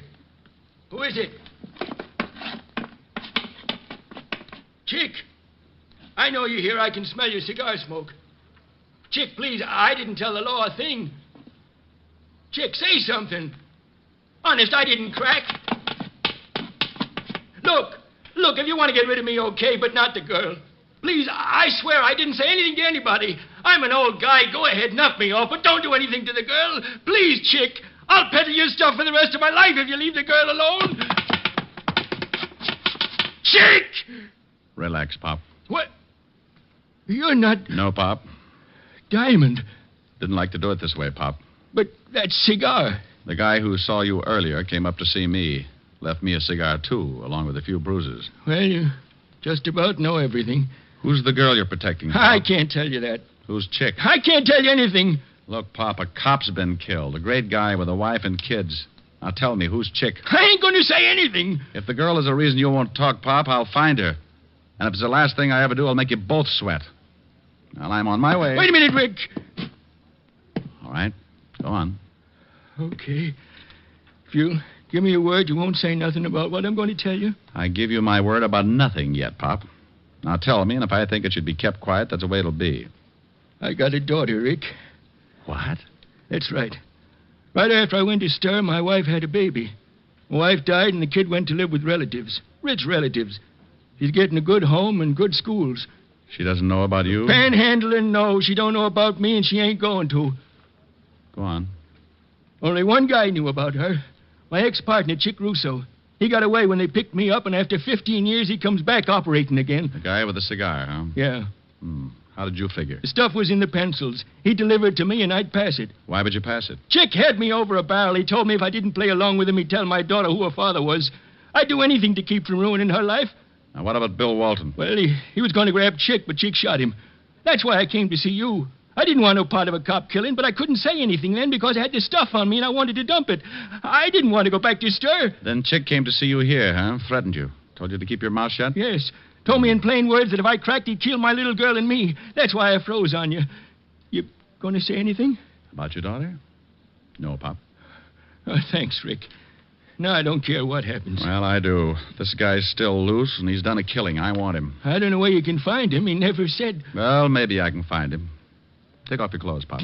Take off my clothes. Yep, you're going to get yourself a new suit. I'm going out and see Lieutenant Levinson. I'll be right back. You sure you know what you're doing? No, but why spoil a good surprise? Rick, Where are you, Walt? over here by the pier. What's that with you? That's Otis. Well, tell him to hide his tail. Some guy from Oklahoma's liable to shoot him. Oh, that's very funny. Shut up, Otis. Okay. Seen anything, Walt? Very quiet. Now, look, here's the idea. I'm going down to 51st and Broadway and stand with Pop's clothes and dark glasses on. You're what? From what Pop told me, Chick Russo will certainly try and get him. Chick Russo? Are you crazy? He's been out of circulation for 15 years. Well, I got a big flash for you. He's back. But at 51st and Broadway, I can't give you any protection. Russo could step out of the crowd, and that's the end of it. Well, I'm counting on one thing. That he thinks I'm Pop. He knows Pop's blind, so he'll get in close to do it. Maybe even with a knife. You're crazy. Walt, not in front of Otis. Oh, that's all right, Diamond. Now, I'm going down and change clothes. And then you, Walt, drive me to the corner and let me off. Then beat it.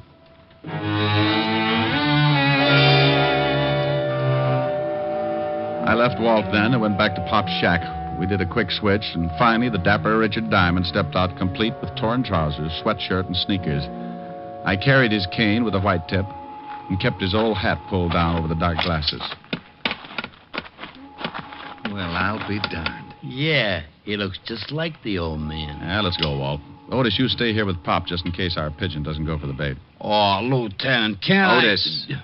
Okay. Don't look so unhappy, Otis. Who knows? Maybe I'll get shot. Oh, I gotta miss everything. Isn't he a dream?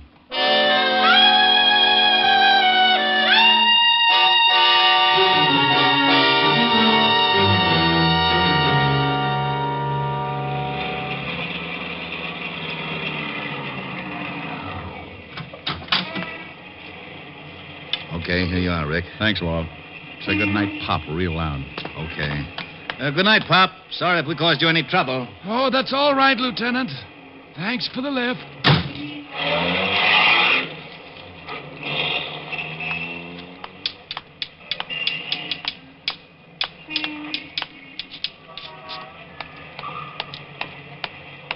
Here you are, my good man. Bless you.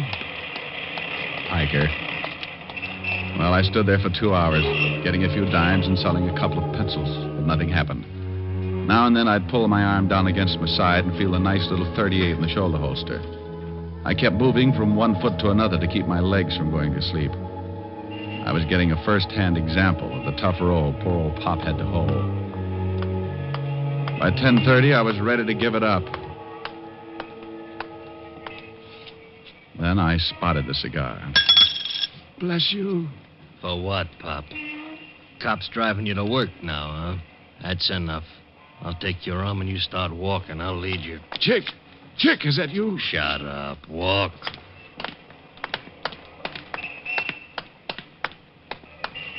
All right, we're going in the building.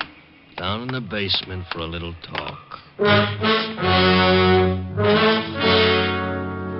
And that's just what we did. Chick held onto my arm and led me into my own building and down into the basement.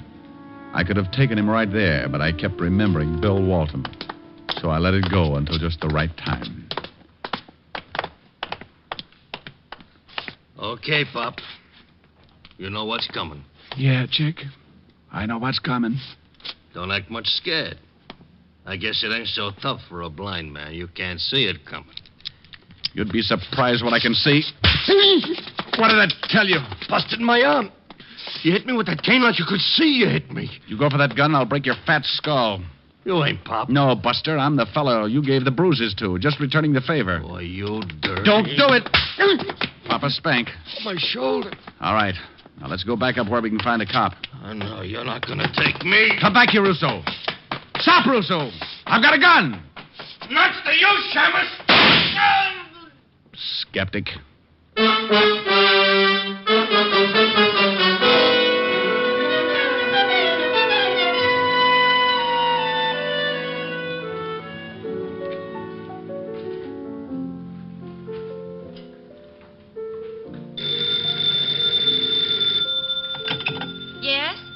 Oh, hello, Walt. Oh, no. Yes, he's right here. Rick, it's Walt. Oh. Oh, this is Fu Wong. Mr. Diamond very dead. Now, you stop that. I just had a long talk with Pop. Oh, is that right? Yeah, he said absolutely nothing. I still don't know where he figures in this thing. Would you mind telling me? Walt, anything Pop did was under duress. If it was illegal, I want to know about it. Yeah, and if it was illegal, Pop would stand a good chance going back to prison. He might. You better let the law decide that. You haven't got any proof? How could I? Everybody's dead, except you and Pop. Pop won't say anything? Not yet, he won't. Walt. Yeah? Die. Now, you wait. What in the world was that all about? Oh, that Walt. When he dies, he'll have the penal code written on his headstone. But he's a good cop. And there he is again. I can't stand to let a phone ring. Oh, he'll get tired. Rick, I'll go crazy. I'll drown it out. Well, do something. I've got a lovely bunch of coke. It stopped.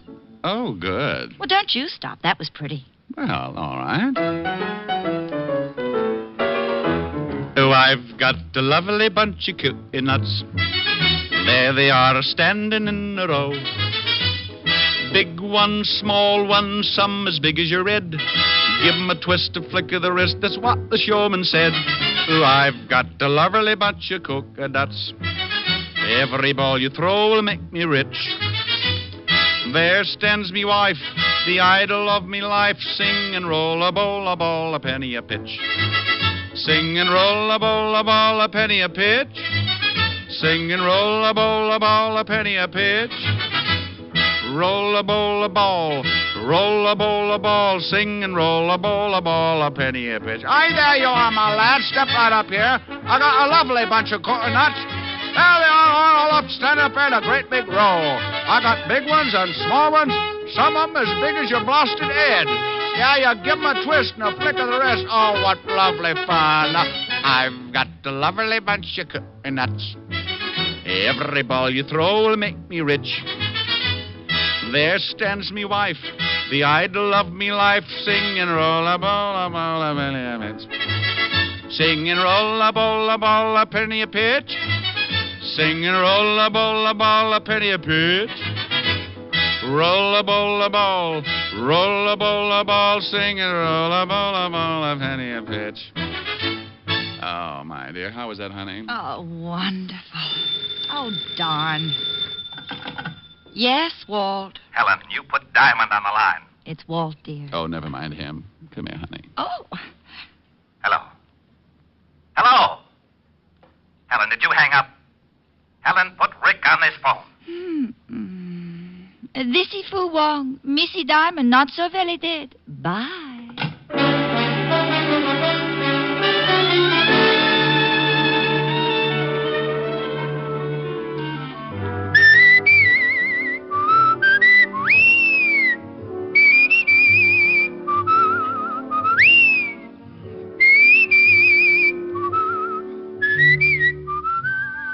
You have just heard Richard Diamond, Private Detective, starring Dick Powell.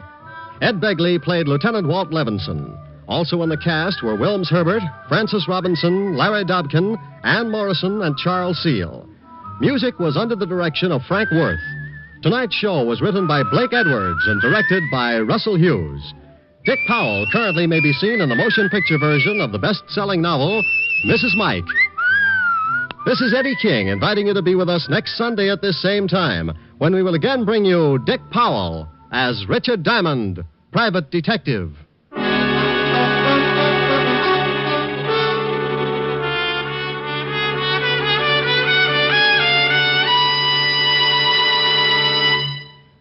Later today on most of these NBC stations, you'll want to hear two great stars, Kirk Douglas and Walter Houston, in the Theater Guild on the Air presentation of Heaven Can Wait.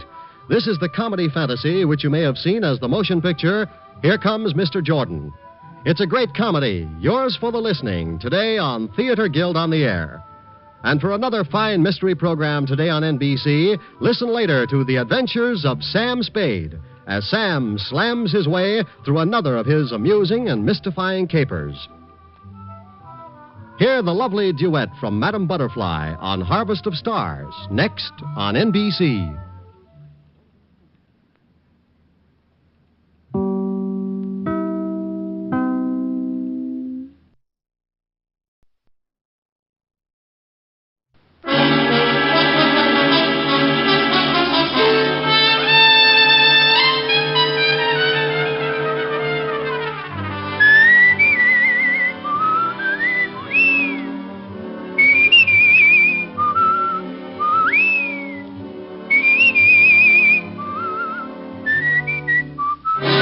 The National Broadcasting Company presents Dick Powell as Richard Diamond, private detective.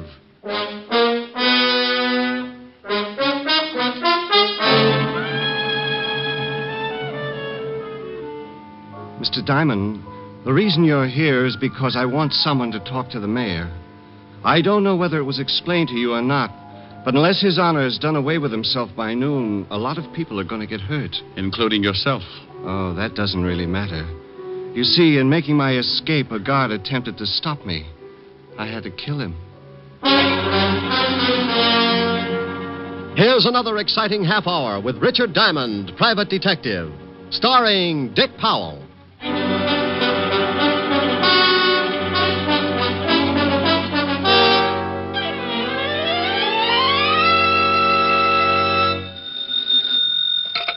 Diamond Detective Agency. There's no corpse like an old corpse. Oh, Rick, that's awful. Yeah, but what am I going to do? I can't be witty and handsome at the same time. Well, don't be greedy. Just concentrate on one of them. Oh, you're pretty nothing today. Why don't you come on over and we'll both try and improve? Shame on you. You know I've got to work. Oh, have you got a client? Well, not yet, but I've set bear traps all the way down the hall. Well, now that's silly. How can you be sure you'll catch a client? Well, I can't be, but, I get so lonesome up here with no one to talk to. It's fun setting broken legs. You're impossible. Diamond. Oh, my gosh. What's wrong, Rick? Those traps. I think I've caught something terrible. Diamond, I gotta talk to you. Who is it, Rick? Sergeant Otis says he's got to talk to me, but I'll be darned if I'll teach him how. Oh, say hello for me. Helen says hello, Otis. Tell her hello, then get off the phone. This is serious. Hey, what's with you? Somebody steal your catnip? Can't just stop being funny, Shamus. I mean it. This is serious. Helen, I'll call you back. Why, something wrong? Well, Otis looks worried, and he's making sense for the first time in 11 years. Oh, well, call me later and tell me about it. Bye. Bye. Now, Sergeant, what's on your pretty I little want you mind? to come down to the station with me in a hurry. Of course, you'll think this is a silly question, but why? You remember Louis Spence? Louis Spence? About 4 years ago. Caught him running around sticking dynamite under the homes of some of our city officials. Oh, yeah. Socialistic nut. Put him away, didn't they? Yeah, crazy as they come. Well, he's out. What do you mean he's out? If they cured his head, he'd still face a lot of years up the river. Oh, he ain't cured. Not a bit he ain't cured. You mean he busted out? Yesterday. Now, do me a favor and come on down to the station. Oh, wait a minute, and take it easy. What's going down to the station got to do with Louis Spence? He's down there with the lieutenant. Well, great. Put them both in fancy jackets and send them home. We can't. He walked in 20 minutes ago and asked to see the lieutenant. I didn't recognize him, so I let him in. Now we can't get him out. Well, why the devil can't you? He won't let us in, and he won't let the lieutenant out. He's sitting there holding a big bomb, and it's ready to go off.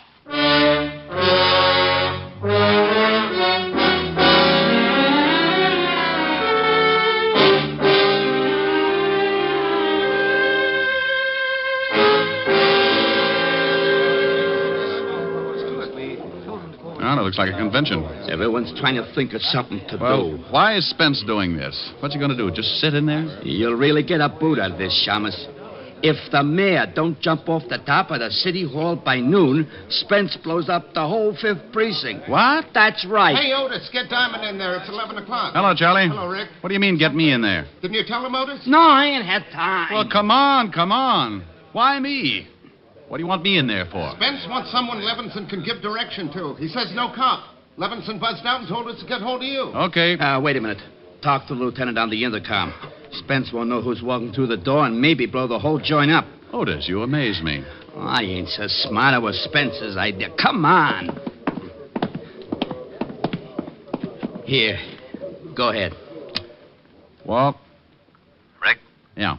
Wait a minute. Diamond's outside now. Okay. Tell him to come in. But just him. Anyone else? Okay. Rick, come on in, but no one else. All right. Otis, stick right here. I may want to talk to you. Sure. Diamond. Yeah? Nothing. You're so right. Hello, Rick. Walt? This is Mr. Lou Spence, Rick. Mm-hmm. How are you, Mr. Diamond? What's the matter, Spence? You want an early 4th of July? Rick. You think I'm kidding, Mr. Diamond? You think I'm not serious about this thing? Is that the bomb? Right here in my lap. He's got it rigged so it goes off the minute he relaxes his hand. You see, I thought maybe the police would want to take it away from me. If you shoot me, try to knock me out, well, it goes off. Then you won't mind if I take a look, huh? Rick, please. Stay right where you are. And I'll stay over here. Well, just as you say, Mr. Spence. Mr. Diamond, the reason you're here is because I want someone to talk to the mayor.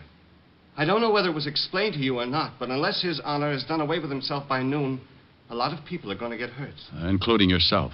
Oh, that doesn't really matter. You see, in making my escape, a guard attempted to stop me. I had to kill him. He split his head open with a crowbar. That's right. Oh, mind if I sit down? Not at all. But it's 4 minutes after 11. I hope you don't plan on staying too long. Cigarette? No, thank you. You look like a pretty reasonable guy, Spence. Well, thank you. It's too bad Lieutenant Levinson didn't think so when they arrested me. Now I'm going to have to show him I'm not as insane as he thought I was. Oh, well, you'll have to excuse that, Spence. Walt thinks everybody's a little, well, you know, even me. That's very interesting. Oh, and with good reason. Ever take a look at his sergeant? Mr. Diamond, when the lieutenant arrested me, I was putting an explosive under the mayor's house. He stopped me in my first attempt to rid the community of a political Judas. But now, as you see, I have a second chance. You really think the mayor's going to jump off the city hall? He better. And by 12 o'clock. By the way, you have 55 minutes. Now, look, Spence. Forget it, Mr. Diamond. I know just what you're thinking. How to get me without the bomb going off. You'll never make it. It's too well thought out. I've planned this for 4 years. In case you're wondering how much dynamite he's got, Rick. Mr. Diamond needs convincing. Well, under this overcoat, Mr. Diamond, are some 100 sticks. Does the mayor know about it yet? Yeah. Oh, you want me to talk to him, huh? I don't care whether you talk to him or not. I just want you to be there when he jumps. Swell. And just because you come back and tell me he's jumped, that isn't enough. I want his body in this room. Walt, I don't know what to say. Don't say anything, Rick. Just get out of here. I'm sorry I dragged you over, but I needed time. You still do. It's 54 minutes to 12. Clear the building, Rick. Yes, do that, Mr. Diamond.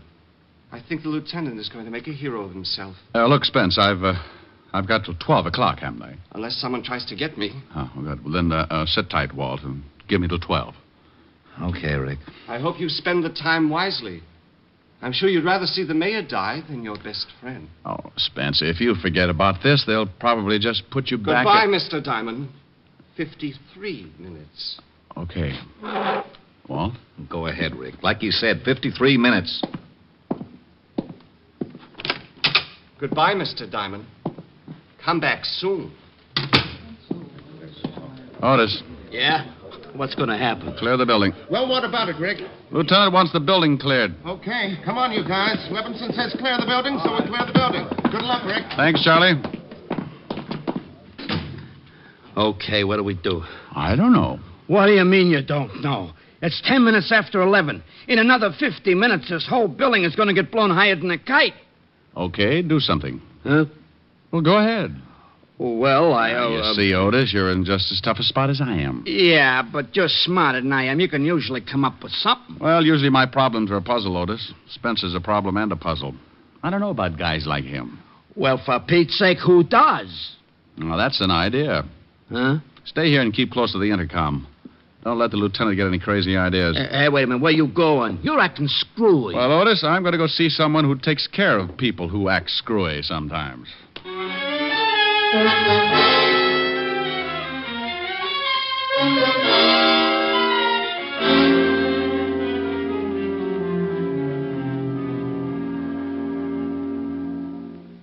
Well, that's the story, George. You're a psychiatrist. What do I do now? Well, we solved your problem with that little blonde dancer in Flatbush. Maybe we can do something about this. Of course, she didn't have 100 sticks of dynamite. Oh, she didn't, huh? What do you think I talked about for 6 weeks on that couch over there? Look, George, this isn't anything like that. This is a real mess. Now, Rick, take it easy. It's only a mess because you're used to working with something that has a pattern. Maybe not at first, but you know there's one there and you set out and find it. But with Spence, you feel there's no pattern. Oh, there's a pattern, George. Just wait for 38 minutes, then duck. There's no possible way to get the bomb away from him without it going off? Not the way he tells it. He only has to relax his hand. That's the way he tells it. Well, I'm not going to take the chance and call him a liar. If I only knew for sure just how that bomb worked, I could reason with him. Well, before you can reason with him, you've got to know something about him. And what do you know about Louis Spence? Arrested a couple of years ago for planting dynamite under the homes of some of our more prominent city officials. Found insane, sent to the state asylum, killed a guard, broke out, turned himself into a human bomb, and took a seat in the 5th Precinct police station. That's all? Well, isn't that enough? Well, I'll tell you what, Rick. I know Dr. Carroll at the state asylum. Suppose we give him a call and see what we can find out. You think it'll help? I don't know. It might.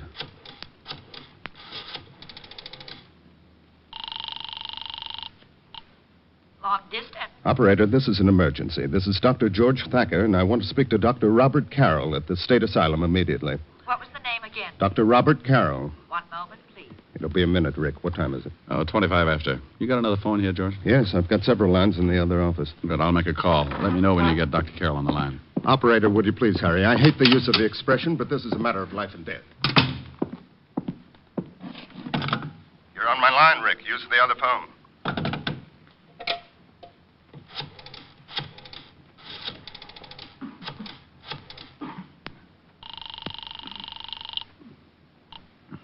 Yeah? Otis? Yeah. Where the devil are you? It's almost 11:30. You talked to the lieutenant since I left? Yeah, once. He wanted me to get out of the building. Now, you just stay put until I get there. I don't want Walt to try anything stupid. Yeah, well, I want to know what you're doing. I'm trying to get an idea, Otis. Just one little idea. Trying to get an idea. I suppose you've been spending the last 20 minutes sitting in Central Park waiting for one to come to you.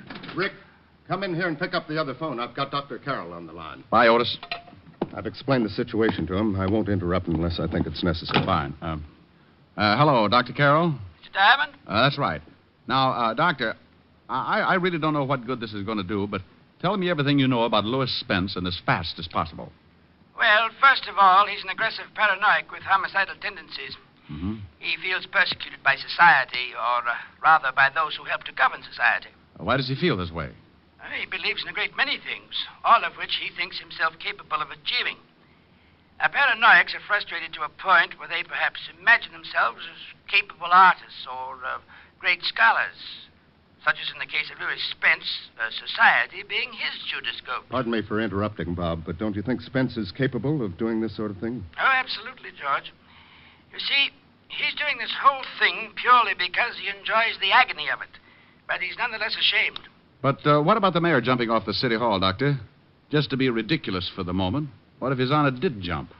Would Spence then give up the bomb? I doubt it.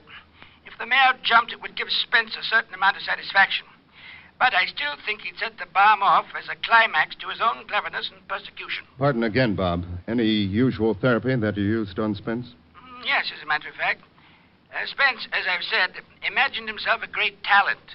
And he seemed to lean particularly toward the more artistic accomplishments, such as painting and music. In his quieter moments, we saw that he had a radio. How does this music affect him, Bob? He allows it to lull him into a sense of security. Sometimes even believes he's written it. You see, Mr. Diamond, he believes that his environment is against him, that it is trying to debase, degrade, and persecute him. He fights off any acts of moral turpitude by becoming the thing he imagined. Oh, I hate to break it up, boys, but it's 25 minutes to 12. I've got to leave. Thank you, Doctor. I hope I've been some help. Well, you've given me an idea anyway. Goodbye.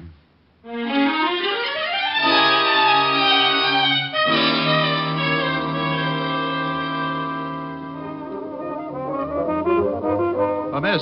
Just a minute, just 1 minute. I'll be right with you. Oh, look, I'm in a hurry. So you're in a hurry. So's everybody else.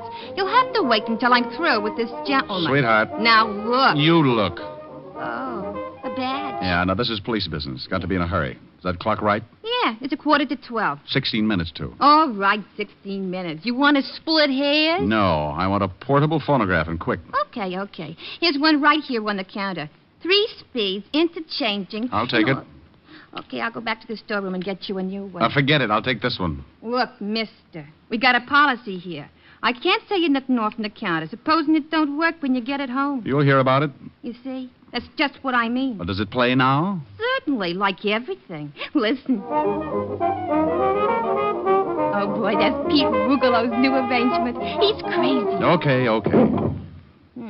Don't dig it, huh?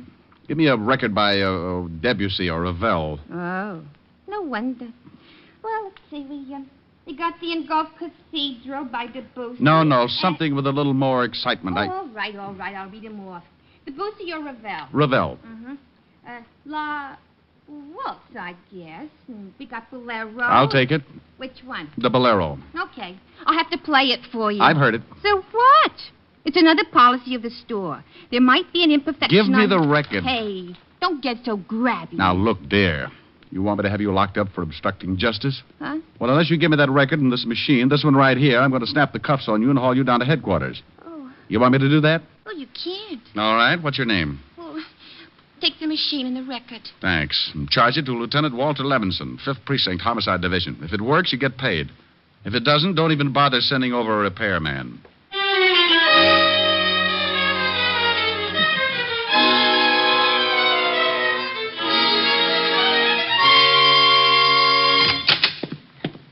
Diamond, oh my gosh, you know what time it is. What, exactly? Exactly 6 minutes, too. What the devil you got there? A photograph. A phonograph? You talked to Walt since I left? No. Now, what's the idea with a phonograph? Hunch, Otis. Maybe we can save this whole mess. Well, for Pete's sake, can I help? Sure you can, Otis. Now, take this machine in the other room and play this record. You know how it works? Well, I can find out. You got less than 5 minutes to find out, so make it good. I don't want to hear anything until you're ready to let it play all the way through. Okay. Diamond. Yeah. Go on. Whatever you're going to do, if I louse it up, I louse up everything, huh? You won't louse it up, Otis. Oh, I'm so stupid. But I'll try. Otis. Yeah? You don't have to wind it. Just plug it in. Oh, yeah. I heard about them kind. All right, then get going. Okay. Yeah? Walt, it's Diamond. What's up? Careful, Lieutenant. Oh, I'm getting sick of this. Walt. Yeah? Relax. I want to come in. How about it, Spence? By all means. Have Mr. Diamond come in. All right, Rick.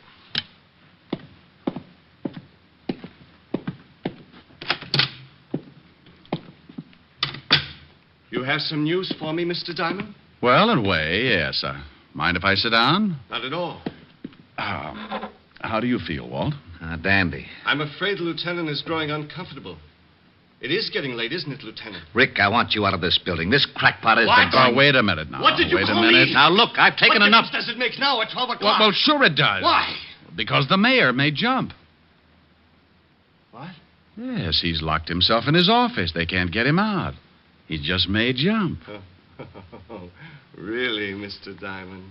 Well, what's the matter? I know the mayor won't jump, no matter how many people die when I release this trigger. I just want him to have to face it the rest of his life. I want everyone like me that his kind won't let fulfill their potential talents to realize what a Judas he really is.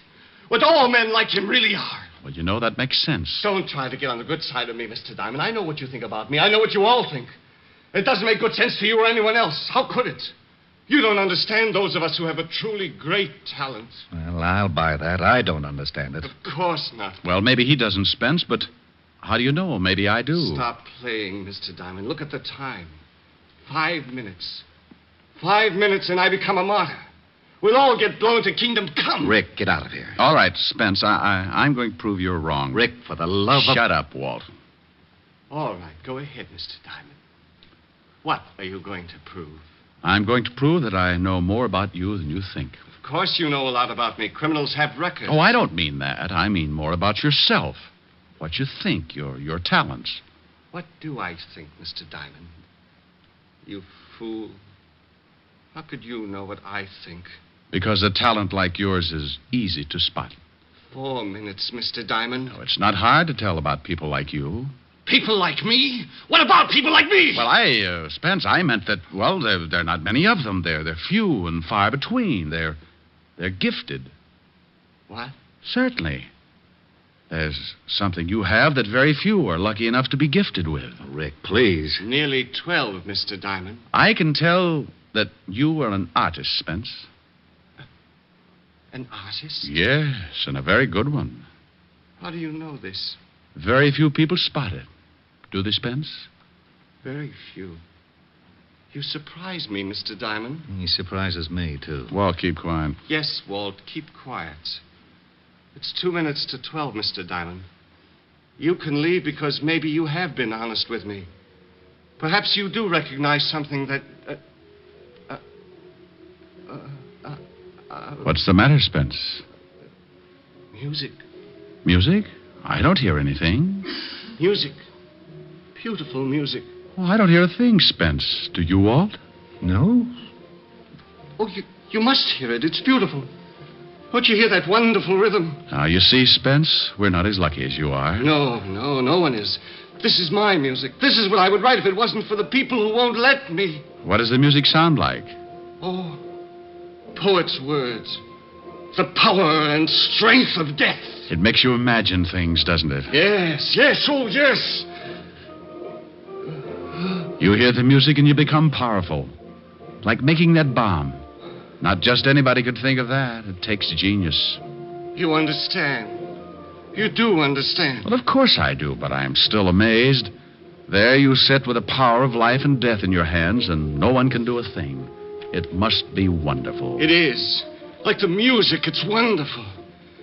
In seconds, we'll all be torn from our earthly bonds, taken away from this dirty, filthy world to a place of clean, wonderful things like that music. No, but you're an artist. How could you ever take a thing like that bomb and put it together? A thing like this bomb? Oh, this is a masterpiece. Just looks like a small box to me. Oh, it took me weeks. Just a small box. Oh, no, you see, if my finger relaxes... Yeah, I know about that. But this took genius.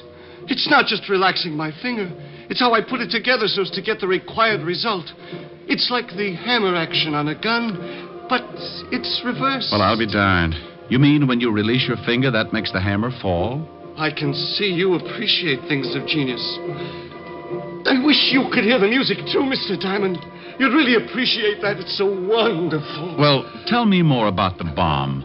When you release your finger and the hammer falls, what does it hit? Well, that's a simple part. I'm surprised at you. I just wanted to hear you tell me. After all, you invented it. Yes.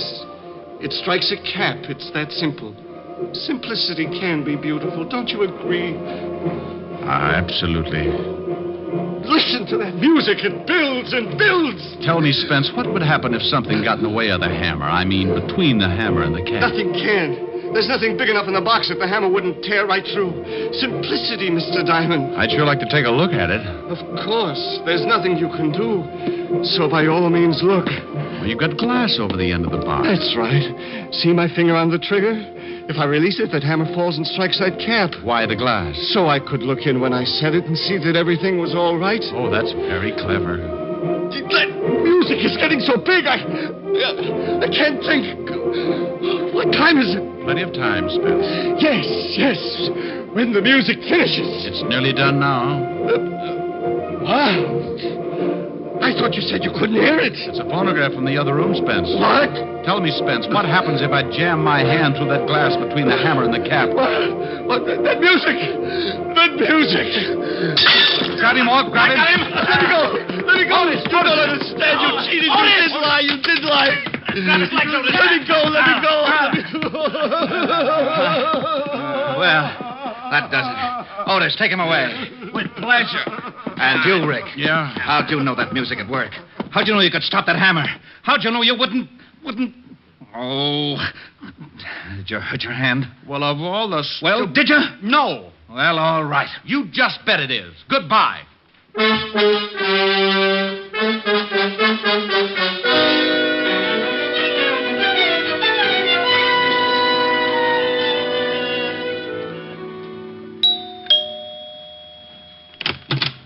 Hi. Rick, what are you doing here? Well, now, that's nice. Stop by my place some afternoon and see what kind of a welcome you get. Oh, I didn't mean that. I meant, what are you doing here so early? Well, things were getting boring. I thought I might come over and beat you up or something. Oh, now, isn't that sweet? Oh, Rick, what in the world have you... Oh, the hand? Oh, it's nothing. I know, Red Heart, but what did you do to it? Well, I kind of hurt it. Yes, I can see that, but how? Playing the piano. Oh, how could you hurt your hand playing the piano? Well, you know how I live my songs. Mm-hmm. Well, truthfully, I was singing The Brother of the Wild Goose, and I got to that part about a wandering foot or a heart at rest, and while I was trying to make up my mind, my heart was resting, but my foot wandered up on the keyboard and stepped on my hand. on your hand. That's exactly what happened, yeah. Well, I think you've got that bandage on just so you won't have to sing anything. Honey, have you ever seen me not want to sing? Well, sometimes it's a struggle. I don't even know whether I can play or not. Well, why don't you find out? After lunch. Before lunch. Before lunch. Well, maybe I don't need that finger. Go on. Love is a flower that blooms so tender, each kiss a dewdrop of sweet surrender. Love is a moment of life enchanting. Let's take that moment that tonight is granting. There's no tomorrow when love is new. Now is forever when love is true. So kiss me and hold me tight. There's no tomorrow. There's just tonight. You like that? So pretty. Well, thank you. Oh, that reminds me. We're having spaghetti for lunch. Oh, good.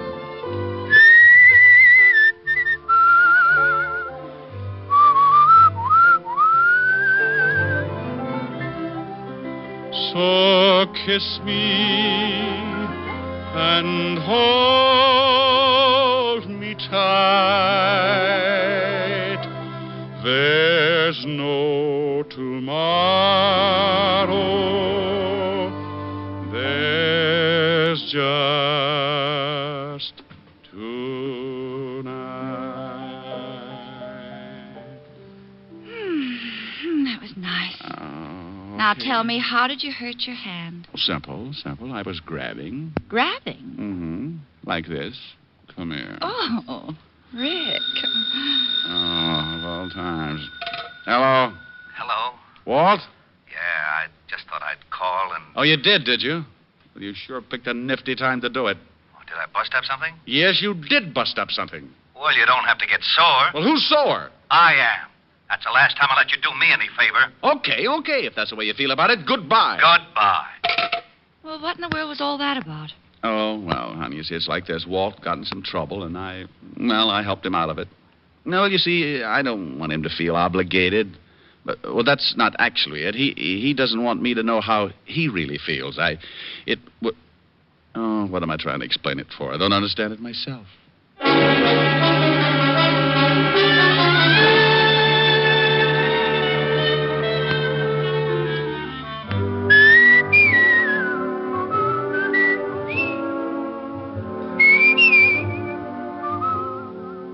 You have just heard Richard Diamond, Private Detective, starring Dick Powell. Ed Begley played Lieutenant Walt Levinson. Also in the cast were Wilms Herbert, Francis Robinson, Stanley Waxman, Cynthia Corley, and Paul DeBob. Music was under the direction of Frank Worth. Today's show was written by Blake Edwards and directed by Russell Hughes. Dick Powell currently may be seen in the motion picture version of the best-selling novel, Mrs. Mike. This is Eddie King inviting you to be with us next Sunday at this same time, when we will again bring you Dick Powell as Richard Diamond, Private Detective.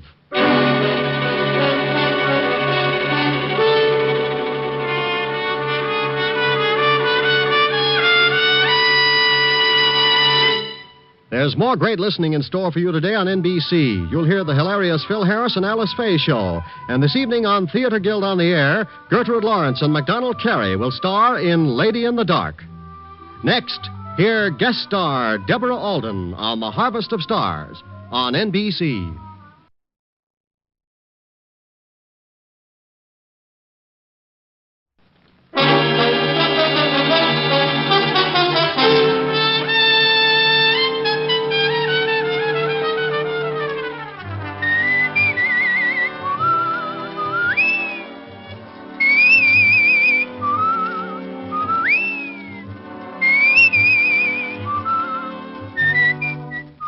National Broadcasting Company presents Dick Powell as Richard Diamond, Private Detective.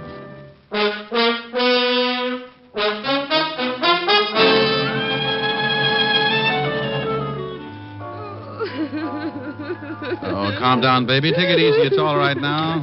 Hey, what's going on in here? Go get a doctor and step on it. Yeah, okay. Joyce. You keep on like this, you'll end up sleeping in a cage. Joyce, will you shut up and listen to me? Okay, honey. Sorry. Here's another exciting half hour with Richard Diamond, Private Detective, starring Dick Powell.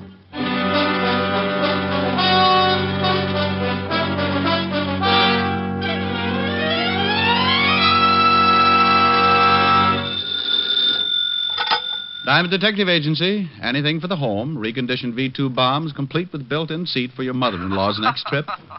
Also a large stock of 5-second hand grenades for the kiddies in the block. Rick. Oh, by the way, we have a special today. Oh, you have? Yes, with every 5-ton purchase of dynamite, you get free of charge a nifty nitro tank destroyer kit. Oh, that's nice. Great for parties. Plant one in your driveway and give your relatives that extra lift. Richard Diamond. Yes? Oh, you're terrible. Oh, now you only say that because you're an authority on the subject. It's a wonder you ever get any clients. Oh, honey, maybe I've been trying too hard. This week, clients have been as scarce as lobsters on the Sahara. Oh, no business at all? Helen, if a client walked in now, I'd probably fall off the chair. Mr. Diamond? Oh, my goodness. Rick! Just being as good as my word, dear. Can I give you a hand? No. What else do you want to get rid of? Rick, what happened? Oh, someone just walked in. And you fell? Yeah, right on my... Rick? I'll talk to you later. Bye. Bye. What can I do for you, dear? Well, my name is Joyce Wallace. I want to hire you. How do you do, Miss Wallace? Why do you want to hire me? Because someone tried to kill me. How?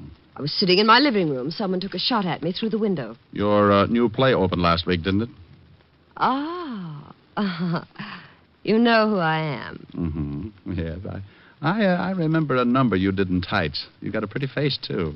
But thank you. Have you gone to the police? No.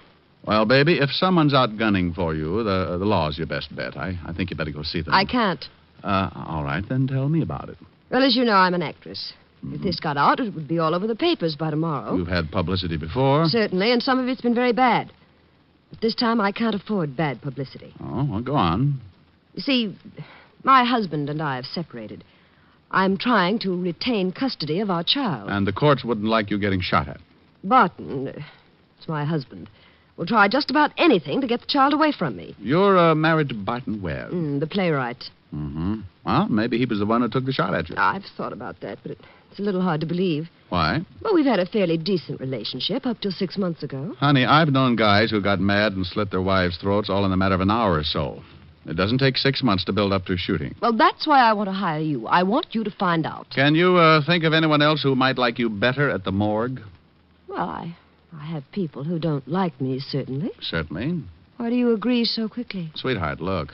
It stands to reason that half the women who know you would dislike you just because, well, let's say your bathing suits have an advantage. Nice. What about the other half? Oh, probably like their husbands in a vault after 6 in the evening. Oh?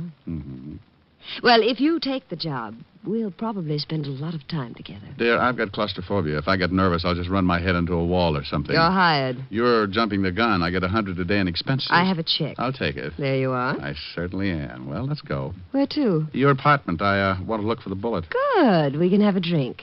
Well, it's a little early, but I could use something cool.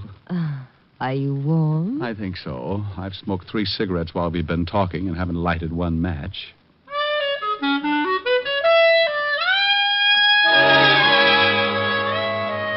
We left the office then with Joyce Wallace in the lead. I followed her down the hall, into the elevator, down to the first floor, where I bought some seasick pills and decided it was better to walk alongside of her.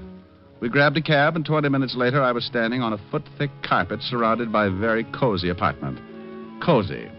That means $25,000 worth of furniture that you'd never look at when Joyce Wallace is in the room. You like it? Oh, but yes. Tell me, when did Mata Hari go in for decorating?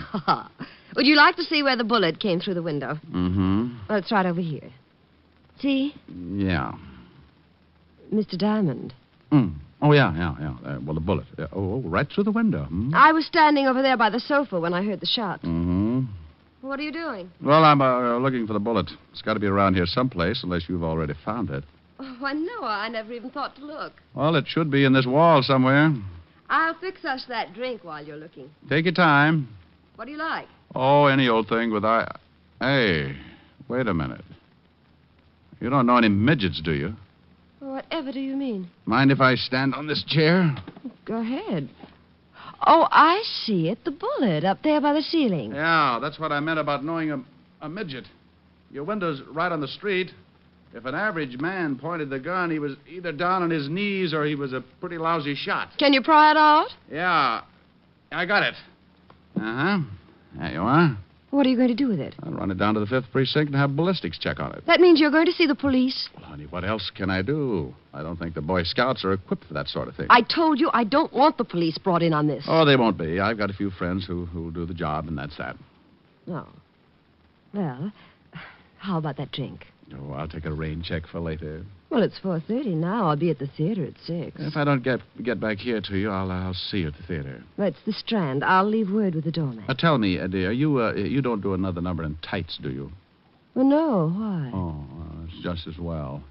The last time my blood pressure went up so high, some guy sitting right behind me got an idea for a new pressure cooker and made a fortune. I'll see you later, dear.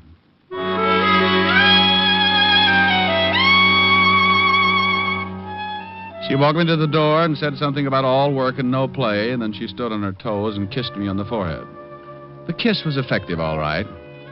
When I finally found my way down the hall, I knew just how the first cow in Texas felt right after being branded.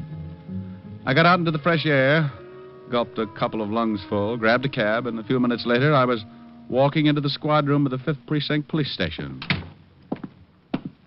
Well, good afternoon, Sergeant.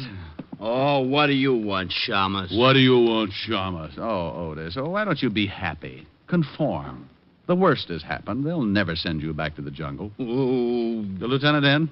Yeah, go ahead. Thanks, Sporty. Oh, Otis. Yeah, what is it? When are you going to get a haircut?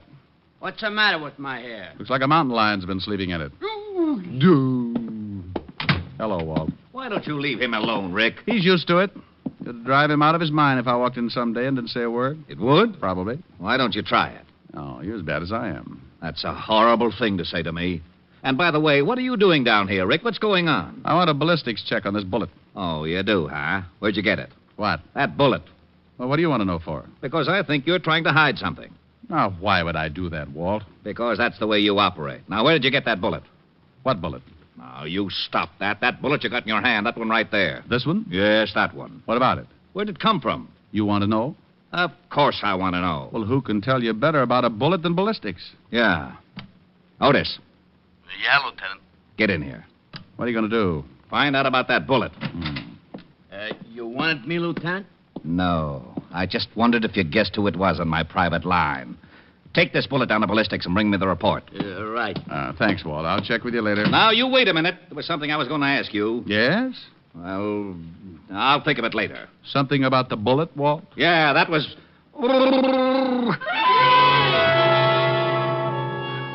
I let Walt chase me as far as the street, and then I grabbed another cab and headed for my own apartment. It was about 5 o'clock, so I cooked up a short meal, climbed into a shower, and my other suit. At 6 o'clock, I was at the Strand Theater, talking with the doorman. Say, your name's Diamond? Yeah, that's right, Pop. Well, Miss Wallace said to show you right back, but I don't know whether this is a very good time or not. Well, she said 6 o'clock. It's 6 now, Pop. Yeah, but she's got a visitor. Oh. Well, come on, I'll show you anyway. Her dressing room is right down this way. I'm not going to give her up. Well, my dear, you may just catch to anyway. Oh, you see what I mean? Husband? Yep. Martin, you just get out of here. Still want to go in? You know I think so.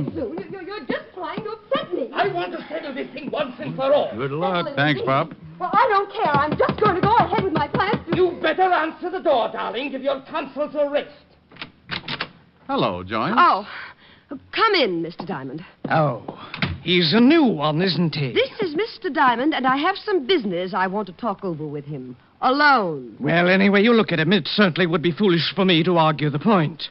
I suppose you chin yourself regularly, Mr. Diamond? Chins are a hobby with me, Mr. Webb. I've come in contact with several in the past. A wit. Muscles and wit. This is a new achievement for you, dear. Please get out of here, Bart. Now. Good evening, Mr. Diamond. I will say that you're more of a presentable specimen than the others. You're somewhat of a specimen yourself, Mr. Webb. Another time, Mr. Diamond. Good evening. Oh, he just won't leave me alone. Did you tell him about someone trying to take a shot at you? Well, of course not. He'd go right to the papers. It's just what he's looking for. Oh, no. I'll get it. I see you made it all right. Hello, Pop. Who is it? Package for you, Miss Wallace. Oh, thanks, Pop. Will you take it, Mr. Diamond? Sure thing. Thanks. Oh, well, flowers. Flowers. Oh, this is his idea of a joke. Upset me so I can hardly go on. Then a few seconds later, his flowers arrive. Barton's flowers? Yes. Sends me yellow roses every Monday. Look out. A snake! Get back. Oh, it's crawling out! All right. All right, it's okay now. He's dead. Honey, calm down. Hey, what's going on here? Call a doctor, Pop. What's the shooting all about? Well, you get out of here and call a doctor. Go on. Okay. Hey, ain't that a snake? No, it's an eccentric spaghetti. Now get that doctor. Joyce, you've got to take it easy. The snake's dead. Now calm down, baby. A snake. You keep on like this, you'll end up sleeping in a cage. Joyce, will you shut up and listen to me? Okay, honey, sorry.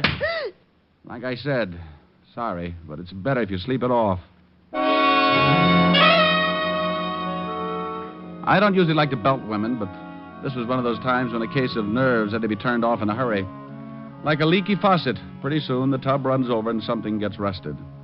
I caught her as she went down, picked her up, carried her over to the couch, and then I left her that way until the doctor arrived. Oh, no wonder she went off like that. I'd probably end up walking on my hands if somebody sent me a snake. I think maybe I hit her a little hard. Best thing you could have done under the circumstances. She's coming out of it. I'll give her a mild sedative, calm her down. She'll be all right now after the initial shock is worn off. Joyce, how do you feel? Oh, you bully. Had to do it. Think you'll be all right now, Miss Wallace? Who are you? A doctor. He's going to give you something to make you rest. He's not going to hit me, too, is he? Oh, no, just a mild sedative. Calm you down. Make you feel better. Well, thank you, but I don't need anything. I'll be all right. Besides, I've got a show to do. Whatever you say. You're sure it wouldn't be better? Where's the snake? Oh, dear. Pop just took it out. Oh. Well, let me sit up. I'm all right. Right in here, Captain. Lieutenant. Everybody duck. Aha. Aha. I might have known it. You might have, but you've still got your sergeant around to keep you at a stupor. Oh, he's picking on me again, Lieutenant. Look, what in the world is going on here? The law has landed, Joyce. This is good Lieutenant Levinson. Walt, Miss Joyce Wallace. Oh, they must be here about the snake. Yeah, I called him, Miss Wallace. Who's this guy? Oh, this guy's a doctor, Walt. I'm just leaving, Lieutenant, and Miss Wallace seems to be all right now. All right, Doctor. Otis, take him out in the hall. Get his name and address in case we want to talk to him. All right, Lieutenant. Well, goodbye, Miss Wallace. You just try and relax. Yes, thank you, Doctor. All right, Rick. Now, what the devil's going on here? We get a call from the doorman. There's a snake loose in Miss Wallace's dressing room, that someone's been doing some shooting. Oh, snake was loose. I shot it. That's right, Lieutenant. It's as simple as that. Oh, it's as simple as that. How'd the snake get in here? Oh, maybe he was one of her fans. Now, you stop that. You find out about that bullet? Yes, I found out about that bullet. Fired from a Mauser 25. And that's another thing I wanted... Lieutenant, there's really nothing to worry about. A snake got into my dressing room. Mr. Diamond shot it, and that's all. Miss Wallace, how does a snake get backstage and into a dressing room? Well, now, let's see. If I was a snake... All right. I looked at the snake. It wasn't poisonous, so I guess it doesn't make much difference. Wasn't poisonous? No, Red Heart, just a little old gopher snake. Now, what about that bullet you had me analyze? That's part of a case I'm working on. I'll tell you about it later. Nothing to do with Miss Wallace, I suppose? No connection with the snake at all? None whatsoever, Lieutenant. Is this the box the snake came in? Yeah. I'll check with the florist. Yeah, I'll do that, will you? And let me know what you find out. All right, but Diamond, so help me. If somebody gets killed, I'm going to hold you for complicity. I bet you can't say it again. Say what? Complicity. Complicity. You never know. Thank you for not telling him anything, Mr. Diamond. Well, there wasn't much to tell. Maybe you'd better help me out, though. Any idea why someone would send you a non-poisonous snake? Well, certainly I have a deathly fear of them, any kind of snake. How many people know about this? My husband. Anyone else? No one. I've never told anyone. You see, I was bitten by a snake when I was a little girl in Wyoming. I never got over it. Well, someone must have known about it then. My family and a doctor. They're all dead now. All right. I'm going to leave for a while. Think you'll be all right for the show? Oh, certainly. I have a little time before curtain. Oh, by the way, what's your husband's address? 559 East Park. Why? Well, I'm going over to see him. Find out what kind of presents he's in the habit of sending.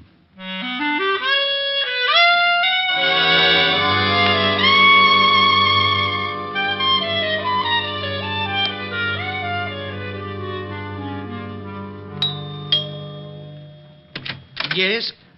Oh. You should be in mourning, Mr. Webb. I just killed a friend of yours. What? Maybe you better let me in. Well, if you're running around exterminating my friends, maybe I'd just better call the police. Yeah, why don't you do that? Now I'm coming in. I hardly see... Oh, yes. Well, you're in. Can I get you a drink, Mr. Diamond? I haven't got much time. I want a few answers. Well, at least take your hat off. I don't like being intimidated, but if I must be subjected to your roughhouse tactics, I prefer you to be polite. If I get the right answers, I'll be so polite I'll even apologize when I break your leg. I really think I'd better call the police. Did you send your wife a snake? Has Joyce taken up the bottle? Which leg do you want me to start on? No, don't be ridiculous. Of course, I didn't send my wife a snake. Did you send her flowers? Yellow roses. I have a standing order with the florist every Monday night. Well, this Monday there was a snake in them. You're serious? How do I look? Well, that is a very provocative question. Look, Buster, let's not... Good grief. If someone did send Joyce a snake, she must be in a complete state of hysterics. She hates them. Do you own a Mauser 25, Mr. Webb? Why, yes. How did you know that? I didn't. Can I see it? No, as a matter of fact, it disappeared a couple of days ago. That's a little thin. Mr. Diamond, I assure you that if I could show you the gun, I would be most happy to. Loaded and pointing right at your overdeveloped chest. You say it disappeared a couple of days ago, hmm? Sure about that? Of course. I kept it in my bureau drawer. When I got up in the morning, it was there, and that evening I went to get a handkerchief, and the gun was gone. Nothing else moved? No indication of robbery? No. Who has a key to the apartment besides yourself? Your wife? Mr. Diamond, a moment ago you told me someone had sent my wife a snake. I mentioned that she must be in a complete state of hysterics. Then you start this ridiculous questioning about my missing gun. Now, if my wife was hysterical, by now she's probably looking for the top of her head. Now, get out of my way. Hey, where do you think you're going? My wife and I may have our differences, Mr. Diamond, but unfortunately for me, I still love her. Oh? And if you ever tell her I said so, muscles or no, I shall assert myself and beat your head off. Oh, relax. She's all right. She's probably doing her show right now. Nevertheless, I'll thank you to remove your oversized hulk and let me go to her. Someone also took a shot at her. What? Well, now I am going to the police. She thinks you did it in order to gain custody of the child. Well, she certainly deserves to think so. I'm not exactly an easy person to live with. Now, please. If this gets to the papers, Mr. You Webb. have my word. Now, one more question. Did you ever tell anyone about your wife's fear of snakes? Positively not. Oh. Mind if I make a phone call? If you like. You admit sending your wife the yellow roses? I admit sending my wife some yellow roses. I deny having anything to do with the snake.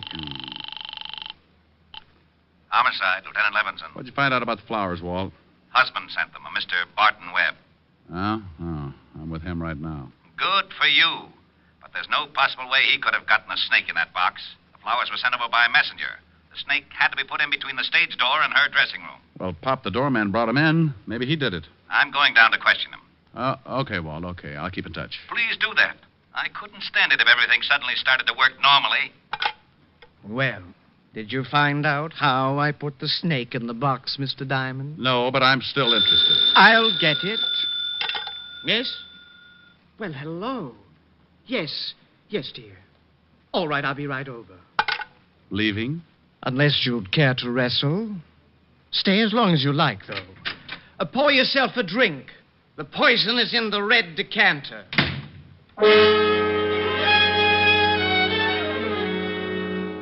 You know, the poison was in the red decanter.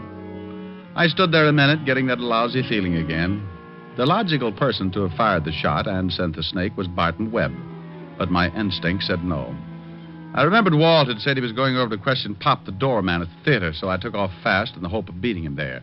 The theater was only 4 blocks away, so I ran it. Well, hello there, Mr. Diamond. Hey, Pop, the law's on the way over here to pick you up. Yeah, for what? Well, they think maybe you put that snake in the box of flowers. Well, I didn't, and they're going to have a hard time proving anything else. Tell me, what did the guy look like who delivered the box? Young kid. Wearing a uniform? No, just looked like one of the kids in the block. Matter of fact, I thought it was kind of funny, a kid like that delivering for a fancy florist. The fellow who delivered the other box was all get up in a nice blue outfit. What other box? Came right after you left. Looked like it was from the same florist. Thanks, Pop. Is Miss Wallace on stage now? No. She ain't in her dressing room either. Her understudy take her place? Yep. Miss Wallace didn't think she could go on. How did you know that? I'll see you later, Pop. I want to know where... Oh, no. Hello, Walt. Oh, no. Bye, Walt. Oh, no. Well, that tore it right down the middle. I left the theater, headed across town in a hurry. Started adding things up. Webb owned a Mauser 25, but it was missing. A Mauser 25 had been used to take a shot at Joyce. Webb always sent yellow roses on Monday night. Yellow roses had come, and there'd been a snake in them. Something that Joyce had feared, and only one other living person besides herself supposedly knew about her fear. 2 boxes of flowers had arrived at the theater. Webb openly admitted sending one bunch. Suddenly, everything was tying together, even a motive. Thanks, Gabby. Keep the change. All right, thanks.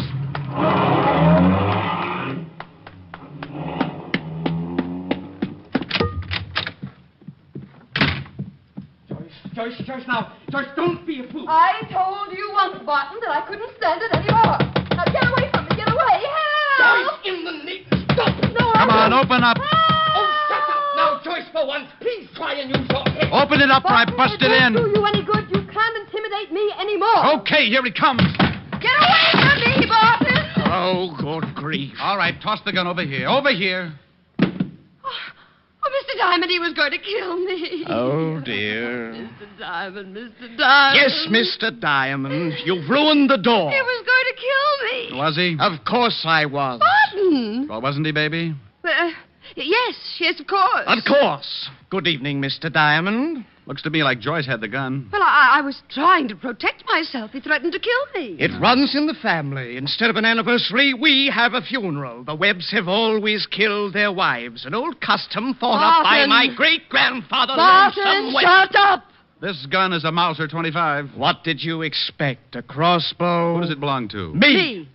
You told me your gun was swiped a couple of days ago, Barton. Once I explained to a drama critic that my only claim to fame was talent. Don't listen to him, Mr. Diamond. That's my gun. It's mine, and I can prove it. And you were the one who shot at Joyce from outside the window? Naturally. Which window did you shoot through? What? No, which? Which window? Quick. Why, well, how do I know which window? I did it in such a hurry. Where was Joyce standing? You must remember that. I refuse to answer you. These questions are completely ridiculous. Then if you did take a shot at her, you also sent her the snake. Oh, stop it, both of you. Well, he did, didn't he? Of course I did. Barton, why in the world do you stand there and admit these things? Well, why not, my dear? I should think you might at least be grateful. Grateful? Oh, I know you better than that, Barton Webb. You've got some crummy scheme up your sleeve. Crummy? Oh, swell. Despicable. Despicable, that's what I meant. You had some Well, if you're going to be on, then at least read your line slowly. Slowly, do you hear? Slowly. Despicable! Both of you shut up. You admit sending the snake, Barton? Yes, I do. He does not. I most certainly do. You're a liar. What? Yes, he's a liar, Mr. Diamond. I'll tell you all about it. Joyce! No, I'll tell you. You came to me because you said someone was trying to kill you. Shot at you through a window. Maybe Barton. Of course, I told you. Oh, shut up. Then a snake arrives in a box of flowers. Looks like Barton sent that, too. I did? You did like the devil. 2 boxes of flowers came to the theater tonight. One of them was yours, Barton. The other one you sent yourself, Joyce. You put a snake in it and had some kid deliver it. I did? Yes, and another thing. Barton left me in his apartment a good 20 minutes ago. If he was going to kill you, he'd certainly have done it by now. The Webbs are naturally lazy. You took his gun a few days ago, Joyce. You called him and told him to meet you here, hoping I'd follow. Then you were going to make it look like he'd attempted to kill you. Oh. Joyce, darling. I swear, Diamond, that at the first opportunity, I'm going to start working out at a reputable gym, and eventually I shall engage you in physical combat. No, he's right. Mr. Diamond, you're right. Yes, and the motive. You were afraid he was going to take away the one thing you loved, your child. Barton, why didn't you just come right out and tell him? Why did you admit to something that wasn't at all so? My motive will not be discussed. Oh, the little brain was feeling a twinge of conscience. Pretty noble, too. He was willing to take the rap for all the trouble he'd given you in the past. But... Well, it was really nothing. He's still in love with you, Joyce. What? Yeah, and I think you two better sit down and talk it over. Believe me, you deserve each other. Oh. There, darling. There. You know, you could get in a lot of trouble for this, but I'll straighten it out with the law. Oh, Mr. Diamond, how can I ever thank you? By George. You know, you're not such a bad fellow after all. Look, let's get something straight right now. I've been made a patsy and my feelings are hurt. I may not get over it until I get a big, fat bonus in the mail. No later than tomorrow. Muscular, witty, and to top it off, a businessman. Mr. Diamond, I think you have a future.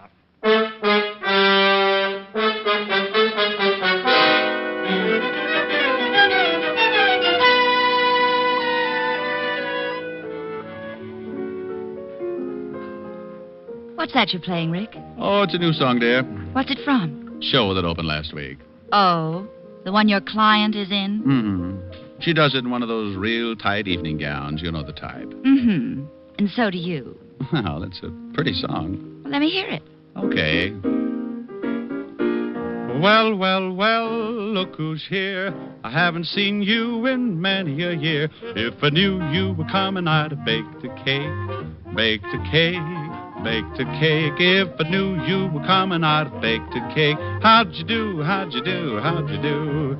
Had you dropped me a letter, I'd have hired a band, grandest band in the land. Had you dropped me a letter, I'd have hired a band and spread the welcome mat for you. Now I don't know where you came from, 'cause I don't know where you've been. But it really doesn't matter. Grab a chair and fill your platter and dig, dig, dig right in. If I knew you were coming, I'd have baked a cake, hired a band, goodness sake.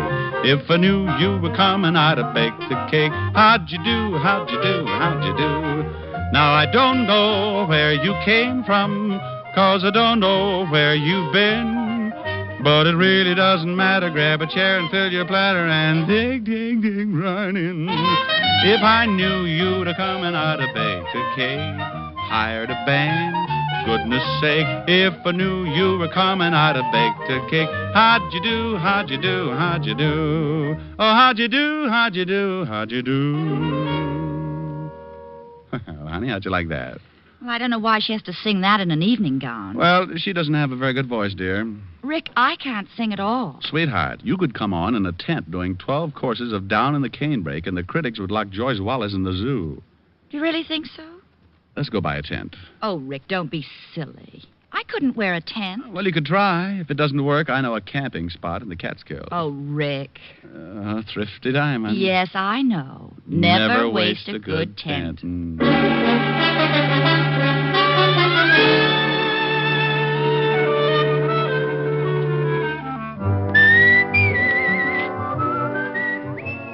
You have just heard Richard Diamond, Private Detective, starring Dick Powell. Ed Begley played Lieutenant Walt Levinson.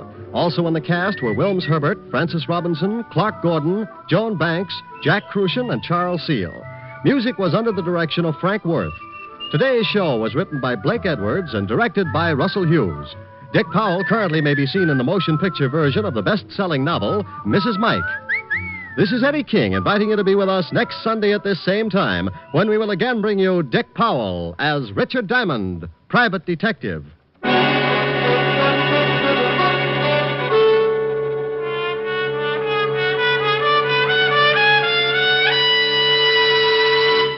What's on NBC today? Later today, you'll hear Thornton Wilder's prize-winning play, Our Town, on Theater Guild on the Air. Today's Theater Guild production stars Elizabeth Taylor and Walter Houston. And for comedy, be sure to tune for the Phil Harris Alice Faye Show. Sunday on NBC is filled with entertainment, so keep tuned here. Next, hear James Melton and Harvest of Stars on NBC.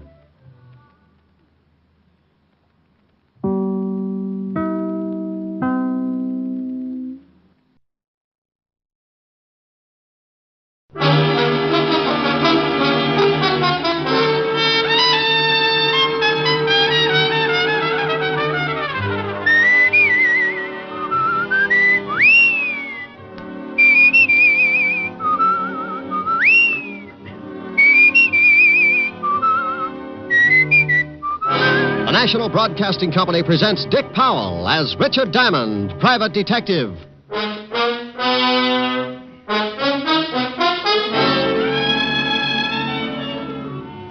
All right, Shamus, hand it over. Let's have it. Have what? I ain't got time to play games.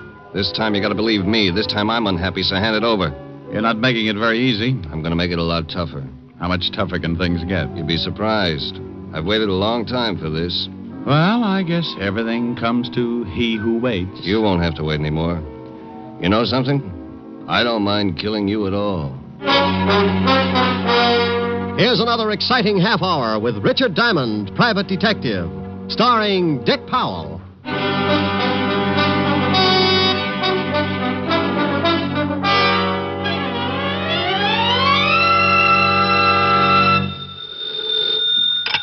Diamond Detective Agency, homicide made easy. With us, it's the corpse that counts. Oh, I just don't think I'll ever get used to it. Hi, Helen. Hi. What are you doing? Right now, nothing. But I've been considering a few push-ups or something just to keep my heart going. I've been sitting behind this desk so long my blood doesn't circulate anymore. It just lies around in puddles. Oh, Rick. Morning, Mr. Diamond. Oh, hold it a second, honey. Morning, Phil. Who's Phil? The postman. Oh. Special delivery for you. Return receipt on it. Here, sign right here. Sure. Okay, there you are, Phil. Okay. See you later, Mr. Diamond. Yeah. Rick? Yeah, yes, dear? Well, what is it? What did the postman want? Well, wanted to give me a letter. Oh? Special delivery. From the City Hall. Oh, must be important. What does it say? Let's see. It says, Mr. Richard Diamond, address, so on and so forth. Oh, here. Dear sir, you are hereby notified that under the laws of this state, you can be called... Oh, for Pete's sake. Well, what's the matter? Of all the rotten... Oh, stop making noises and tell me what's wrong. You know what this stupid letter is about?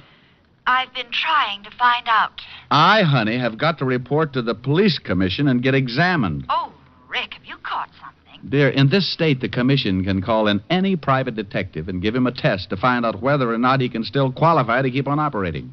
You mean they give you a test like in school? You're darn right. Oh, and it says here I've got to appear today. Well, what if you don't? Well, I lose the bond I had to post when I took out my license. Oh, Rick, you better get right down there. Oh, and here's something else that's real cute. Guess where I have to take the test? Waltz precinct. Has to be. Yeah, aren't they the little devils? Report to Lieutenant Walter Levinson, 5th Precinct, homicide. What time, Rick? Time? 10 minutes ago. Oh, bye, Rick. It was 10 after 11 when I hung up on Helen. It was 12 after when I hit the street. The 5th Precinct was a good 10 blocks away, and I was bounding into the squad room by 11:18.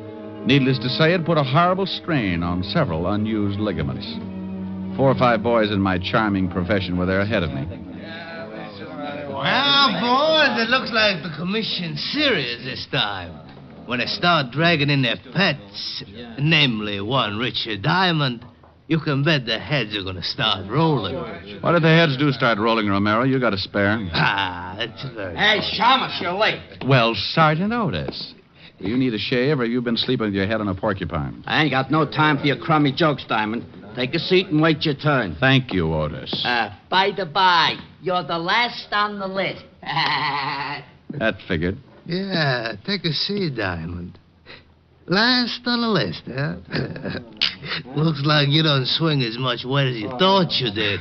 At least now I can understand the reason for this examination. Oh, you can, huh? Sure.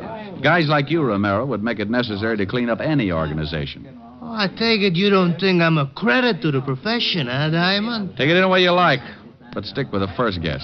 Oh, what's the matter, Rick? Maybe I'm taking some of your business away, huh? Look, Romero, the kind of business you handle would keep me buying too much disinfectant. And as long as you're asking what's wrong, I'll tell you 2 things. Yeah? You're a lousy detective, and you'd burn your grandmother if there was enough money in it. Oh, okay, what's the second beef, Ricky? You just said it. You want to talk to me, it's Mr. Diamond. You slip again, and I'll put your jaw in a position so you won't forget. Is that right? Oh, get out of my way, Romero. Oh, sure, Mr. Diamond. Hey, Rick, can I see you a minute? Yeah, by all means, see your friends and have a good talk about me. Oh, that's... What is it, Alan? I just thought you might be more comfortable over here. I would have called you sooner. I was kind of hoping you might lay one on Romero. Oh, I'd love to bust his face up. There's just no excuse for him. Okay, so we all got our bonds to worry about. Relax, you got a long wait.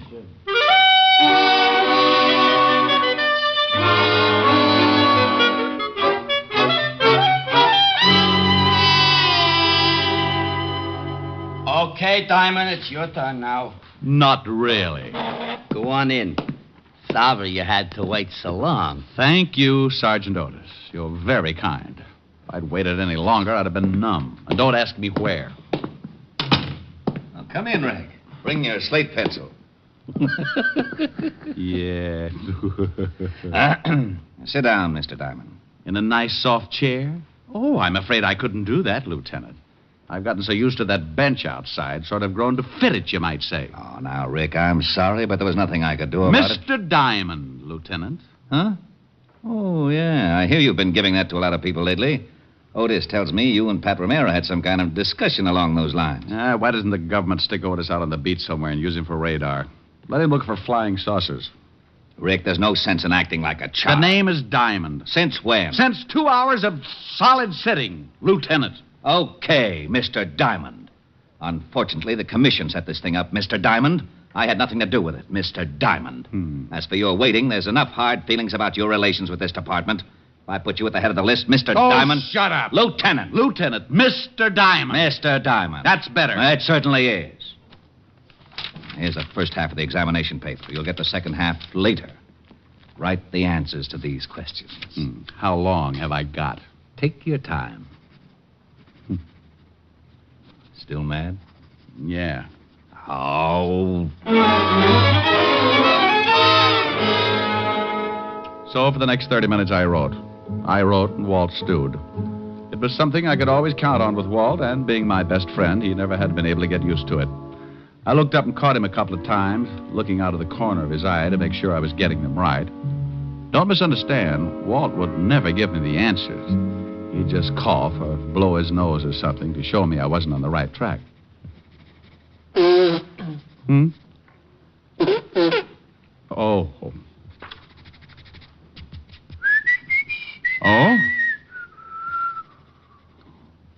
Huh. There you are, Lieutenant. Thank you, Mr. Diamond. Am I finished? You most certainly are not. Like the others before you, Mr. Diamond, you will have to solve, to my complete satisfaction, a hypothetical case of homicide. And then come back here and fill in the second half of the examination. Oh, for Pete's sake, Walt. I did that in police school. It's oh, for Pete's sake, Lieutenant. Oh, all right. One moment, Mr. Diamond. I'll get the man who's going to give you the test. Otis. Yeah, Lieutenant? Oh, no. Would you mind coming in here and taking Mr. Diamond down to the basement? He's ready for the test, huh? Yes, Sergeant. He's ready.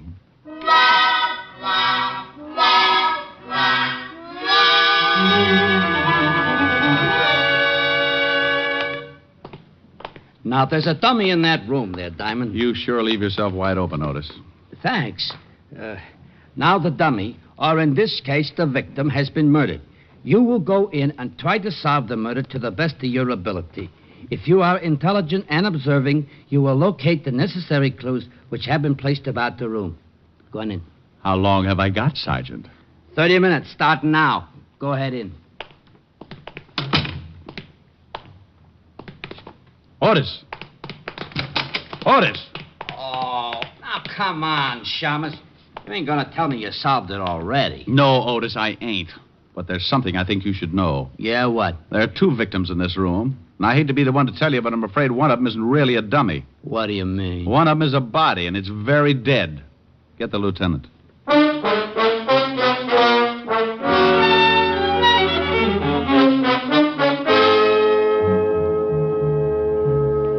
Well, there you are, Walt. Pat Romero, shot through the head. Oh, no. Shut the door, Otis. Yeah. And lock it. Stand in front of it. Don't let anybody in. How did this happen? How did Romero get shot in my department? Oh, what'll the commissioners say? Lieutenant... You shut up. Walt, relax. Will you take it easy now? Oh, sure. Relax. Take it easy. When the commissioner hears about this, I'll have a lot of time to relax on a beat in Flatbush. Look, Walt... And the newspapers. What's going to happen when they get wind of this? Listen, Walt... Private detective shot in lab room of 5th Precinct. Homicide. Relax. Take it easy. Sure. Well, at least shut up long enough to hear what I've got to say. Rick, what am I going to do? Well, now listen to me. If we can solve this thing before anyone gets wind of it, maybe it won't be so bad. You're right. Maybe it won't. And we'll keep this room closed up as long as possible. Otis, if you let anyone in here, I'll personally see that you never... Where are you going, Diamond? I'm going to Romero's office. I'll call you from there. Make a check on his body and have all the dope ready for me. Oh, don't you worry about the dope, Rick. I've got more dope in this department than any other in the whole world. I've got the biggest. Otis. Yeah, Lieutenant? Walt chased Otis up the wall, and I headed for Pat Romero's office. Everything was happening so fast, I didn't take time to think much past the fact that the private detective profession had taken a step in the right direction when someone retired Romero. But Walt was in a spot, and someone had broken the law, so it looked like it was up to me to try and tie things together.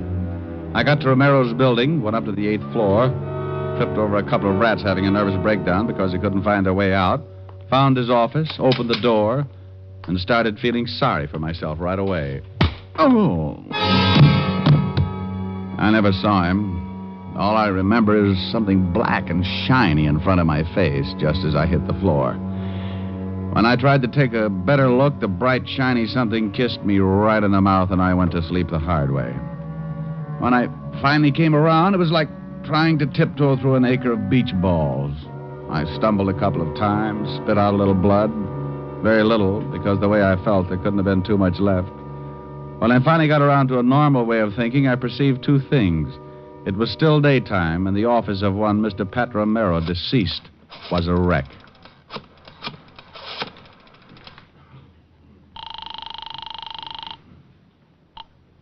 Fifth Precinct homicide. Well? Who is this first? Oh, now, come on. This is Diamond. Well, I thought so, but I'm not going to admit anything for a while, even my name. Anyone find out about... No.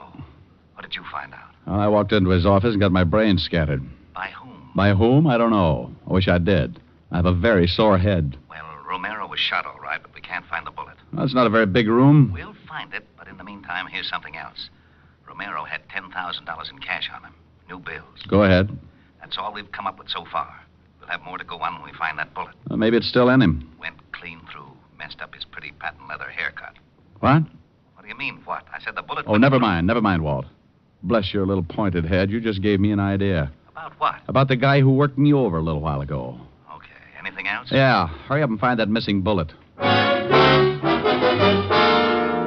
Walt had said something about patent leather when he referred to Romero's greasy hairdo. That was all I needed.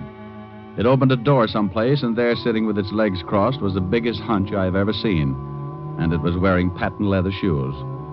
The only guy I could think of who would know a man like Romero and still wear patent leather shoes in the afternoon was a local gambler with a reputation as a fashion plate, monocle, striped trousers, and always the patent leather shoes. In fact, that's where he got his nickname, the Patent Leather Kid. This was a small clue, and I knew it, but one thing was in my favor. Anyone who would tear up Romero's office and kick me in the face had to be a bad little boy, and the Patent Leather Kid was typecasting. The kid's real name was Amos Fletcher, and he ran a small club over on 14th Street.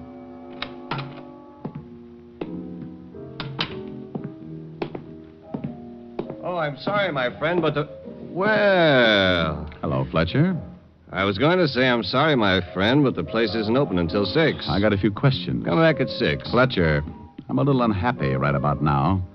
You answer the questions like a good boy, or I'll kick you all over the place. You mind if I call a few of my boys to watch? If you like. Tell them I got a .38 under my arm that goes off when I get excited.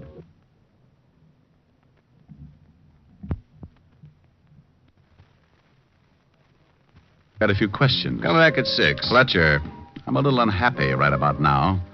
You answer the questions like a good boy, or I'll kick you all over the place. You mind if I call a few of my boys to watch? If you like. Tell them I got a .38 under my arm that goes off when I get excited. Tell them I sort of lose my head when I get kicked in the mouth and don't get the answers I want. I think you better believe me. So you got kicked in the mouth? Yeah, by a pair of patent leather shoes, just like yours. I had nothing to do with it. You know a guy named Romero? Romero? No, I don't know a guy by that name. Where were you an hour ago? Right here. I have a couple of friends to prove it. We were playing cards, canasta. Okay. I'm glad you're satisfied, Mr. Diamond. Who said I was satisfied? No? Not a bit. Well, what about this Romero? He got himself shot. Badly? As bad as you can get shot. Well, Shamus, that's a chance you boys take. Maybe Romero would have lived longer in another racket. Think about it, Shamus. I'll think about it, Fletcher. I'll think about it a long time. Good. Let me know what you decide. You'll hear about it.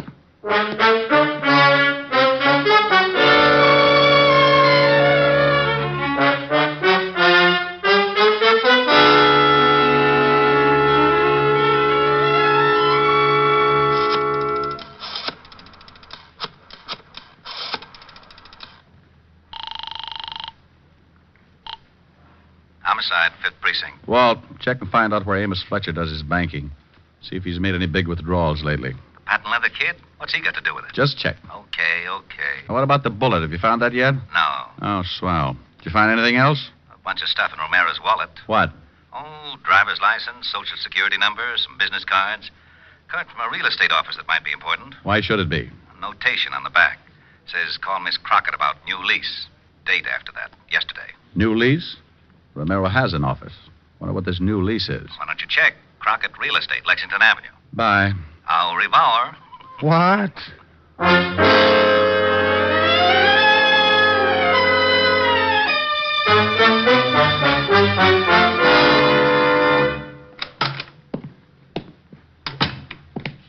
Something I could... Well. Good afternoon. Ain't it though? Dull as can be before you rolled them gorgeous shoulders through that door. Sit down, Sonny. Relax. Have yourself a drink. No thanks. A little early in the day for me. A little early. Well, you'll excuse me, won't you, Sonny? If it gets any later, my stomach's liable to rust.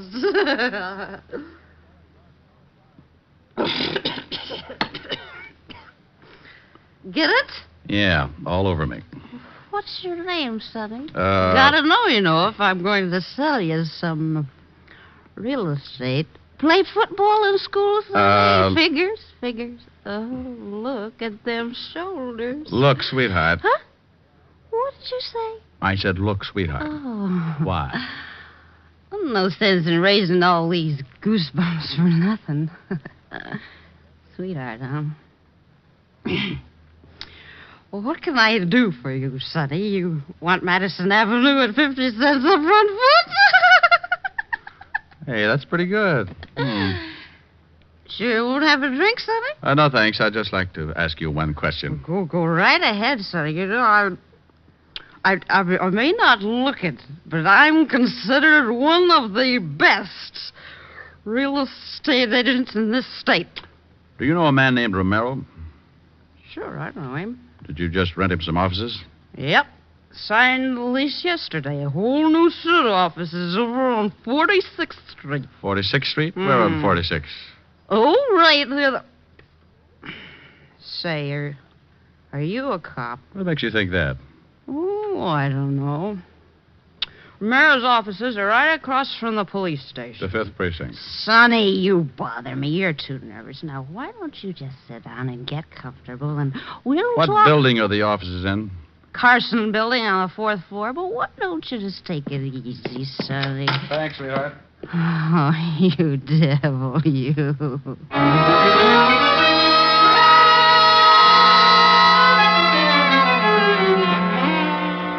Now, look, Rick, we know Romero was shot in this room while he was either sitting or kneeling. Because the bullet entered his head at a high angle. Yeah. I think he was shot with a rifle, Walt. A rifle? Yeah, from across the street. Romero rented some new offices in the Carson building, directly opposite this building. I just saw them. Somebody tore those apart, too. Well, I checked on Amos Fletcher. Does his banking at the National. Made a withdrawal this morning, $10,000 in new bills. Who is it? Otis. Come on in. Has the Shamus solved it yet, Lieutenant? Walt, come here. Yeah? Now, look, 4th floor. Carson building, right over there. See the open window? Yeah? Now, if someone in one of those offices fired a rifle, and there's no bullet hole in the lower portion of the window in this room, that means it went through the open part. So Romero would have to be standing, let's say about right here. Well, that would make the slug somewhere out in the hall. Right. But it would have to pass through the door. There's no hole in the door. Hey, the door was open when me and the Shamus came down here. That's right, Walt. Let's see if we can find that bullet. What was Romero doing down here? Oh, he was just finishing this part of the test when I went up to get Diamond. Hey, Walt. Huh? I think I got the bullet. Yeah. Under the rug. Yeah, you'll have to pry it out. It's in the floor pretty deep. Okay. Who did we go after? Amos Fletcher? That's right. What's your proof? Not much. It's all a guess. You know what kind of a guy Romero was. Yeah, the worst. Well, let's see. Romero had $10,000 in his pocket. Fletcher took out $10,000 this morning. Sounds like blackmail. Could be. Somebody was tearing Romero's old office apart looking for something when I broke in on him. And got a patent leather shoe in the face for my trouble. That isn't very much to go on. Well, how about this? I asked Fletcher if he knew Romero. He said no. But as I left, he mentioned that Romero probably got killed because Like myself, he was in the wrong racket. How did he know that? Well, still not enough to convict him. Would a confession do it, Grouchy? You know darn good and well a confession is the only thing that would do it. That or find the murder weapon and prove it belongs to Fletcher. No, you're so technical. Okay, I'm going back to the office. Give me about 10 minutes and have Otis call Fletcher. Oh? Have Otis call Fletcher? Oh, not as Sergeant Otis. Just have him call and give Fletcher a friendly tip. From the way those two offices were torn up, it's my guess that Fletcher hasn't found what he's looking for yet. Just tell him I found it. Found what? Well, found anything. You don't have to be specific. Who said I was going to be? Going to be what, you mallet head? Specific. You don't even know what it means. It means precisely formulated or restricted. Huh? Oh, here, I got the bullet out of the floor, Lieutenant. Bye, Walt.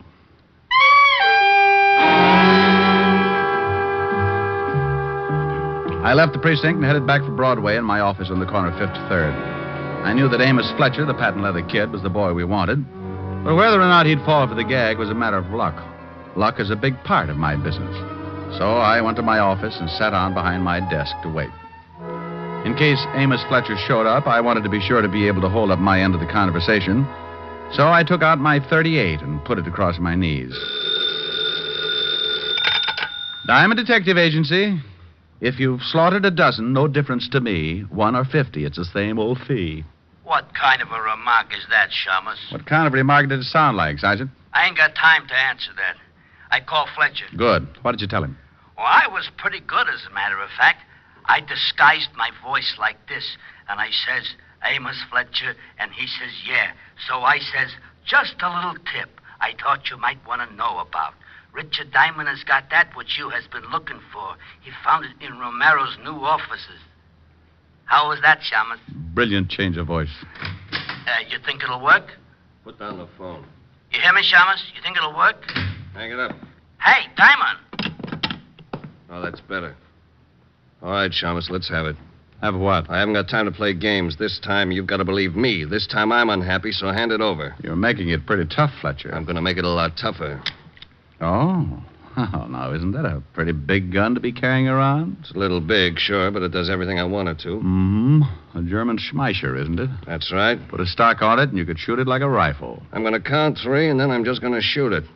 Now, why don't you be smart and give me the stuff? Let it ring. Well, it might be a paying client. It might.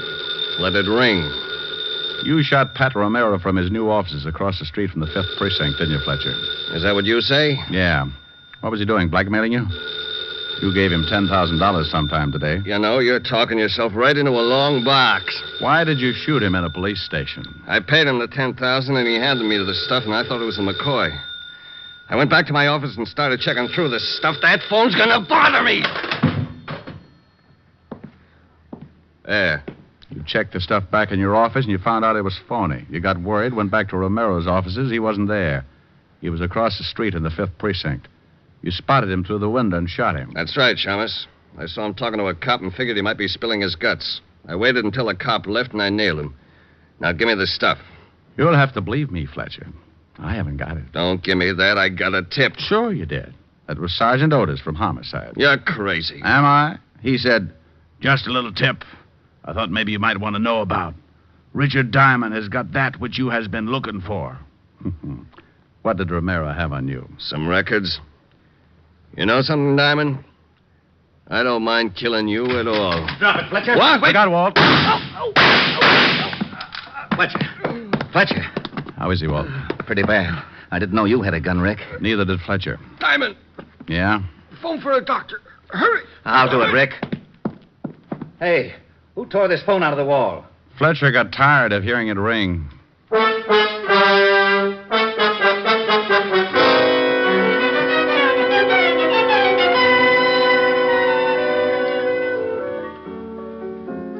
What's that you're playing, Rick? Oh, it's an old thing. Oh. Yes. Hello, Helen. This is Walt. Yes, Walt, he's right here. Thanks, Dan. Hello, Walt. Rick, we found the stuff Romero was blackmailing Fletcher with in a safety deposit box. bunch of books that exposed one of Fletcher's old rackets, enough to send him away for life. Well, bully for you. Oh, and something else. You better get down here right away. What for? You didn't finish your test. You don't want to flunk it, do you? What? You got the first part all right. The hypothetical part I can cover for you. But you didn't do anything on the last part of the written examination. Now, you listen to me, Fatty. Fatty? The fattest. I've chased my head off solving a case and getting your big feet... Big feet? Big feet out of trouble. I've gotten shot at, insulted, kicked in the face. Well, those things... I don't want to hear any more of your lame-brained excuses. You just fix it up for me, and I'm going to go in and drop a few subtle hints to the commissioner about his nasty old lieutenant. You wouldn't. Oh, but I would. What did you say?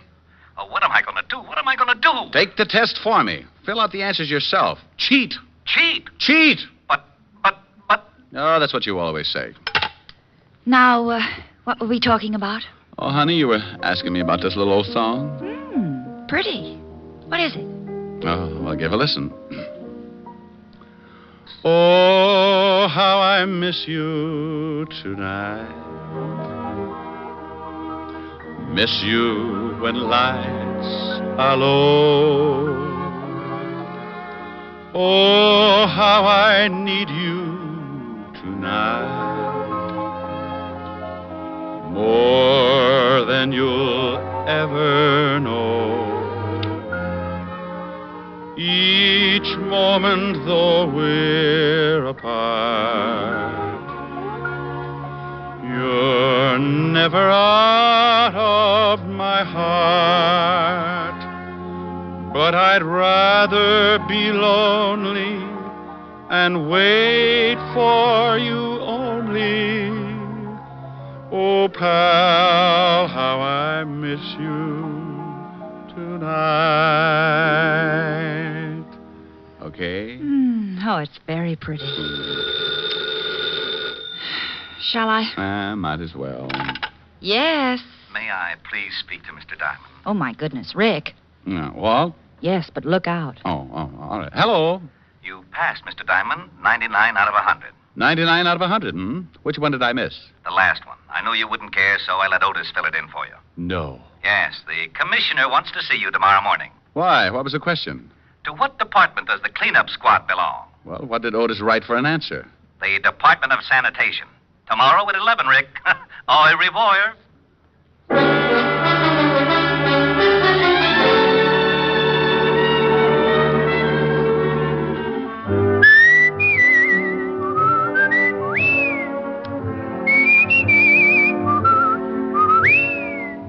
You have just heard Richard Diamond, Private Detective, starring Dick Powell. Ed Begley played Lieutenant Walt Levinson. Also in the cast were Wilms Herbert, Francis Robinson, Don Diamond, Ann Morrison, and Paul Dubov. Music was under the direction of Frank Worth. Today's show was written by Blake Edwards and directed by Russell Hughes. Dick Powell currently may be seen in the motion picture version of the best-selling novel, Mrs. Mike. This is Eddie King inviting you to be with us next Sunday at this same time when we will again bring you Dick Powell as Richard Diamond, Private Detective.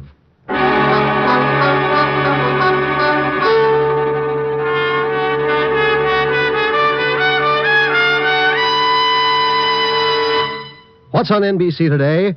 One of the finest programs in NBC's Sunday lineup of stellar entertainment is Theater Guild on the Air. Later today, be sure to hear Richard Widmark and Teresa Wright in the romantic comedy There's Always Juliet. That's Richard Widmark and Teresa Wright on Theater Guild on the Air today on this NBC station. Next, hear James Melton and Harvest of Stars on NBC.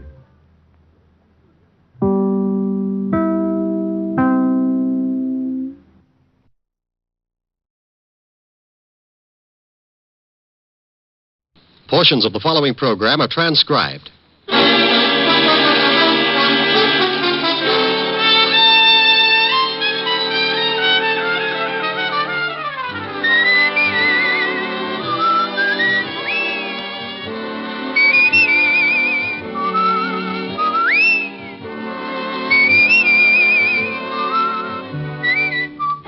The National Broadcasting Company presents Dick Powell as Richard Diamond, Private Detective.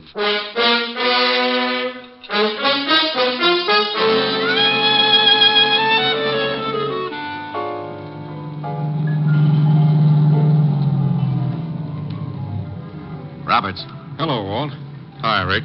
They show? Not yet. Fisher's covering the service entrance. We'll go in. Honk the horn if you spot anything. Right. We'll get out here, Otis. Get the car out of sight. Like old times, Rick. Yeah, but I don't miss them. Somebody always gets shot up. Here's another exciting half hour with Richard Diamond, Private Detective, starring Dick Powell.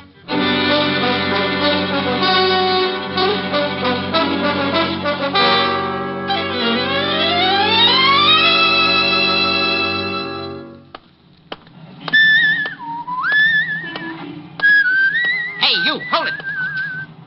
There you are, sir. Candid snapshot of yourself strolling down the Great White Way. Look, thanks, Bud, but just sending this card with your name and address. Look, Fran, thank you, Hey, but Mr. Diamond, please. You don't know me, but I know you. You used to be a cop. I done time. That's how I know, see? Okay. Heard you was a private cop now. I came to your office to see you, but I was too early. Now, look, what is this? Please, you gotta take this card. I think I'm being tailed. Little men with the nasty old sledgehammers? I'll call you later. Take the card. I told you Take the card. Here, take it. Phone you later.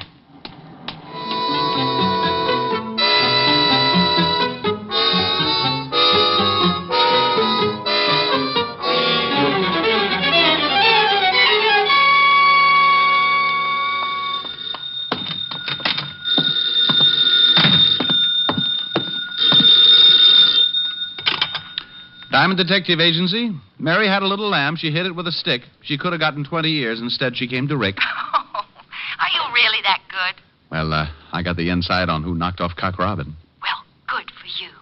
Hi, Helen. Hi. Did you just get in? Yeah. Kind of late, isn't it? Oh, well, I don't know. Work late on a case? Half a case. Alone? The funniest thing happened to me on the way to the office. Alone? No, I was leading patrol number 3 of the Brownies. I mean last night. Were you alone? Don't you want to hear what happened to me on the way to the office? I want to hear what happened to you last night. Oh, now relax, honey. I was with Walt. Honest? Honest. We played poker. If you don't believe me, stop in at the 5th precinct. Walt's hired a voodoo witch doctor to shrink his head back to normal. Well, all right. Now what happened to you on the way to the office? Oh. Well, the darndest thing. Some little guy comes out of the crowd and snaps my picture. Snaps your picture? Yeah, you know, one of those sidewalk photographers. Then he creeps up to me and gives me a card like he was passing a pound of radium and tells me to hang on to it until he calls. Said he was being tailed. Well, who was he? Who knows? He knew me all right. Well, what's on the card?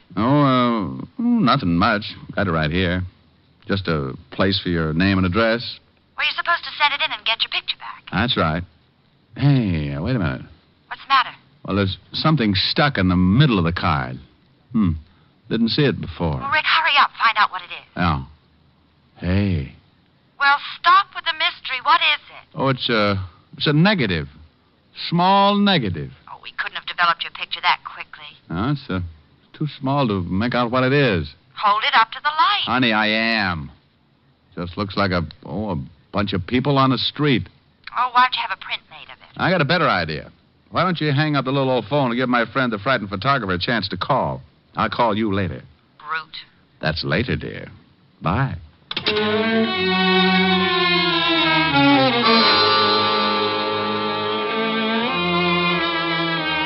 Well, that's the way it started. I hung up the phone, turned around in my chair, and held the negative up to the light again. Couldn't see a thing that made it unusual. The more I tried to figure it out, the less sense it made. My better judgment started chuckling, but somewhere down in the middle of my stomach, a little alarm started ringing. I had that lousy feeling again, and no matter how hard I tried to talk myself out of it, I knew something was wrong. That little alarm kept sounding off, and believe me, I felt pretty foolish when I realized it was a phone. Yeah? Mr. Diamond? Oh. Been taking any more pictures? How'd you know it was me? Scientific police methods. Hunch, and I recognize your voice. Find the negative in the card? Yeah. What does it mean? Don't want to talk over the phone. Come to 222 Bleecker Street, apartment H. You want me to bring the negative? No. Hide it. If they stop you, don't want to have it on you. If who stops me? They'll kill you, sure, if they find it on you.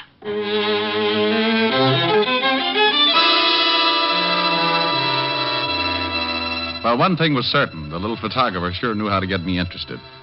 I started out of the office when I remembered he'd said to hide the negative. So, loving a good melodrama, and being the type who sits home Sundays to listen to Sam Spade, I found a piece of adhesive tape, put the negative back in the card, pulled out a desk drawer, and stuck the negative on the bottom of the drawer. Then I closed the drawer and headed for Bleecker Street, apartment H. I waited a few seconds and then gave it another try. Yeah? I'm looking for the guy who lives here. Oh, you are, huh? Yeah, short little guy, takes pictures. He does, huh? Well, your name's Einstein, isn't it? Nah. Look, I just want to see the little guy who lives here. Louie! Hey, I found some knishes in the icebox. All right, that's swell. There's somebody out here who wants to see George. Some liverweights, too. Huh? Somebody wants to see George. Oh. Well, maybe it's the guy he called. Hiya. You want to see George, huh? I want to see the guy who called me. If his name's George, swell. Shall I let him in? Yeah. Come in. Thanks, Toto. His name's Tony. You called me Einstein before. Funny.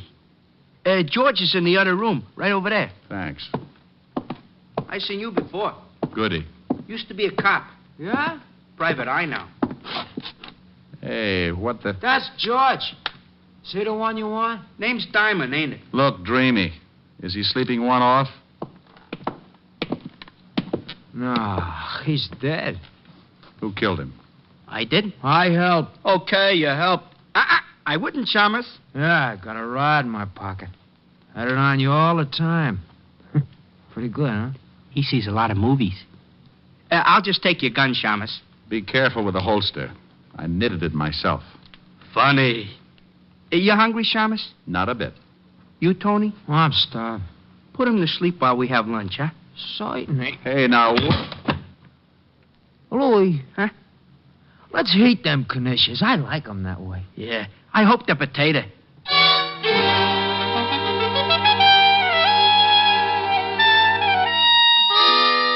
While the Rover boys loaded up on liverwurst and knishes, I slept it off. The one with a pug nose and a steel wool complexion, called Tony, had tapped me right behind the ear with his gun, and it took me a pint of blood and 15 minutes to find my way back. When I finally rolled myself into a sitting position, I lifted my sore skull and looked up at my two lovely playmates. Hey, Tony. Uh-huh. You got liver waste on your chin. Oh, thank you, Louie. Oh, how you feel, Shamus? Like a lark. He is funny, you know. We want the negative, Shamus. I don't know what you're talking about. While you was napping, we tore to join a part. It ain't here. It ain't? Nah. So we figure, seeing as how George called you, maybe you know something about it. How'd you know George called me? Oh, we heard him just as he was hanging up. He went for a gun, so we knocked him off. Where's the negative? I don't know. Maybe he's got it on him, Louie. Find out, huh? Hold still, Shamus. Here's his wallet, Catch. No, nothing else. Nothing much in the wallet. Hey, here's a bunch of cards. Diamond Detective Agency. Hey, get a load of the fancy printing. Yeah, fancy. And maybe he's got it in his office. How about it, Shamus? Look, you two broken-down comics. Anything in my office the termites have got dibs on. And I still don't know about a negative. Louie, shall we go over there? Yeah, we gotta find it. What about the Shamus? How long did you put him to sleep before? 15 minutes. Mm-hmm. And 15, about 20 minutes to get to his office. Half an hour to case it, joint. 2. This time make it an hour, huh? Hey. Sure that's good for an hour? Oh, sure. But if you're worried, I'll give him another 10 minutes just to be safe.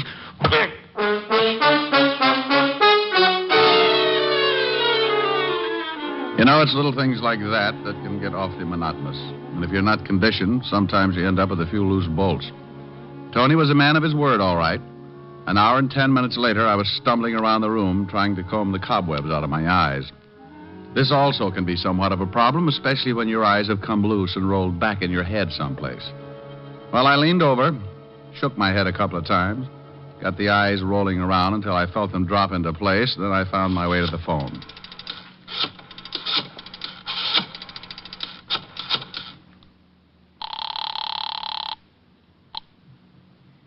Precinct, Sergeant Otis. Well, don't worry about it. They'll find a cure someday. Oh, no. What do you want, Diamond? Your other head. I'm going bowling.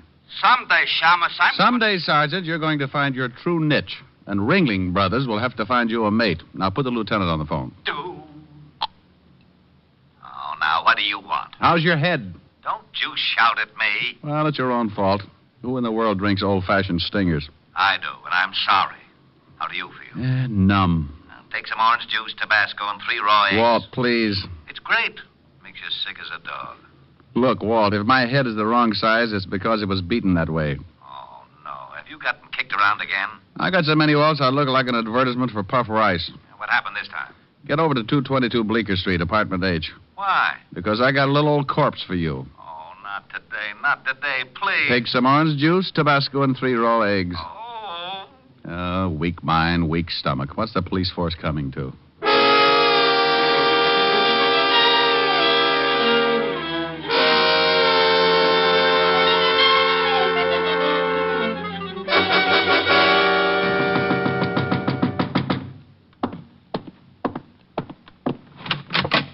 Hello, Bright Eyes. Oh, can't you lower your voice a little? Well, go on in, Otis. Sure. Pelican Feet needs an engraved invitation. Well, shut the door. Yeah. Oh, no, you... Oh, what did I do? Relax, Walt, relax. You don't look so bad. I think I like you with the purple face. You said there was a corpse here. Where is it? And save the gags. The dead man is in here, laughing boy. You don't have to be nasty. Coroner should be here any minute. Well, there's the victim. Who is he? Otis, take a look. Yeah, Lieutenant. Yeah, Lieutenant. Yeah, Lieutenant. His name's George Phipps. I went through some of his things while I was waiting for you.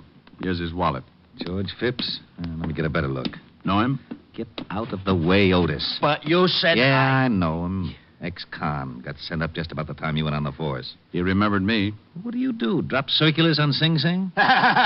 Otis. It wasn't that funny. Yeah, Lieutenant. What? No, Lieutenant. Otis. Oh, what, Lieutenant? Shut up.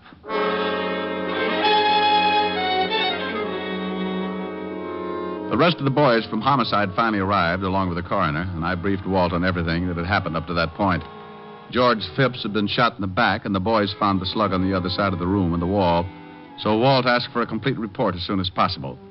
Then we climbed into the squad car and went back to Walt's office. Now, what about that negative? You think it's still in your office? I don't know. I'll go over later and check. I think you can identify the 2 gun-ups who worked you over? Drag out the files.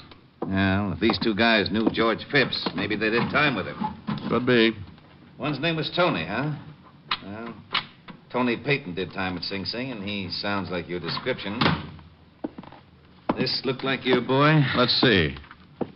Well, you little Dickens, you. You win the butterscotch cake. I'm right? You certainly are. This guy is a sure cure for insomnia. Okay, let's see if we can find out about the other one. Here's the report, Lieutenant. George Phipps was shot with a .38. Hey, Tony Payton put me to sleep with the end of a .38. He did, huh? Would you mind finishing the report, Sergeant? Not at all. Been dead about 2 hours. Phipps started working for the Speedy Photo Laboratory 4 days ago. Has about 4 photographers working for them. Yeah, you know the kind. Take your picture on the street and give you a card. Yes, I know the kind. What's the address of this photo lab, Otis? Down 36th Street. Walt, I'm going to my office, see if the negative's still there. Well, you've got to identify the other mug that worked you over. Oh, I don't know his name or anything else. Take an hour. Well, I'm going along. I want to see this negative. Then let's go. You want me to drive? I can make it, Sergeant. Oh. Shame on you, Walt. You know he just wants to turn on the siren.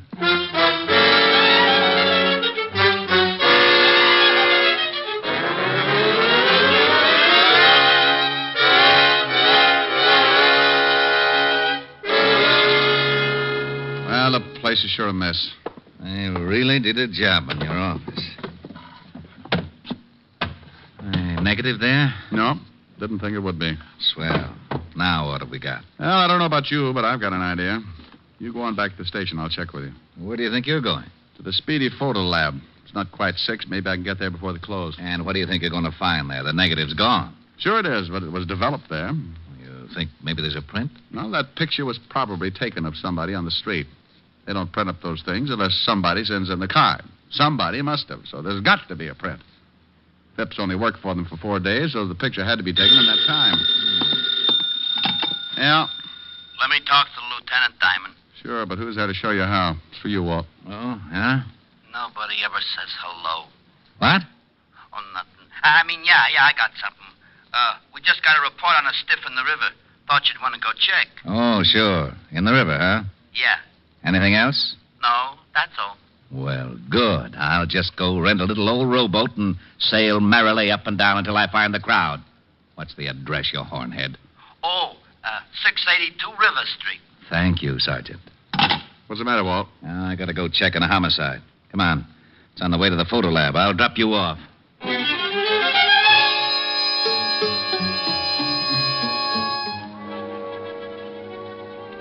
We climbed in the squad car and cut across town. In front of a small white building on 36th Street, Walt let me out and headed for the river. I went into the speedy photo lab and flashed the badge just long enough for the guy in charge to think I was a legit officer. Then I went through the list of people who had been mailed pictures in the last 4 days. The speedy photo lab must have been heading for a quick collapse because there were only 7 names. I wrote down the addresses and started to check. The first 4 were strikeouts, but the 5th was good for all the bases. Yes, what can I do for you? Mr. Andrew Troop? Yes? Did you receive a picture from the speedy photo lab? Why, yes. What's this all about? May I see it? Well, I don't know. Here's the badge. A policeman? No, don't get excited. Everything's all right. Well, I can't help but get excited. A real live policeman. How wonderful. Oh, dandy. You see, I'm an amateur criminologist. I'll send you a magnifying glass. Now, may I see the picture? I'll get it right away. A real policeman. I may break out in a rash.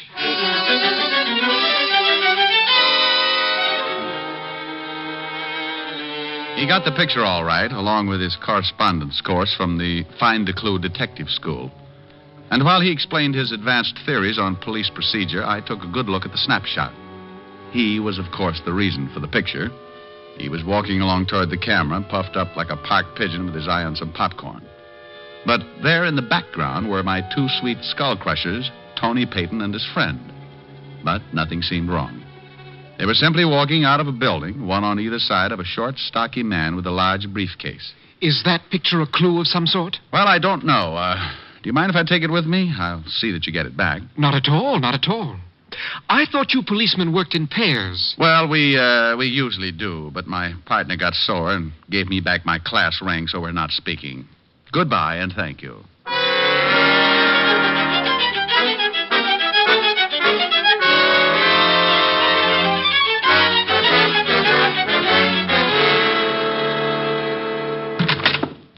I got it, Walt. I don't care what it is, I'll trade you. Otis for whatever you got. Here's the picture. Oh, this is swell. Well, now what's the matter? 2 homicides in one afternoon, that's what's the matter. Hey, who was the guy in the river? Worked for a brokerage firm. Disappeared 4 days ago with $200,000 in negotiable securities. Let's see that picture. All right. Now, here's the guy who the picture was taken of. Type who works in the pillow factory. Well, there's Tony Payton in the background. Mm-hmm. The gorilla next to him is his partner. I know him. That's Louis Russo. 3 times What do you see? Holy Ike, no wonder. No wonder what? That guy between Tony and Louis. The one in the middle, the one with the briefcase? Yeah, that's the one we just fished out of the river. Oh, then they accidentally got their pictures taken just before they killed the man with the securities. Sure, Payton evidently saw Phipps take the picture, remembered him from Sing Sing, couldn't go after him until they took care of the guy with the securities. Sounds good. Phipps developed the picture and saw what he had, got scared, and came to me for help. That must have been... Oh, what do you want? We located Tony Payton. Where? Over in a broken-down hotel on 25th Street. Come on. Fisher and Robert showed the clerk Payton's picture. And the clerk said he was registered there under another name with another guy. Fisher and Robert staked out? Yeah, across the street. Get the car and step on it. Lieutenant. Yeah, the siren.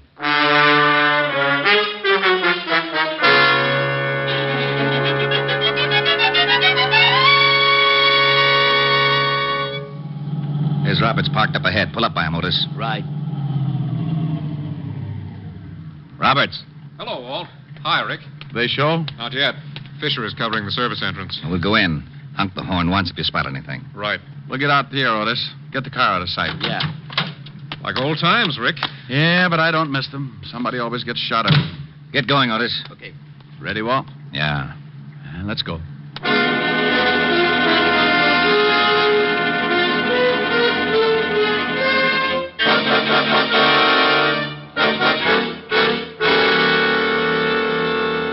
You the desk clerk? Well, that's right.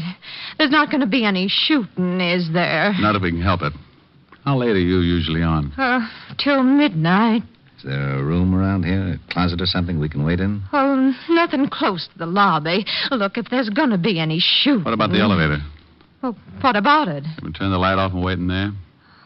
Yeah, I guess so. Good idea. That part of the lobby's dark. Wouldn't see us until they were on top of us. Well, they just live on the second floor. What if they use the stairs? They won't get that far. Come on, Walt. What do you want me to do? What you do every night. Sometimes I play the radio. Okay, if I play the radio. All right, but keep it low. I sure hope there isn't going to be any shooting.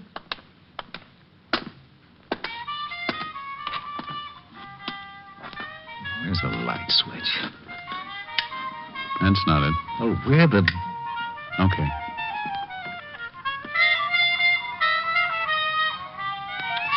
Is there a stool over there? Hey, that's too loud. Hey, lady. Hey, Yeah? turn it down. What are you doing? Getting that stool. That's it.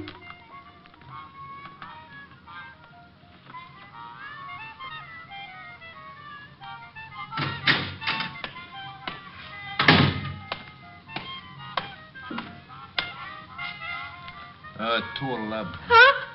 Oh. Peyton. Oh, you sure jumpy. Yeah. 211. What's the matter? Something wrong? No. This thump would make me jumpy, too. He's heading for the stairs. When he gets past us.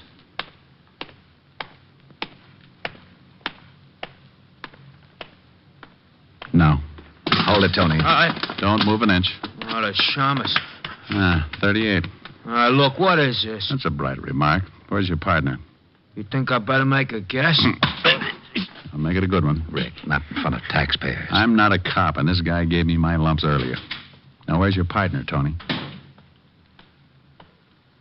Someone coming in. That's Louis. Coppers, Louis Bennett! Watch Tony Walt. I'll go after Louis. Get the wall. He's coming your way, Roberts. He's heading back your way, Rick. Stop, Louis. Stop. Okay.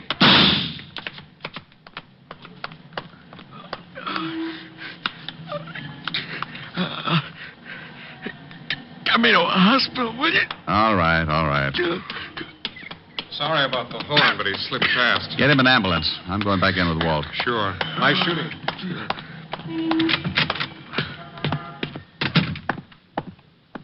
Okay, Rick? Yeah. All right, let's go, Tony. Gee, I didn't think there was going to be any shooting. Well, you never know, do you?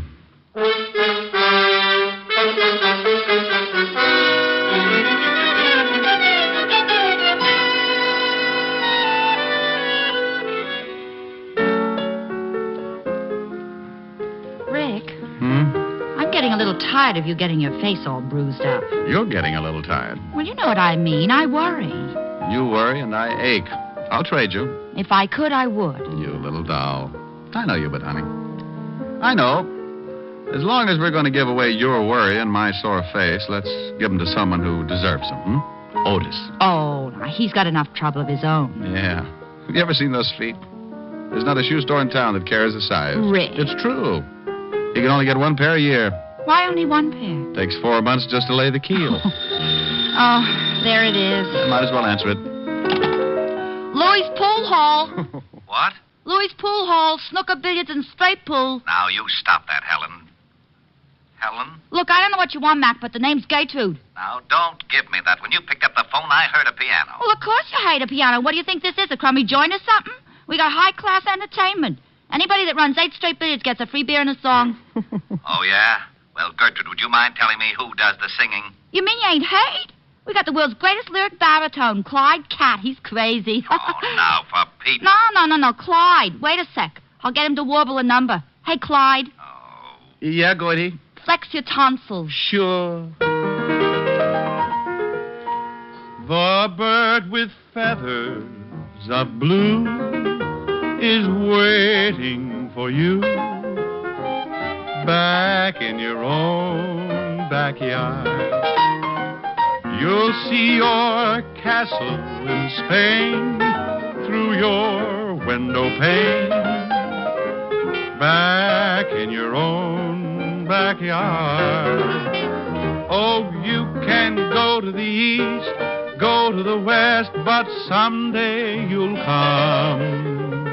Weary at heart, back where you started from.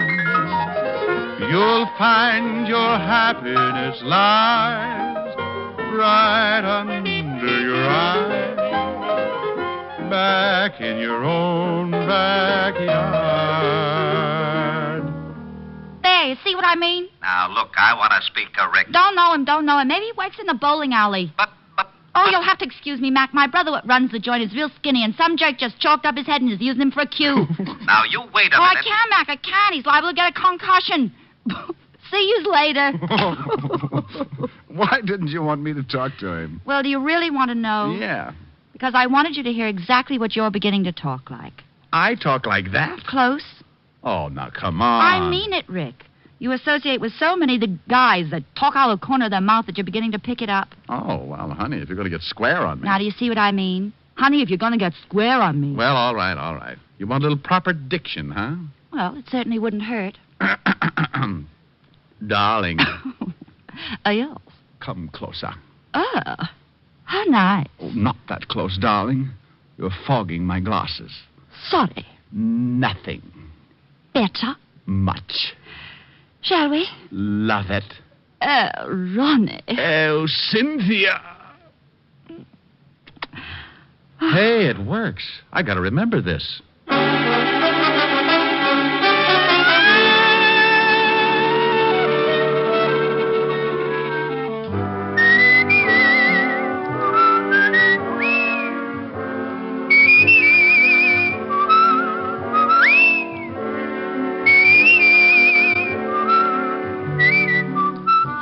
You have just heard Richard Diamond, Private Detective, starring Dick Powell. Ed Begley played Lieutenant Walt Levinson. Also in the cast were Wilms Herbert, Francis Robinson, Byron Kane, Gene Bates, Tony Barrett, and Jack Crucian. Music was under the direction of Frank Worth. Today's show was written by Blake Edwards and directed by Russell Hughes. Portions were transcribed. Dick Powell currently may be seen in the motion picture version of the best-selling novel, Mrs. Mike. This is Eddie King inviting you to be with us when we will again bring you Dick Powell as Richard Diamond, Private Detective.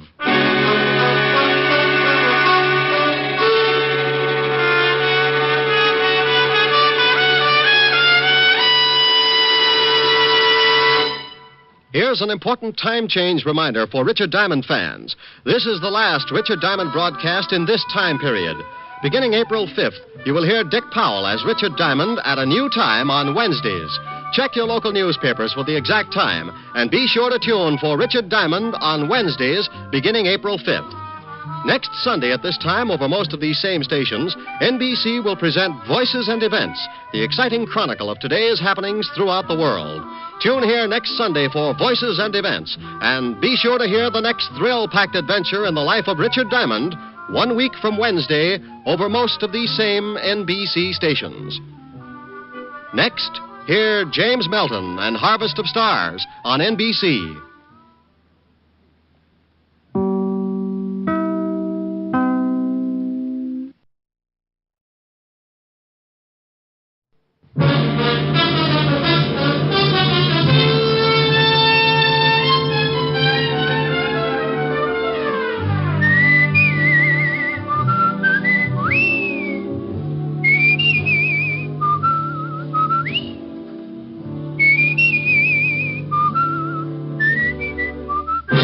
National Broadcasting Company presents Dick Powell as Richard Diamond, Private Detective.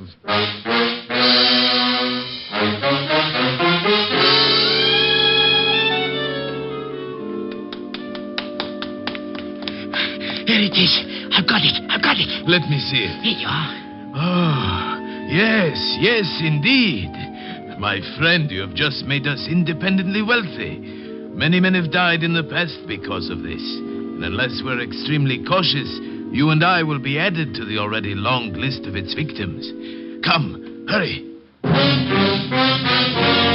Here's another exciting half hour with Richard Diamond, Private Detective, starring Dick Powell.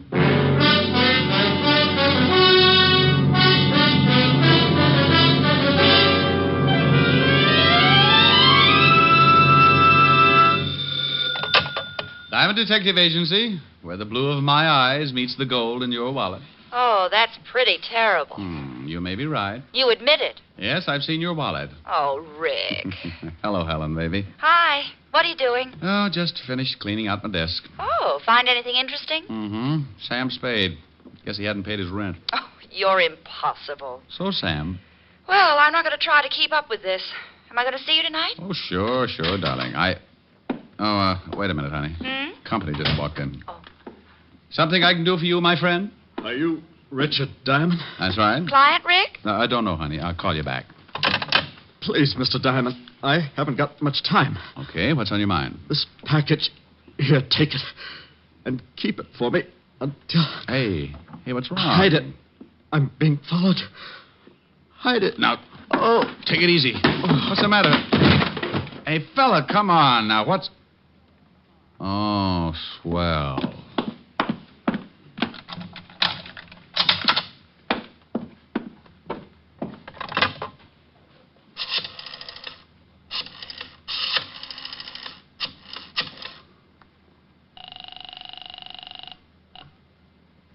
Precinct Police Station, Sergeant Otis. Otis, let me talk to the lieutenant. This Diamond? No, it's Ponder, and I think I've been doped. Now put the lieutenant on the line. Oh.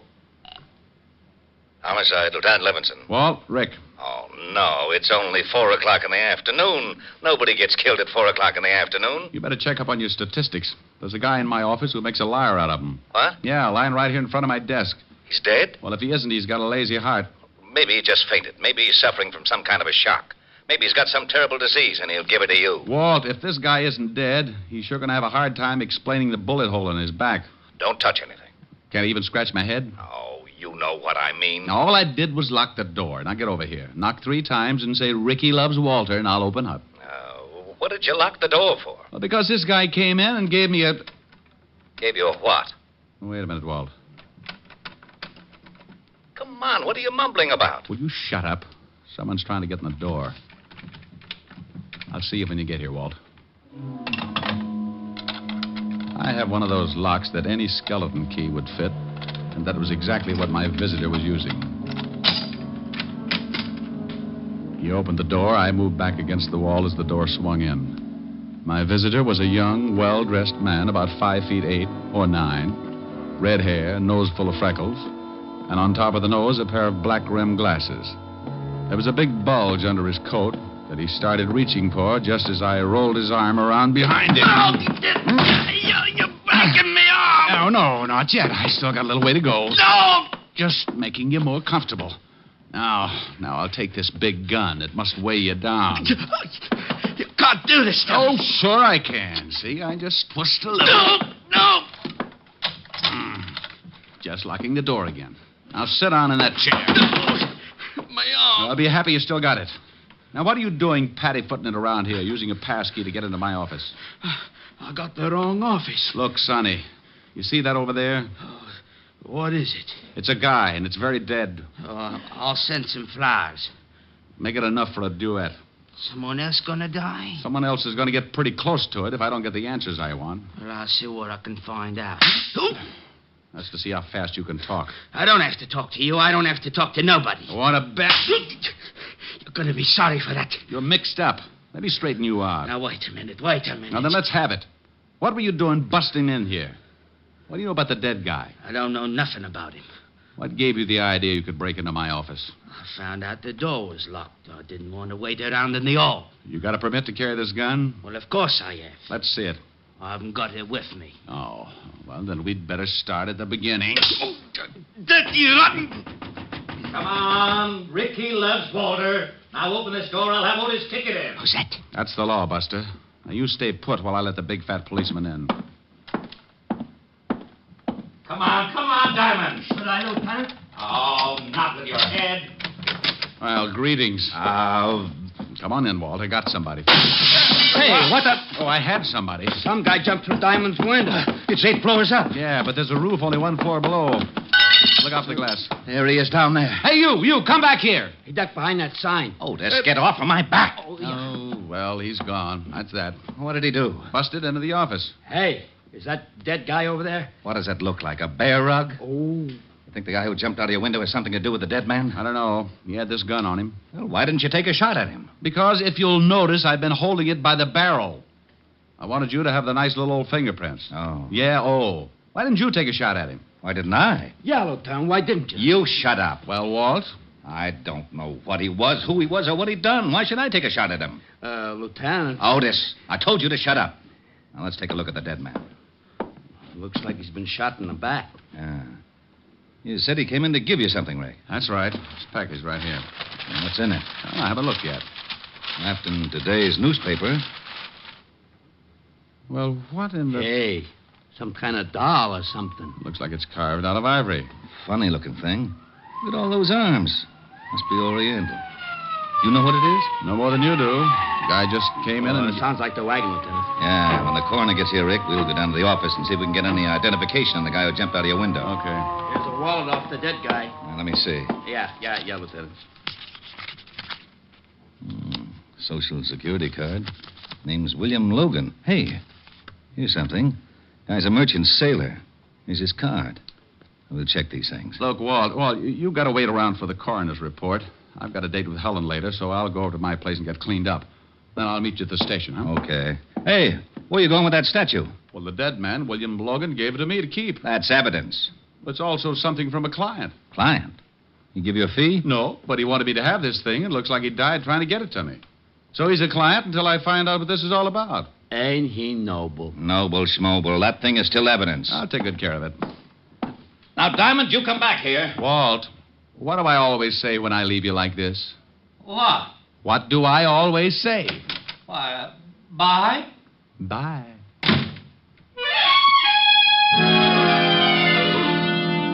I left Walt and headed for my flat on East 51st. I wasn't about to try and figure the whole thing out because it was still an early case, and sometimes cases like that can stretch out into 2 or 3 murders before things begin to fit together. That's the way you got to figure. One guy dead could lead to another, so you walk on eggs for a while and make sure it's not going to be you. I got to my flat and went in. Smoked a few cigarettes. Looked at the carved ivory figure that William Logan had given me. It looked like a woman sitting cross-legged with all of her 6 arms outstretched. I gave it a good going over, but couldn't find anything unusual. So I put it on the piano and went in and started to shave. Yeah? Yeah, what is it? Okay. When people don't answer, it makes me wonder. I crossed the living room, remembered the ivory figure on the piano. So just to be safe, I lifted the top of the piano and put the statue down inside. Then I moved over to the door. Mr. Diamond? That's right. I'd like to talk with you. I have a business proposition. Is there any money involved? Quite a good deal. Well, you've just made an appointment. Come in, Mr. Titus. Leopold Titus, Esquire. He came in all right, and he had the duck to do it. He must have been a good 7 feet tall, and even with his heavy overcoat, he couldn't have weighed over 140. He reminded me of a king-size case of malnutrition. He took in the whole apartment with one fast look and slid into a chair, rested his elbows, locked his hands, and put them under his pointed chin. It appears you've been shaving. I've interrupted. Oh, no. Split personality. Never touched this side. Mr. Diamond, I haven't much time. Good. Now, you said something about money. I can see that this is a subject which meets with your approval. Well, it sets off an emotional reaction, shall we say. I can't stand goosebumps for more than a couple of minutes, so let's get to it, huh? Yes, indeed. Mr. Diamond, I am prepared to pay $10,000 for Kali. Oh, well, that's dandy, but I'm not a booking agent. What kind of an act does Kali do? 10,000, Mr. Diamond. Look, to me, Kali is the name of a dog. Kali. Oh, okay, so he got mixed up with the French poodle. 10,000, and that's my top price. You know, of course, you're running me right into a nervous breakdown. I get the shakes when someone changes $5. Mr. Diamond, I want Kali. I will have Kali, whether I pay you the 10,000 or not. Look, Mr. Titus, really, I don't know what you're talking about. Well, I certainly hoped you'd be more sensible than this. I know that William Logan came to see you this afternoon. Oh? And I know for a fact that he had Kali with him. Well, did he have it when he left my office? I couldn't see. Mr. Logan was under a sheet. Now, either the police have Kali or you do. I'd like very much to know. Maybe I can help you if you'll tell me exactly what this Kali is. I made an offer of $10,000, Mr. Diamond. That's a great deal of money, but it does not entitle you to play 20 questions. Okay. Now, if you don't mind, Mr. Titus, I'd like to finish shaving. As I explained, Mr. Diamond, I don't have much time. Well, then, good afternoon, Mr. Titus. No, I'm afraid not. Charles! Yes, Mr. Titus. Well. I thought maybe you'd cut your throat when you jumped out of my window. I hear you got rather ambitious with Charles, Mr. Diamond. He turned such a pretty color when you slap him around. I told you you'd be sorry for that. Yes, and indeed you will, Mr. Diamond, unless you tell me where I can find Kali. You can go to the devil. I'm afraid the trip would be unpleasant and premature. However, I'm sure your passage might be taken care of. Show him your new gun, Charles. Of course. Now you sit down, Diamond. Where is Kali, Mr. Diamond? And you know very well what I'm talking about. The small hand-carved ivory statue. Sorry, Titus. Yes, and so am I. I deplore the sight of blood. Oh, that's all right, Mr. Titus. Just turn your back. Yes, Charles. Excellent suggestion. Do you have a wireless, Diamond? No. But I got a lovely bunch of coconuts. Oh, very funny. All right, where's your wireless? Hey, never mind, Charles. Mr. Diamond has a piano. Yeah, I can manage to raise or lower the volume as the groans dictate. I could make a lot of noise. My old piano teacher assured me I could do the same. Now, go ahead, Charles. Hey, now, wait a minute. Oh! Where is Kali, Diamond? Oh, nuts. Again, Mr. Titus? Again, Charles. Are you using your fist, Charles? Oh, yes. Well, use the barrel of your gun. We haven't much time. All right. Oh, now, wait a minute. Oh, it's not a very good piano, Mr. Diamond. That's an old kazoo over in the drawer. Kali, Diamond, I want the statue. Well, for $10,000, don't you think I'd give it to you? No. Oh, really, Mr. Diamond, this piano is in a deplorable condition. So's Diamond, Mr. Titus. He looks terrible. Shame, but unavoidable. Keep working on him, Charles, until he decides to confide in us. Where's the statue, Diamond? No? Okay.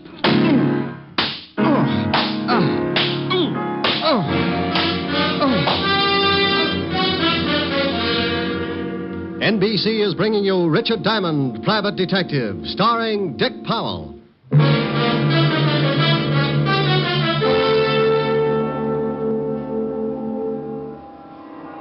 Young man. Young man. Who says so? That is good. You can hear me? Oh, I can hear who? Try and sit up. You look quite uncomfortable. Yeah, you can make book on it. There, that's better. Now take your time. I want your answers to be correct. Well, he got me into a sitting position, and when things finally stopped jumping around, I got a good look at him. Titus wasn't around. Neither was Charles, his little butcher. The room was dark except for a single light in the corner. The man standing before me was short, dressed in a tailored blue suit, his dark face standing out against a white turban on his head. He didn't smile or blink his eyes. I am Ahmed Beneath. Oh, thanks. I'd introduce myself, but I've been pushed around so much I could be anybody. Mr. Titus and his man Charles can be very persuasive. Well, a gallon of blood and a few broken arms, anyone can do it. Where did they go? I got tired, took a nap. Did you give them Kali? Oh, no. Now, look, It is a very simple question. I know that a man came to your office with the statue. So does half of New York. I have been following Titus because I know the statue was stolen from him and that he would do anything to get it back. He led me to your office, then he led me here. If he has the statue, he has undoubtedly returned to his flat where he is preparing to leave for a place of safety. Well, I don't know whether he's got the statue or not. That is unfortunate. I have no more time to question you. I shall have to assume that Mr. Titus has the statue and kill you. He was like a cat. Before I could push myself to a standing position, he was around and back, and I felt something drop over my head and draw tight around my windpipe. Oh, I'm sorry, but I must know. If you will not tell me, I shall have to strangle you. Simon! Come on. Ricky loves Walter. Now open this door. We shall meet again, Mr. Diamond. Come on, Rick. I know you're in there. You were supposed to be down at the station an hour ago. Shut up. I don't want to break it down, but I will. Yeah, but I will. Okay, keep your badge on. Come on, step on it.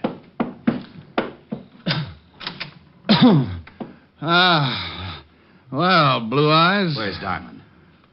No. Yeah. What in the world? Believe me, Walt, I don't know.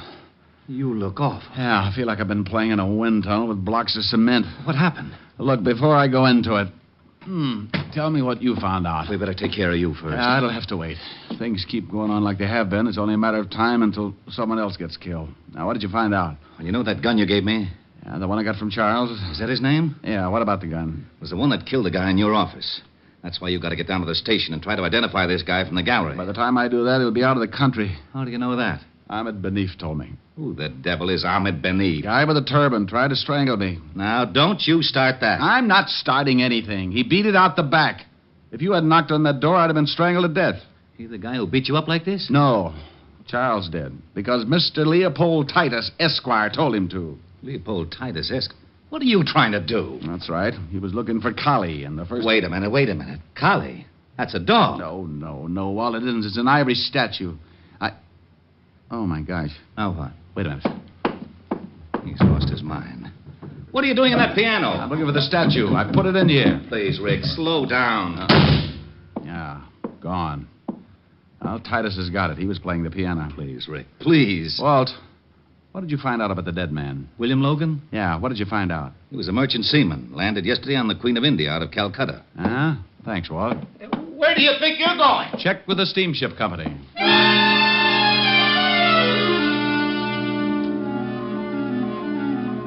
I stumbled out of my place looking like an ad for ground sirloin and grabbed a cab. On the way to the India steamship lines, I tried putting two and two together. The little statue, Kali, was the reason for the whole thing. One man was dead because of it. Everybody who was connected with the case was perfectly willing to kill anyone else at any time. Mr. Leopold Titus wanted it, so did one Ahmed Benif. Titus and his boy Charles evidently tailed William Logan, merchant seaman, to my office, and somewhere along the line, Charles shot him. Ahmed Benif was tailing the whole bunch. 2 and 2? Well, maybe, but I still needed some answers. A cab pulled up in front of the East India steamship offices, and I went in. A nice little girl with a nice little personality showed me the passenger list of the India Queen, and sure enough, Mr. Leopold Titus and a Mr. Charles Freely, first class. I thanked the girl, told her I'd send her a picture when my face got back to normal, and I headed for the docks and the customs office. I needed an address on Titus, and I knew that he must have signed a manifest at customs. He had. And 5 minutes later, I was back in my cab headed for the residence of Mr. Leopold Titus, Esquire, Kew Gardens, Long Island. It was a big, sprawling house, and by the time I got there, my watch was leaning on 7 o'clock. I paid the cabbie with my last $20 and started toward the only light burning.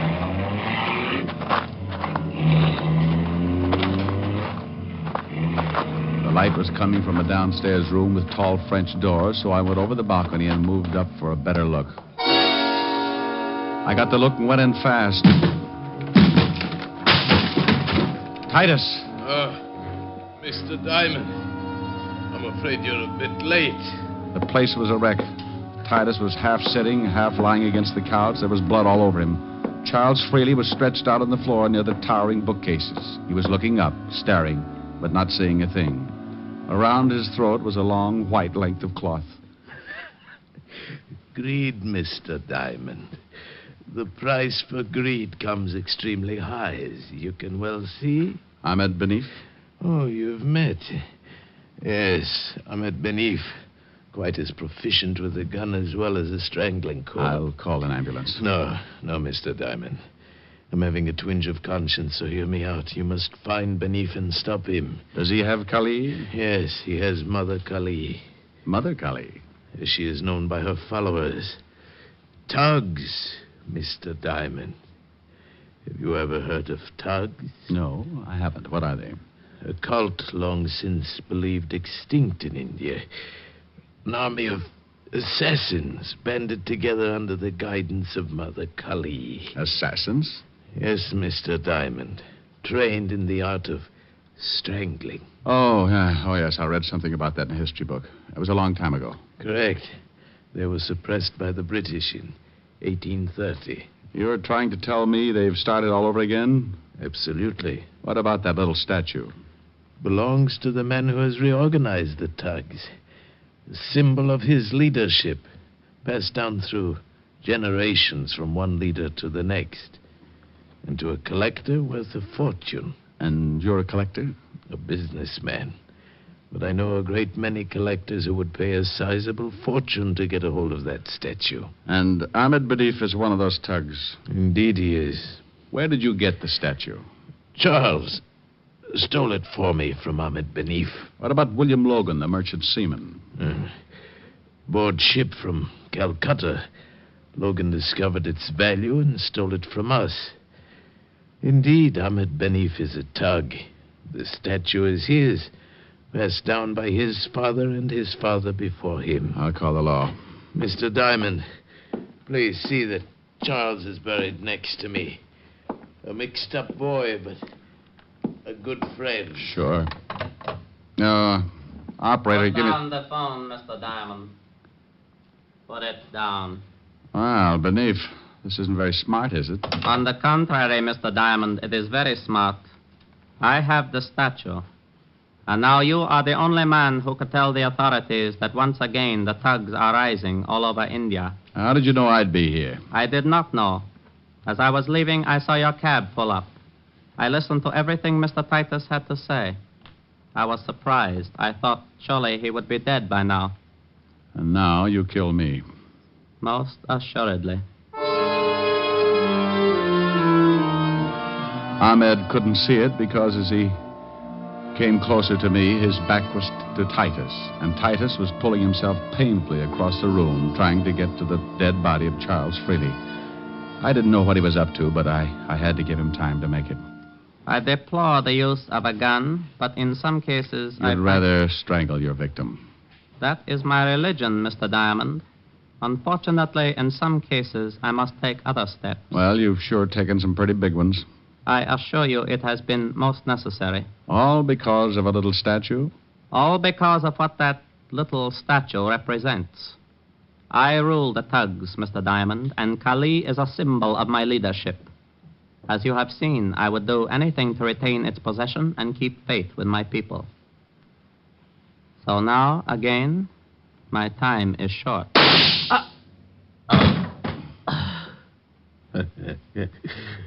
Indeed, it was short, wasn't it, Mr. Diamond? Indeed. I'm certainly happy that Charles had his new gun. Thanks, Titus. A pleasure. And now, quickly, 2 favors, Mr. Diamond. What are they? First, take the statue of Kali and destroy it. I must have your word. You've got it. Good. The second, I wish your honest opinion. I'll try. Once you directed me to the devil, and I said that it was a premature crossing. Yes? And I fear that perhaps now it is not. Your honest opinion, Mr. Diamond. Do you think he could really stand the competition? Titus. Well, it'll sure be a good race anyway.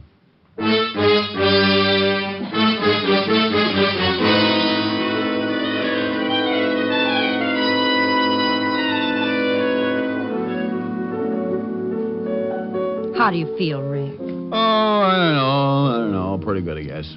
Want to tell me about it? No, I don't think so, honey. You just get confused with an old argument about right and wrong. Well, I wish you weren't so unhappy. Unhappy? Oh, honey, you said a bad word. I'm just mad about my bruises. Oh, I think the colors are lovely. Well, so do I. I've just got to be careful about wearing plaid. Oh, Rick. Pretty bad, huh? Yeah. Why don't you just sing something? All right, dear. I'd love to. Bye-bye, baby. Remember you're my baby. When you give me... Rick. Did you hear that? I certainly did. He's back. That's the grouch in the next building, isn't it? Yes, he's been out of town for a rest. Oh, my God. What's his name? Mr. Lumpkin. Oh. Good evening, Mr. Lumpkin. Oh, antisocial, huh? You are my sunshine, you are my sunshine, you are my sunshine, you are my... No. Good evening, Mr. Lumpkin. All right. Good evening. Well, now that's better. Now, what would you like to hear? The sound of you cutting your throat. You're fighting me. Oh, I'd love to with a machine gun. Tipper, control yourself. I may ask questions later. Oh. Good evening, Mr. Lumpkin. You stay out of this. Good evening, Miss Asher. My, you're looking well. Oh, thank you. So are you. If he leans out any further, he'll be hanging by his heels. Now, you just stay right there, Mr. Lumpkin. We've got a lovely surprise for you. Yes? Yes. Now, sing something nice, Rick. Love it. Bye-bye, baby. Remember you're my baby. When they give you the eye, although I know that you care, won't you write and declare that though on the loose, you are still on the square? I'll be gloomy, but send that rainbow to me, then my shadows will fly, though you'll be gone for a while. I know that I'll still be smiling with my baby by and by, with my baby by and by. Well, how do you take it? How is that, Mr. Lumpkin? Oh, Miss Asher, it's impossible for me to express my feelings at this moment, especially when a lady is present. He didn't like it. Well, what do you expect from a clarinet player? Come on, let's case the icebox.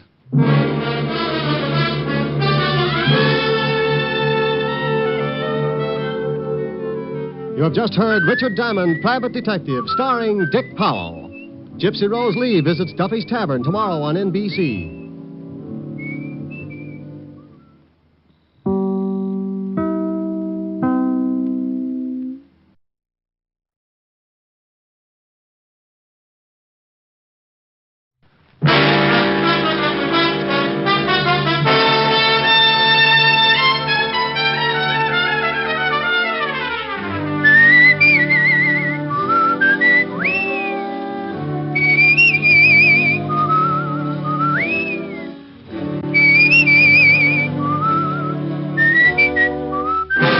National Broadcasting Company presents Dick Powell as Richard Diamond, Private Detective.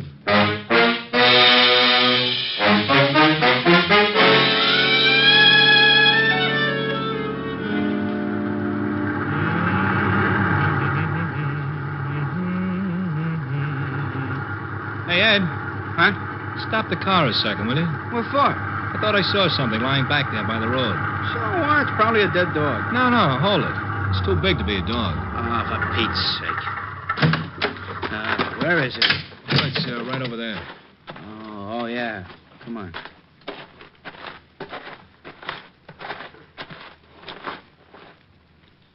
Holy cow. Yeah. She dead? Oh, I think I'm going to be sick. Me too. Let's go call the cops. Here's another exciting half hour with Richard Diamond, Private Detective, starring Dick Powell.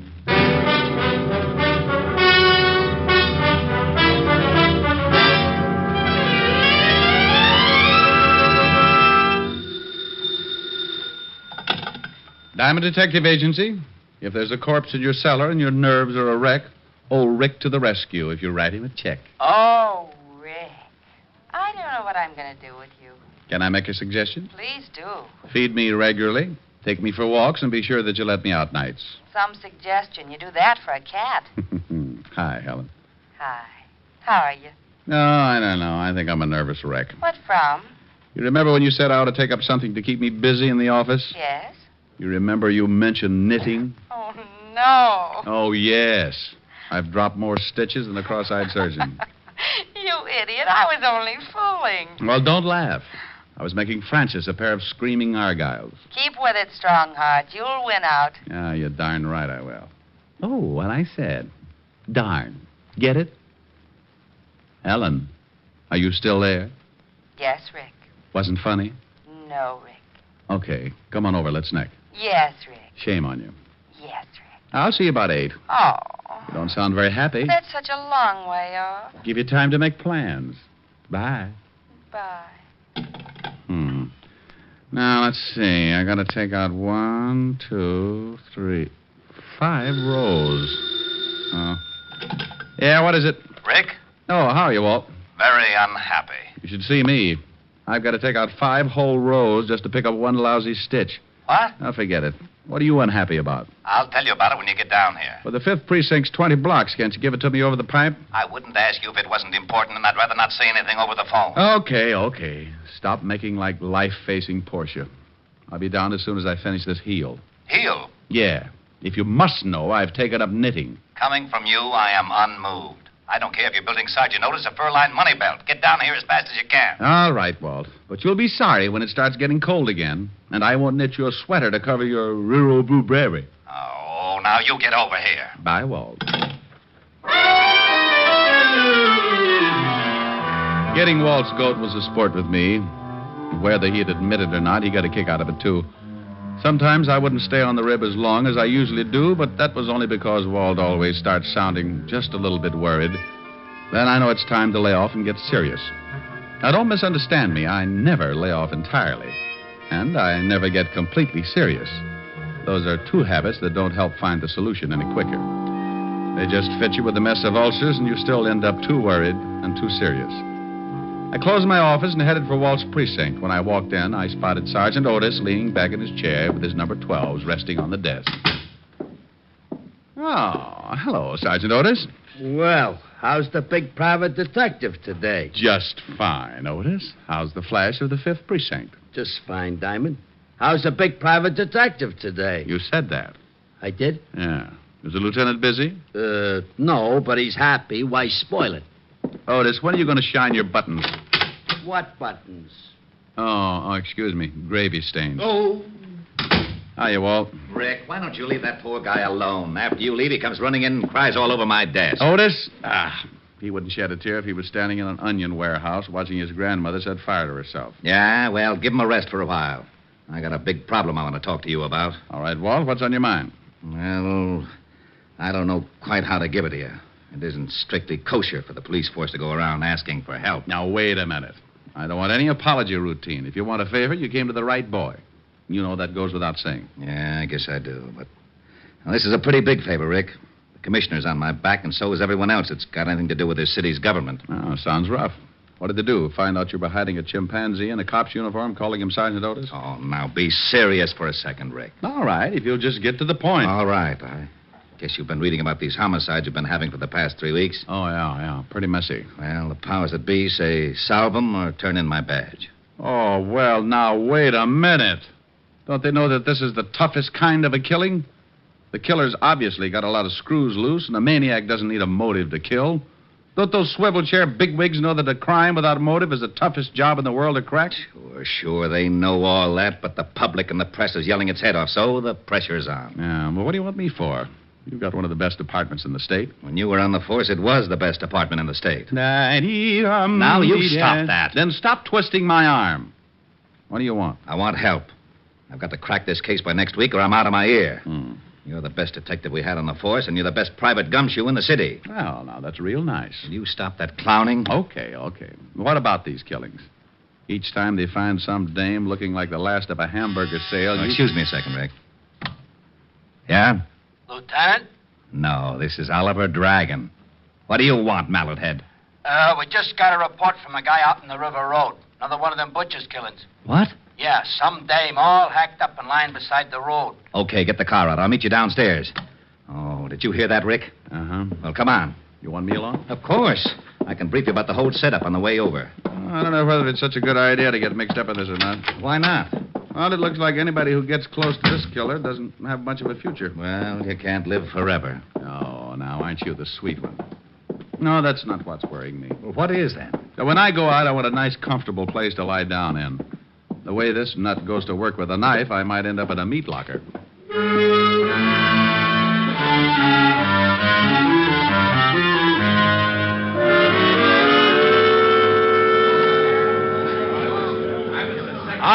All right, everybody back.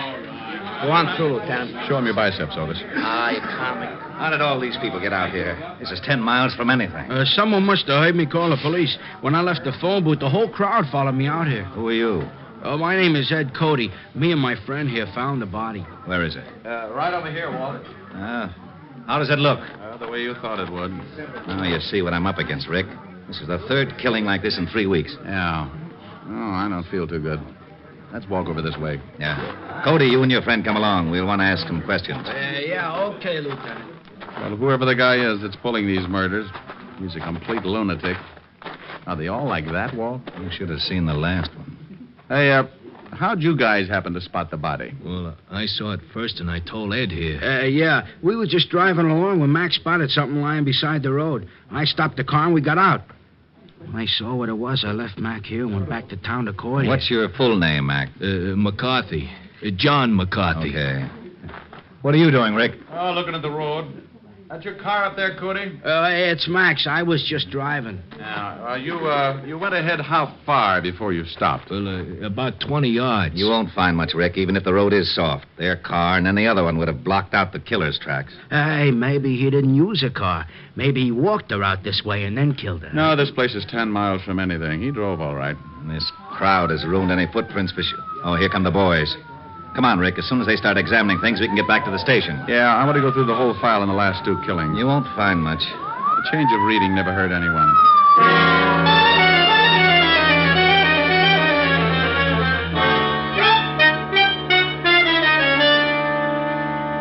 Well, that's the whole mess. No leads at all, huh? Not a one. I'm getting nearsighted from looking at all the lineup. We've picked up everything from drunks to safecrackers. No leads. Same type of crime in every case. This killer's got a crazy streak as wide as Broadway. Wait till the commissioner hears about this one. Walt. Yeah? Give me a pencil. Now, tic-tac-toe is out. I got a headache. Stop waving your gills and give me a pencil. Here. What are you doing with that map? Drawing circles.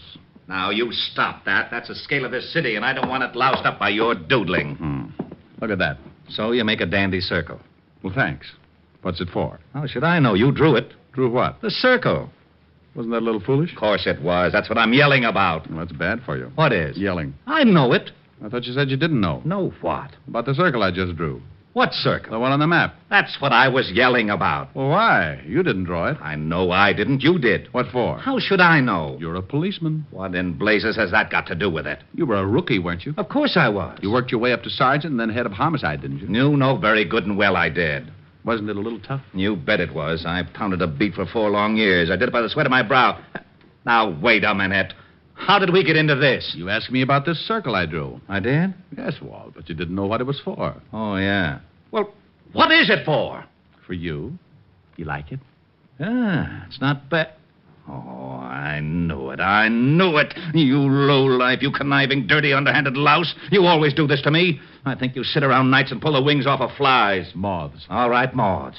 You sit around and dream up little monstrosities to put on the police force and use me as a guinea pig. Right, guinea pig. You call me, Lieutenant? No, get out of here, you idiot. Yeah, Lieutenant. Diamond, for once I'm going to find out what's at the end of this merry-go-round. I want to know about that circle. And I'm going to get it out of you if I have to shove that map down your throat. What was that? Huh? What was that you said, Levison? This is the commissioner. Oh, not you, Commissioner. Hey, and then I came about these killings. Yes, Commissioner. I want you to put on more pressure.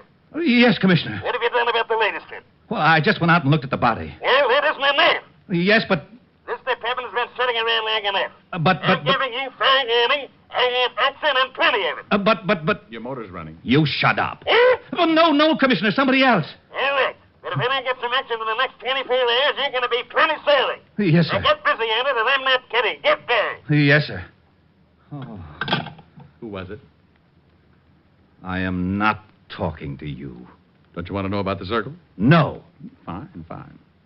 Well, when I was looking over the reports on the killings, I noticed something. You don't say. Say what? Okay, if you don't want to play. Be a sorehead all your life.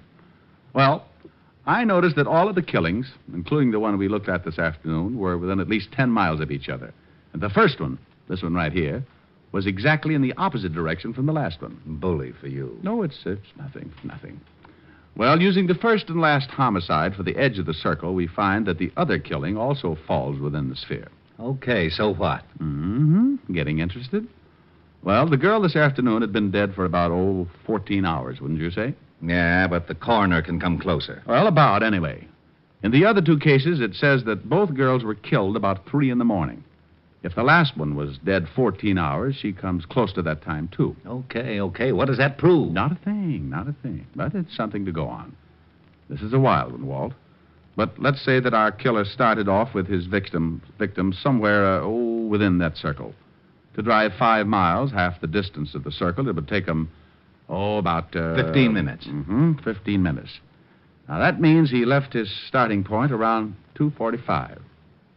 That's a funny hour to be so consistent. You're right. Bars close at 2. 45 minutes to talk a dame into a ride. Might be. Well, I'll be darned. I may be all wet. The killer probably started from somewhere outside the circle. But we can start by eliminating the idea of the night spots anyway.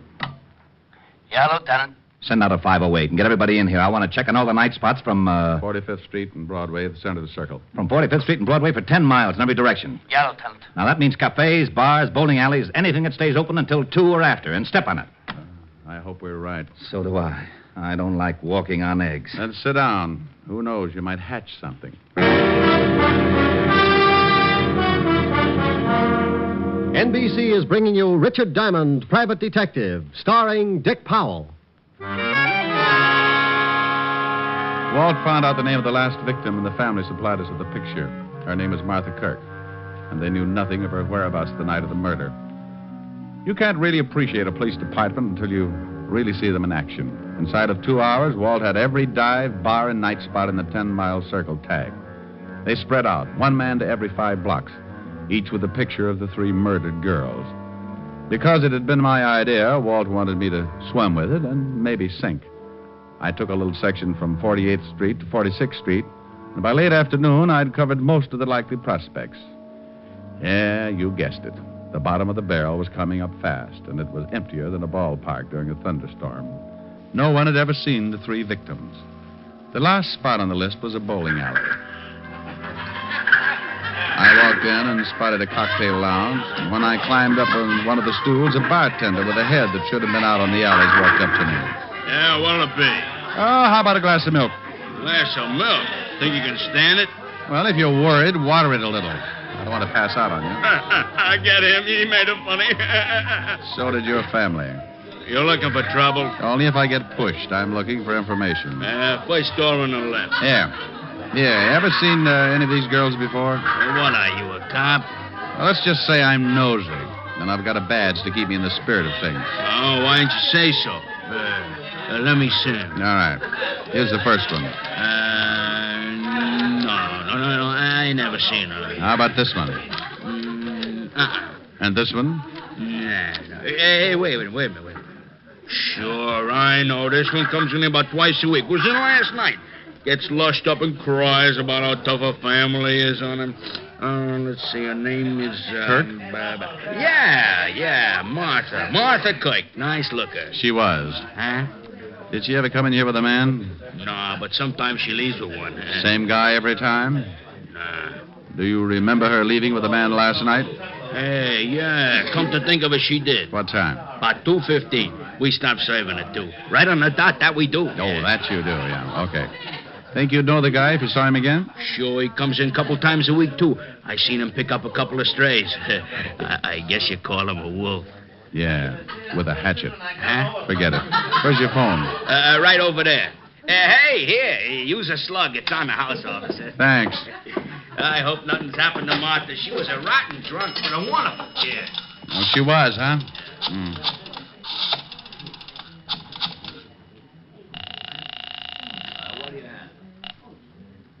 Sergeant Otis at your service. If you're in trouble, you probably deserve us. Oh, that's awful. Okay, Diamond, you don't have to get nasty. Shut up and get me the lieutenant. One moment, please. Lieutenant Levinson. You can forget about retiring, Walt. You got something? Yeah, looks like. What did your boys turn up? Nothing yet. What is it, Rick? Don't play games now. Get over to the 47th and 9th. You know the bowling alley in the middle of the block? I'm in the bar. Want me to bring the boys? No. This is one we've got to play quietly. I don't want to scare our ghoul off. I'll be right down. Hey, bartender, what about that milk? Oh, yeah, coming up.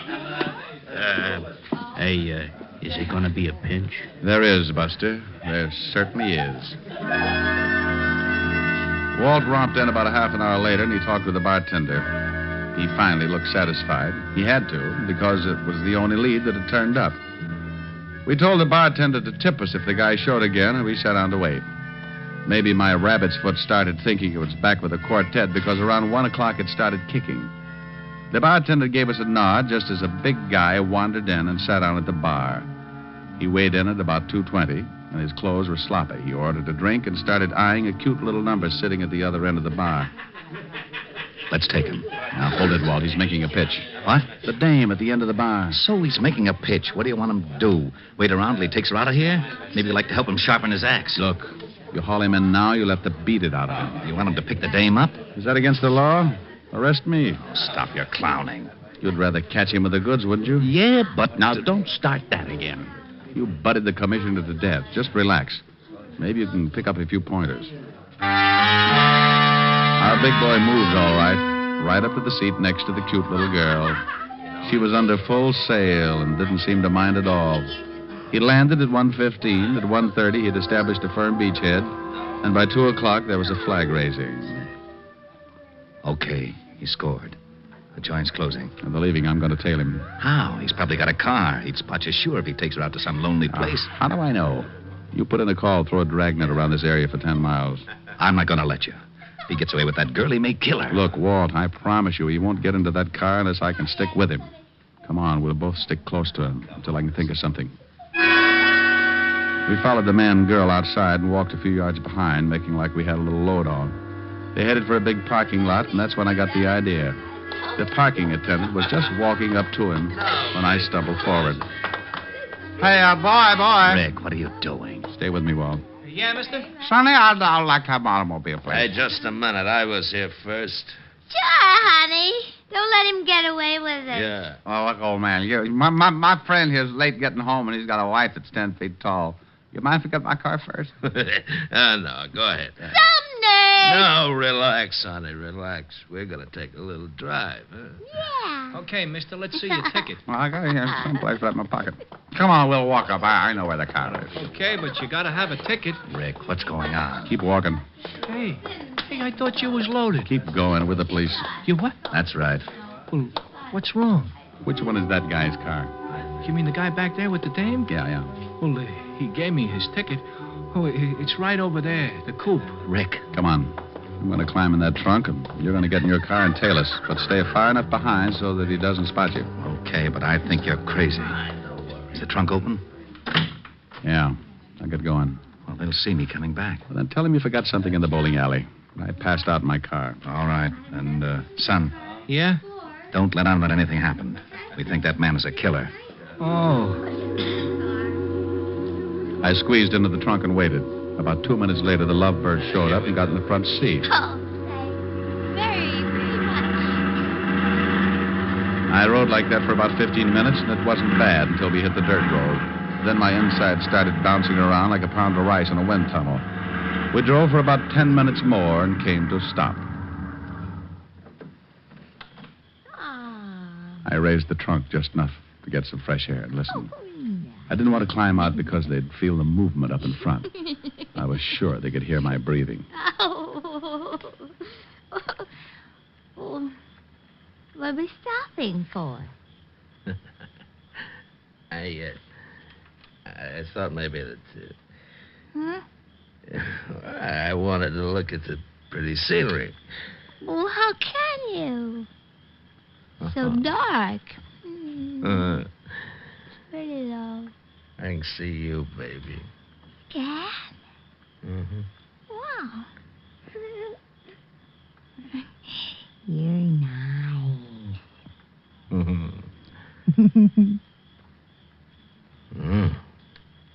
So are you.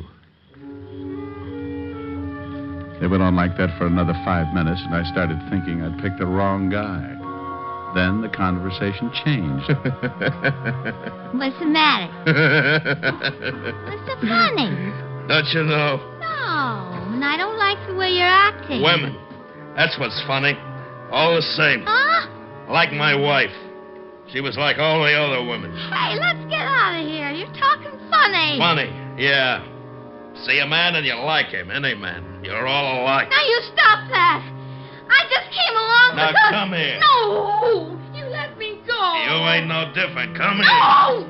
Stop that! Let me get out of the car. Sure, go ahead. I don't want no blood stains on the seats anyway. Blood! Go on, run. I'll catch you. I rolled out and didn't forget to take my .38 along. I spotted him in the moonlight, moving after her like a big animal. He was laughing. I could see he had something in his hand. It was a knife. She tripped and fell, and he moved in. Gave me goosebumps bigger than a grapefruit. When he was nearly on top of her, I closed in. Okay, hold it, hold it.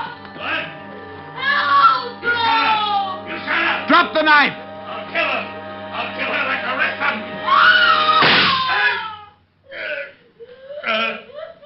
Kill her, too.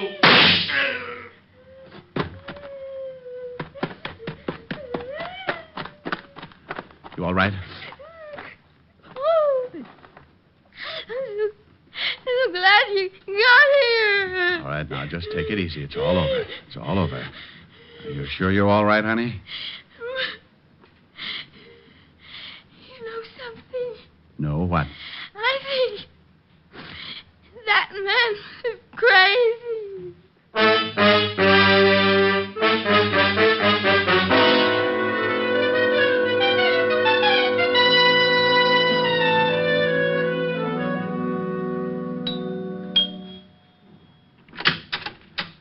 Oh, good evening, Mr. Diamond. Good evening, Francis. Is Miss Asher in? Yes, sir. She's in the study, knitting. Knitting? Knitting? Thank you, Francis. Knit 1, purl 2. Knit 1, purl 2. Knit 1, purl 2. Drop 3. That's the way I do it. Rick. Hello, baby. Oh, look what I've gotten into. I'm a nervous wreck. Well, that'll teach you. What are you building? It was going to be a surprise for you. Oh, a whole suit. Silly. Rick, I'll get it. Hello? Helen, is Rick there? Oh, just a minute. It's Walt, Rick. Oh, well, give me that phone. Where are you? Why didn't you follow me like I told you to? Well, something happened. Well, what happened, you big ox? I could have been killed out there. I'm sorry, but... Why didn't you follow me? I got caught on the Triborough Bridge, and I didn't have a quarter. Why didn't you use your police badge? Holy smoke. Now you tell me. Ricky, Oh, yeah. I need relaxing. You need relaxing. Oh, swell. Ricky, come here. I know just the thing. No, come over here. There's an old spinning wheel in the parlor, spinning dreams of the long, long ago. Ricky. What's the matter, dear? Oh. Well, how about this one? Wilhelmina. Let me start that again, will you? I didn't get started very well. Wilhelmina, she's the cutest little girl in Copenhagen. Wilhelmina, she has all the fellas crazy in the noggin. In Copenhagen, all the roses on her cheeks, and the music when she speaks, and how sweet her kisses taste. Sugar canies like my mama's Danish pastry. Wilhelmina, Maybe soon we'll elope in Copenhagen.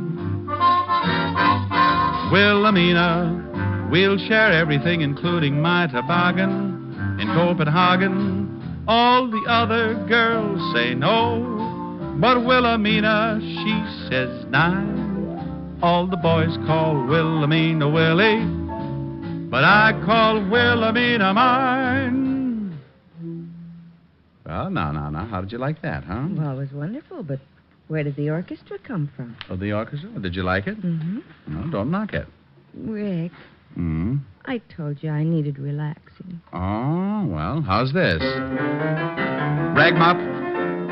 Rag mop. Rick! Rag mop. Oh, no, Rick! Rag mop. I started that one right. I got to like that one, too.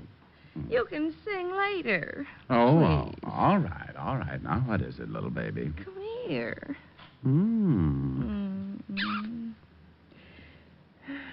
You know something? What? I may never sing again.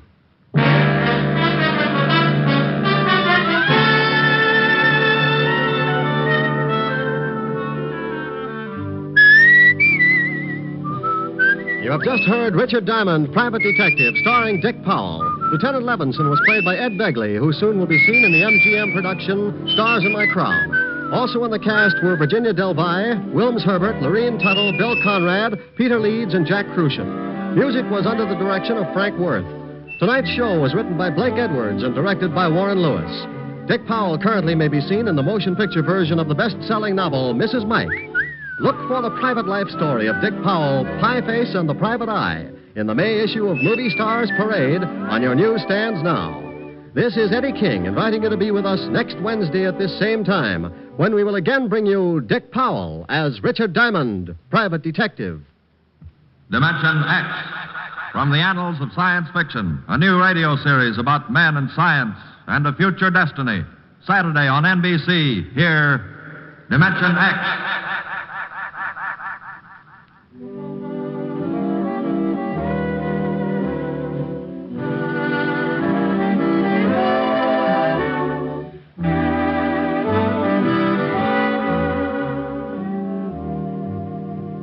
Hear Dick Powell and June Allison tomorrow on Screen Guild Theater on NBC.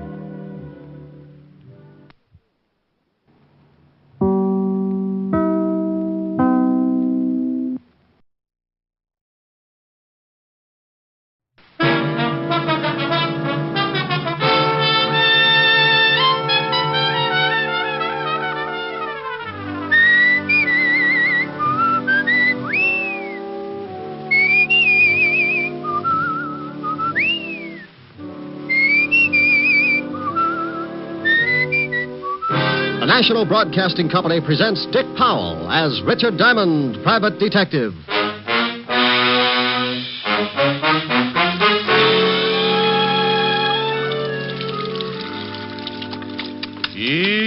E-A-O-E.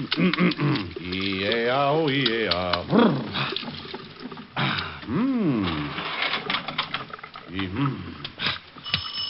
Oh, swell. Hold everything. I'll be right there. Okay. Just let me get a robe on.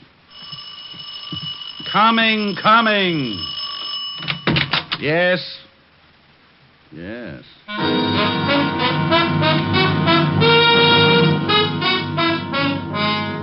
Yes, there's nothing like stepping out of a nice warm shower into a nice hot murder. The only thing in sight was the body of a man lying on his face. I didn't have to get any closer to see that he was very dead. Then I heard someone running down the front steps and out into the street, so, still being the kind of guy who's always interested in seeing what a killer looks like, I went down the stairs and out into the street. I landed on the sidewalk just as the sedan pulled away from the curb and dove into a hole in the traffic. I only had time to see that there were two people in it. Didn't even get a chance at the license. Well, a white terry cloth robe can be a little conspicuous at 11 o'clock in the morning on East 51st Street, right off Madison. So I shuffled back up the stairs and put in a call for Lieutenant Walter Levinson, 5th Precinct, homicide. But it seems as if I was a little late. A neighbor on the way down the hall had stumbled on the dead one in front of my doorway. Now, generally, a body in front of my door would be left alone to sober up. But this one seemed to be bleeding, so just as a precaution, the neighbor had called the police. All I could do was just stand around and wait for them. Wouldn't you know it, Otis? Wouldn't you know it? Finally got to be right in his own building. Yeah, Lieutenant, and she said it was right in front of his own door. That's around this corner. Oh, what'd you say the name of the woman was who turned in the alarm? Myrtle Tibbles, the apartment next to his. That's right, Otis, and she's a big snoop. Huh? I heard that. What's that? Myrtle Tibbles. Now listen, Rick. If you've got any questions, officer. Ask me no questions, I'll tell you Oh, no... shut up.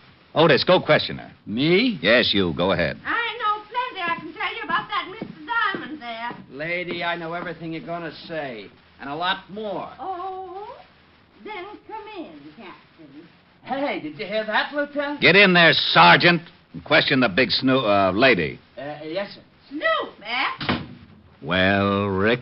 Well, Rick, what kind of a bit is that? I suppose you're going to tell me you had nothing to do with this killing. Walt, I was in taking a shower when this gentleman decided to get himself shot in front of my door. I was singing, too. Would you like to hear what I was... No, Hey, wait a minute.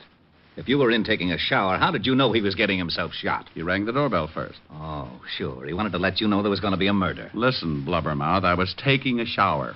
I stopped taking a shower. The doorbell rang. I went to the door. I opened the door. Dead man.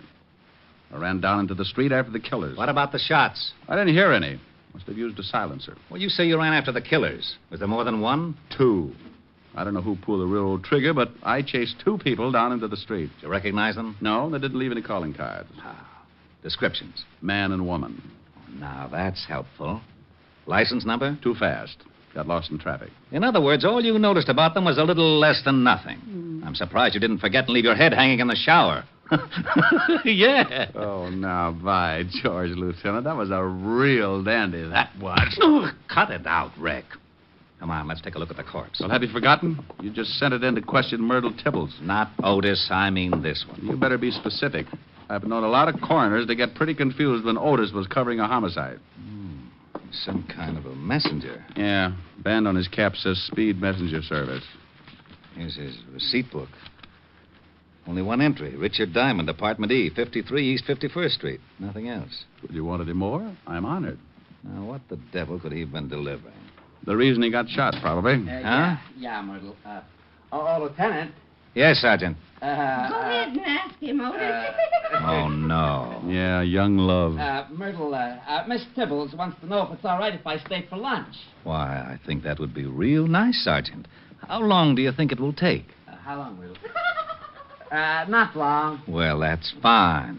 But before you sit down and start feeding that fat face of yours, what would you suggest we do about this body in the hall? Well, I'll tell you, Lieutenant. Otis! Yeah, Lieutenant. Get out here. Coming, Lieutenant. Thanks anyway, Myrtle. Well, where to, Lieutenant? Oh. How about the Speed Messenger Service? Right. Just as soon as the coroner and the boys get here and take over. You want to come along, Rick? Well, sure. The dead man was trying to deliver something to me. I'd like to know what was important enough to get him shot. Sure, let's get going. Diamond, don't you think you ought to change that robe? Walt. Yeah, I know, but what are you going to do? Oh, gee, I only made a suggestion. You don't have to get sore. Oh, we're not, Sergeant. He can wear the robe for all I care. I only... Well, thank you, Sergeant. I don't give a darn if he looks silly. Otis. Just because I make a suggestion. Sergeant. Yeah? Will you do me a favor? Well, sure, Lieutenant. Shut up!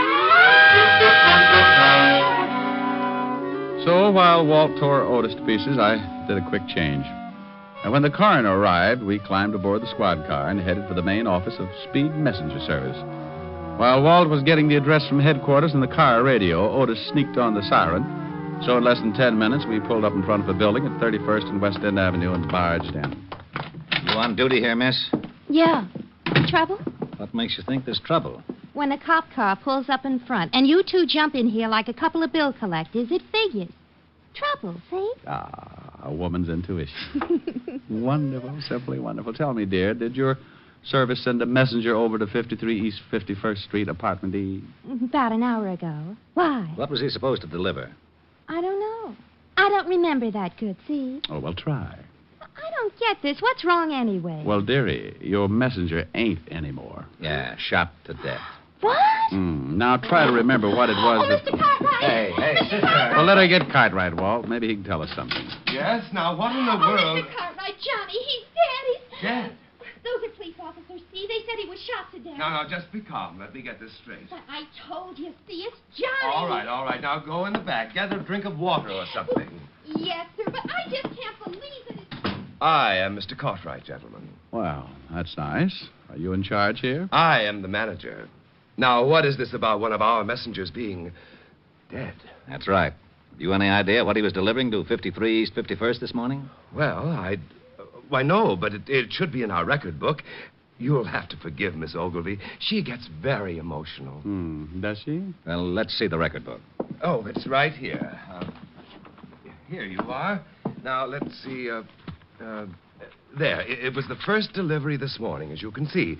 53... We'd like to know just what he was delivering. Oh, well, I really couldn't say. I don't even remember what the item looked like. Well, who sent it? Yes, that I can help you with. Here it is. Last name Clark, first name Paddy. In other words, a man named Paddy Clark. No. Yes, odd first name, isn't it? Mean anything to you, Rick? Oh, something. It's a little vague. Name seems familiar, that's all. How about you? I don't get a thing from it. Any return address? No, just his name with instructions to deliver it to a Mr. Diamond at this address. Well, don't you remember whether it was a package or a crate of bananas? Dear, we get so many things in here to be sent out. Lieutenant. Yes, Otis, what do you want? 201 over on East 48. Thought you might like to know. You better take off, Walt. 201's your department. Fine. 2 homicides in one morning. I'll finish checking here and go over to my office. You can get in touch with me there. Okay. Come on, Otis, let's go. Lieutenant. Yeah, you can use the siren. My, you officers certainly are busy, aren't you? Yes, we officers sure are. Now, how'd you like to trot out that girl again? Maybe she's calmed down a bit. Oh, certainly. Feel any better, Miss Ogilvy? Oh, yes, sir, much better. This gentleman would like to ask you a few more questions. Oh, the good-looking one? Oh, sure. If you're through with me, officer, I have some... You go right ahead. Go on. We'll get along all right alone. Won't be beautiful. Honest, dearie, I can't help you a bit. I don't know nothing. Oh, sure you do. Weren't you here when this Paddy Clark came in? Honest, I don't remember, but... Gee, you got the most... But you do remember what the messenger was supposed to deliver, don't you? Hmm? Well, what was in it, I don't. It was just a thick envelope, white, but... Listen, honey, I'd like to... Anything unusual about the envelope? I wish I could remember for you, but I really can't. We deliver so many things every day, but let's talk about something else. Cheers.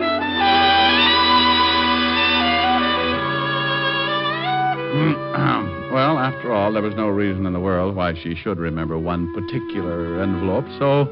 Making like a good cop for Walt's sake, I scribbled down her name and address. Then headed for my office at the corner of 51st and Broadway. I stopped in the lobby for my morning supply of cigarettes and was about to step in the elevator when a big fat hunch, that's right, hunch, grabbed me by the arm and turned me back into the direction of the tobacco shop.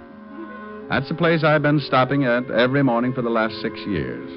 And it was run by a little guy with a twitch in his right eye. A little twitch and a last name Clark. And the first name, Paddy. Back for something else, Mr. Diamond? Yeah, Max. Where's Paddy? Oh, he called up the other day and says he was going out of town for a couple of days or so. Oh, is that it? I missed him the last couple of mornings. Well, you know, he got 3 stands to look after. Yeah, that's right. Say, tell me, where's Paddy live? You want to see him? Mm-hmm. Got a little business deal I want to talk over with him. Oh, sure. You know Paddy. Anything to make a buck. Here's his address. Read it? Oh, fine, yeah. He got a phone? Yeah. It's Skylar 49970. There. Thanks, Max. One of these days, I may even buy a cigar from you. Funny how things like that can happen sometimes. The name of Paddy Clark had seemed familiar, but I couldn't place it. Only because I'd been doing business with him every day for 6 years and didn't think to look that close. I grabbed the elevator, went upstairs to my office, and put in a call to Mr. Clark. Yeah? Paddy? Who wants him? Oh, no. Rick. Hello, Walter. What's new? You know perfectly well what's new. What do you think I'm doing over here? Well, now, let me guess. Riddle homicide? You knew that's why I come over here in the... Now, wait a minute. Yes, Lieutenant. How did you get this phone number? Paddy Clark dead? The deadest. Now, how'd you get the number? I, looked in the book. It's not in the book. It's a hall phone listed under the apartment name. I asked my Ouija board. Pow. Okay, Groucho. Patty Clark owns a cigar store in my building. Well, why under the sun didn't you tell me that in the first place? You said you didn't know him. I said the name was vaguely familiar. All right. How was Patty killed? Shot. Coroner's on his way. Look, I'm not far from your office. I'll be over as soon as he gets here. I'll have a candle in the window. Bye.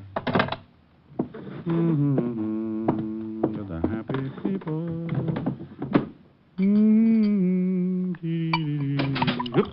Something wrong? Oh, no. Come in. Just filling my lighter. Okay, Agnes is alone. Hello, Mr. Diamond. Well. And in came Agnes. And this was the type of girl easily recognized. About 5'5", with more curves than the World Series. And the one thing that really set her apart from the rest, a great big .38, complete with silencer.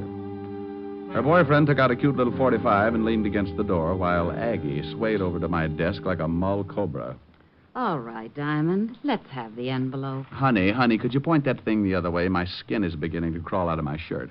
I want the envelope, Diamond. And if you refuse to give it to me, I really wouldn't mind killing you. You know, I think I'd like to give it to you if I knew what you were talking about. I hope we're not going to have to play games, Diamond. Well, something like post office might not be so bad. Drill him, Aggie, and we'll search the place. He's got to have it somewhere. I'll handle this. I want the white envelope Patty Clark sent you this morning. And I thought you, too, got it after you killed the messenger boy. Now, I don't know what you're talking about. Seems to me I chased you into the street. Saw you climb into a car and take off. The guy in the white robe. So if you two knocked off the messenger boy, you must know I don't have the envelope. Too bad, but I didn't even get to the door until after you'd shot him. We didn't shoot the messenger. What was in the envelope? You know what was in it. Go on, Aggie. Show him we ain't kidding. Oh, shut up. We didn't shoot the messenger, Diamond, but we are going to get the envelope. Where is it? Hey, that siren's pulling up out in front. Why didn't you search the messenger? You had a gun. You didn't have to worry about me if I showed at the door. Well, we got an envelope off him, all right. Empty. Hey, what are you doing, Paul? Taking a look out in the street. Hey. Police. Prowl car. Two guys coming in this building. Some of your friends, Diamond? You say the envelope was empty? What if they are some of his friends? What if they found Patty? I told you to shut up. Why'd you kill Patty? You knew he'd already sent the envelope. Knock him off, Agnes. Quiet. Hey, somebody getting out of the elevator. You keep your face shut, Diamond. Paul, get over behind the door. What are you going to do? Diamond, you stay right there at the desk. Say one wrong thing, and you and a couple of more get dead. My. Hello, Rick. I got over here just Good night, Lieutenant. Good night. Good night. Oh, what you mean is good afternoon. Ooh. Believe me, Walt, I meant good night.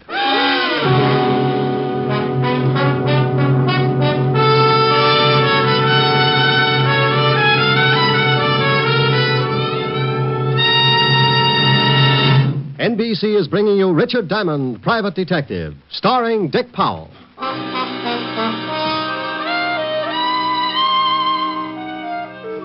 Yes, dear sweet little Agnes had slipped out from behind the door and let Walt have it right behind the ear. He went down like a 16-pound shot in an elevator shaft. Then Aggie and her playmates started backing off. They opened the door, and Aggie, darling, pointed the business end of the silencer about halfway up my hand-painted tie. Whether or not she would have shot is anybody's guess. But along about that time, a very dear old friend stepped up behind her. Drop it, lady. The other cop. You can drop yours too, Sonny. Oh, Otis, bless your little pointed head. You fool. Why didn't you look first? Well, I forgot. Forgot? Okay, over against the wall. Keep your hands up high. Hey, how's the lieutenant? Oh, he'll come around. Walt. Oh, Walty. Which one let him have it? Agnes. The dame? The other one's named Paul. Come on, Walt. Oh, come on, Walt. It's spring again. You know, birds and bees and all that sort of rot. That's a good boy. Now, try and sit up. Oh, my head. What happened? What happened? Oh, no. Walt, you've been crowned queen of the 5th Precinct. Who did it? No. Don't look at Otis. He's been reading his Tom Swift, Arrived in the Nick. Look, there.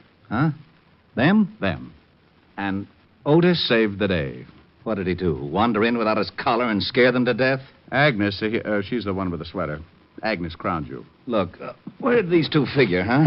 Oh, they're the pair who ran out of the building after the messenger was killed. Put the cuffs on them, Otis. Yes, sir. Okay, you put out your right and you put out your left. And I'll be in Sing Sing before you. And I'll be in... Get him. Now bring him over here. Go on, lady. Okay. Keep your hands to yourself. Here's the artillery, Lieutenant. 38 special with a silencer. This 45 auto. Silencer. That's enough to book him in itself. All right. You kill the messenger? No. How about Patty Clark? We don't know who you mean. They know. That's your story. Well, we'll take him down and book him. Happy now, Rick? No. I want to know who has the envelope. What's in it? Envelope? Yeah. The girl at the messenger service finally remembered. Come on, let's take these two down to headquarters.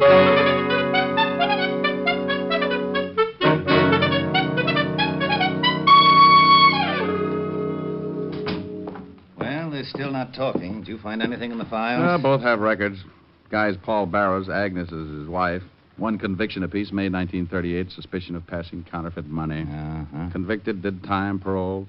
Oh, you got a fresh address on them? They've been living in Flatbush. Otis went over with some of the boys to check. Good. And here's some fancy news. Just yesterday, the FBI started watching all of Patty's cigar stores as possible fences for phony money. Yeah? Well, then it ties. Come on, I want to take a look at Patty Clark's room.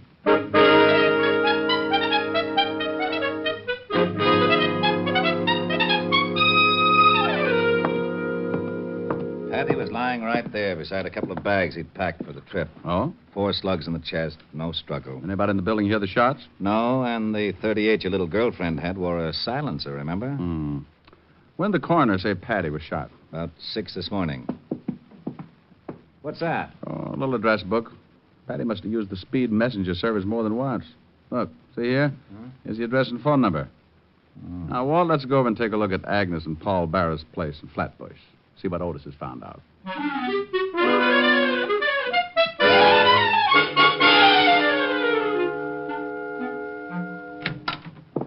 Oh, hi, Lieutenant. Hello, Detective. Well, thanks, Otis. You drop your watch? Turn up anything? No, nothing much. What do you mean by nothing much? Well, nothing. That's what I was afraid of. Hey, is there an address book around here anywhere? Over by the phone. Why? Just getting my jollies, Otis. Love to look at new numbers. Now, see if Speed Messenger Service is listed. Yeah? Yeah, right here on the back page. Walt. Yeah? Patty was killed at 6 this morning, huh? Right. 6 this morning. You know, I wonder when he gave the messenger service that envelope. You know, the one addressed to me? Well, the place wouldn't have been open at 6 this morning, so it must have been sometime yesterday. That's right. And back in his room, his bags were all packed.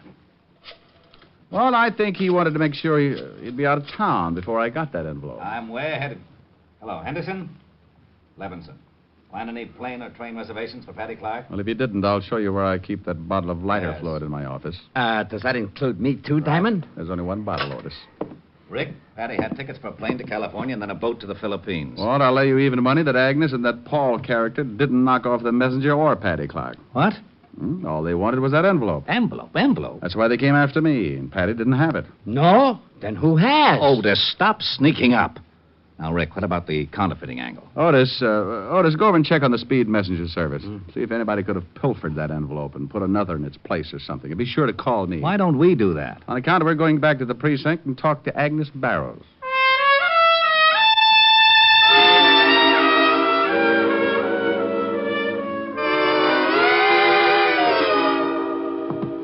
Got them waiting outside. Good.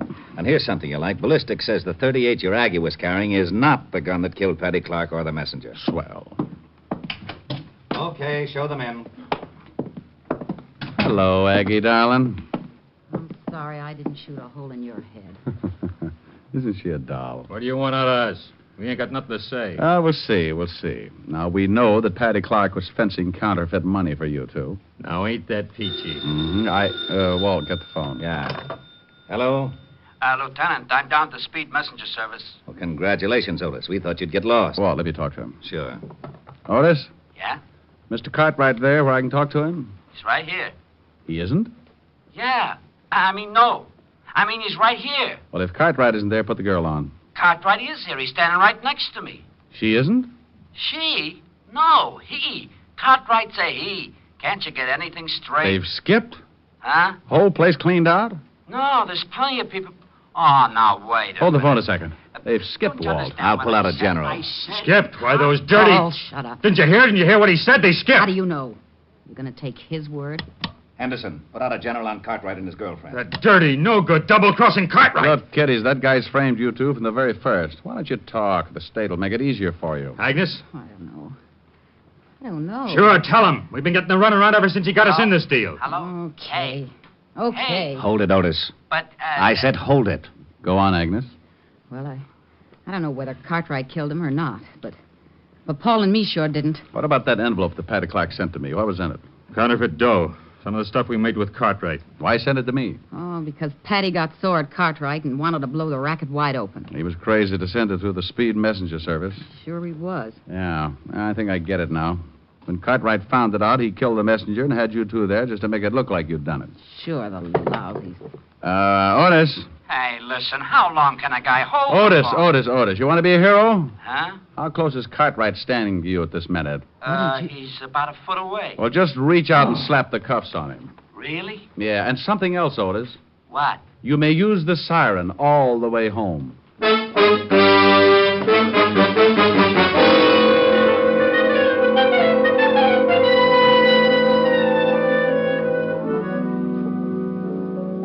Oh, Rick, it's nice to have you here with your face in one piece. Yeah, lucky, ain't I? That's pretty. Why don't you sing it? Well, I... Oh, no. Let me get it. It's got to be Walt. Yeah? Rick, I just wanted to let you know that Cartwright was behind the whole setup. Printed the stuff right down the basement of the speed messenger service. Rick? Harold Abernacker speaking. Owner of the largest hog ranch outside of Little Rock. You don't say. Sure, Dad. What's the matter? You need an ear horn or something? Rick, so help me if you don't stop this. Our name's Harold, Bud. Harold. That's it. That's my name. Now, you just hang on and let you mash your molars with the missus. I don't want to mash my molars with a missus. I want to She talks louder than I do. Used to call the hogs herself, you know. Lula Bell? Lula Bell. Howdy. Having trouble with your hearing, huh? Now, Helen, listen. Calling me Harold? No, friend. My name's Lulu Bell. Maybe you got the same trouble like my Uncle Zeke. Used to stick a plug of tobacco in his ear overnight and always forgot it. Oh, my gosh. Yeah, we thought he's plumb deaf till I started calling the hogs and it shook the tobacco loose. Now, you just relax and I'll unplug you. Oh, this is ridiculous. Worked for Uncle Zeke. Hold on to your teeth. Find any loose tobacco? He hung up. Give me the phone. Good old Walt. I'll drive him out of his mind. 5th Precinct, Lieutenant Levinson. What? Oh, no. Now, you listen to me. Don't get loud with me, Grouchy. I just called up to find out what happened on the case. Huh? Now, look, I just told Well, if you. you don't want to tell me, okay, be a sorehead. I'm not going through that apple knocker routine again. What are you talking about? Lula Bell called Otis all the way in from a stakeout in Flatbush. Look, I don't know what you're talking about. If you don't want to keep me in on the know, just forget it. Gosh, What's the matter now? maybe I did have the wrong number. What a bunch of idiots. Okay, so you had the wrong number. What about the case? Oh, yeah. Well, it seems that Cartwright Here, was Helen, really hold the this. one behind the whole setup. Killed Patty Clark, sent Barrows and his wife. We've got to stay with the happy people. Have your fun, live in the land of joy. Stay with the happy people. Face the sun, life is a Christmas toy. Down through the endless ages, tears have been contagious. And take it from me that misery is looking around for company. So stay with the happy people. Don't wrinkle your brow, it's strictly out of style. Just stay with the people who love to wear a smile. Helen, is Walt still talking? Wait a minute, I'll see. Really had blood in his hands. He's been cleaning up Yeah, from that he's counterfeit still racket talking. for years. Well, I might as well sing another chorus. We've got to stay with the happy people. Have your fun, live in the land of joy. Stay with the happy people. Face the sun, life is a Christmas toy. Down through the endless ages, tears have been contagious. And take it from me that misery is looking around for company. So stay with the happy people. Don't wrinkle your brow, it's strictly out of style. Just stay with people who love to wear a smile. Arrived at, Otis says there must have been more than 100,000 in phony bills. We got the plates and everything. You don't say. Yeah, that just about ties it up. Well, Walt, I'm sure glad to have heard all that. Oh, wait a minute. Someone wants to say hello to you. Oh, yeah? Pig. Walt? Oh, no. Oh, no.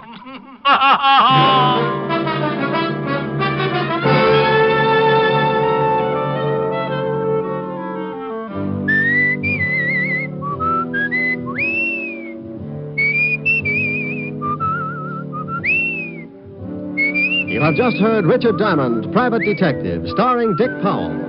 Lieutenant Levinson was played by Ed Begley. Also in the cast were Virginia Del Valle, Wilms Herbert, Lucille Meredith, Michael Ann Barrett, Carlton Young, and Frank Gerstle. Music was under the direction of Frank Worth. Tonight's show was written by Blake Edwards, and the entire production was under the direction of Jack Johnstone. Dick Powell currently may be seen in the motion picture version of the best-selling novel, Mrs. Mike. There's more thrill-packed listening for you throughout the week when NBC presents other great adventure mystery dramas. Night Beat and Dangerous Assignment are two action-filled shows you'll want to make a steady date with every Monday night over most of these NBC stations. Yes, on Monday, travel the Night Beat of the Chicago Star with newsman Randy Stone. There's poignant adventure as Randy searches the city at night for an unusual and intriguing story. Also on Monday, join Brian Donlevy in Dangerous Assignment. As Steve Mitchell, soldier of fortune, Donlevy journeys to the corners of the earth in search of adventure, fortune, and fair play. Yes, now on Monday, hear two great adventure mystery programs, Night Beat and Dangerous Assignment, on NBC. This is Eddie King inviting you to be with us next Wednesday at this same time, when we will again bring you Dick Powell as Richard Diamond, Private Detective.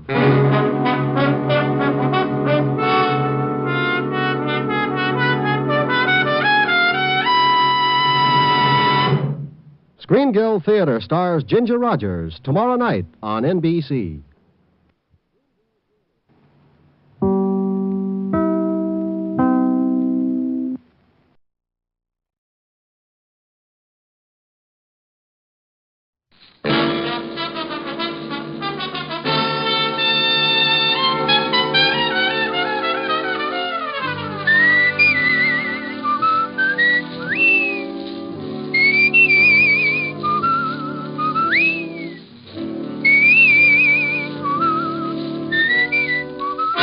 National Broadcasting Company presents Dick Powell as Richard Diamond, Private Detective.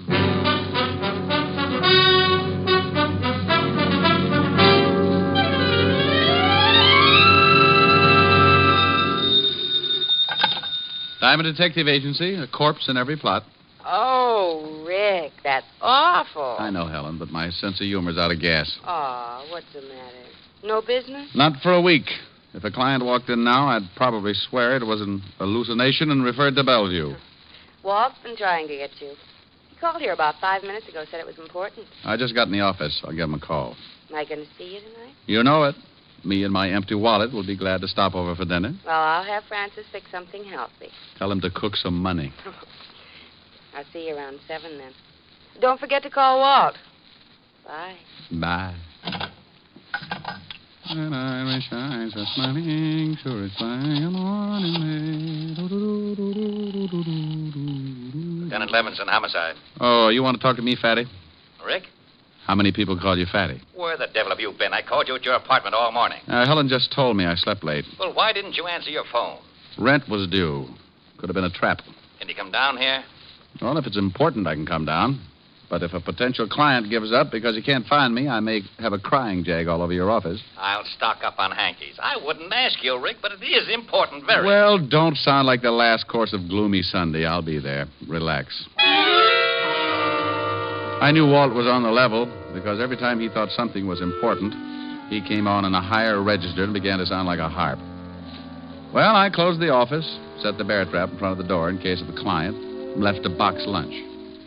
I might be gone for a good while this time, and if I caught something, there was no sense in letting it starve. The 5th Precinct was 20 blocks away, so being a practical man who always regards that lonely feeling in his pocket as the sure makings of a pedestrian, I insulted a few well-meaning cab drivers, and 30 minutes later, I limped into the squad room of the 5th Precinct Police Station. Yes? Is there something I can do for you? In my business, you have to be conditioned to anything. Nothing should surprise you. But in my business, like any other, there's always a first time for everything. And it looked like this was it. For over a year, I had been walking leisurely into the squad room of the 5th Precinct and smiling inside when I spotted a cop with a battering ram for a head and landing barges for feet. He was always the best straight man I'd ever run across, and his name was Sergeant Otis Loveloon. But this day, dear old Otis was not to be found. Instead, sitting at his desk, looking up at me through a pair of thick horn-rimmed glasses, was something else. It pulled out a clean white handkerchief, removed the glasses, clouded them up with a quick breath that filled the room with the essence of sen-sen, and said, Well? Where's Otis? You mean Sergeant Loveloon? He's been transferred. He's been what? Transferred. Who are you? Sergeant Andre Klume. Is there something I can do for you? Andre Klume? Sergeant Andre Klume. Sergeant Andre Klume. Just one moment. Yeah? Where do you think you're going? Look, Sonny, I'm going in to see the lieutenant. You'll have to wait until I find out if he can see you. Oh, he'll see me. He just called me. May I have your name, please? What? Citation. Mr. or Mrs.? Hey, this may not be so bad after all. No? No. We're going to have fun, Andre. Are we? Yes, indeed. Now, call in to the lieutenant and tell him Mr. Diamond is coming in to see him. Yeah? The gentleman you were expecting, Mr. Diamond. He's getting introductions now? Send him in. Yes, sir. The lieutenant will see you, Mr. Diamond. Thank you, Sergeant Klume. And something else, Mr. Diamond. Yes? Sergeant Loveloon warned me about you, and I can assure you right now that I have no intention of becoming the brunt of your obvious, crude comedy. Sergeant Klume, I don't think there's much you can do about it. Oh, Walt, I want to go on record right now as saying Don't. I know. Well, what is that out there? The commissioner says he's one of the most valuable men on the force. But how can you put him in a cop's uniform? It's like dressing Rasputin and the Mother Hubbard. I miss Otis as much as you do, but strictly off the record, Sergeant Klume has relatives. Oh, I thought so. Been scratching all the way in here. Otis moved over to the 11th Precinct. Who's he working for now? Lieutenant Crawford. They've had a suicide watch on him all night. What's this Andre Klume supposed to be so good at? He's only been with us for a couple of days. I don't know. Well, if I keep thinking about him, I may have to be dipped in hot tar. You better tell me what you want to see me about. You may not like it, Rick. Oh? This is new? Remember Ralph Baxter? Sure. I sent him up while I was still on the force. Yeah. Well, you worked on that case for over a year, didn't you? You were in charge of the department. You know darn well I did. Rick, you knew Baxter's habits better than anyone on the force. Oh, now, Walt, what's it all about? Is Baxter loose? Very loose. Busted out at 8 o'clock this morning along with 7 other guys. Oh, all got away clean? Every one of them. One of the best planned breaks I've ever heard about. Well, if Baxter was in on it, it had to be. He's a smart boy, Walt. One of the smartest. Yeah, well, the commissioner says we've got to pick him up before he does any damage. Just like that, huh? Just like that. I need someone who knows him so well he might have a chance of nailing him before the trouble breaks loose. And you know Baxter and trouble. How come you're in on this, Walt? Somebody already get killed? Truck driver. Oh. Baxter's an unhappy boy. He kills to make up for it. Really does a fancy job. You want to help me out? You in trouble if they don't nail Baxter in a hurry? The commissioner is relying on me. Okay, then. It's got to be official in case you have to make an arrest. Oh, now, wait a minute. Got to swear you in as a deputy. Look, Rick, we've got to. I don't really care how you bring Baxter in and who gets the credit, but what would the commissioner say if... Yeah, I know. I'm sorry, Walt. Every time I used to put on that badge, a book of rules and regulations went with it. I do it my way or not at all. Now, don't start running your motor. I don't want the credit. The department can have it. Besides, it's 20-1 in any man's book that I'll never even get close to Baxter. Well, you stand more chance than anyone else. Okay, then. You still don't have to worry about the credit. It's 50-1 that the newspapers will read. Private detective found with his head missing. Okay, Rick. Your way. Andre. Yes, Lieutenant? Andre. Yeah, some name. I beg your pardon? Bring in all the information on Baxter and the 7 other men who were in on the break. Yes, sir. Andre Klume. Yeah. Here you are, Lieutenant. You want to look over this stuff, Rick? Yeah. I want to know how the break was pulled off. Maybe if we can get a line on who helped them, we can get it back so that way. A truck was used. A Ford pickup that hauled garbage regularly. The large garbage cans were placed on the truck and taken off to a dump. The 7 men in Baxter hid in the cans and were covered up with garbage. Oh. The men in the prison kitchen have all been questioned, but none will admit a thing. Well, thank you, Sergeant. Maybe you can tell us what happened after that, Sergeant. Several miles outside of the prison, the men got out of the cans. One man climbed up into the cab of the truck and ordered the driver to stop. He shot the driver, and the men climbed off the truck, rolled it over a 44-foot hill. 44 feet? 44 feet 9 inches at the first point of impact where the truck went over. The hill, of course, varies at other spots. Of course. 2 cars were waiting for the 8 men. Tire tracks were found and casts made. A report on these casts should be in at any minute. Synchronize your watches, men. Rick. Tell me, Sergeant Clume, have you any idea who might have been driving the 2 cars? No. Turn in your MiGs and your ray gun. You're through. Very amusing. Now, please, Rick, for the sake of my psychiatrist, don't start on Clume like you did on Otis. Might be a woman. Clume? Driving one of the cars. Oh. Baxter was a known woman hater. You don't say. I suppose the other 7 guys got together with him and formed a club. 4 of the 7 men were known to have had women friends at one time or another. But only one woman remained loyal after the men were sent to prison. How do you know that? I remember things. He remembers things. Oh. She visited the prison many times to see Tony Ligeti, one of the escapees. Maybe you can remember the dates? The first time was right after Tony was sent up, November. All right, Sergeant. What's the girl's name and where does she live? Jean Lawrence, 1782 East 12th Street, apartment C. B. Butterfingers. I'll take this list of histories on the 7 guys. You going to check on the girl? Yes, and thank you, Sergeant Andre Clume. You've been a brick. I left Clume polishing his glasses, Walt looking sick. Jean Lawrence did live at 1782 East 12th, apartment B. So I looked up the landlady, a nice old reproduction of Whistler's mother with a hangover, Mrs. Shook by name. She was a little unhappy that I'd bothered her, but I finally sold her on the idea that she could shave any time, and aided by my best smile and the promise of a fast 5th, I finally got her to open the door to apartment B. There you are, lover, but I can tell you right now, Jeannie ain't in. Well, what's in this room? Bedroom. She didn't come home all day yesterday or last night. She didn't, huh? You know, I shouldn't be showing you around like this, except that you look like a real nice fella. And you're thirsty. Oh, go on. You see anyone else hanging around, say, in the last week? Yeah. Come to think of it, about a week ago, some dark fella started coming over to see Jeannie. Used too much hair oil, greasy type. Think you'd recognize him? You bring me that present, lover boy, and I could recognize a clove of garlic in an onion warehouse. I'd make book on it. May I use the phone? Go right ahead, lover. Oh, by the by, 100 proof, huh? 100 proof. Homicide, Lieutenant Levinson. Walt, this is Rick. I'm up at the girl's apartment. Not here. But the landlady says she can identify some guy who's been hanging around here for the last week. So look up... Hold it a minute, Rick. Something coming over the hot shot. Okay. Oh, bottle and bond, is that right, dear? Oh, lovely, lovely. Lovely. Rick? Yeah? Get that landlady in here, then meet me out at the end of River Street, Pier 14. Something up? Sus came up. Someone didn't want it to. When she hit bottom, the bricks in the sack must have torn it open. What? A dock worker spotted her floating near one of the pier pilings. Jean Lawrence? Yeah. I'll see you over there. Something happened to little Jeannie. I could hear... Found her floating in the river. Oh. Well, if we're going down to the station, can we stop off and get that present? Yeah.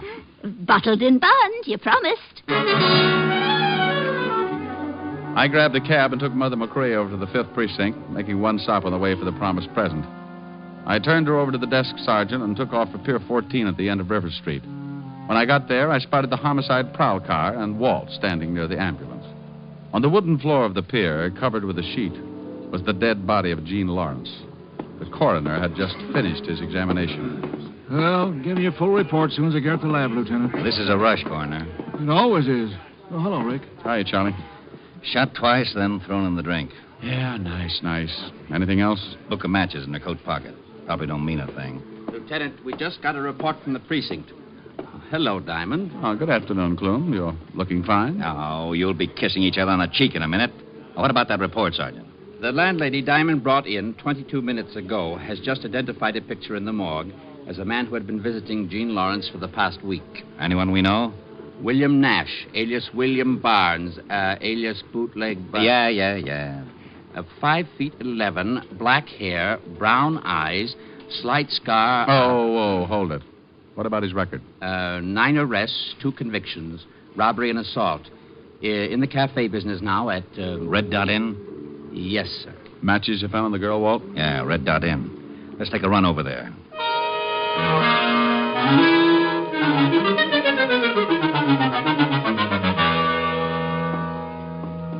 Yes, gents, what'll it be? William Nash, he around? No. Police. He still ain't around. He got an office? Well, He got an office. Yeah. Where is it? Top of those stairs. Down the hall, last door. Go around to the back of the bar, Clume. Yes, sir. Hey, now, wait a minute. You ain't supposed to come back here. See that he doesn't have any way to let Mr. Nash know we're coming up. Just go ahead and tend your bar. You guys want to get me in trouble? Not unless Nash is really in his office. Then you don't have to worry about trouble. You're in it. Let's go, Rick. Down the hall, he said. Last door. We both go? Yep. Fire escape down there. This way, Sergeant Clume covers him. Can Clume shoot? I forgot to ask him. You get on there by the fire escape in case he gets past me. Who is it? Fire department. What? Yeah, we received a report that your cafe isn't properly equipped in case of fire. Are you nuts? I just had no extinguishers. William put in- Nash? Yeah. Now what the Let's devil... go. Huh? You heard him. Hey, what is this? Police, let's go.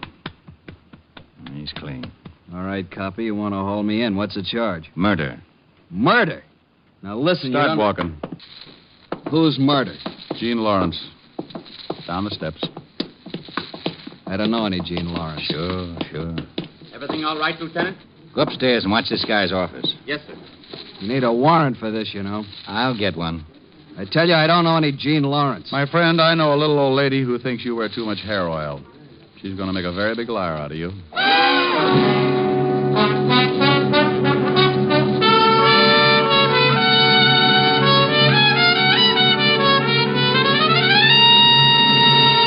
NBC is bringing you Richard Diamond, Private Detective, starring Dick Powell.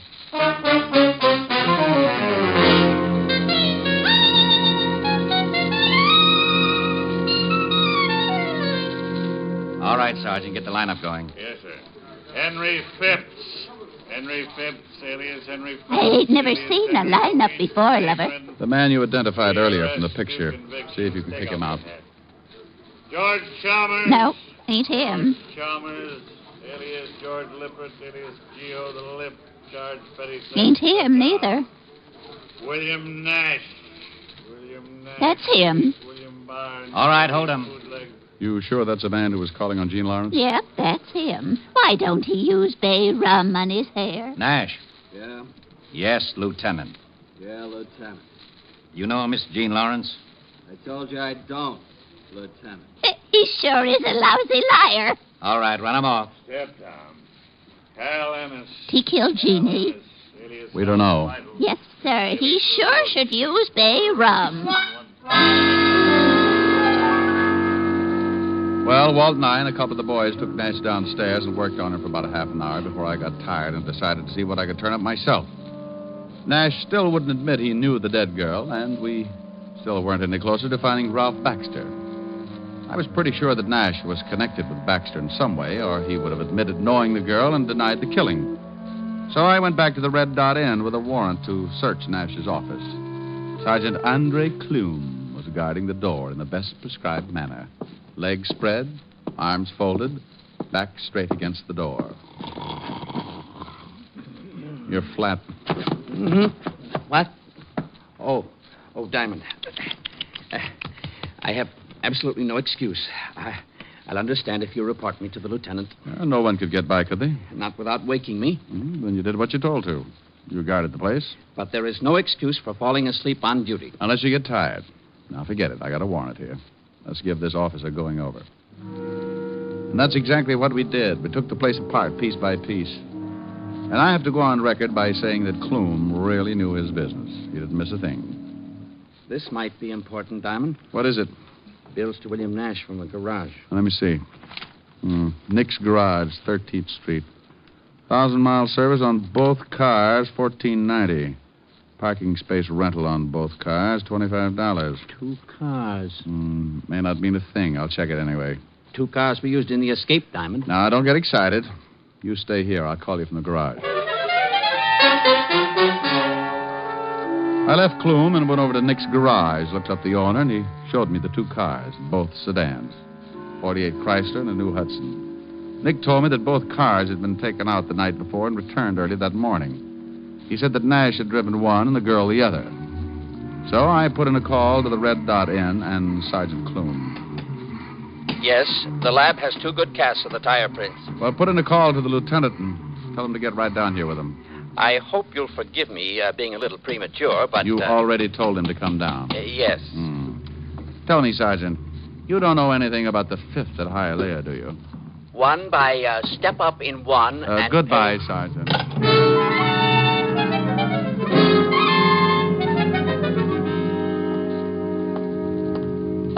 Hello, Rick. Well, this is Nick Miller, runs the garage. Hi, Lieutenant. Miller.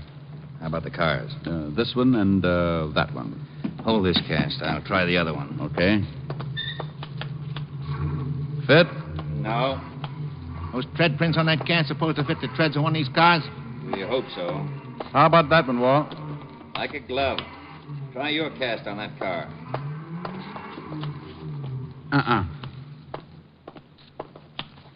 Fits this one, Walt.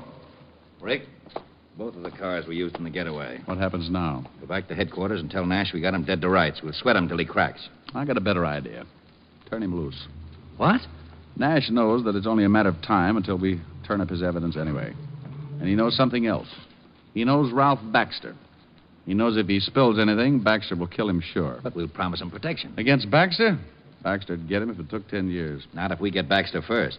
Nash probably knows where he's hiding out. Walt, even if Nash knows where Baxter is, he'll be a long time telling you. In the meantime, Baxter can cause a lot of trouble. All right, so I let Nash go. So what? Get a hold of the newspapers. Tell them to run a story that you've picked up Nash for questioning in the prison break, but that you had to release him because of insufficient evidence. You think Baxter will go after him? Well, he'd at least send some of his boys. I think the girl was knocked off because she got out of line. You can bet that Baxter won't want Nash around for a witness. Okay. Gee, you're kind of making Mr. Nash a sitting duck, ain't you? Oh, I guess you'd say that, Mr. Miller. Now, why don't you come on down to the station with us and answer a few routine questions? Hey, I don't know nothing about this. That's what Mr. Nash said, but you can see what a liar he turned out to be.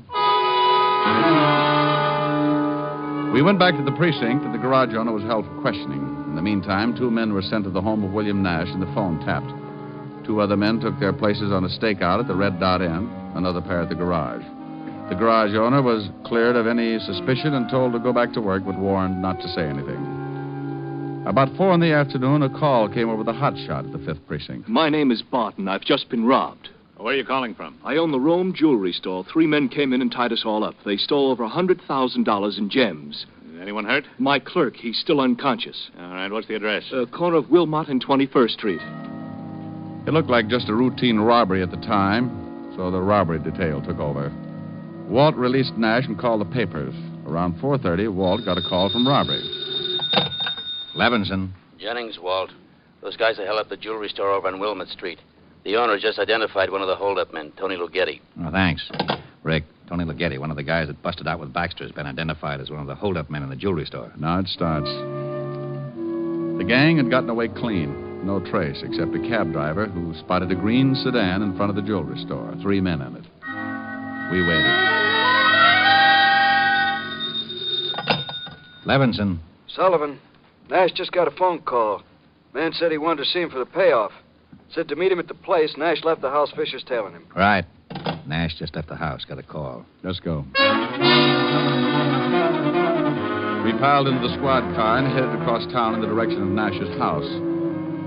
A newsboy on the corner yelled the planted news of Nash's arrest, and the car radio told us what Nash was doing. Suspect just went into garage. We're parked across the street. Instructions. I'm about 2 blocks away. If he gets in his car, let me know. He's coming out, turning north on Chestnut. See him? There he is, Walt. We've got him, Jennings. We'll tail him. followed Nash until he hit the outskirts of town. He drove for another good half hour, then pulled into a roadside eating place with a motel off to the left. This looks like it. Yeah. Drive past. We'll swing back. Nash is going into the diner. We'll walk up. Attention, all units. I'm at a roadside diner. The stop-a-while motel near it. Suspect just went into diner. All units proceed with caution. A whole bunch might be in that motel. Mm-hmm. Hope the boys get here before things start popping. You said it. We can't go in. Hey, there's Nash at the counter. See anyone else? Not from here. Let's walk over to the other side. Hey, Walt. What? Over there by the gas pump. Green sedan. Think it might be the robbery car? Nobody in it. Look, 2 guys coming out of the restroom. Yeah. And one of them, Tony Ligeti. Baxter's boys.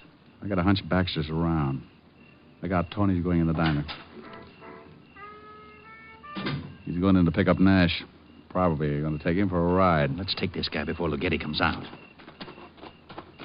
He hears us. He's turning around. Police. He's going for a gun. You knocked him cold. Nice tackle, Rick. Vassar, 28. Here's his gun. I'll dump him in the car. Here come some of the boys. I'll wave them off. You get in the back of the car. Okay, I'll get in with you.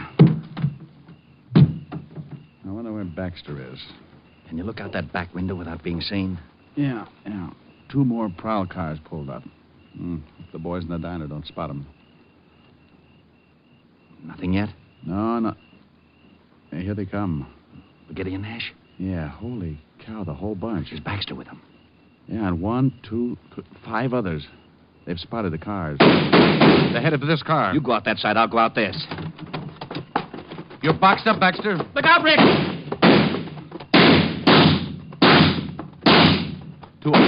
Two of them down. Baxter's heading around back. Rick, don't go after Malone, you crazy! Now he tells me. Stop, Baxter! You get him, Rick? Yeah, but just barely. That was my last shot.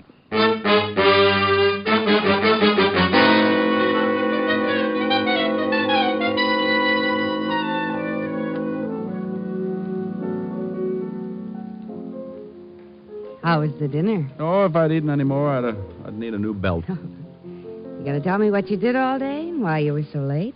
Went for a long walk in the park. Oh, that's what I love about you. Gone all day. Come in smelling like a shooting gallery until you tell me you went for a walk in the park. Oh, no. I get it. Yes? Oh, Rick, you going to give me a routine, or do you want to hear about Baxter?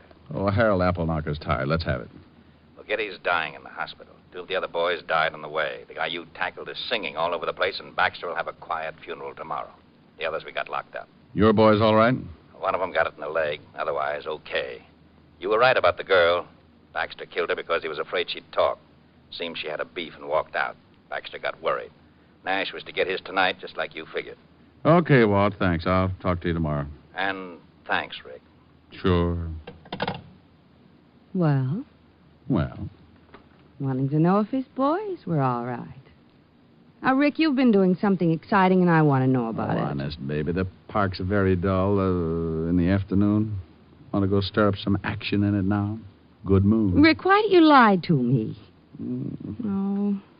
All right, come on. Oh, wait. We're forgetting something. I got to sing a song first. Oh, Rick, now that you brought it up, I want to go to the park. Well, this will only take a few seconds. You just pucker up and hold.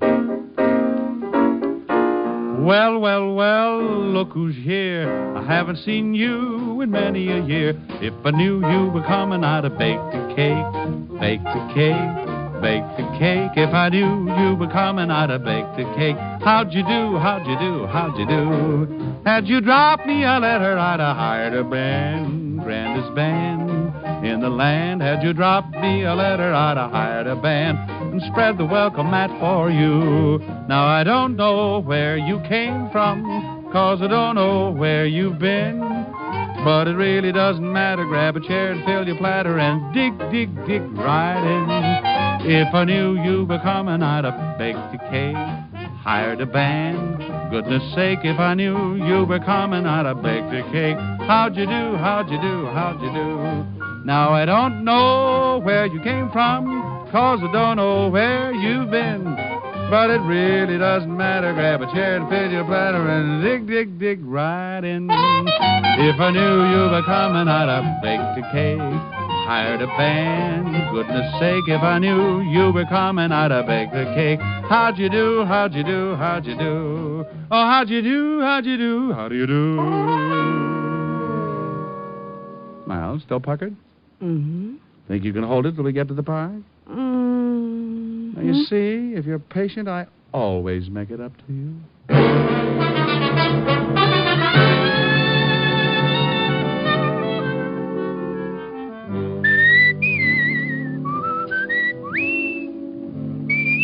You have just heard Richard Diamond, Private Detective, starring Dick Powell. Lieutenant Levinson was played by Ed Begley. Also in the cast were Virginia Del Valle and Wilms Herbert. Music was under the direction of Frank Worth. Tonight's show was written by Blake Edwards, and the entire production was under the direction of Jack Johnstone. Dick Powell currently may be seen in the motion picture version of the best-selling novel, Mrs. Mike. Richard Diamond's Private Detective will next be heard 2 weeks from tonight. Check your local newspaper for the time of broadcast. Listen next week at this hour for Dangerous Assignment, starring Brian Donlevy as Steve Mitchell, Soldier of Fortune. Remember, at this time next week, it's Dangerous Assignment on NBC. This is Eddie King, inviting you to be with us 2 weeks from tonight when we will again bring you Dick Powell as Richard Diamond, Private Detective. For all the family, try Father Knows Best tomorrow on NBC.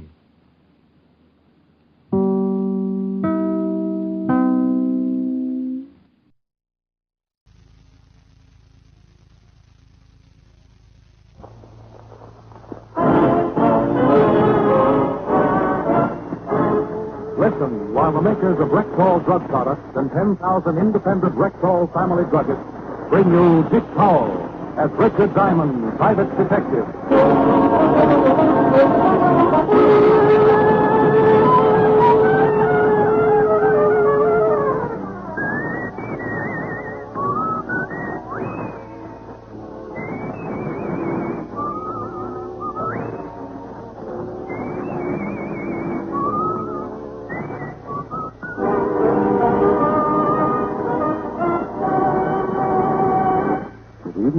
This is your Rexall family druggist, speaking to you for the 10,000 independent druggists who have made the word Rexall part of our own store name, and who recommend and sell the 2,000 or more drug products made for the Rexall Drug Company. Like Rexall milk with magnesia, for example. Here's a milk with magnesia, so pure, so mild, so creamy smooth, and free from earthy grittiness, even children taste the difference. Ask for Rexall milk of magnesia at Rexall drugstores everywhere. And remember, you can depend on any drug product that bears the name Rexall. Good health to all from Rexall. Now your Rexall family druggist brings you another exciting half hour with Richard Diamond, Private Detective, starring Dick Powell.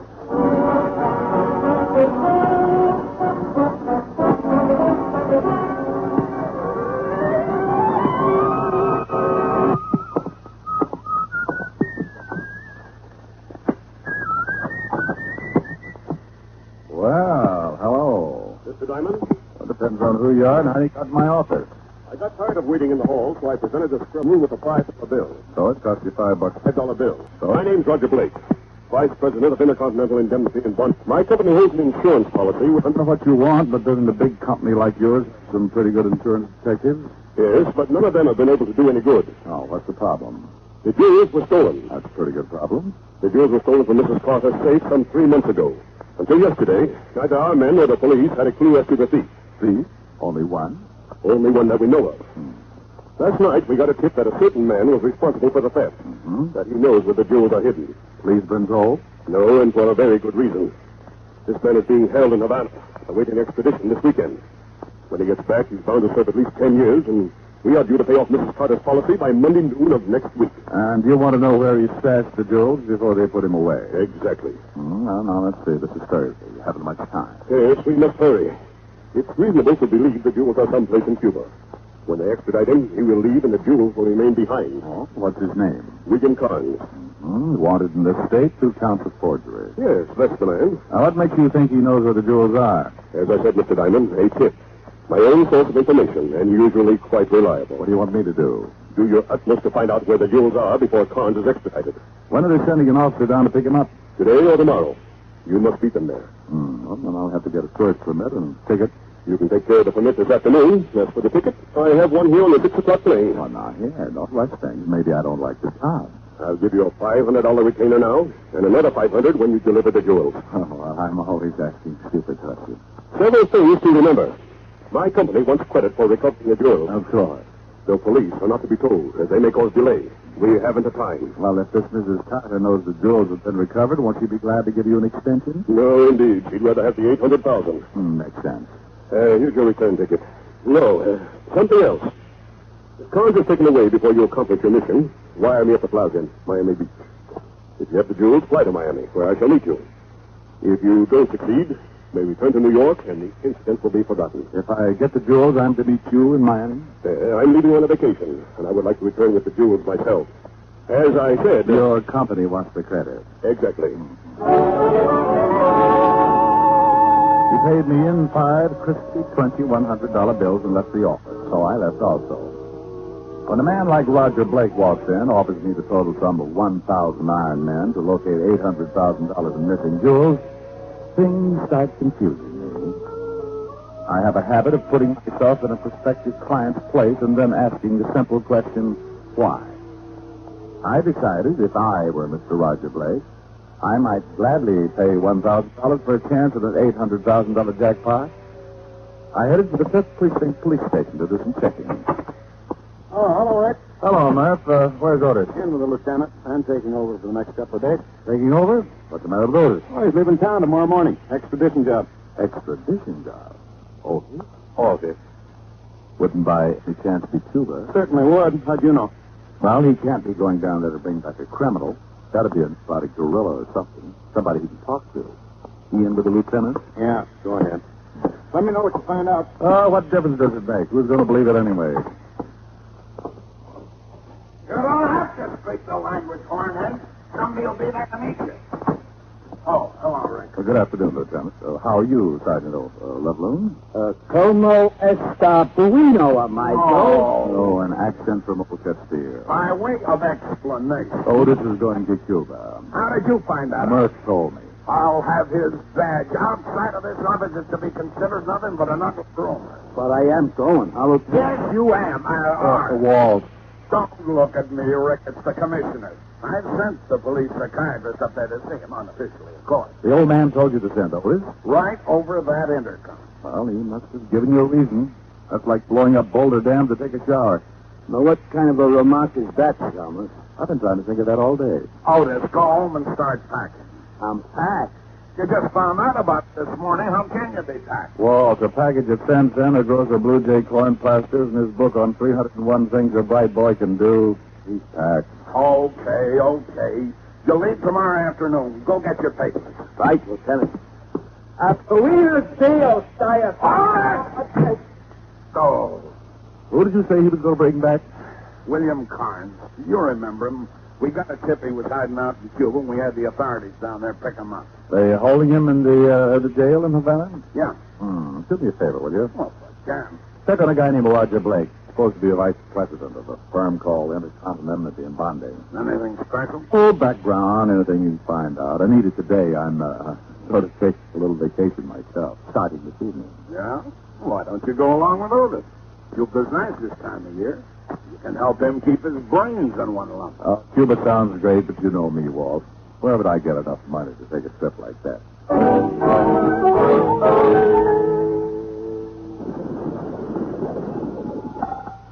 Diamond talking.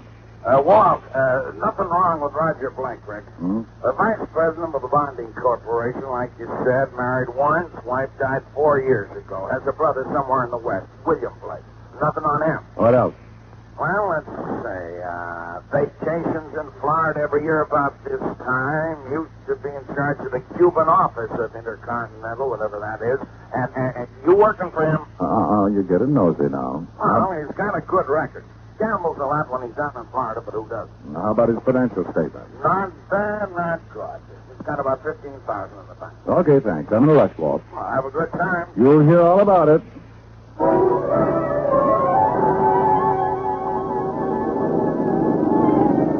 I grabbed my plane okay, and 6 hours later we dropped down for a landing at the Havana airport. I checked in at customs, and being able to habla enough Espanol, I got a tip-hungry cabbie to take me to one of the better hotels, $3 a night. I got a good night's sleep, and bright and early the next morning went over to the local Bastille. After not too much effort, I was able to visit William Carnes in his jail cell. Someone to see you, Senor Carnes. Well, I'm just making a new pot of tea. You can call when you are ready, Senor. Hello, Carnes. You the cop come down to take me back? No. I understand he won't be here until late this afternoon. Well, who are you? Seems to be no privacy even in jail. Name's Diamond. I'm a novelist. Oh, yeah? Yeah, I was in Havana, and I heard you were going to be extradited. I thought you might have an interesting story. I'll bet you did. I understand you're wanted for 2 counts of forgery. Oh, you do, huh? No story? No story. Okay, pronto, move, or I stick you again. I move. Hey, what's going on out there? I don't know. This is Senor Carnes' cell. Bueno, amigo. Bueno. This is his cell. What do you want? What's the idea of the knife? I want you out of this lousy jail, senor. The idea of the knife is to slit this pig's throat if you do not open your cell.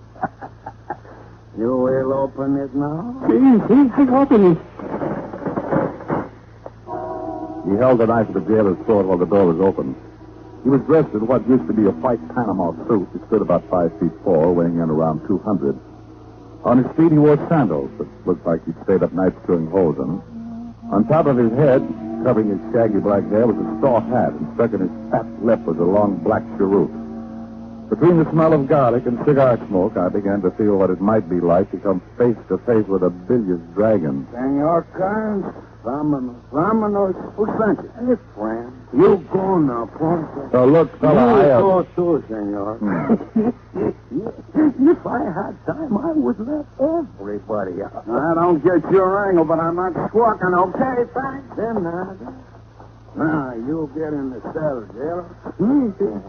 Senor Diamond, you want to. That's exactly what I did. I don't dicker with the dirt. I had a .38 under my arm that could have caused a lot of trouble, but I wanted to try and tail Carnes. Knowing that the law was on the way to picking up, Carnes might just head for the jewels and try to get out of the country. I went out of that building like a homesick jackrabbit, and I lamped Carnes ducking into a building about halfway down the street.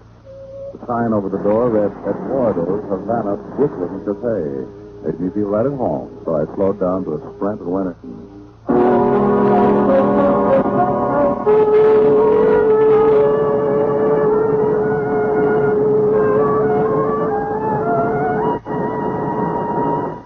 You're listening to Richard Diamond, Private Detective, brought to you by the makers of Rexall Drug Products and your Rexall family drug.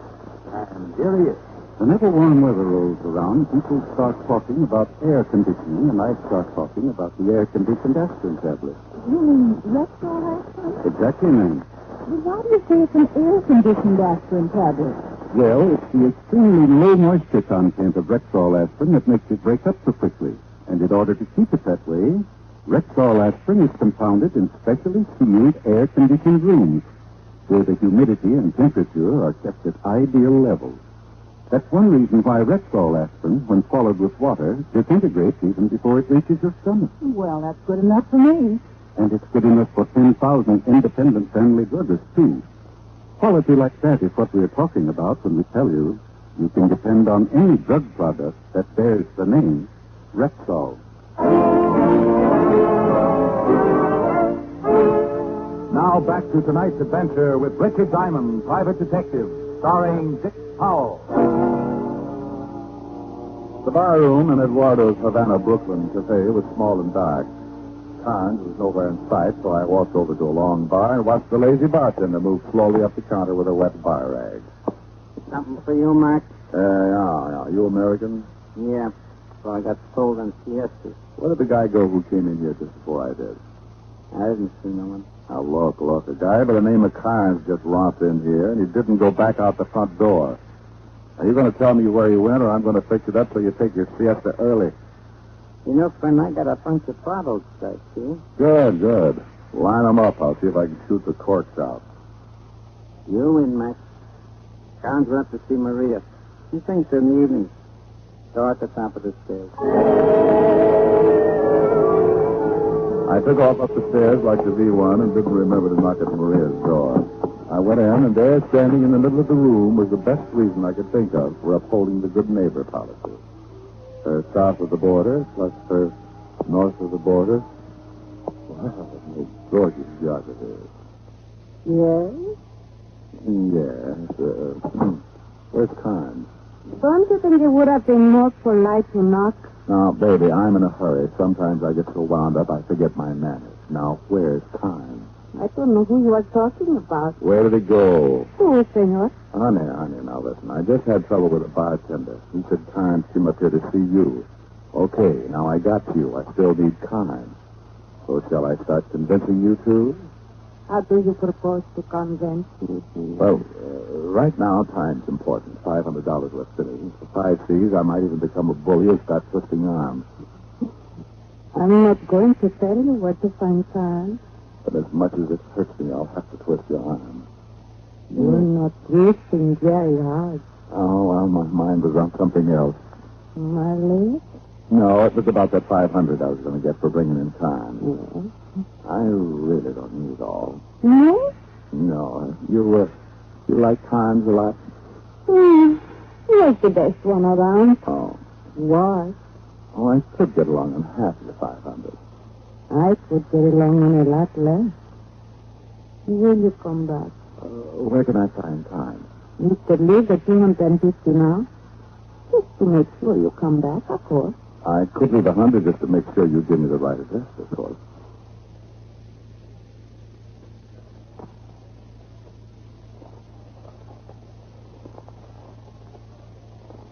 Número 3, Avenida Portillo. Thanks. Forget the 100. I trust you. When you come back, you can bring everything. I may be bald. I think my hair just caught on fire.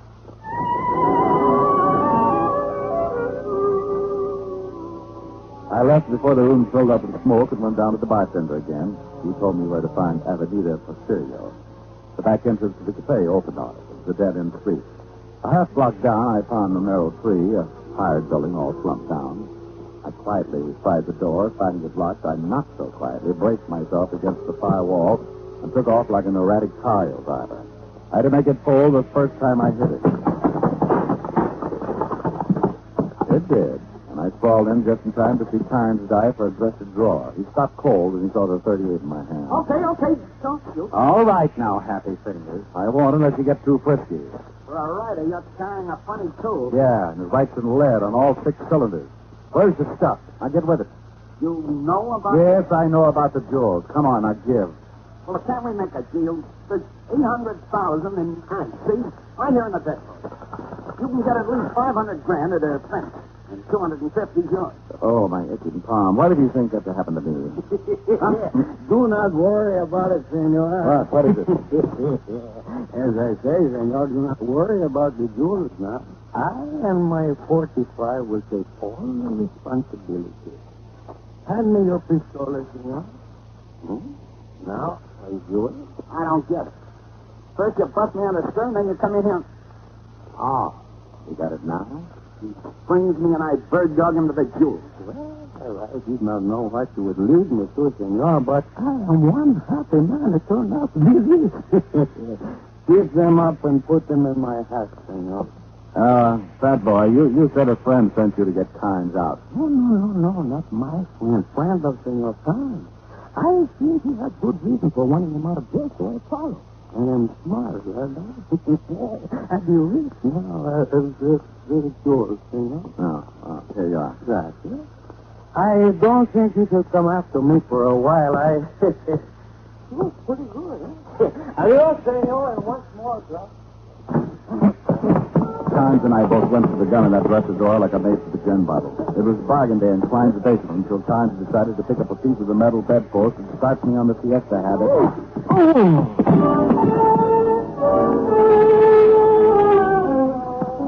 When I finally came around, well, I'd done it. Well done. I'd lost the $800,000 in jewels, William Carnes, and enough blood from my scalp wound to make a vampire do a shotty. I stumbled out of the building and put in a call to the plaza in Miami. Before I could shake a maraca, Mr. Roger Blake was on the pipe. Yes? Mr. Blake, this is Diamond. Yes, Diamond. I was in touch with the party you sent me to see and took me to the item you wanted me to get hold of. Well? A big bundle of garlic speaking broken English and carrying a pistol is now in possession of the item. You mean you had and you let someone take them away from you? Yes. But there's something bothering me. I want to know who gave you that tip. Maybe they tipped the Cuban wino who swiped the item from me. That way I can locate the guy and maybe still earn my other $500. Well, get the whole thing, Diamond. What? Keep the original $500 and go on home. Just forget everything. You understand? Yeah. Goodbye, Mr. Blake. I really didn't understand much, except that a very bad smell was beginning to creep over from Denmark and land in Havana. I couldn't put my finger on it, but something was really wrong. I thought the thing out and then put in calls to all the ticket offices in Miami. I got the answer I wanted. United Airlines in Miami said a Mr. Roger Blake had booked passage and was due in Havana at 5 that evening. I was waiting at the airport when Mr. Roger Blake, as big as life, stepped down from the big transport, and I trailed him out of the cab stand. He climbed in a hack and took off with my cab right behind. Blake's cab reached the outskirts of town and stopped on a dirt street, fronted by adobe buildings. I had my cab pull up a safe distance behind and got out.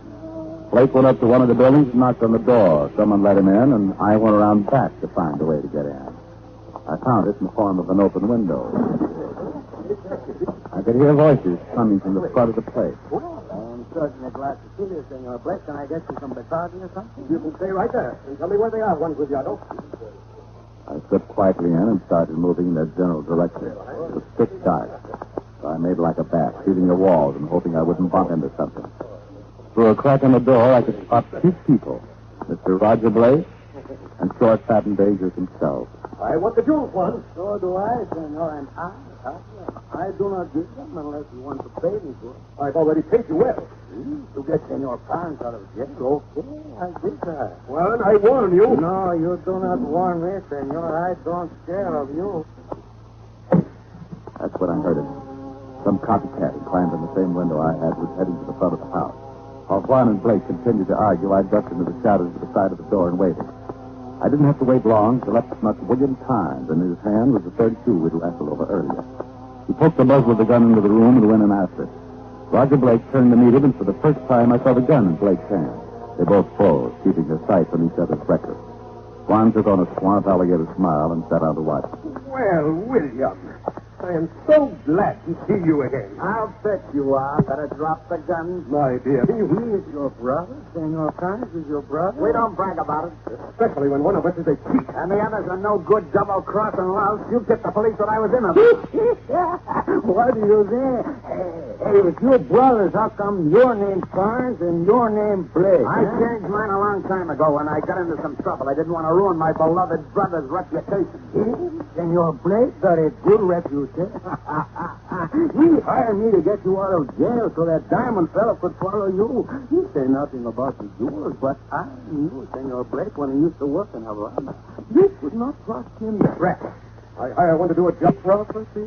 Senor Carnes had the jewels. Half of them were supposed to be... Mother looked me up and asked me to steal. Oh, sure, I swiped them and forgot to split. So what? Well, you got it. Point for nothing. Little mistake. One who has the jewels, and I am not giving to anyone. Well, I might as well get in on this. All the options free. Carnes turned and tried his luck. I felt the bullet part my hair and hit the linoleum. Carnes was aiming again, but he forgot to figure 3 things. His brother's nasty disposition, and the gun his brother was aiming at him. Carnes took the slug right around the belt line, and he went down like a punctured zeppelin. Must have cut his spine in two because he folded up the keep. Then Blake decided to add me and play for a pair. And just as he started to squeeze the trigger, I saw Juan reach back to his collar. His arm hissed down in a blurred half-arc.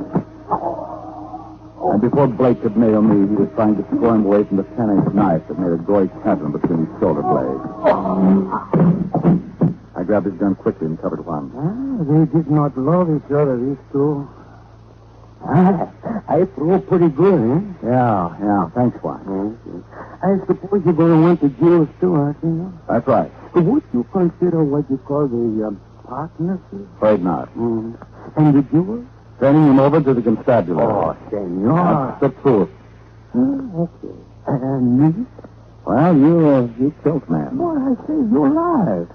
I'm not the police, so I can't arrest you. And I would think a long time before I'd shoot a man who saved my life. Oh, you would? But I warn you, don't try to make a break for it. Oh, I think I got to. I do not want to stay in jail. The jewels are in my heart. I leave them in the middle of the floor. Adios, amigo. Come back, Juan.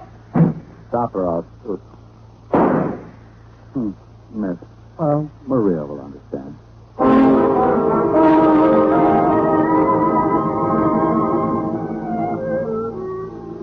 I found the phone and explained the whole situation to the local chief of police, who was just leaving to meet one Sergeant Otis Loveloon, arriving on the 7 o'clock plane from New York.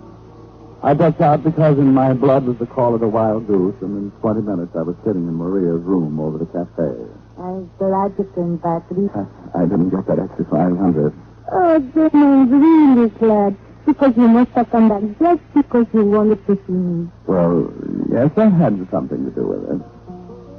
You like me to play to you? Oh, sure. Love it. Oh, love it.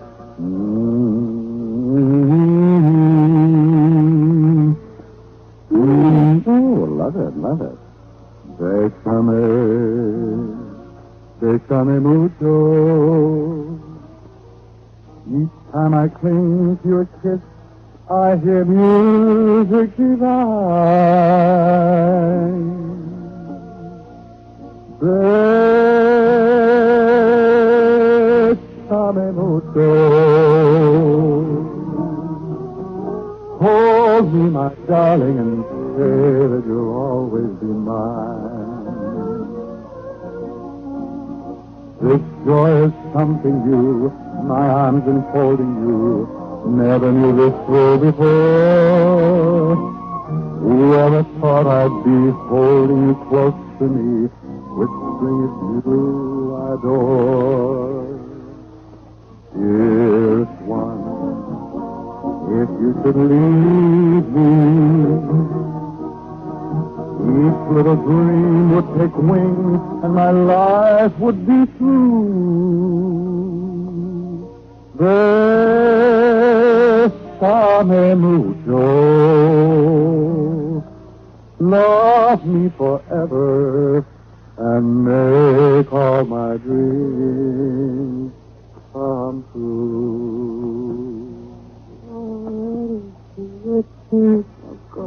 Oh, well, it's, you know, it's...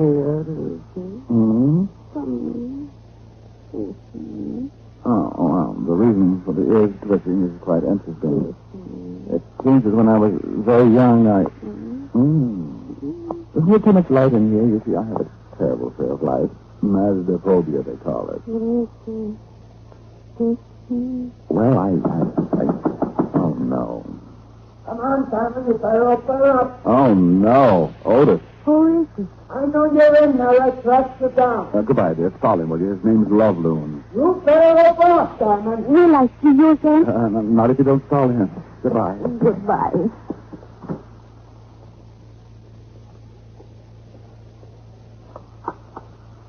Yes. Now, look, I don't... Come in. Well, I don't... Come in.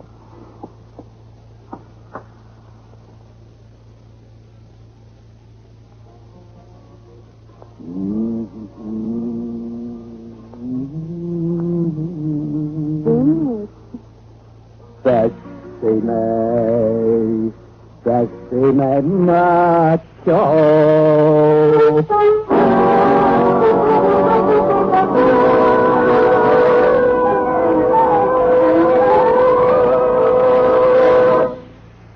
Powell will be back in a moment.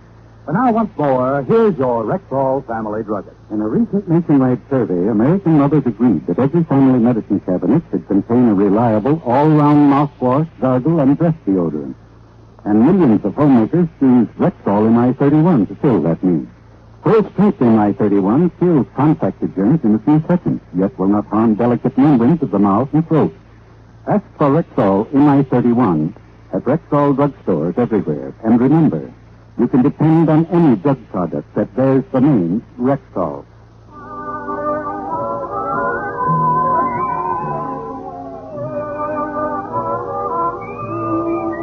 Well, ladies and gentlemen, this is Dick Powell. This is our first show in our new series of the Rexall Drug Company. We want to thank you and the 10,000 independent Rexall druggists for making it possible. Good night.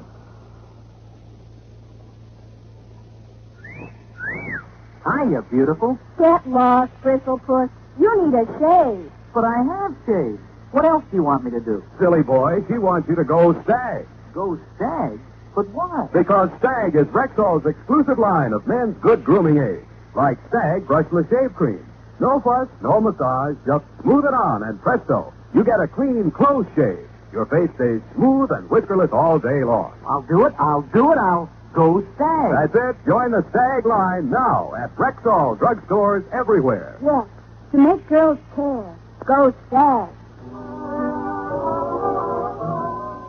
This is NBC, the National Broadcasting Company.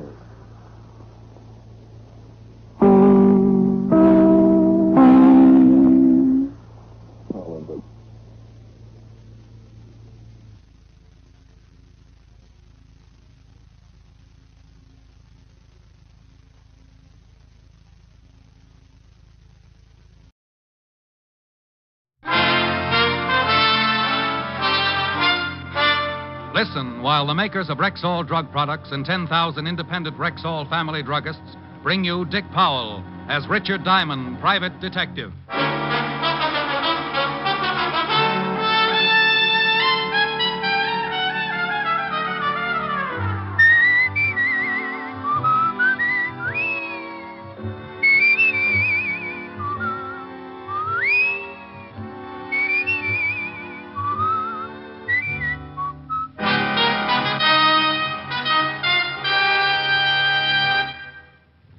Good evening.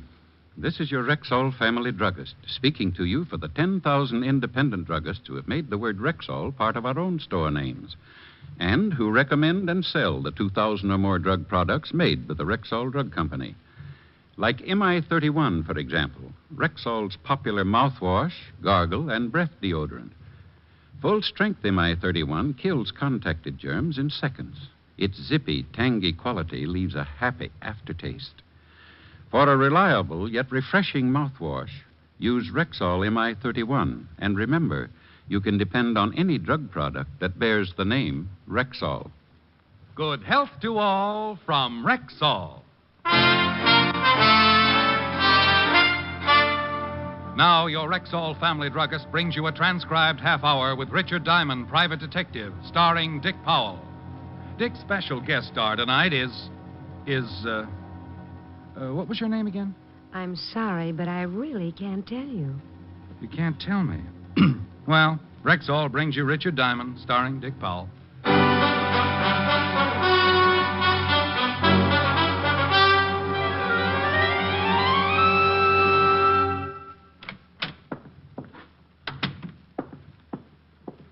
Well, morning, Mr. Diamond. Morning, Charlie.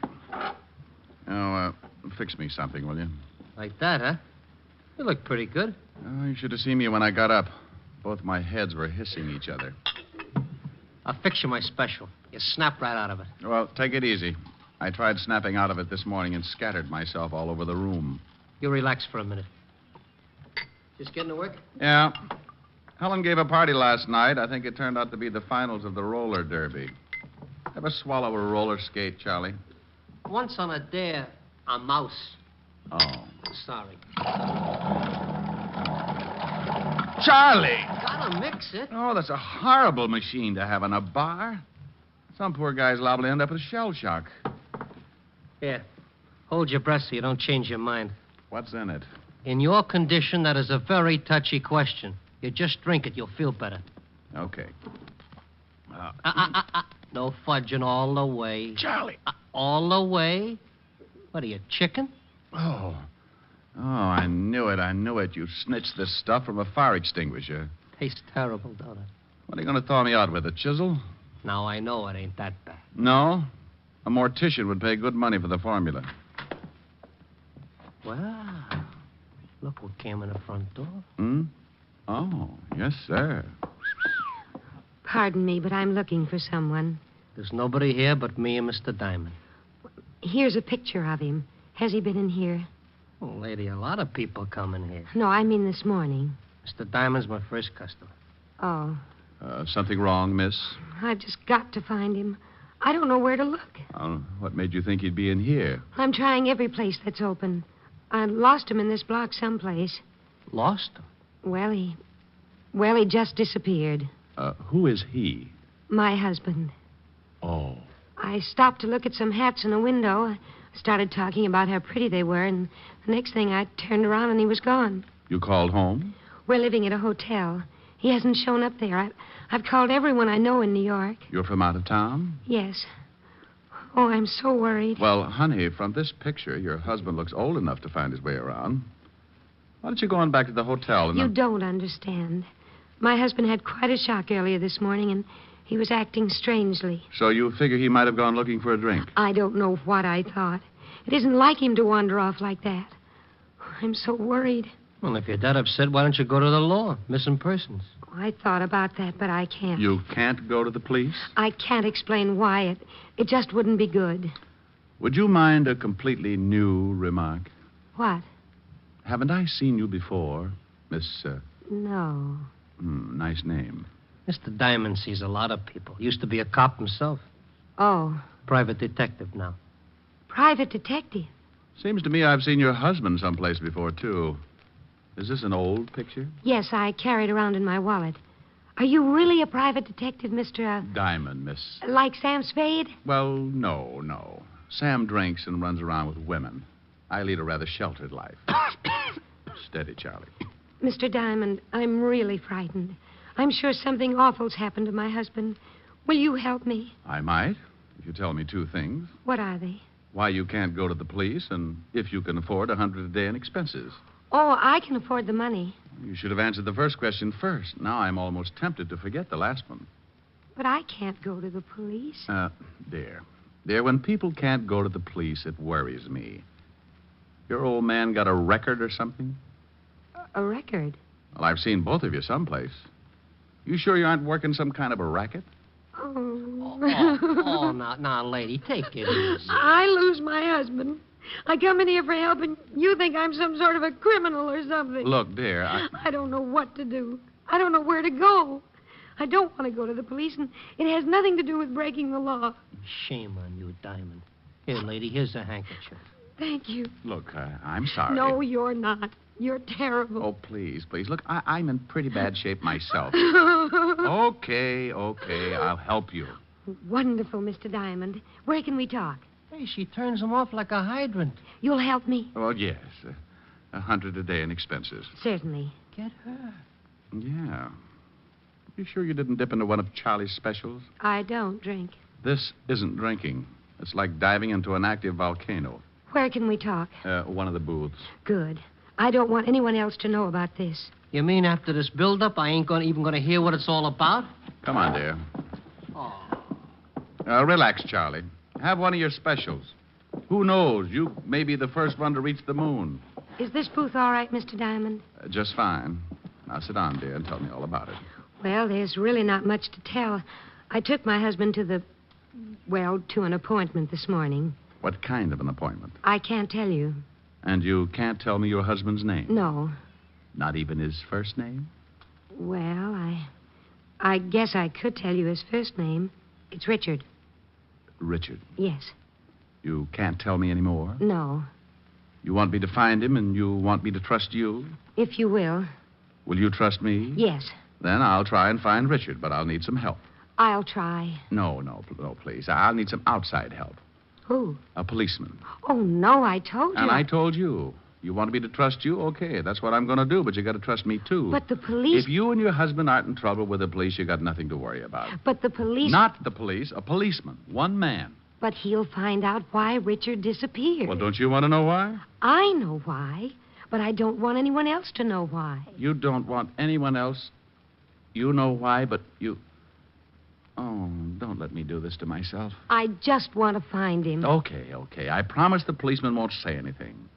I'm trusting that you have a good reason for not telling me any more than you have, but to find a man, this man in the picture, and an old photograph at that, to find this man needs a lot of doing. Checking hospitals. Hospitals? Now, don't start crying. Oh, I'm sorry. Go on. When you've got to check hospitals, morgues... Morgues? Look, dear. You wait here. Oh, no, I'm going with you. Good girl.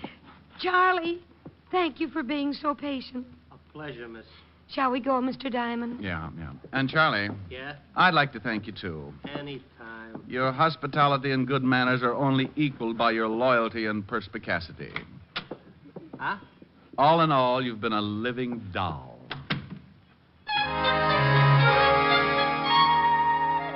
Being a person who lives out in left field most of the time myself, I realized that these little disturbances in my life were pretty average. So with cute little Anonymous tagging along behind, I left Charlie's fancy bistro and headed for the 5th Precinct Police Station and the good Lieutenant Levinson. When we walked into the squad room, we bumped right into the one thing that science had been working 24 hours a day to find a cure for. Well, good afternoon, Sergeant Otis. Oh, how are you, Diamond? Hey. Oh, unpucker, Otis. Mrs. X will think the lieutenant uses you to unstop sinks. Mrs. X? What kind of a name is that? You want to meet the lady? That's the name. Mrs. X? How do you do, Sergeant? Oh, hey, ain't I seen you someplace before? Otis, haven't I seen you someplace before? Now, what are you talking about, Shama? Sure you've seen me before. Mr. Diamond? Yeah, but this is nothing. Stick around him for a whole day sometime. Come on, let's see the lieutenant. I'll see you later, Mrs. Yes, Sergeant. It's been a pleasure. Otis. Yeah? Your eyes are hanging out so far they cover your badge. Oh. Hello, Walt. Hi, Rick. Yeah. This is Mrs. X, Walt. Dear, this is the mighty arm of the law, Lieutenant Levinson. How do you do, Lieutenant? How do you do, Mrs. X? Oh, let's not go into this thing again. The young lady prefers to be known as Mrs. X. Now, Walt, I want you to do me a favor. Yeah, young lady, haven't I seen you someplace before? Yeah, Walt. Even Otis is with us on that one. I said the same thing when she found me in Charlie's bar. Now, the young lady's lost her husband, and I'm going to help her find him. Here's his picture. See if you got anything. Oh, yeah. Are you sure I haven't seen you? Walt, we'll solve that one later. The picture. Go make like a policeman. Okay. She got a record? Lieutenant. Oh, well, I never forget her face. He's been trying to ever since he got Otis. Now, come on, Walt. Get a report for missing persons. Check the hospitals and the morgue. The morgue? Lady, please. It's a habit. Honey, we got to do these things just in case. But you think he's... Give me that picture. Lady, please. Now. What's your husband's name? She can't tell you that, Walt. What do you mean she can't tell me that? I can't. Now, you look, Diamond, if this is one of your... His first name is Richard. Richard what? That's something I really can't tell you. I wouldn't have told Mr. Diamond the Richard part, but it just sort of slipped out. Now, wait, what are you two trying to do to me? You come in here and ask me to locate this guy in the picture, and you won't even tell me his last name? Look, Walt, I promised you'd do me the favor without the questions. The young lady seems to have a very good reason for not wanting to give her name or her husband's. Now, all I want you to do is check the morgues. What's the matter with her? She wants her husband. Yes, I want my husband.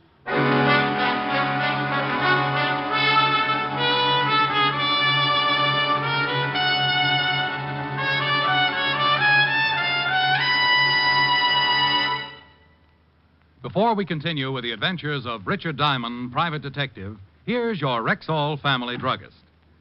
It's always a pleasure when a customer herself tells you why she likes your product. And last week, one said to me... You know why I really prefer Rexall Milk of Magnesia?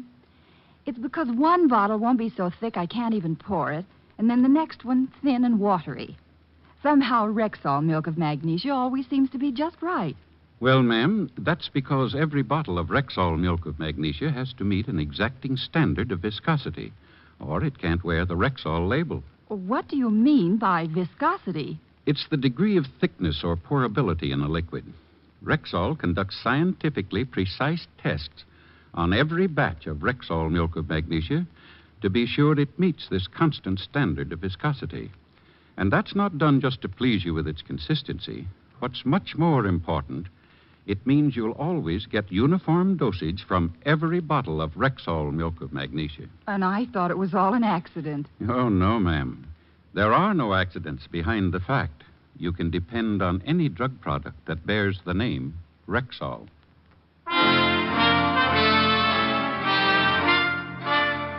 And now back to tonight's adventure with Richard Diamond, Private Detective, starring Dick Powell.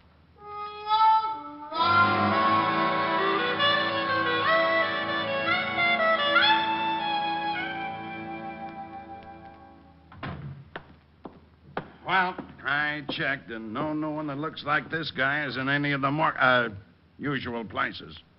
Well, that's fine. Now let's start looking for him where I lost him, Mr. Diamond. Oh, swell. Well, Walt, we really just stopped by to say hello. Killing time, you know. Sure. I appreciate everything you've done, Captain. Lieutenant. Of course. Thank you very much. But now Mr. Diamond and I have to go and find my husband. Richard. Yes. I think you'd better wait a few minutes. What for? Yes, we've got to hurry. I've got to find my husband before the 8 o'clock plane leaves this evening. You're leaving tonight? You didn't tell me that. Well, Richard has to be in California by tomorrow morning. Got a little job to do? A very big job, Captain. Lieutenant. Well, what do you want us to wait for? Because I've got Otis checking on this girl, this Mrs. X. Oh, no. Walt, you promised. I promised nothing. You assumed. Oh, you're a fine buddy. Buddy schmuddy. You might be taken in by her sweet innocence, but not me. You double-crosser. Mr. Diamond, you promised. But I didn't, lady. I just checked the morgues. Oh, now you shut up. Walt. Well, I never. I've seen this girl someplace, Rick, and I've got a sneaking suspicion she's wanted. Wanted? You can't cross me like this, Fatty. Wanted? Won't tell me her name, huh? No. Won't tell me her husband's name, huh? No. Then you're hiding something. Yes. Yes? Y-E-S, meaning of course. Now you stop that, Rick. Rick. Is your name Richard, too, Mr. Diamond? No, my friends call me Rick. You ever in Chicago, lady? Of course. Of course. O-F-C-O-U-R-S-E. You meaning... stay out of this. You run around with Tony Capone when you were in Chicago? You talking to me? I'm talking to her. Well, I'm glad. Tony never gave me back my elk's tooth. Well, I don't know why you're talking to me, Captain. I never gave Mr. Capone an elk's tooth. No. It's Lieutenant, dear. You got to stop promoting him. You'll get a swell head. Oh, you rat! You call me Lieutenant? No! Well, gee, don't scare me like that. I got something on this picture you gave me. Her husband? Yeah. Hello, Mrs. X. Hello, Corporal. Otis. Yeah. You won't like it, Lieutenant. I won't like what? What I got on this picture. Something's happened to Richard. Now, take it easy. Well, what did you find out? I'll tell you whether I like it or not. Well, I sent it down to the boys in the morgue. No! Now look what you've done, you mallet head. Well, gee, what did I say? You said morgue. No. Now, honey, listen. This morgue is where they keep photographs. Oh. Well, what did they come up with, Sergeant? She sure looks pretty when she cries like that. Otis. Well, I shall quote from the report. Person in said photograph resembles one Richard Diamond, private detective. What did you say? Come to think of it, you do, Mr. Diamond. I shall continue. Member of the New York police force for 7 years. Height 6'1", 190. 80. The general conformation of the head. Note. Right ear... Otis, shut up. Oh, it gets real interesting. You didn't tell me about getting mixed up with that fan dancer back in 39, Diamond. I was simply interested in starting an ostrich farm. Otis. Yeah? Do you think that picture looks like Mr. Diamond? Kinda. Thank you, Patrolman Lovelow. Patrolman? Yes, and if I ever catch you wearing a sergeant's stripes again, I'll put you on a beach so far out that I'll have to fly food into you. Now get out of here. Sergeant Levinson. Lady, please, it's Lieutenant. Well, I don't care what it is. I think you were just horrible to that nice little policeman. Is that right? It certainly is. And I'm going to write a letter to the governor about you. Now, wait a minute. And what's more, I'm going to tell him what a horrible, mean, impolite person you are. But I come in here with Mr. Diamond, and simply because I won't tell you my name, you accuse me of being a mop. Mop? Yes, mop. One of those gangsters' girls. Mao. Yes. And just because everyone thinks they've seen me before, I'm accused of all sorts of things. But, lady, No telling what's happened to my poor, wonderful husband. Lady, please, lady. You big bully. Yes. Well, okay, I'm sorry. I apologize. Can Sergeant Loveloon have his stripes back? Yes. No, thank you very much. Come on, Mr. Diamond. We've got to find Richard. Goodbye, Major.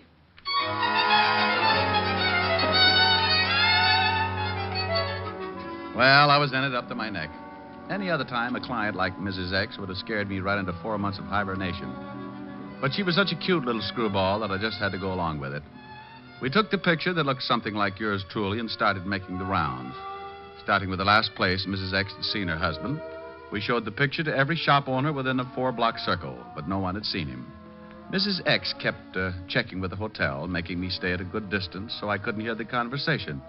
But no one had seen her husband. We ended up right back where I first ran into her, Charlie's. Wow. Find him? No. Look, dear, why don't you check again with this place that you and your husband went to this morning for his business appointment? Maybe you went back there. Well, I guess I could try it again. Phone in the back on the wall. Thanks, I'll call him. No luck, Diamond? No. How do I get into these things, Charlie? When someone wants to give you $100 a day in expenses, you get into them. Phone. Brilliant deduction. Hello? A little lady will get it. Mr. Diamond? Yeah? It's for you. Captain Levinson. You been promoted? Several times in the last hour. You think he's heard something about Richard? Might be. Yeah, what is it, Fatty? I thought you might be there. What made you think of Charlie's? Well, it's pretty obvious you had a hangover. Well, maybe I stuck a bicycle pump in my nose and pumped up my head just to get a laugh out of Otis. You'll have to do better than that. You told me you met the girl at Charlie's. Shrewd.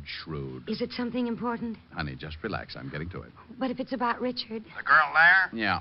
What's on your mind? Well, I don't know if it means anything, but we just got a report from the Johnson Sanatorium. Johnson Sanatorium. Never heard of it. Over on 84th Street. The missing husband? I don't know. The report fitted his description, but who knows from that old photograph. Well, it's worth checking. What's the address? 644 East 84th Street. Seems they found this guy wandering around the streets. Johnson Sanatorium, 644 East 84th Street, huh? Did he give his name? Amnesia, loss of memory. Seemed to be suffering from shock. Thought I'd let you get there first. Felt kind of sorry for the girl when I realized the story might be kosher. Okay, Walt, I'll check it. Thanks. Meet you there. Well, honey, that might be... Hey. Charlie. Yeah? Mrs. X, where'd she go? Took out of here like she was shot out of a gun. Something wrong? When are you going to stop asking stupid questions? Well, that tore it. Mrs. X was probably on her way over to the Johnson Sanatorium and with a good head start. So I went out and grabbed a cab for 84th Street and kicked myself a dozen times for getting mixed up in a situation like that. Why not forget the whole thing and get some rest until my head returned to a normal circumference? Answer: because I'd wasted a whole afternoon looking for the missing husband and hadn't even got a retainer. Yes, sir. Is something I can do for you, perhaps? I'm looking for the man you reported as... Hello, Rick. Oh, Walt. Have you seen Mrs. X? I just this minute got her. She's been and gone. What about the guy you got the report on? Took him with her. The young lady came in, took a look at the man, claimed it was her husband, paid his bill, and left. You let him go like that? I thought the man had amnesia. Well, yes, he was suffering from some kind of shock and had temporarily lost his memory. But you just let him walk out of here with... Rick, let him finish his story. The minute the man saw the young lady, he snapped right out of it. She said they had to hurry to catch a plane or something, had a lot of packing to do. Did she give her name? Yes, he signed the release. Here, let me see it. Now, take it easy, Rick. It's signed Mrs. Richard Diamond. She used my name? Is that your name? You're darn right it is. She leave any address? Phony, I checked. Oh, swell. I'll cover the airports if it'll make you happy. Oh, it'll make me very happy. She did nothing for my hangover. She didn't pay me 1 red cent for my trouble, and I think I may be getting hives.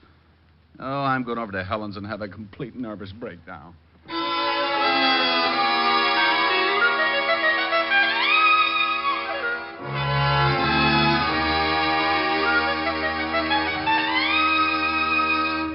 How do you feel now? Oh, I'm all right, Helen, dear, but my ulcer's just had a parade. Any word from Walt? No. Miss Helen, Yes, what is it, Francis? a young lady at the door for Mr. Diamond. I'll get it. I'll bet you will. Wow. Hello, Mr. Diamond. Now, look, I've got something to say I to you. can't stop to talk. My husband's waiting in the car, and we have to catch a plane. Now, you look, I want to thank you very much for all you've done, and I want to apologize for running out on you. But your husband... He's fine, thank you. He just lost his memory for a while. Now, I'm not I gonna... haven't got time to tell you anymore. We've got to catch a plane. But you... Oh, I said that. Here's an envelope. But I... It explains everything, and there's something in it for you. But you can't... And here's something else because you've been so wonderful. But... I hope if you ever get to California, you'll look us up. Goodbye, and thank you again for everything. You're wonderful. Bye.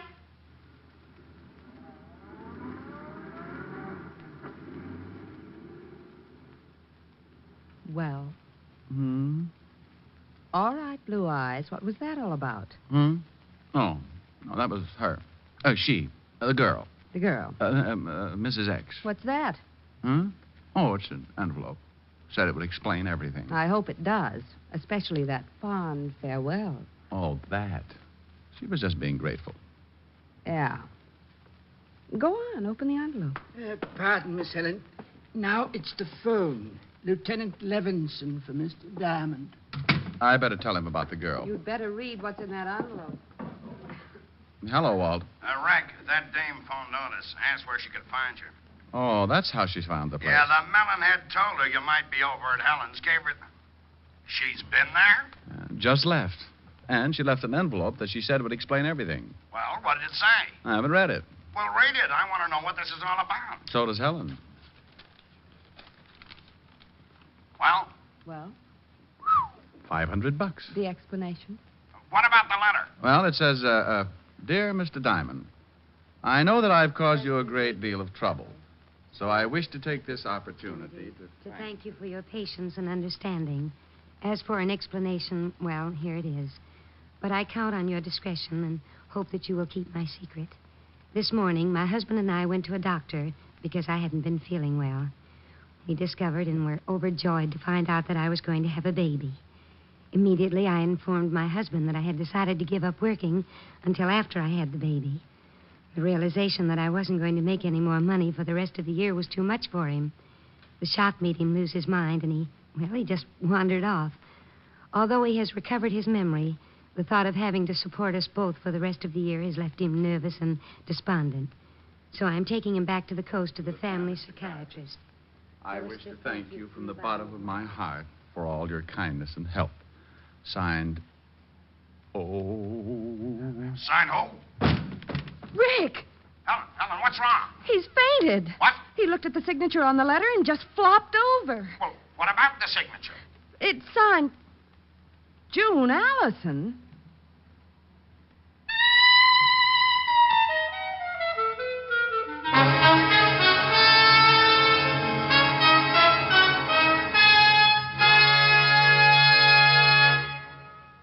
Again, here's your Rexall family druggist. Whenever you have a headache, remember this about Rexall aspirin. When taken with water, the 5 full grains of pure aspirin in every Rexall tablet are ready to go to work for you even before they reach your stomach. Yes, whenever you have a headache, remember that about Rexall aspirin. Ask for it at Rexall drugstores everywhere. And remember always, you can depend on any drug product that bears the name Rexall. Good health to all from Rexall.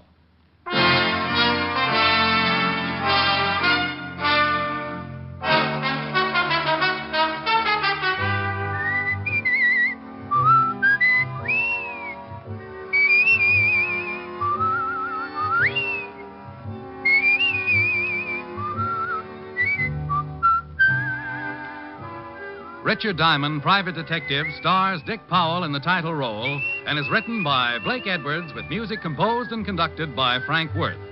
June Allison appeared through the courtesy of Metro-Goldwyn-Mayer and will soon be seen co-starring with Dick Powell in the MGM motion picture Right Cross. Featured in tonight's cast were Virginia Gregg, Ted DeCorsia, Wilms Herbert, and Bob Sweeney. Richard Diamond, Private Detective, was transcribed in Hollywood by Jaime Del Valle. This is Bill Foreman inviting you to be with us next Wednesday at this time when we will again bring you Dick Powell as Richard Diamond, private detective.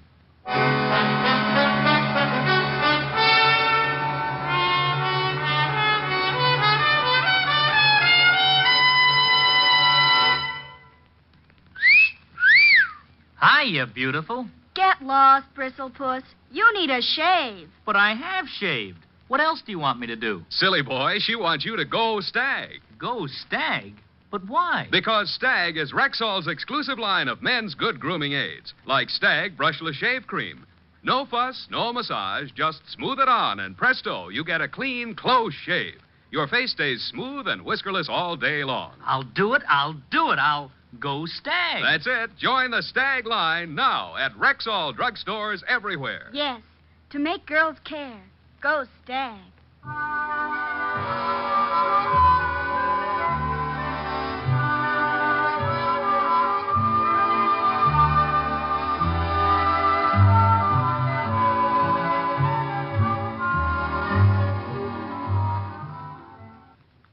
Bill Bendix leads The Life of Riley again Friday on NBC.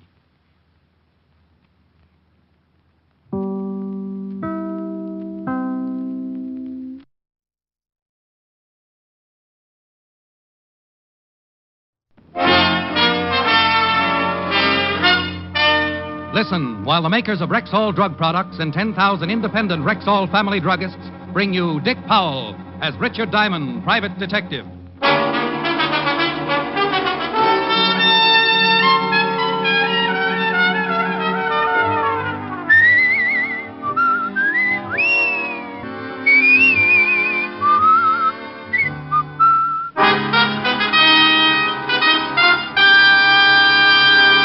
Good evening. This is your Rexall family druggist speaking to you for the 10,000 independent druggists who have made the word Rexall part of our own store names and who recommend and sell the 2,000 or more drug products made by the Rexall Drug Company.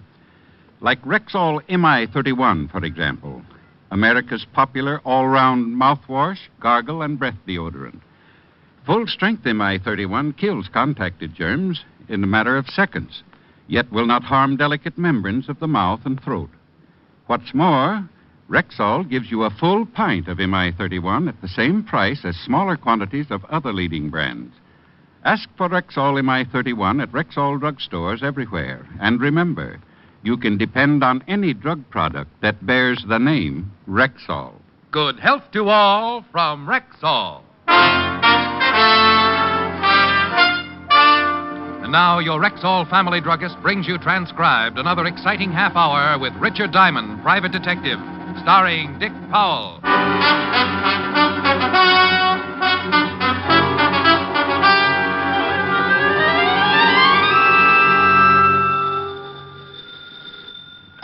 Diamond Detective Agency. If you have a little corpse in your home, swap it in for something useful.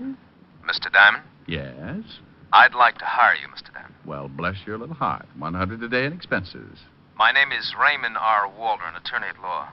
Would you mind coming right over to my office? Will you have a retainer ready? By the time you get here. Where is here? 758 East 45th Street. Just sign the check and I'll stamp in the amount with my track shoes. Then I can expect you. You can even clock me. Who knows? You may witness the first 4-minute mile.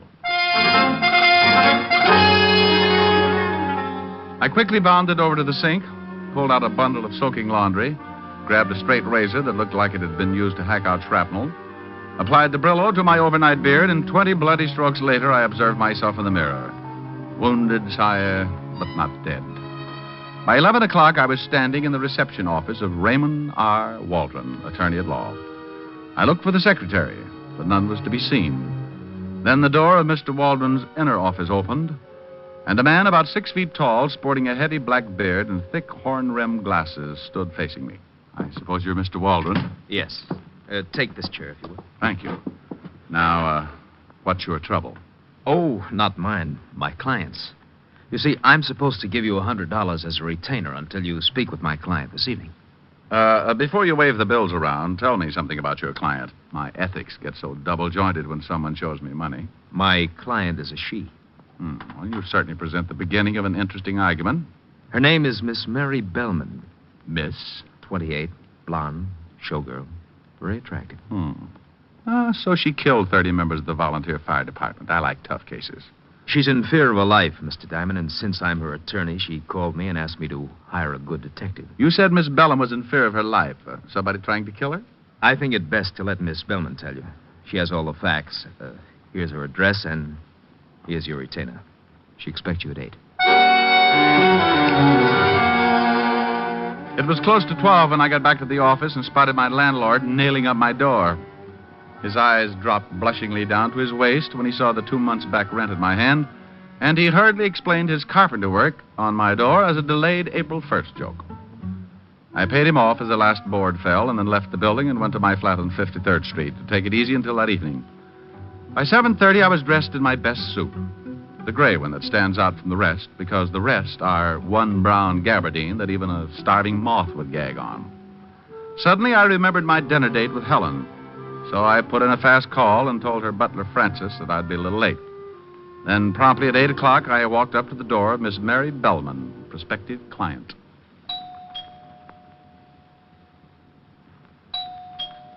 Yes? Who is it? Richard Diamond. Oh. Come in. Have you got it? Well, I don't know. Got what? Look, how about the envelope, huh? Envelope? John said it would be in an envelope. But if you don't have it in an envelope, just kindly give it to me. Then I'll fix us a drink. Well, maybe you better fix the drink first. This is some kind of a joke. Oh, What's the matter? what are you doing here? Who? Oh!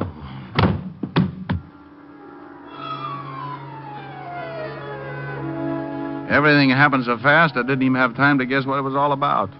Someone belted me with the Chrysler building, and I went down like a loose ski in a snowslide. As I hit the floor, I felt a pair of hands pull open my coat and relieve me of my .38. The floor fell away, and I dropped into a deep black pit that smelled something like a dirty carpet. When I finally came around, it was like squeezing myself out of a starched diving suit. I got my eyelids apart, and there, standing in front of me, were 2 very good reasons for wanting to go right back to sleep. Oh, he's coming around, boss. Good. I want him to see it when I give it to him. Oh. Slap him around so he comes to in a hurry. Sure. Come on, you. Wake up. Wake up. You hear me? No, okay. Come on, sit up. All right. Oh, my head. It's going to be your stomach in a minute. Full of slugs, you dirty, no-good gumshoe. Oh, well. Oh, Louis Hall, huh? You slugged me, Louis? Why'd you kill her? Huh, Shamus? Why? What? Mary. Look at her, Shamus. Oh, where?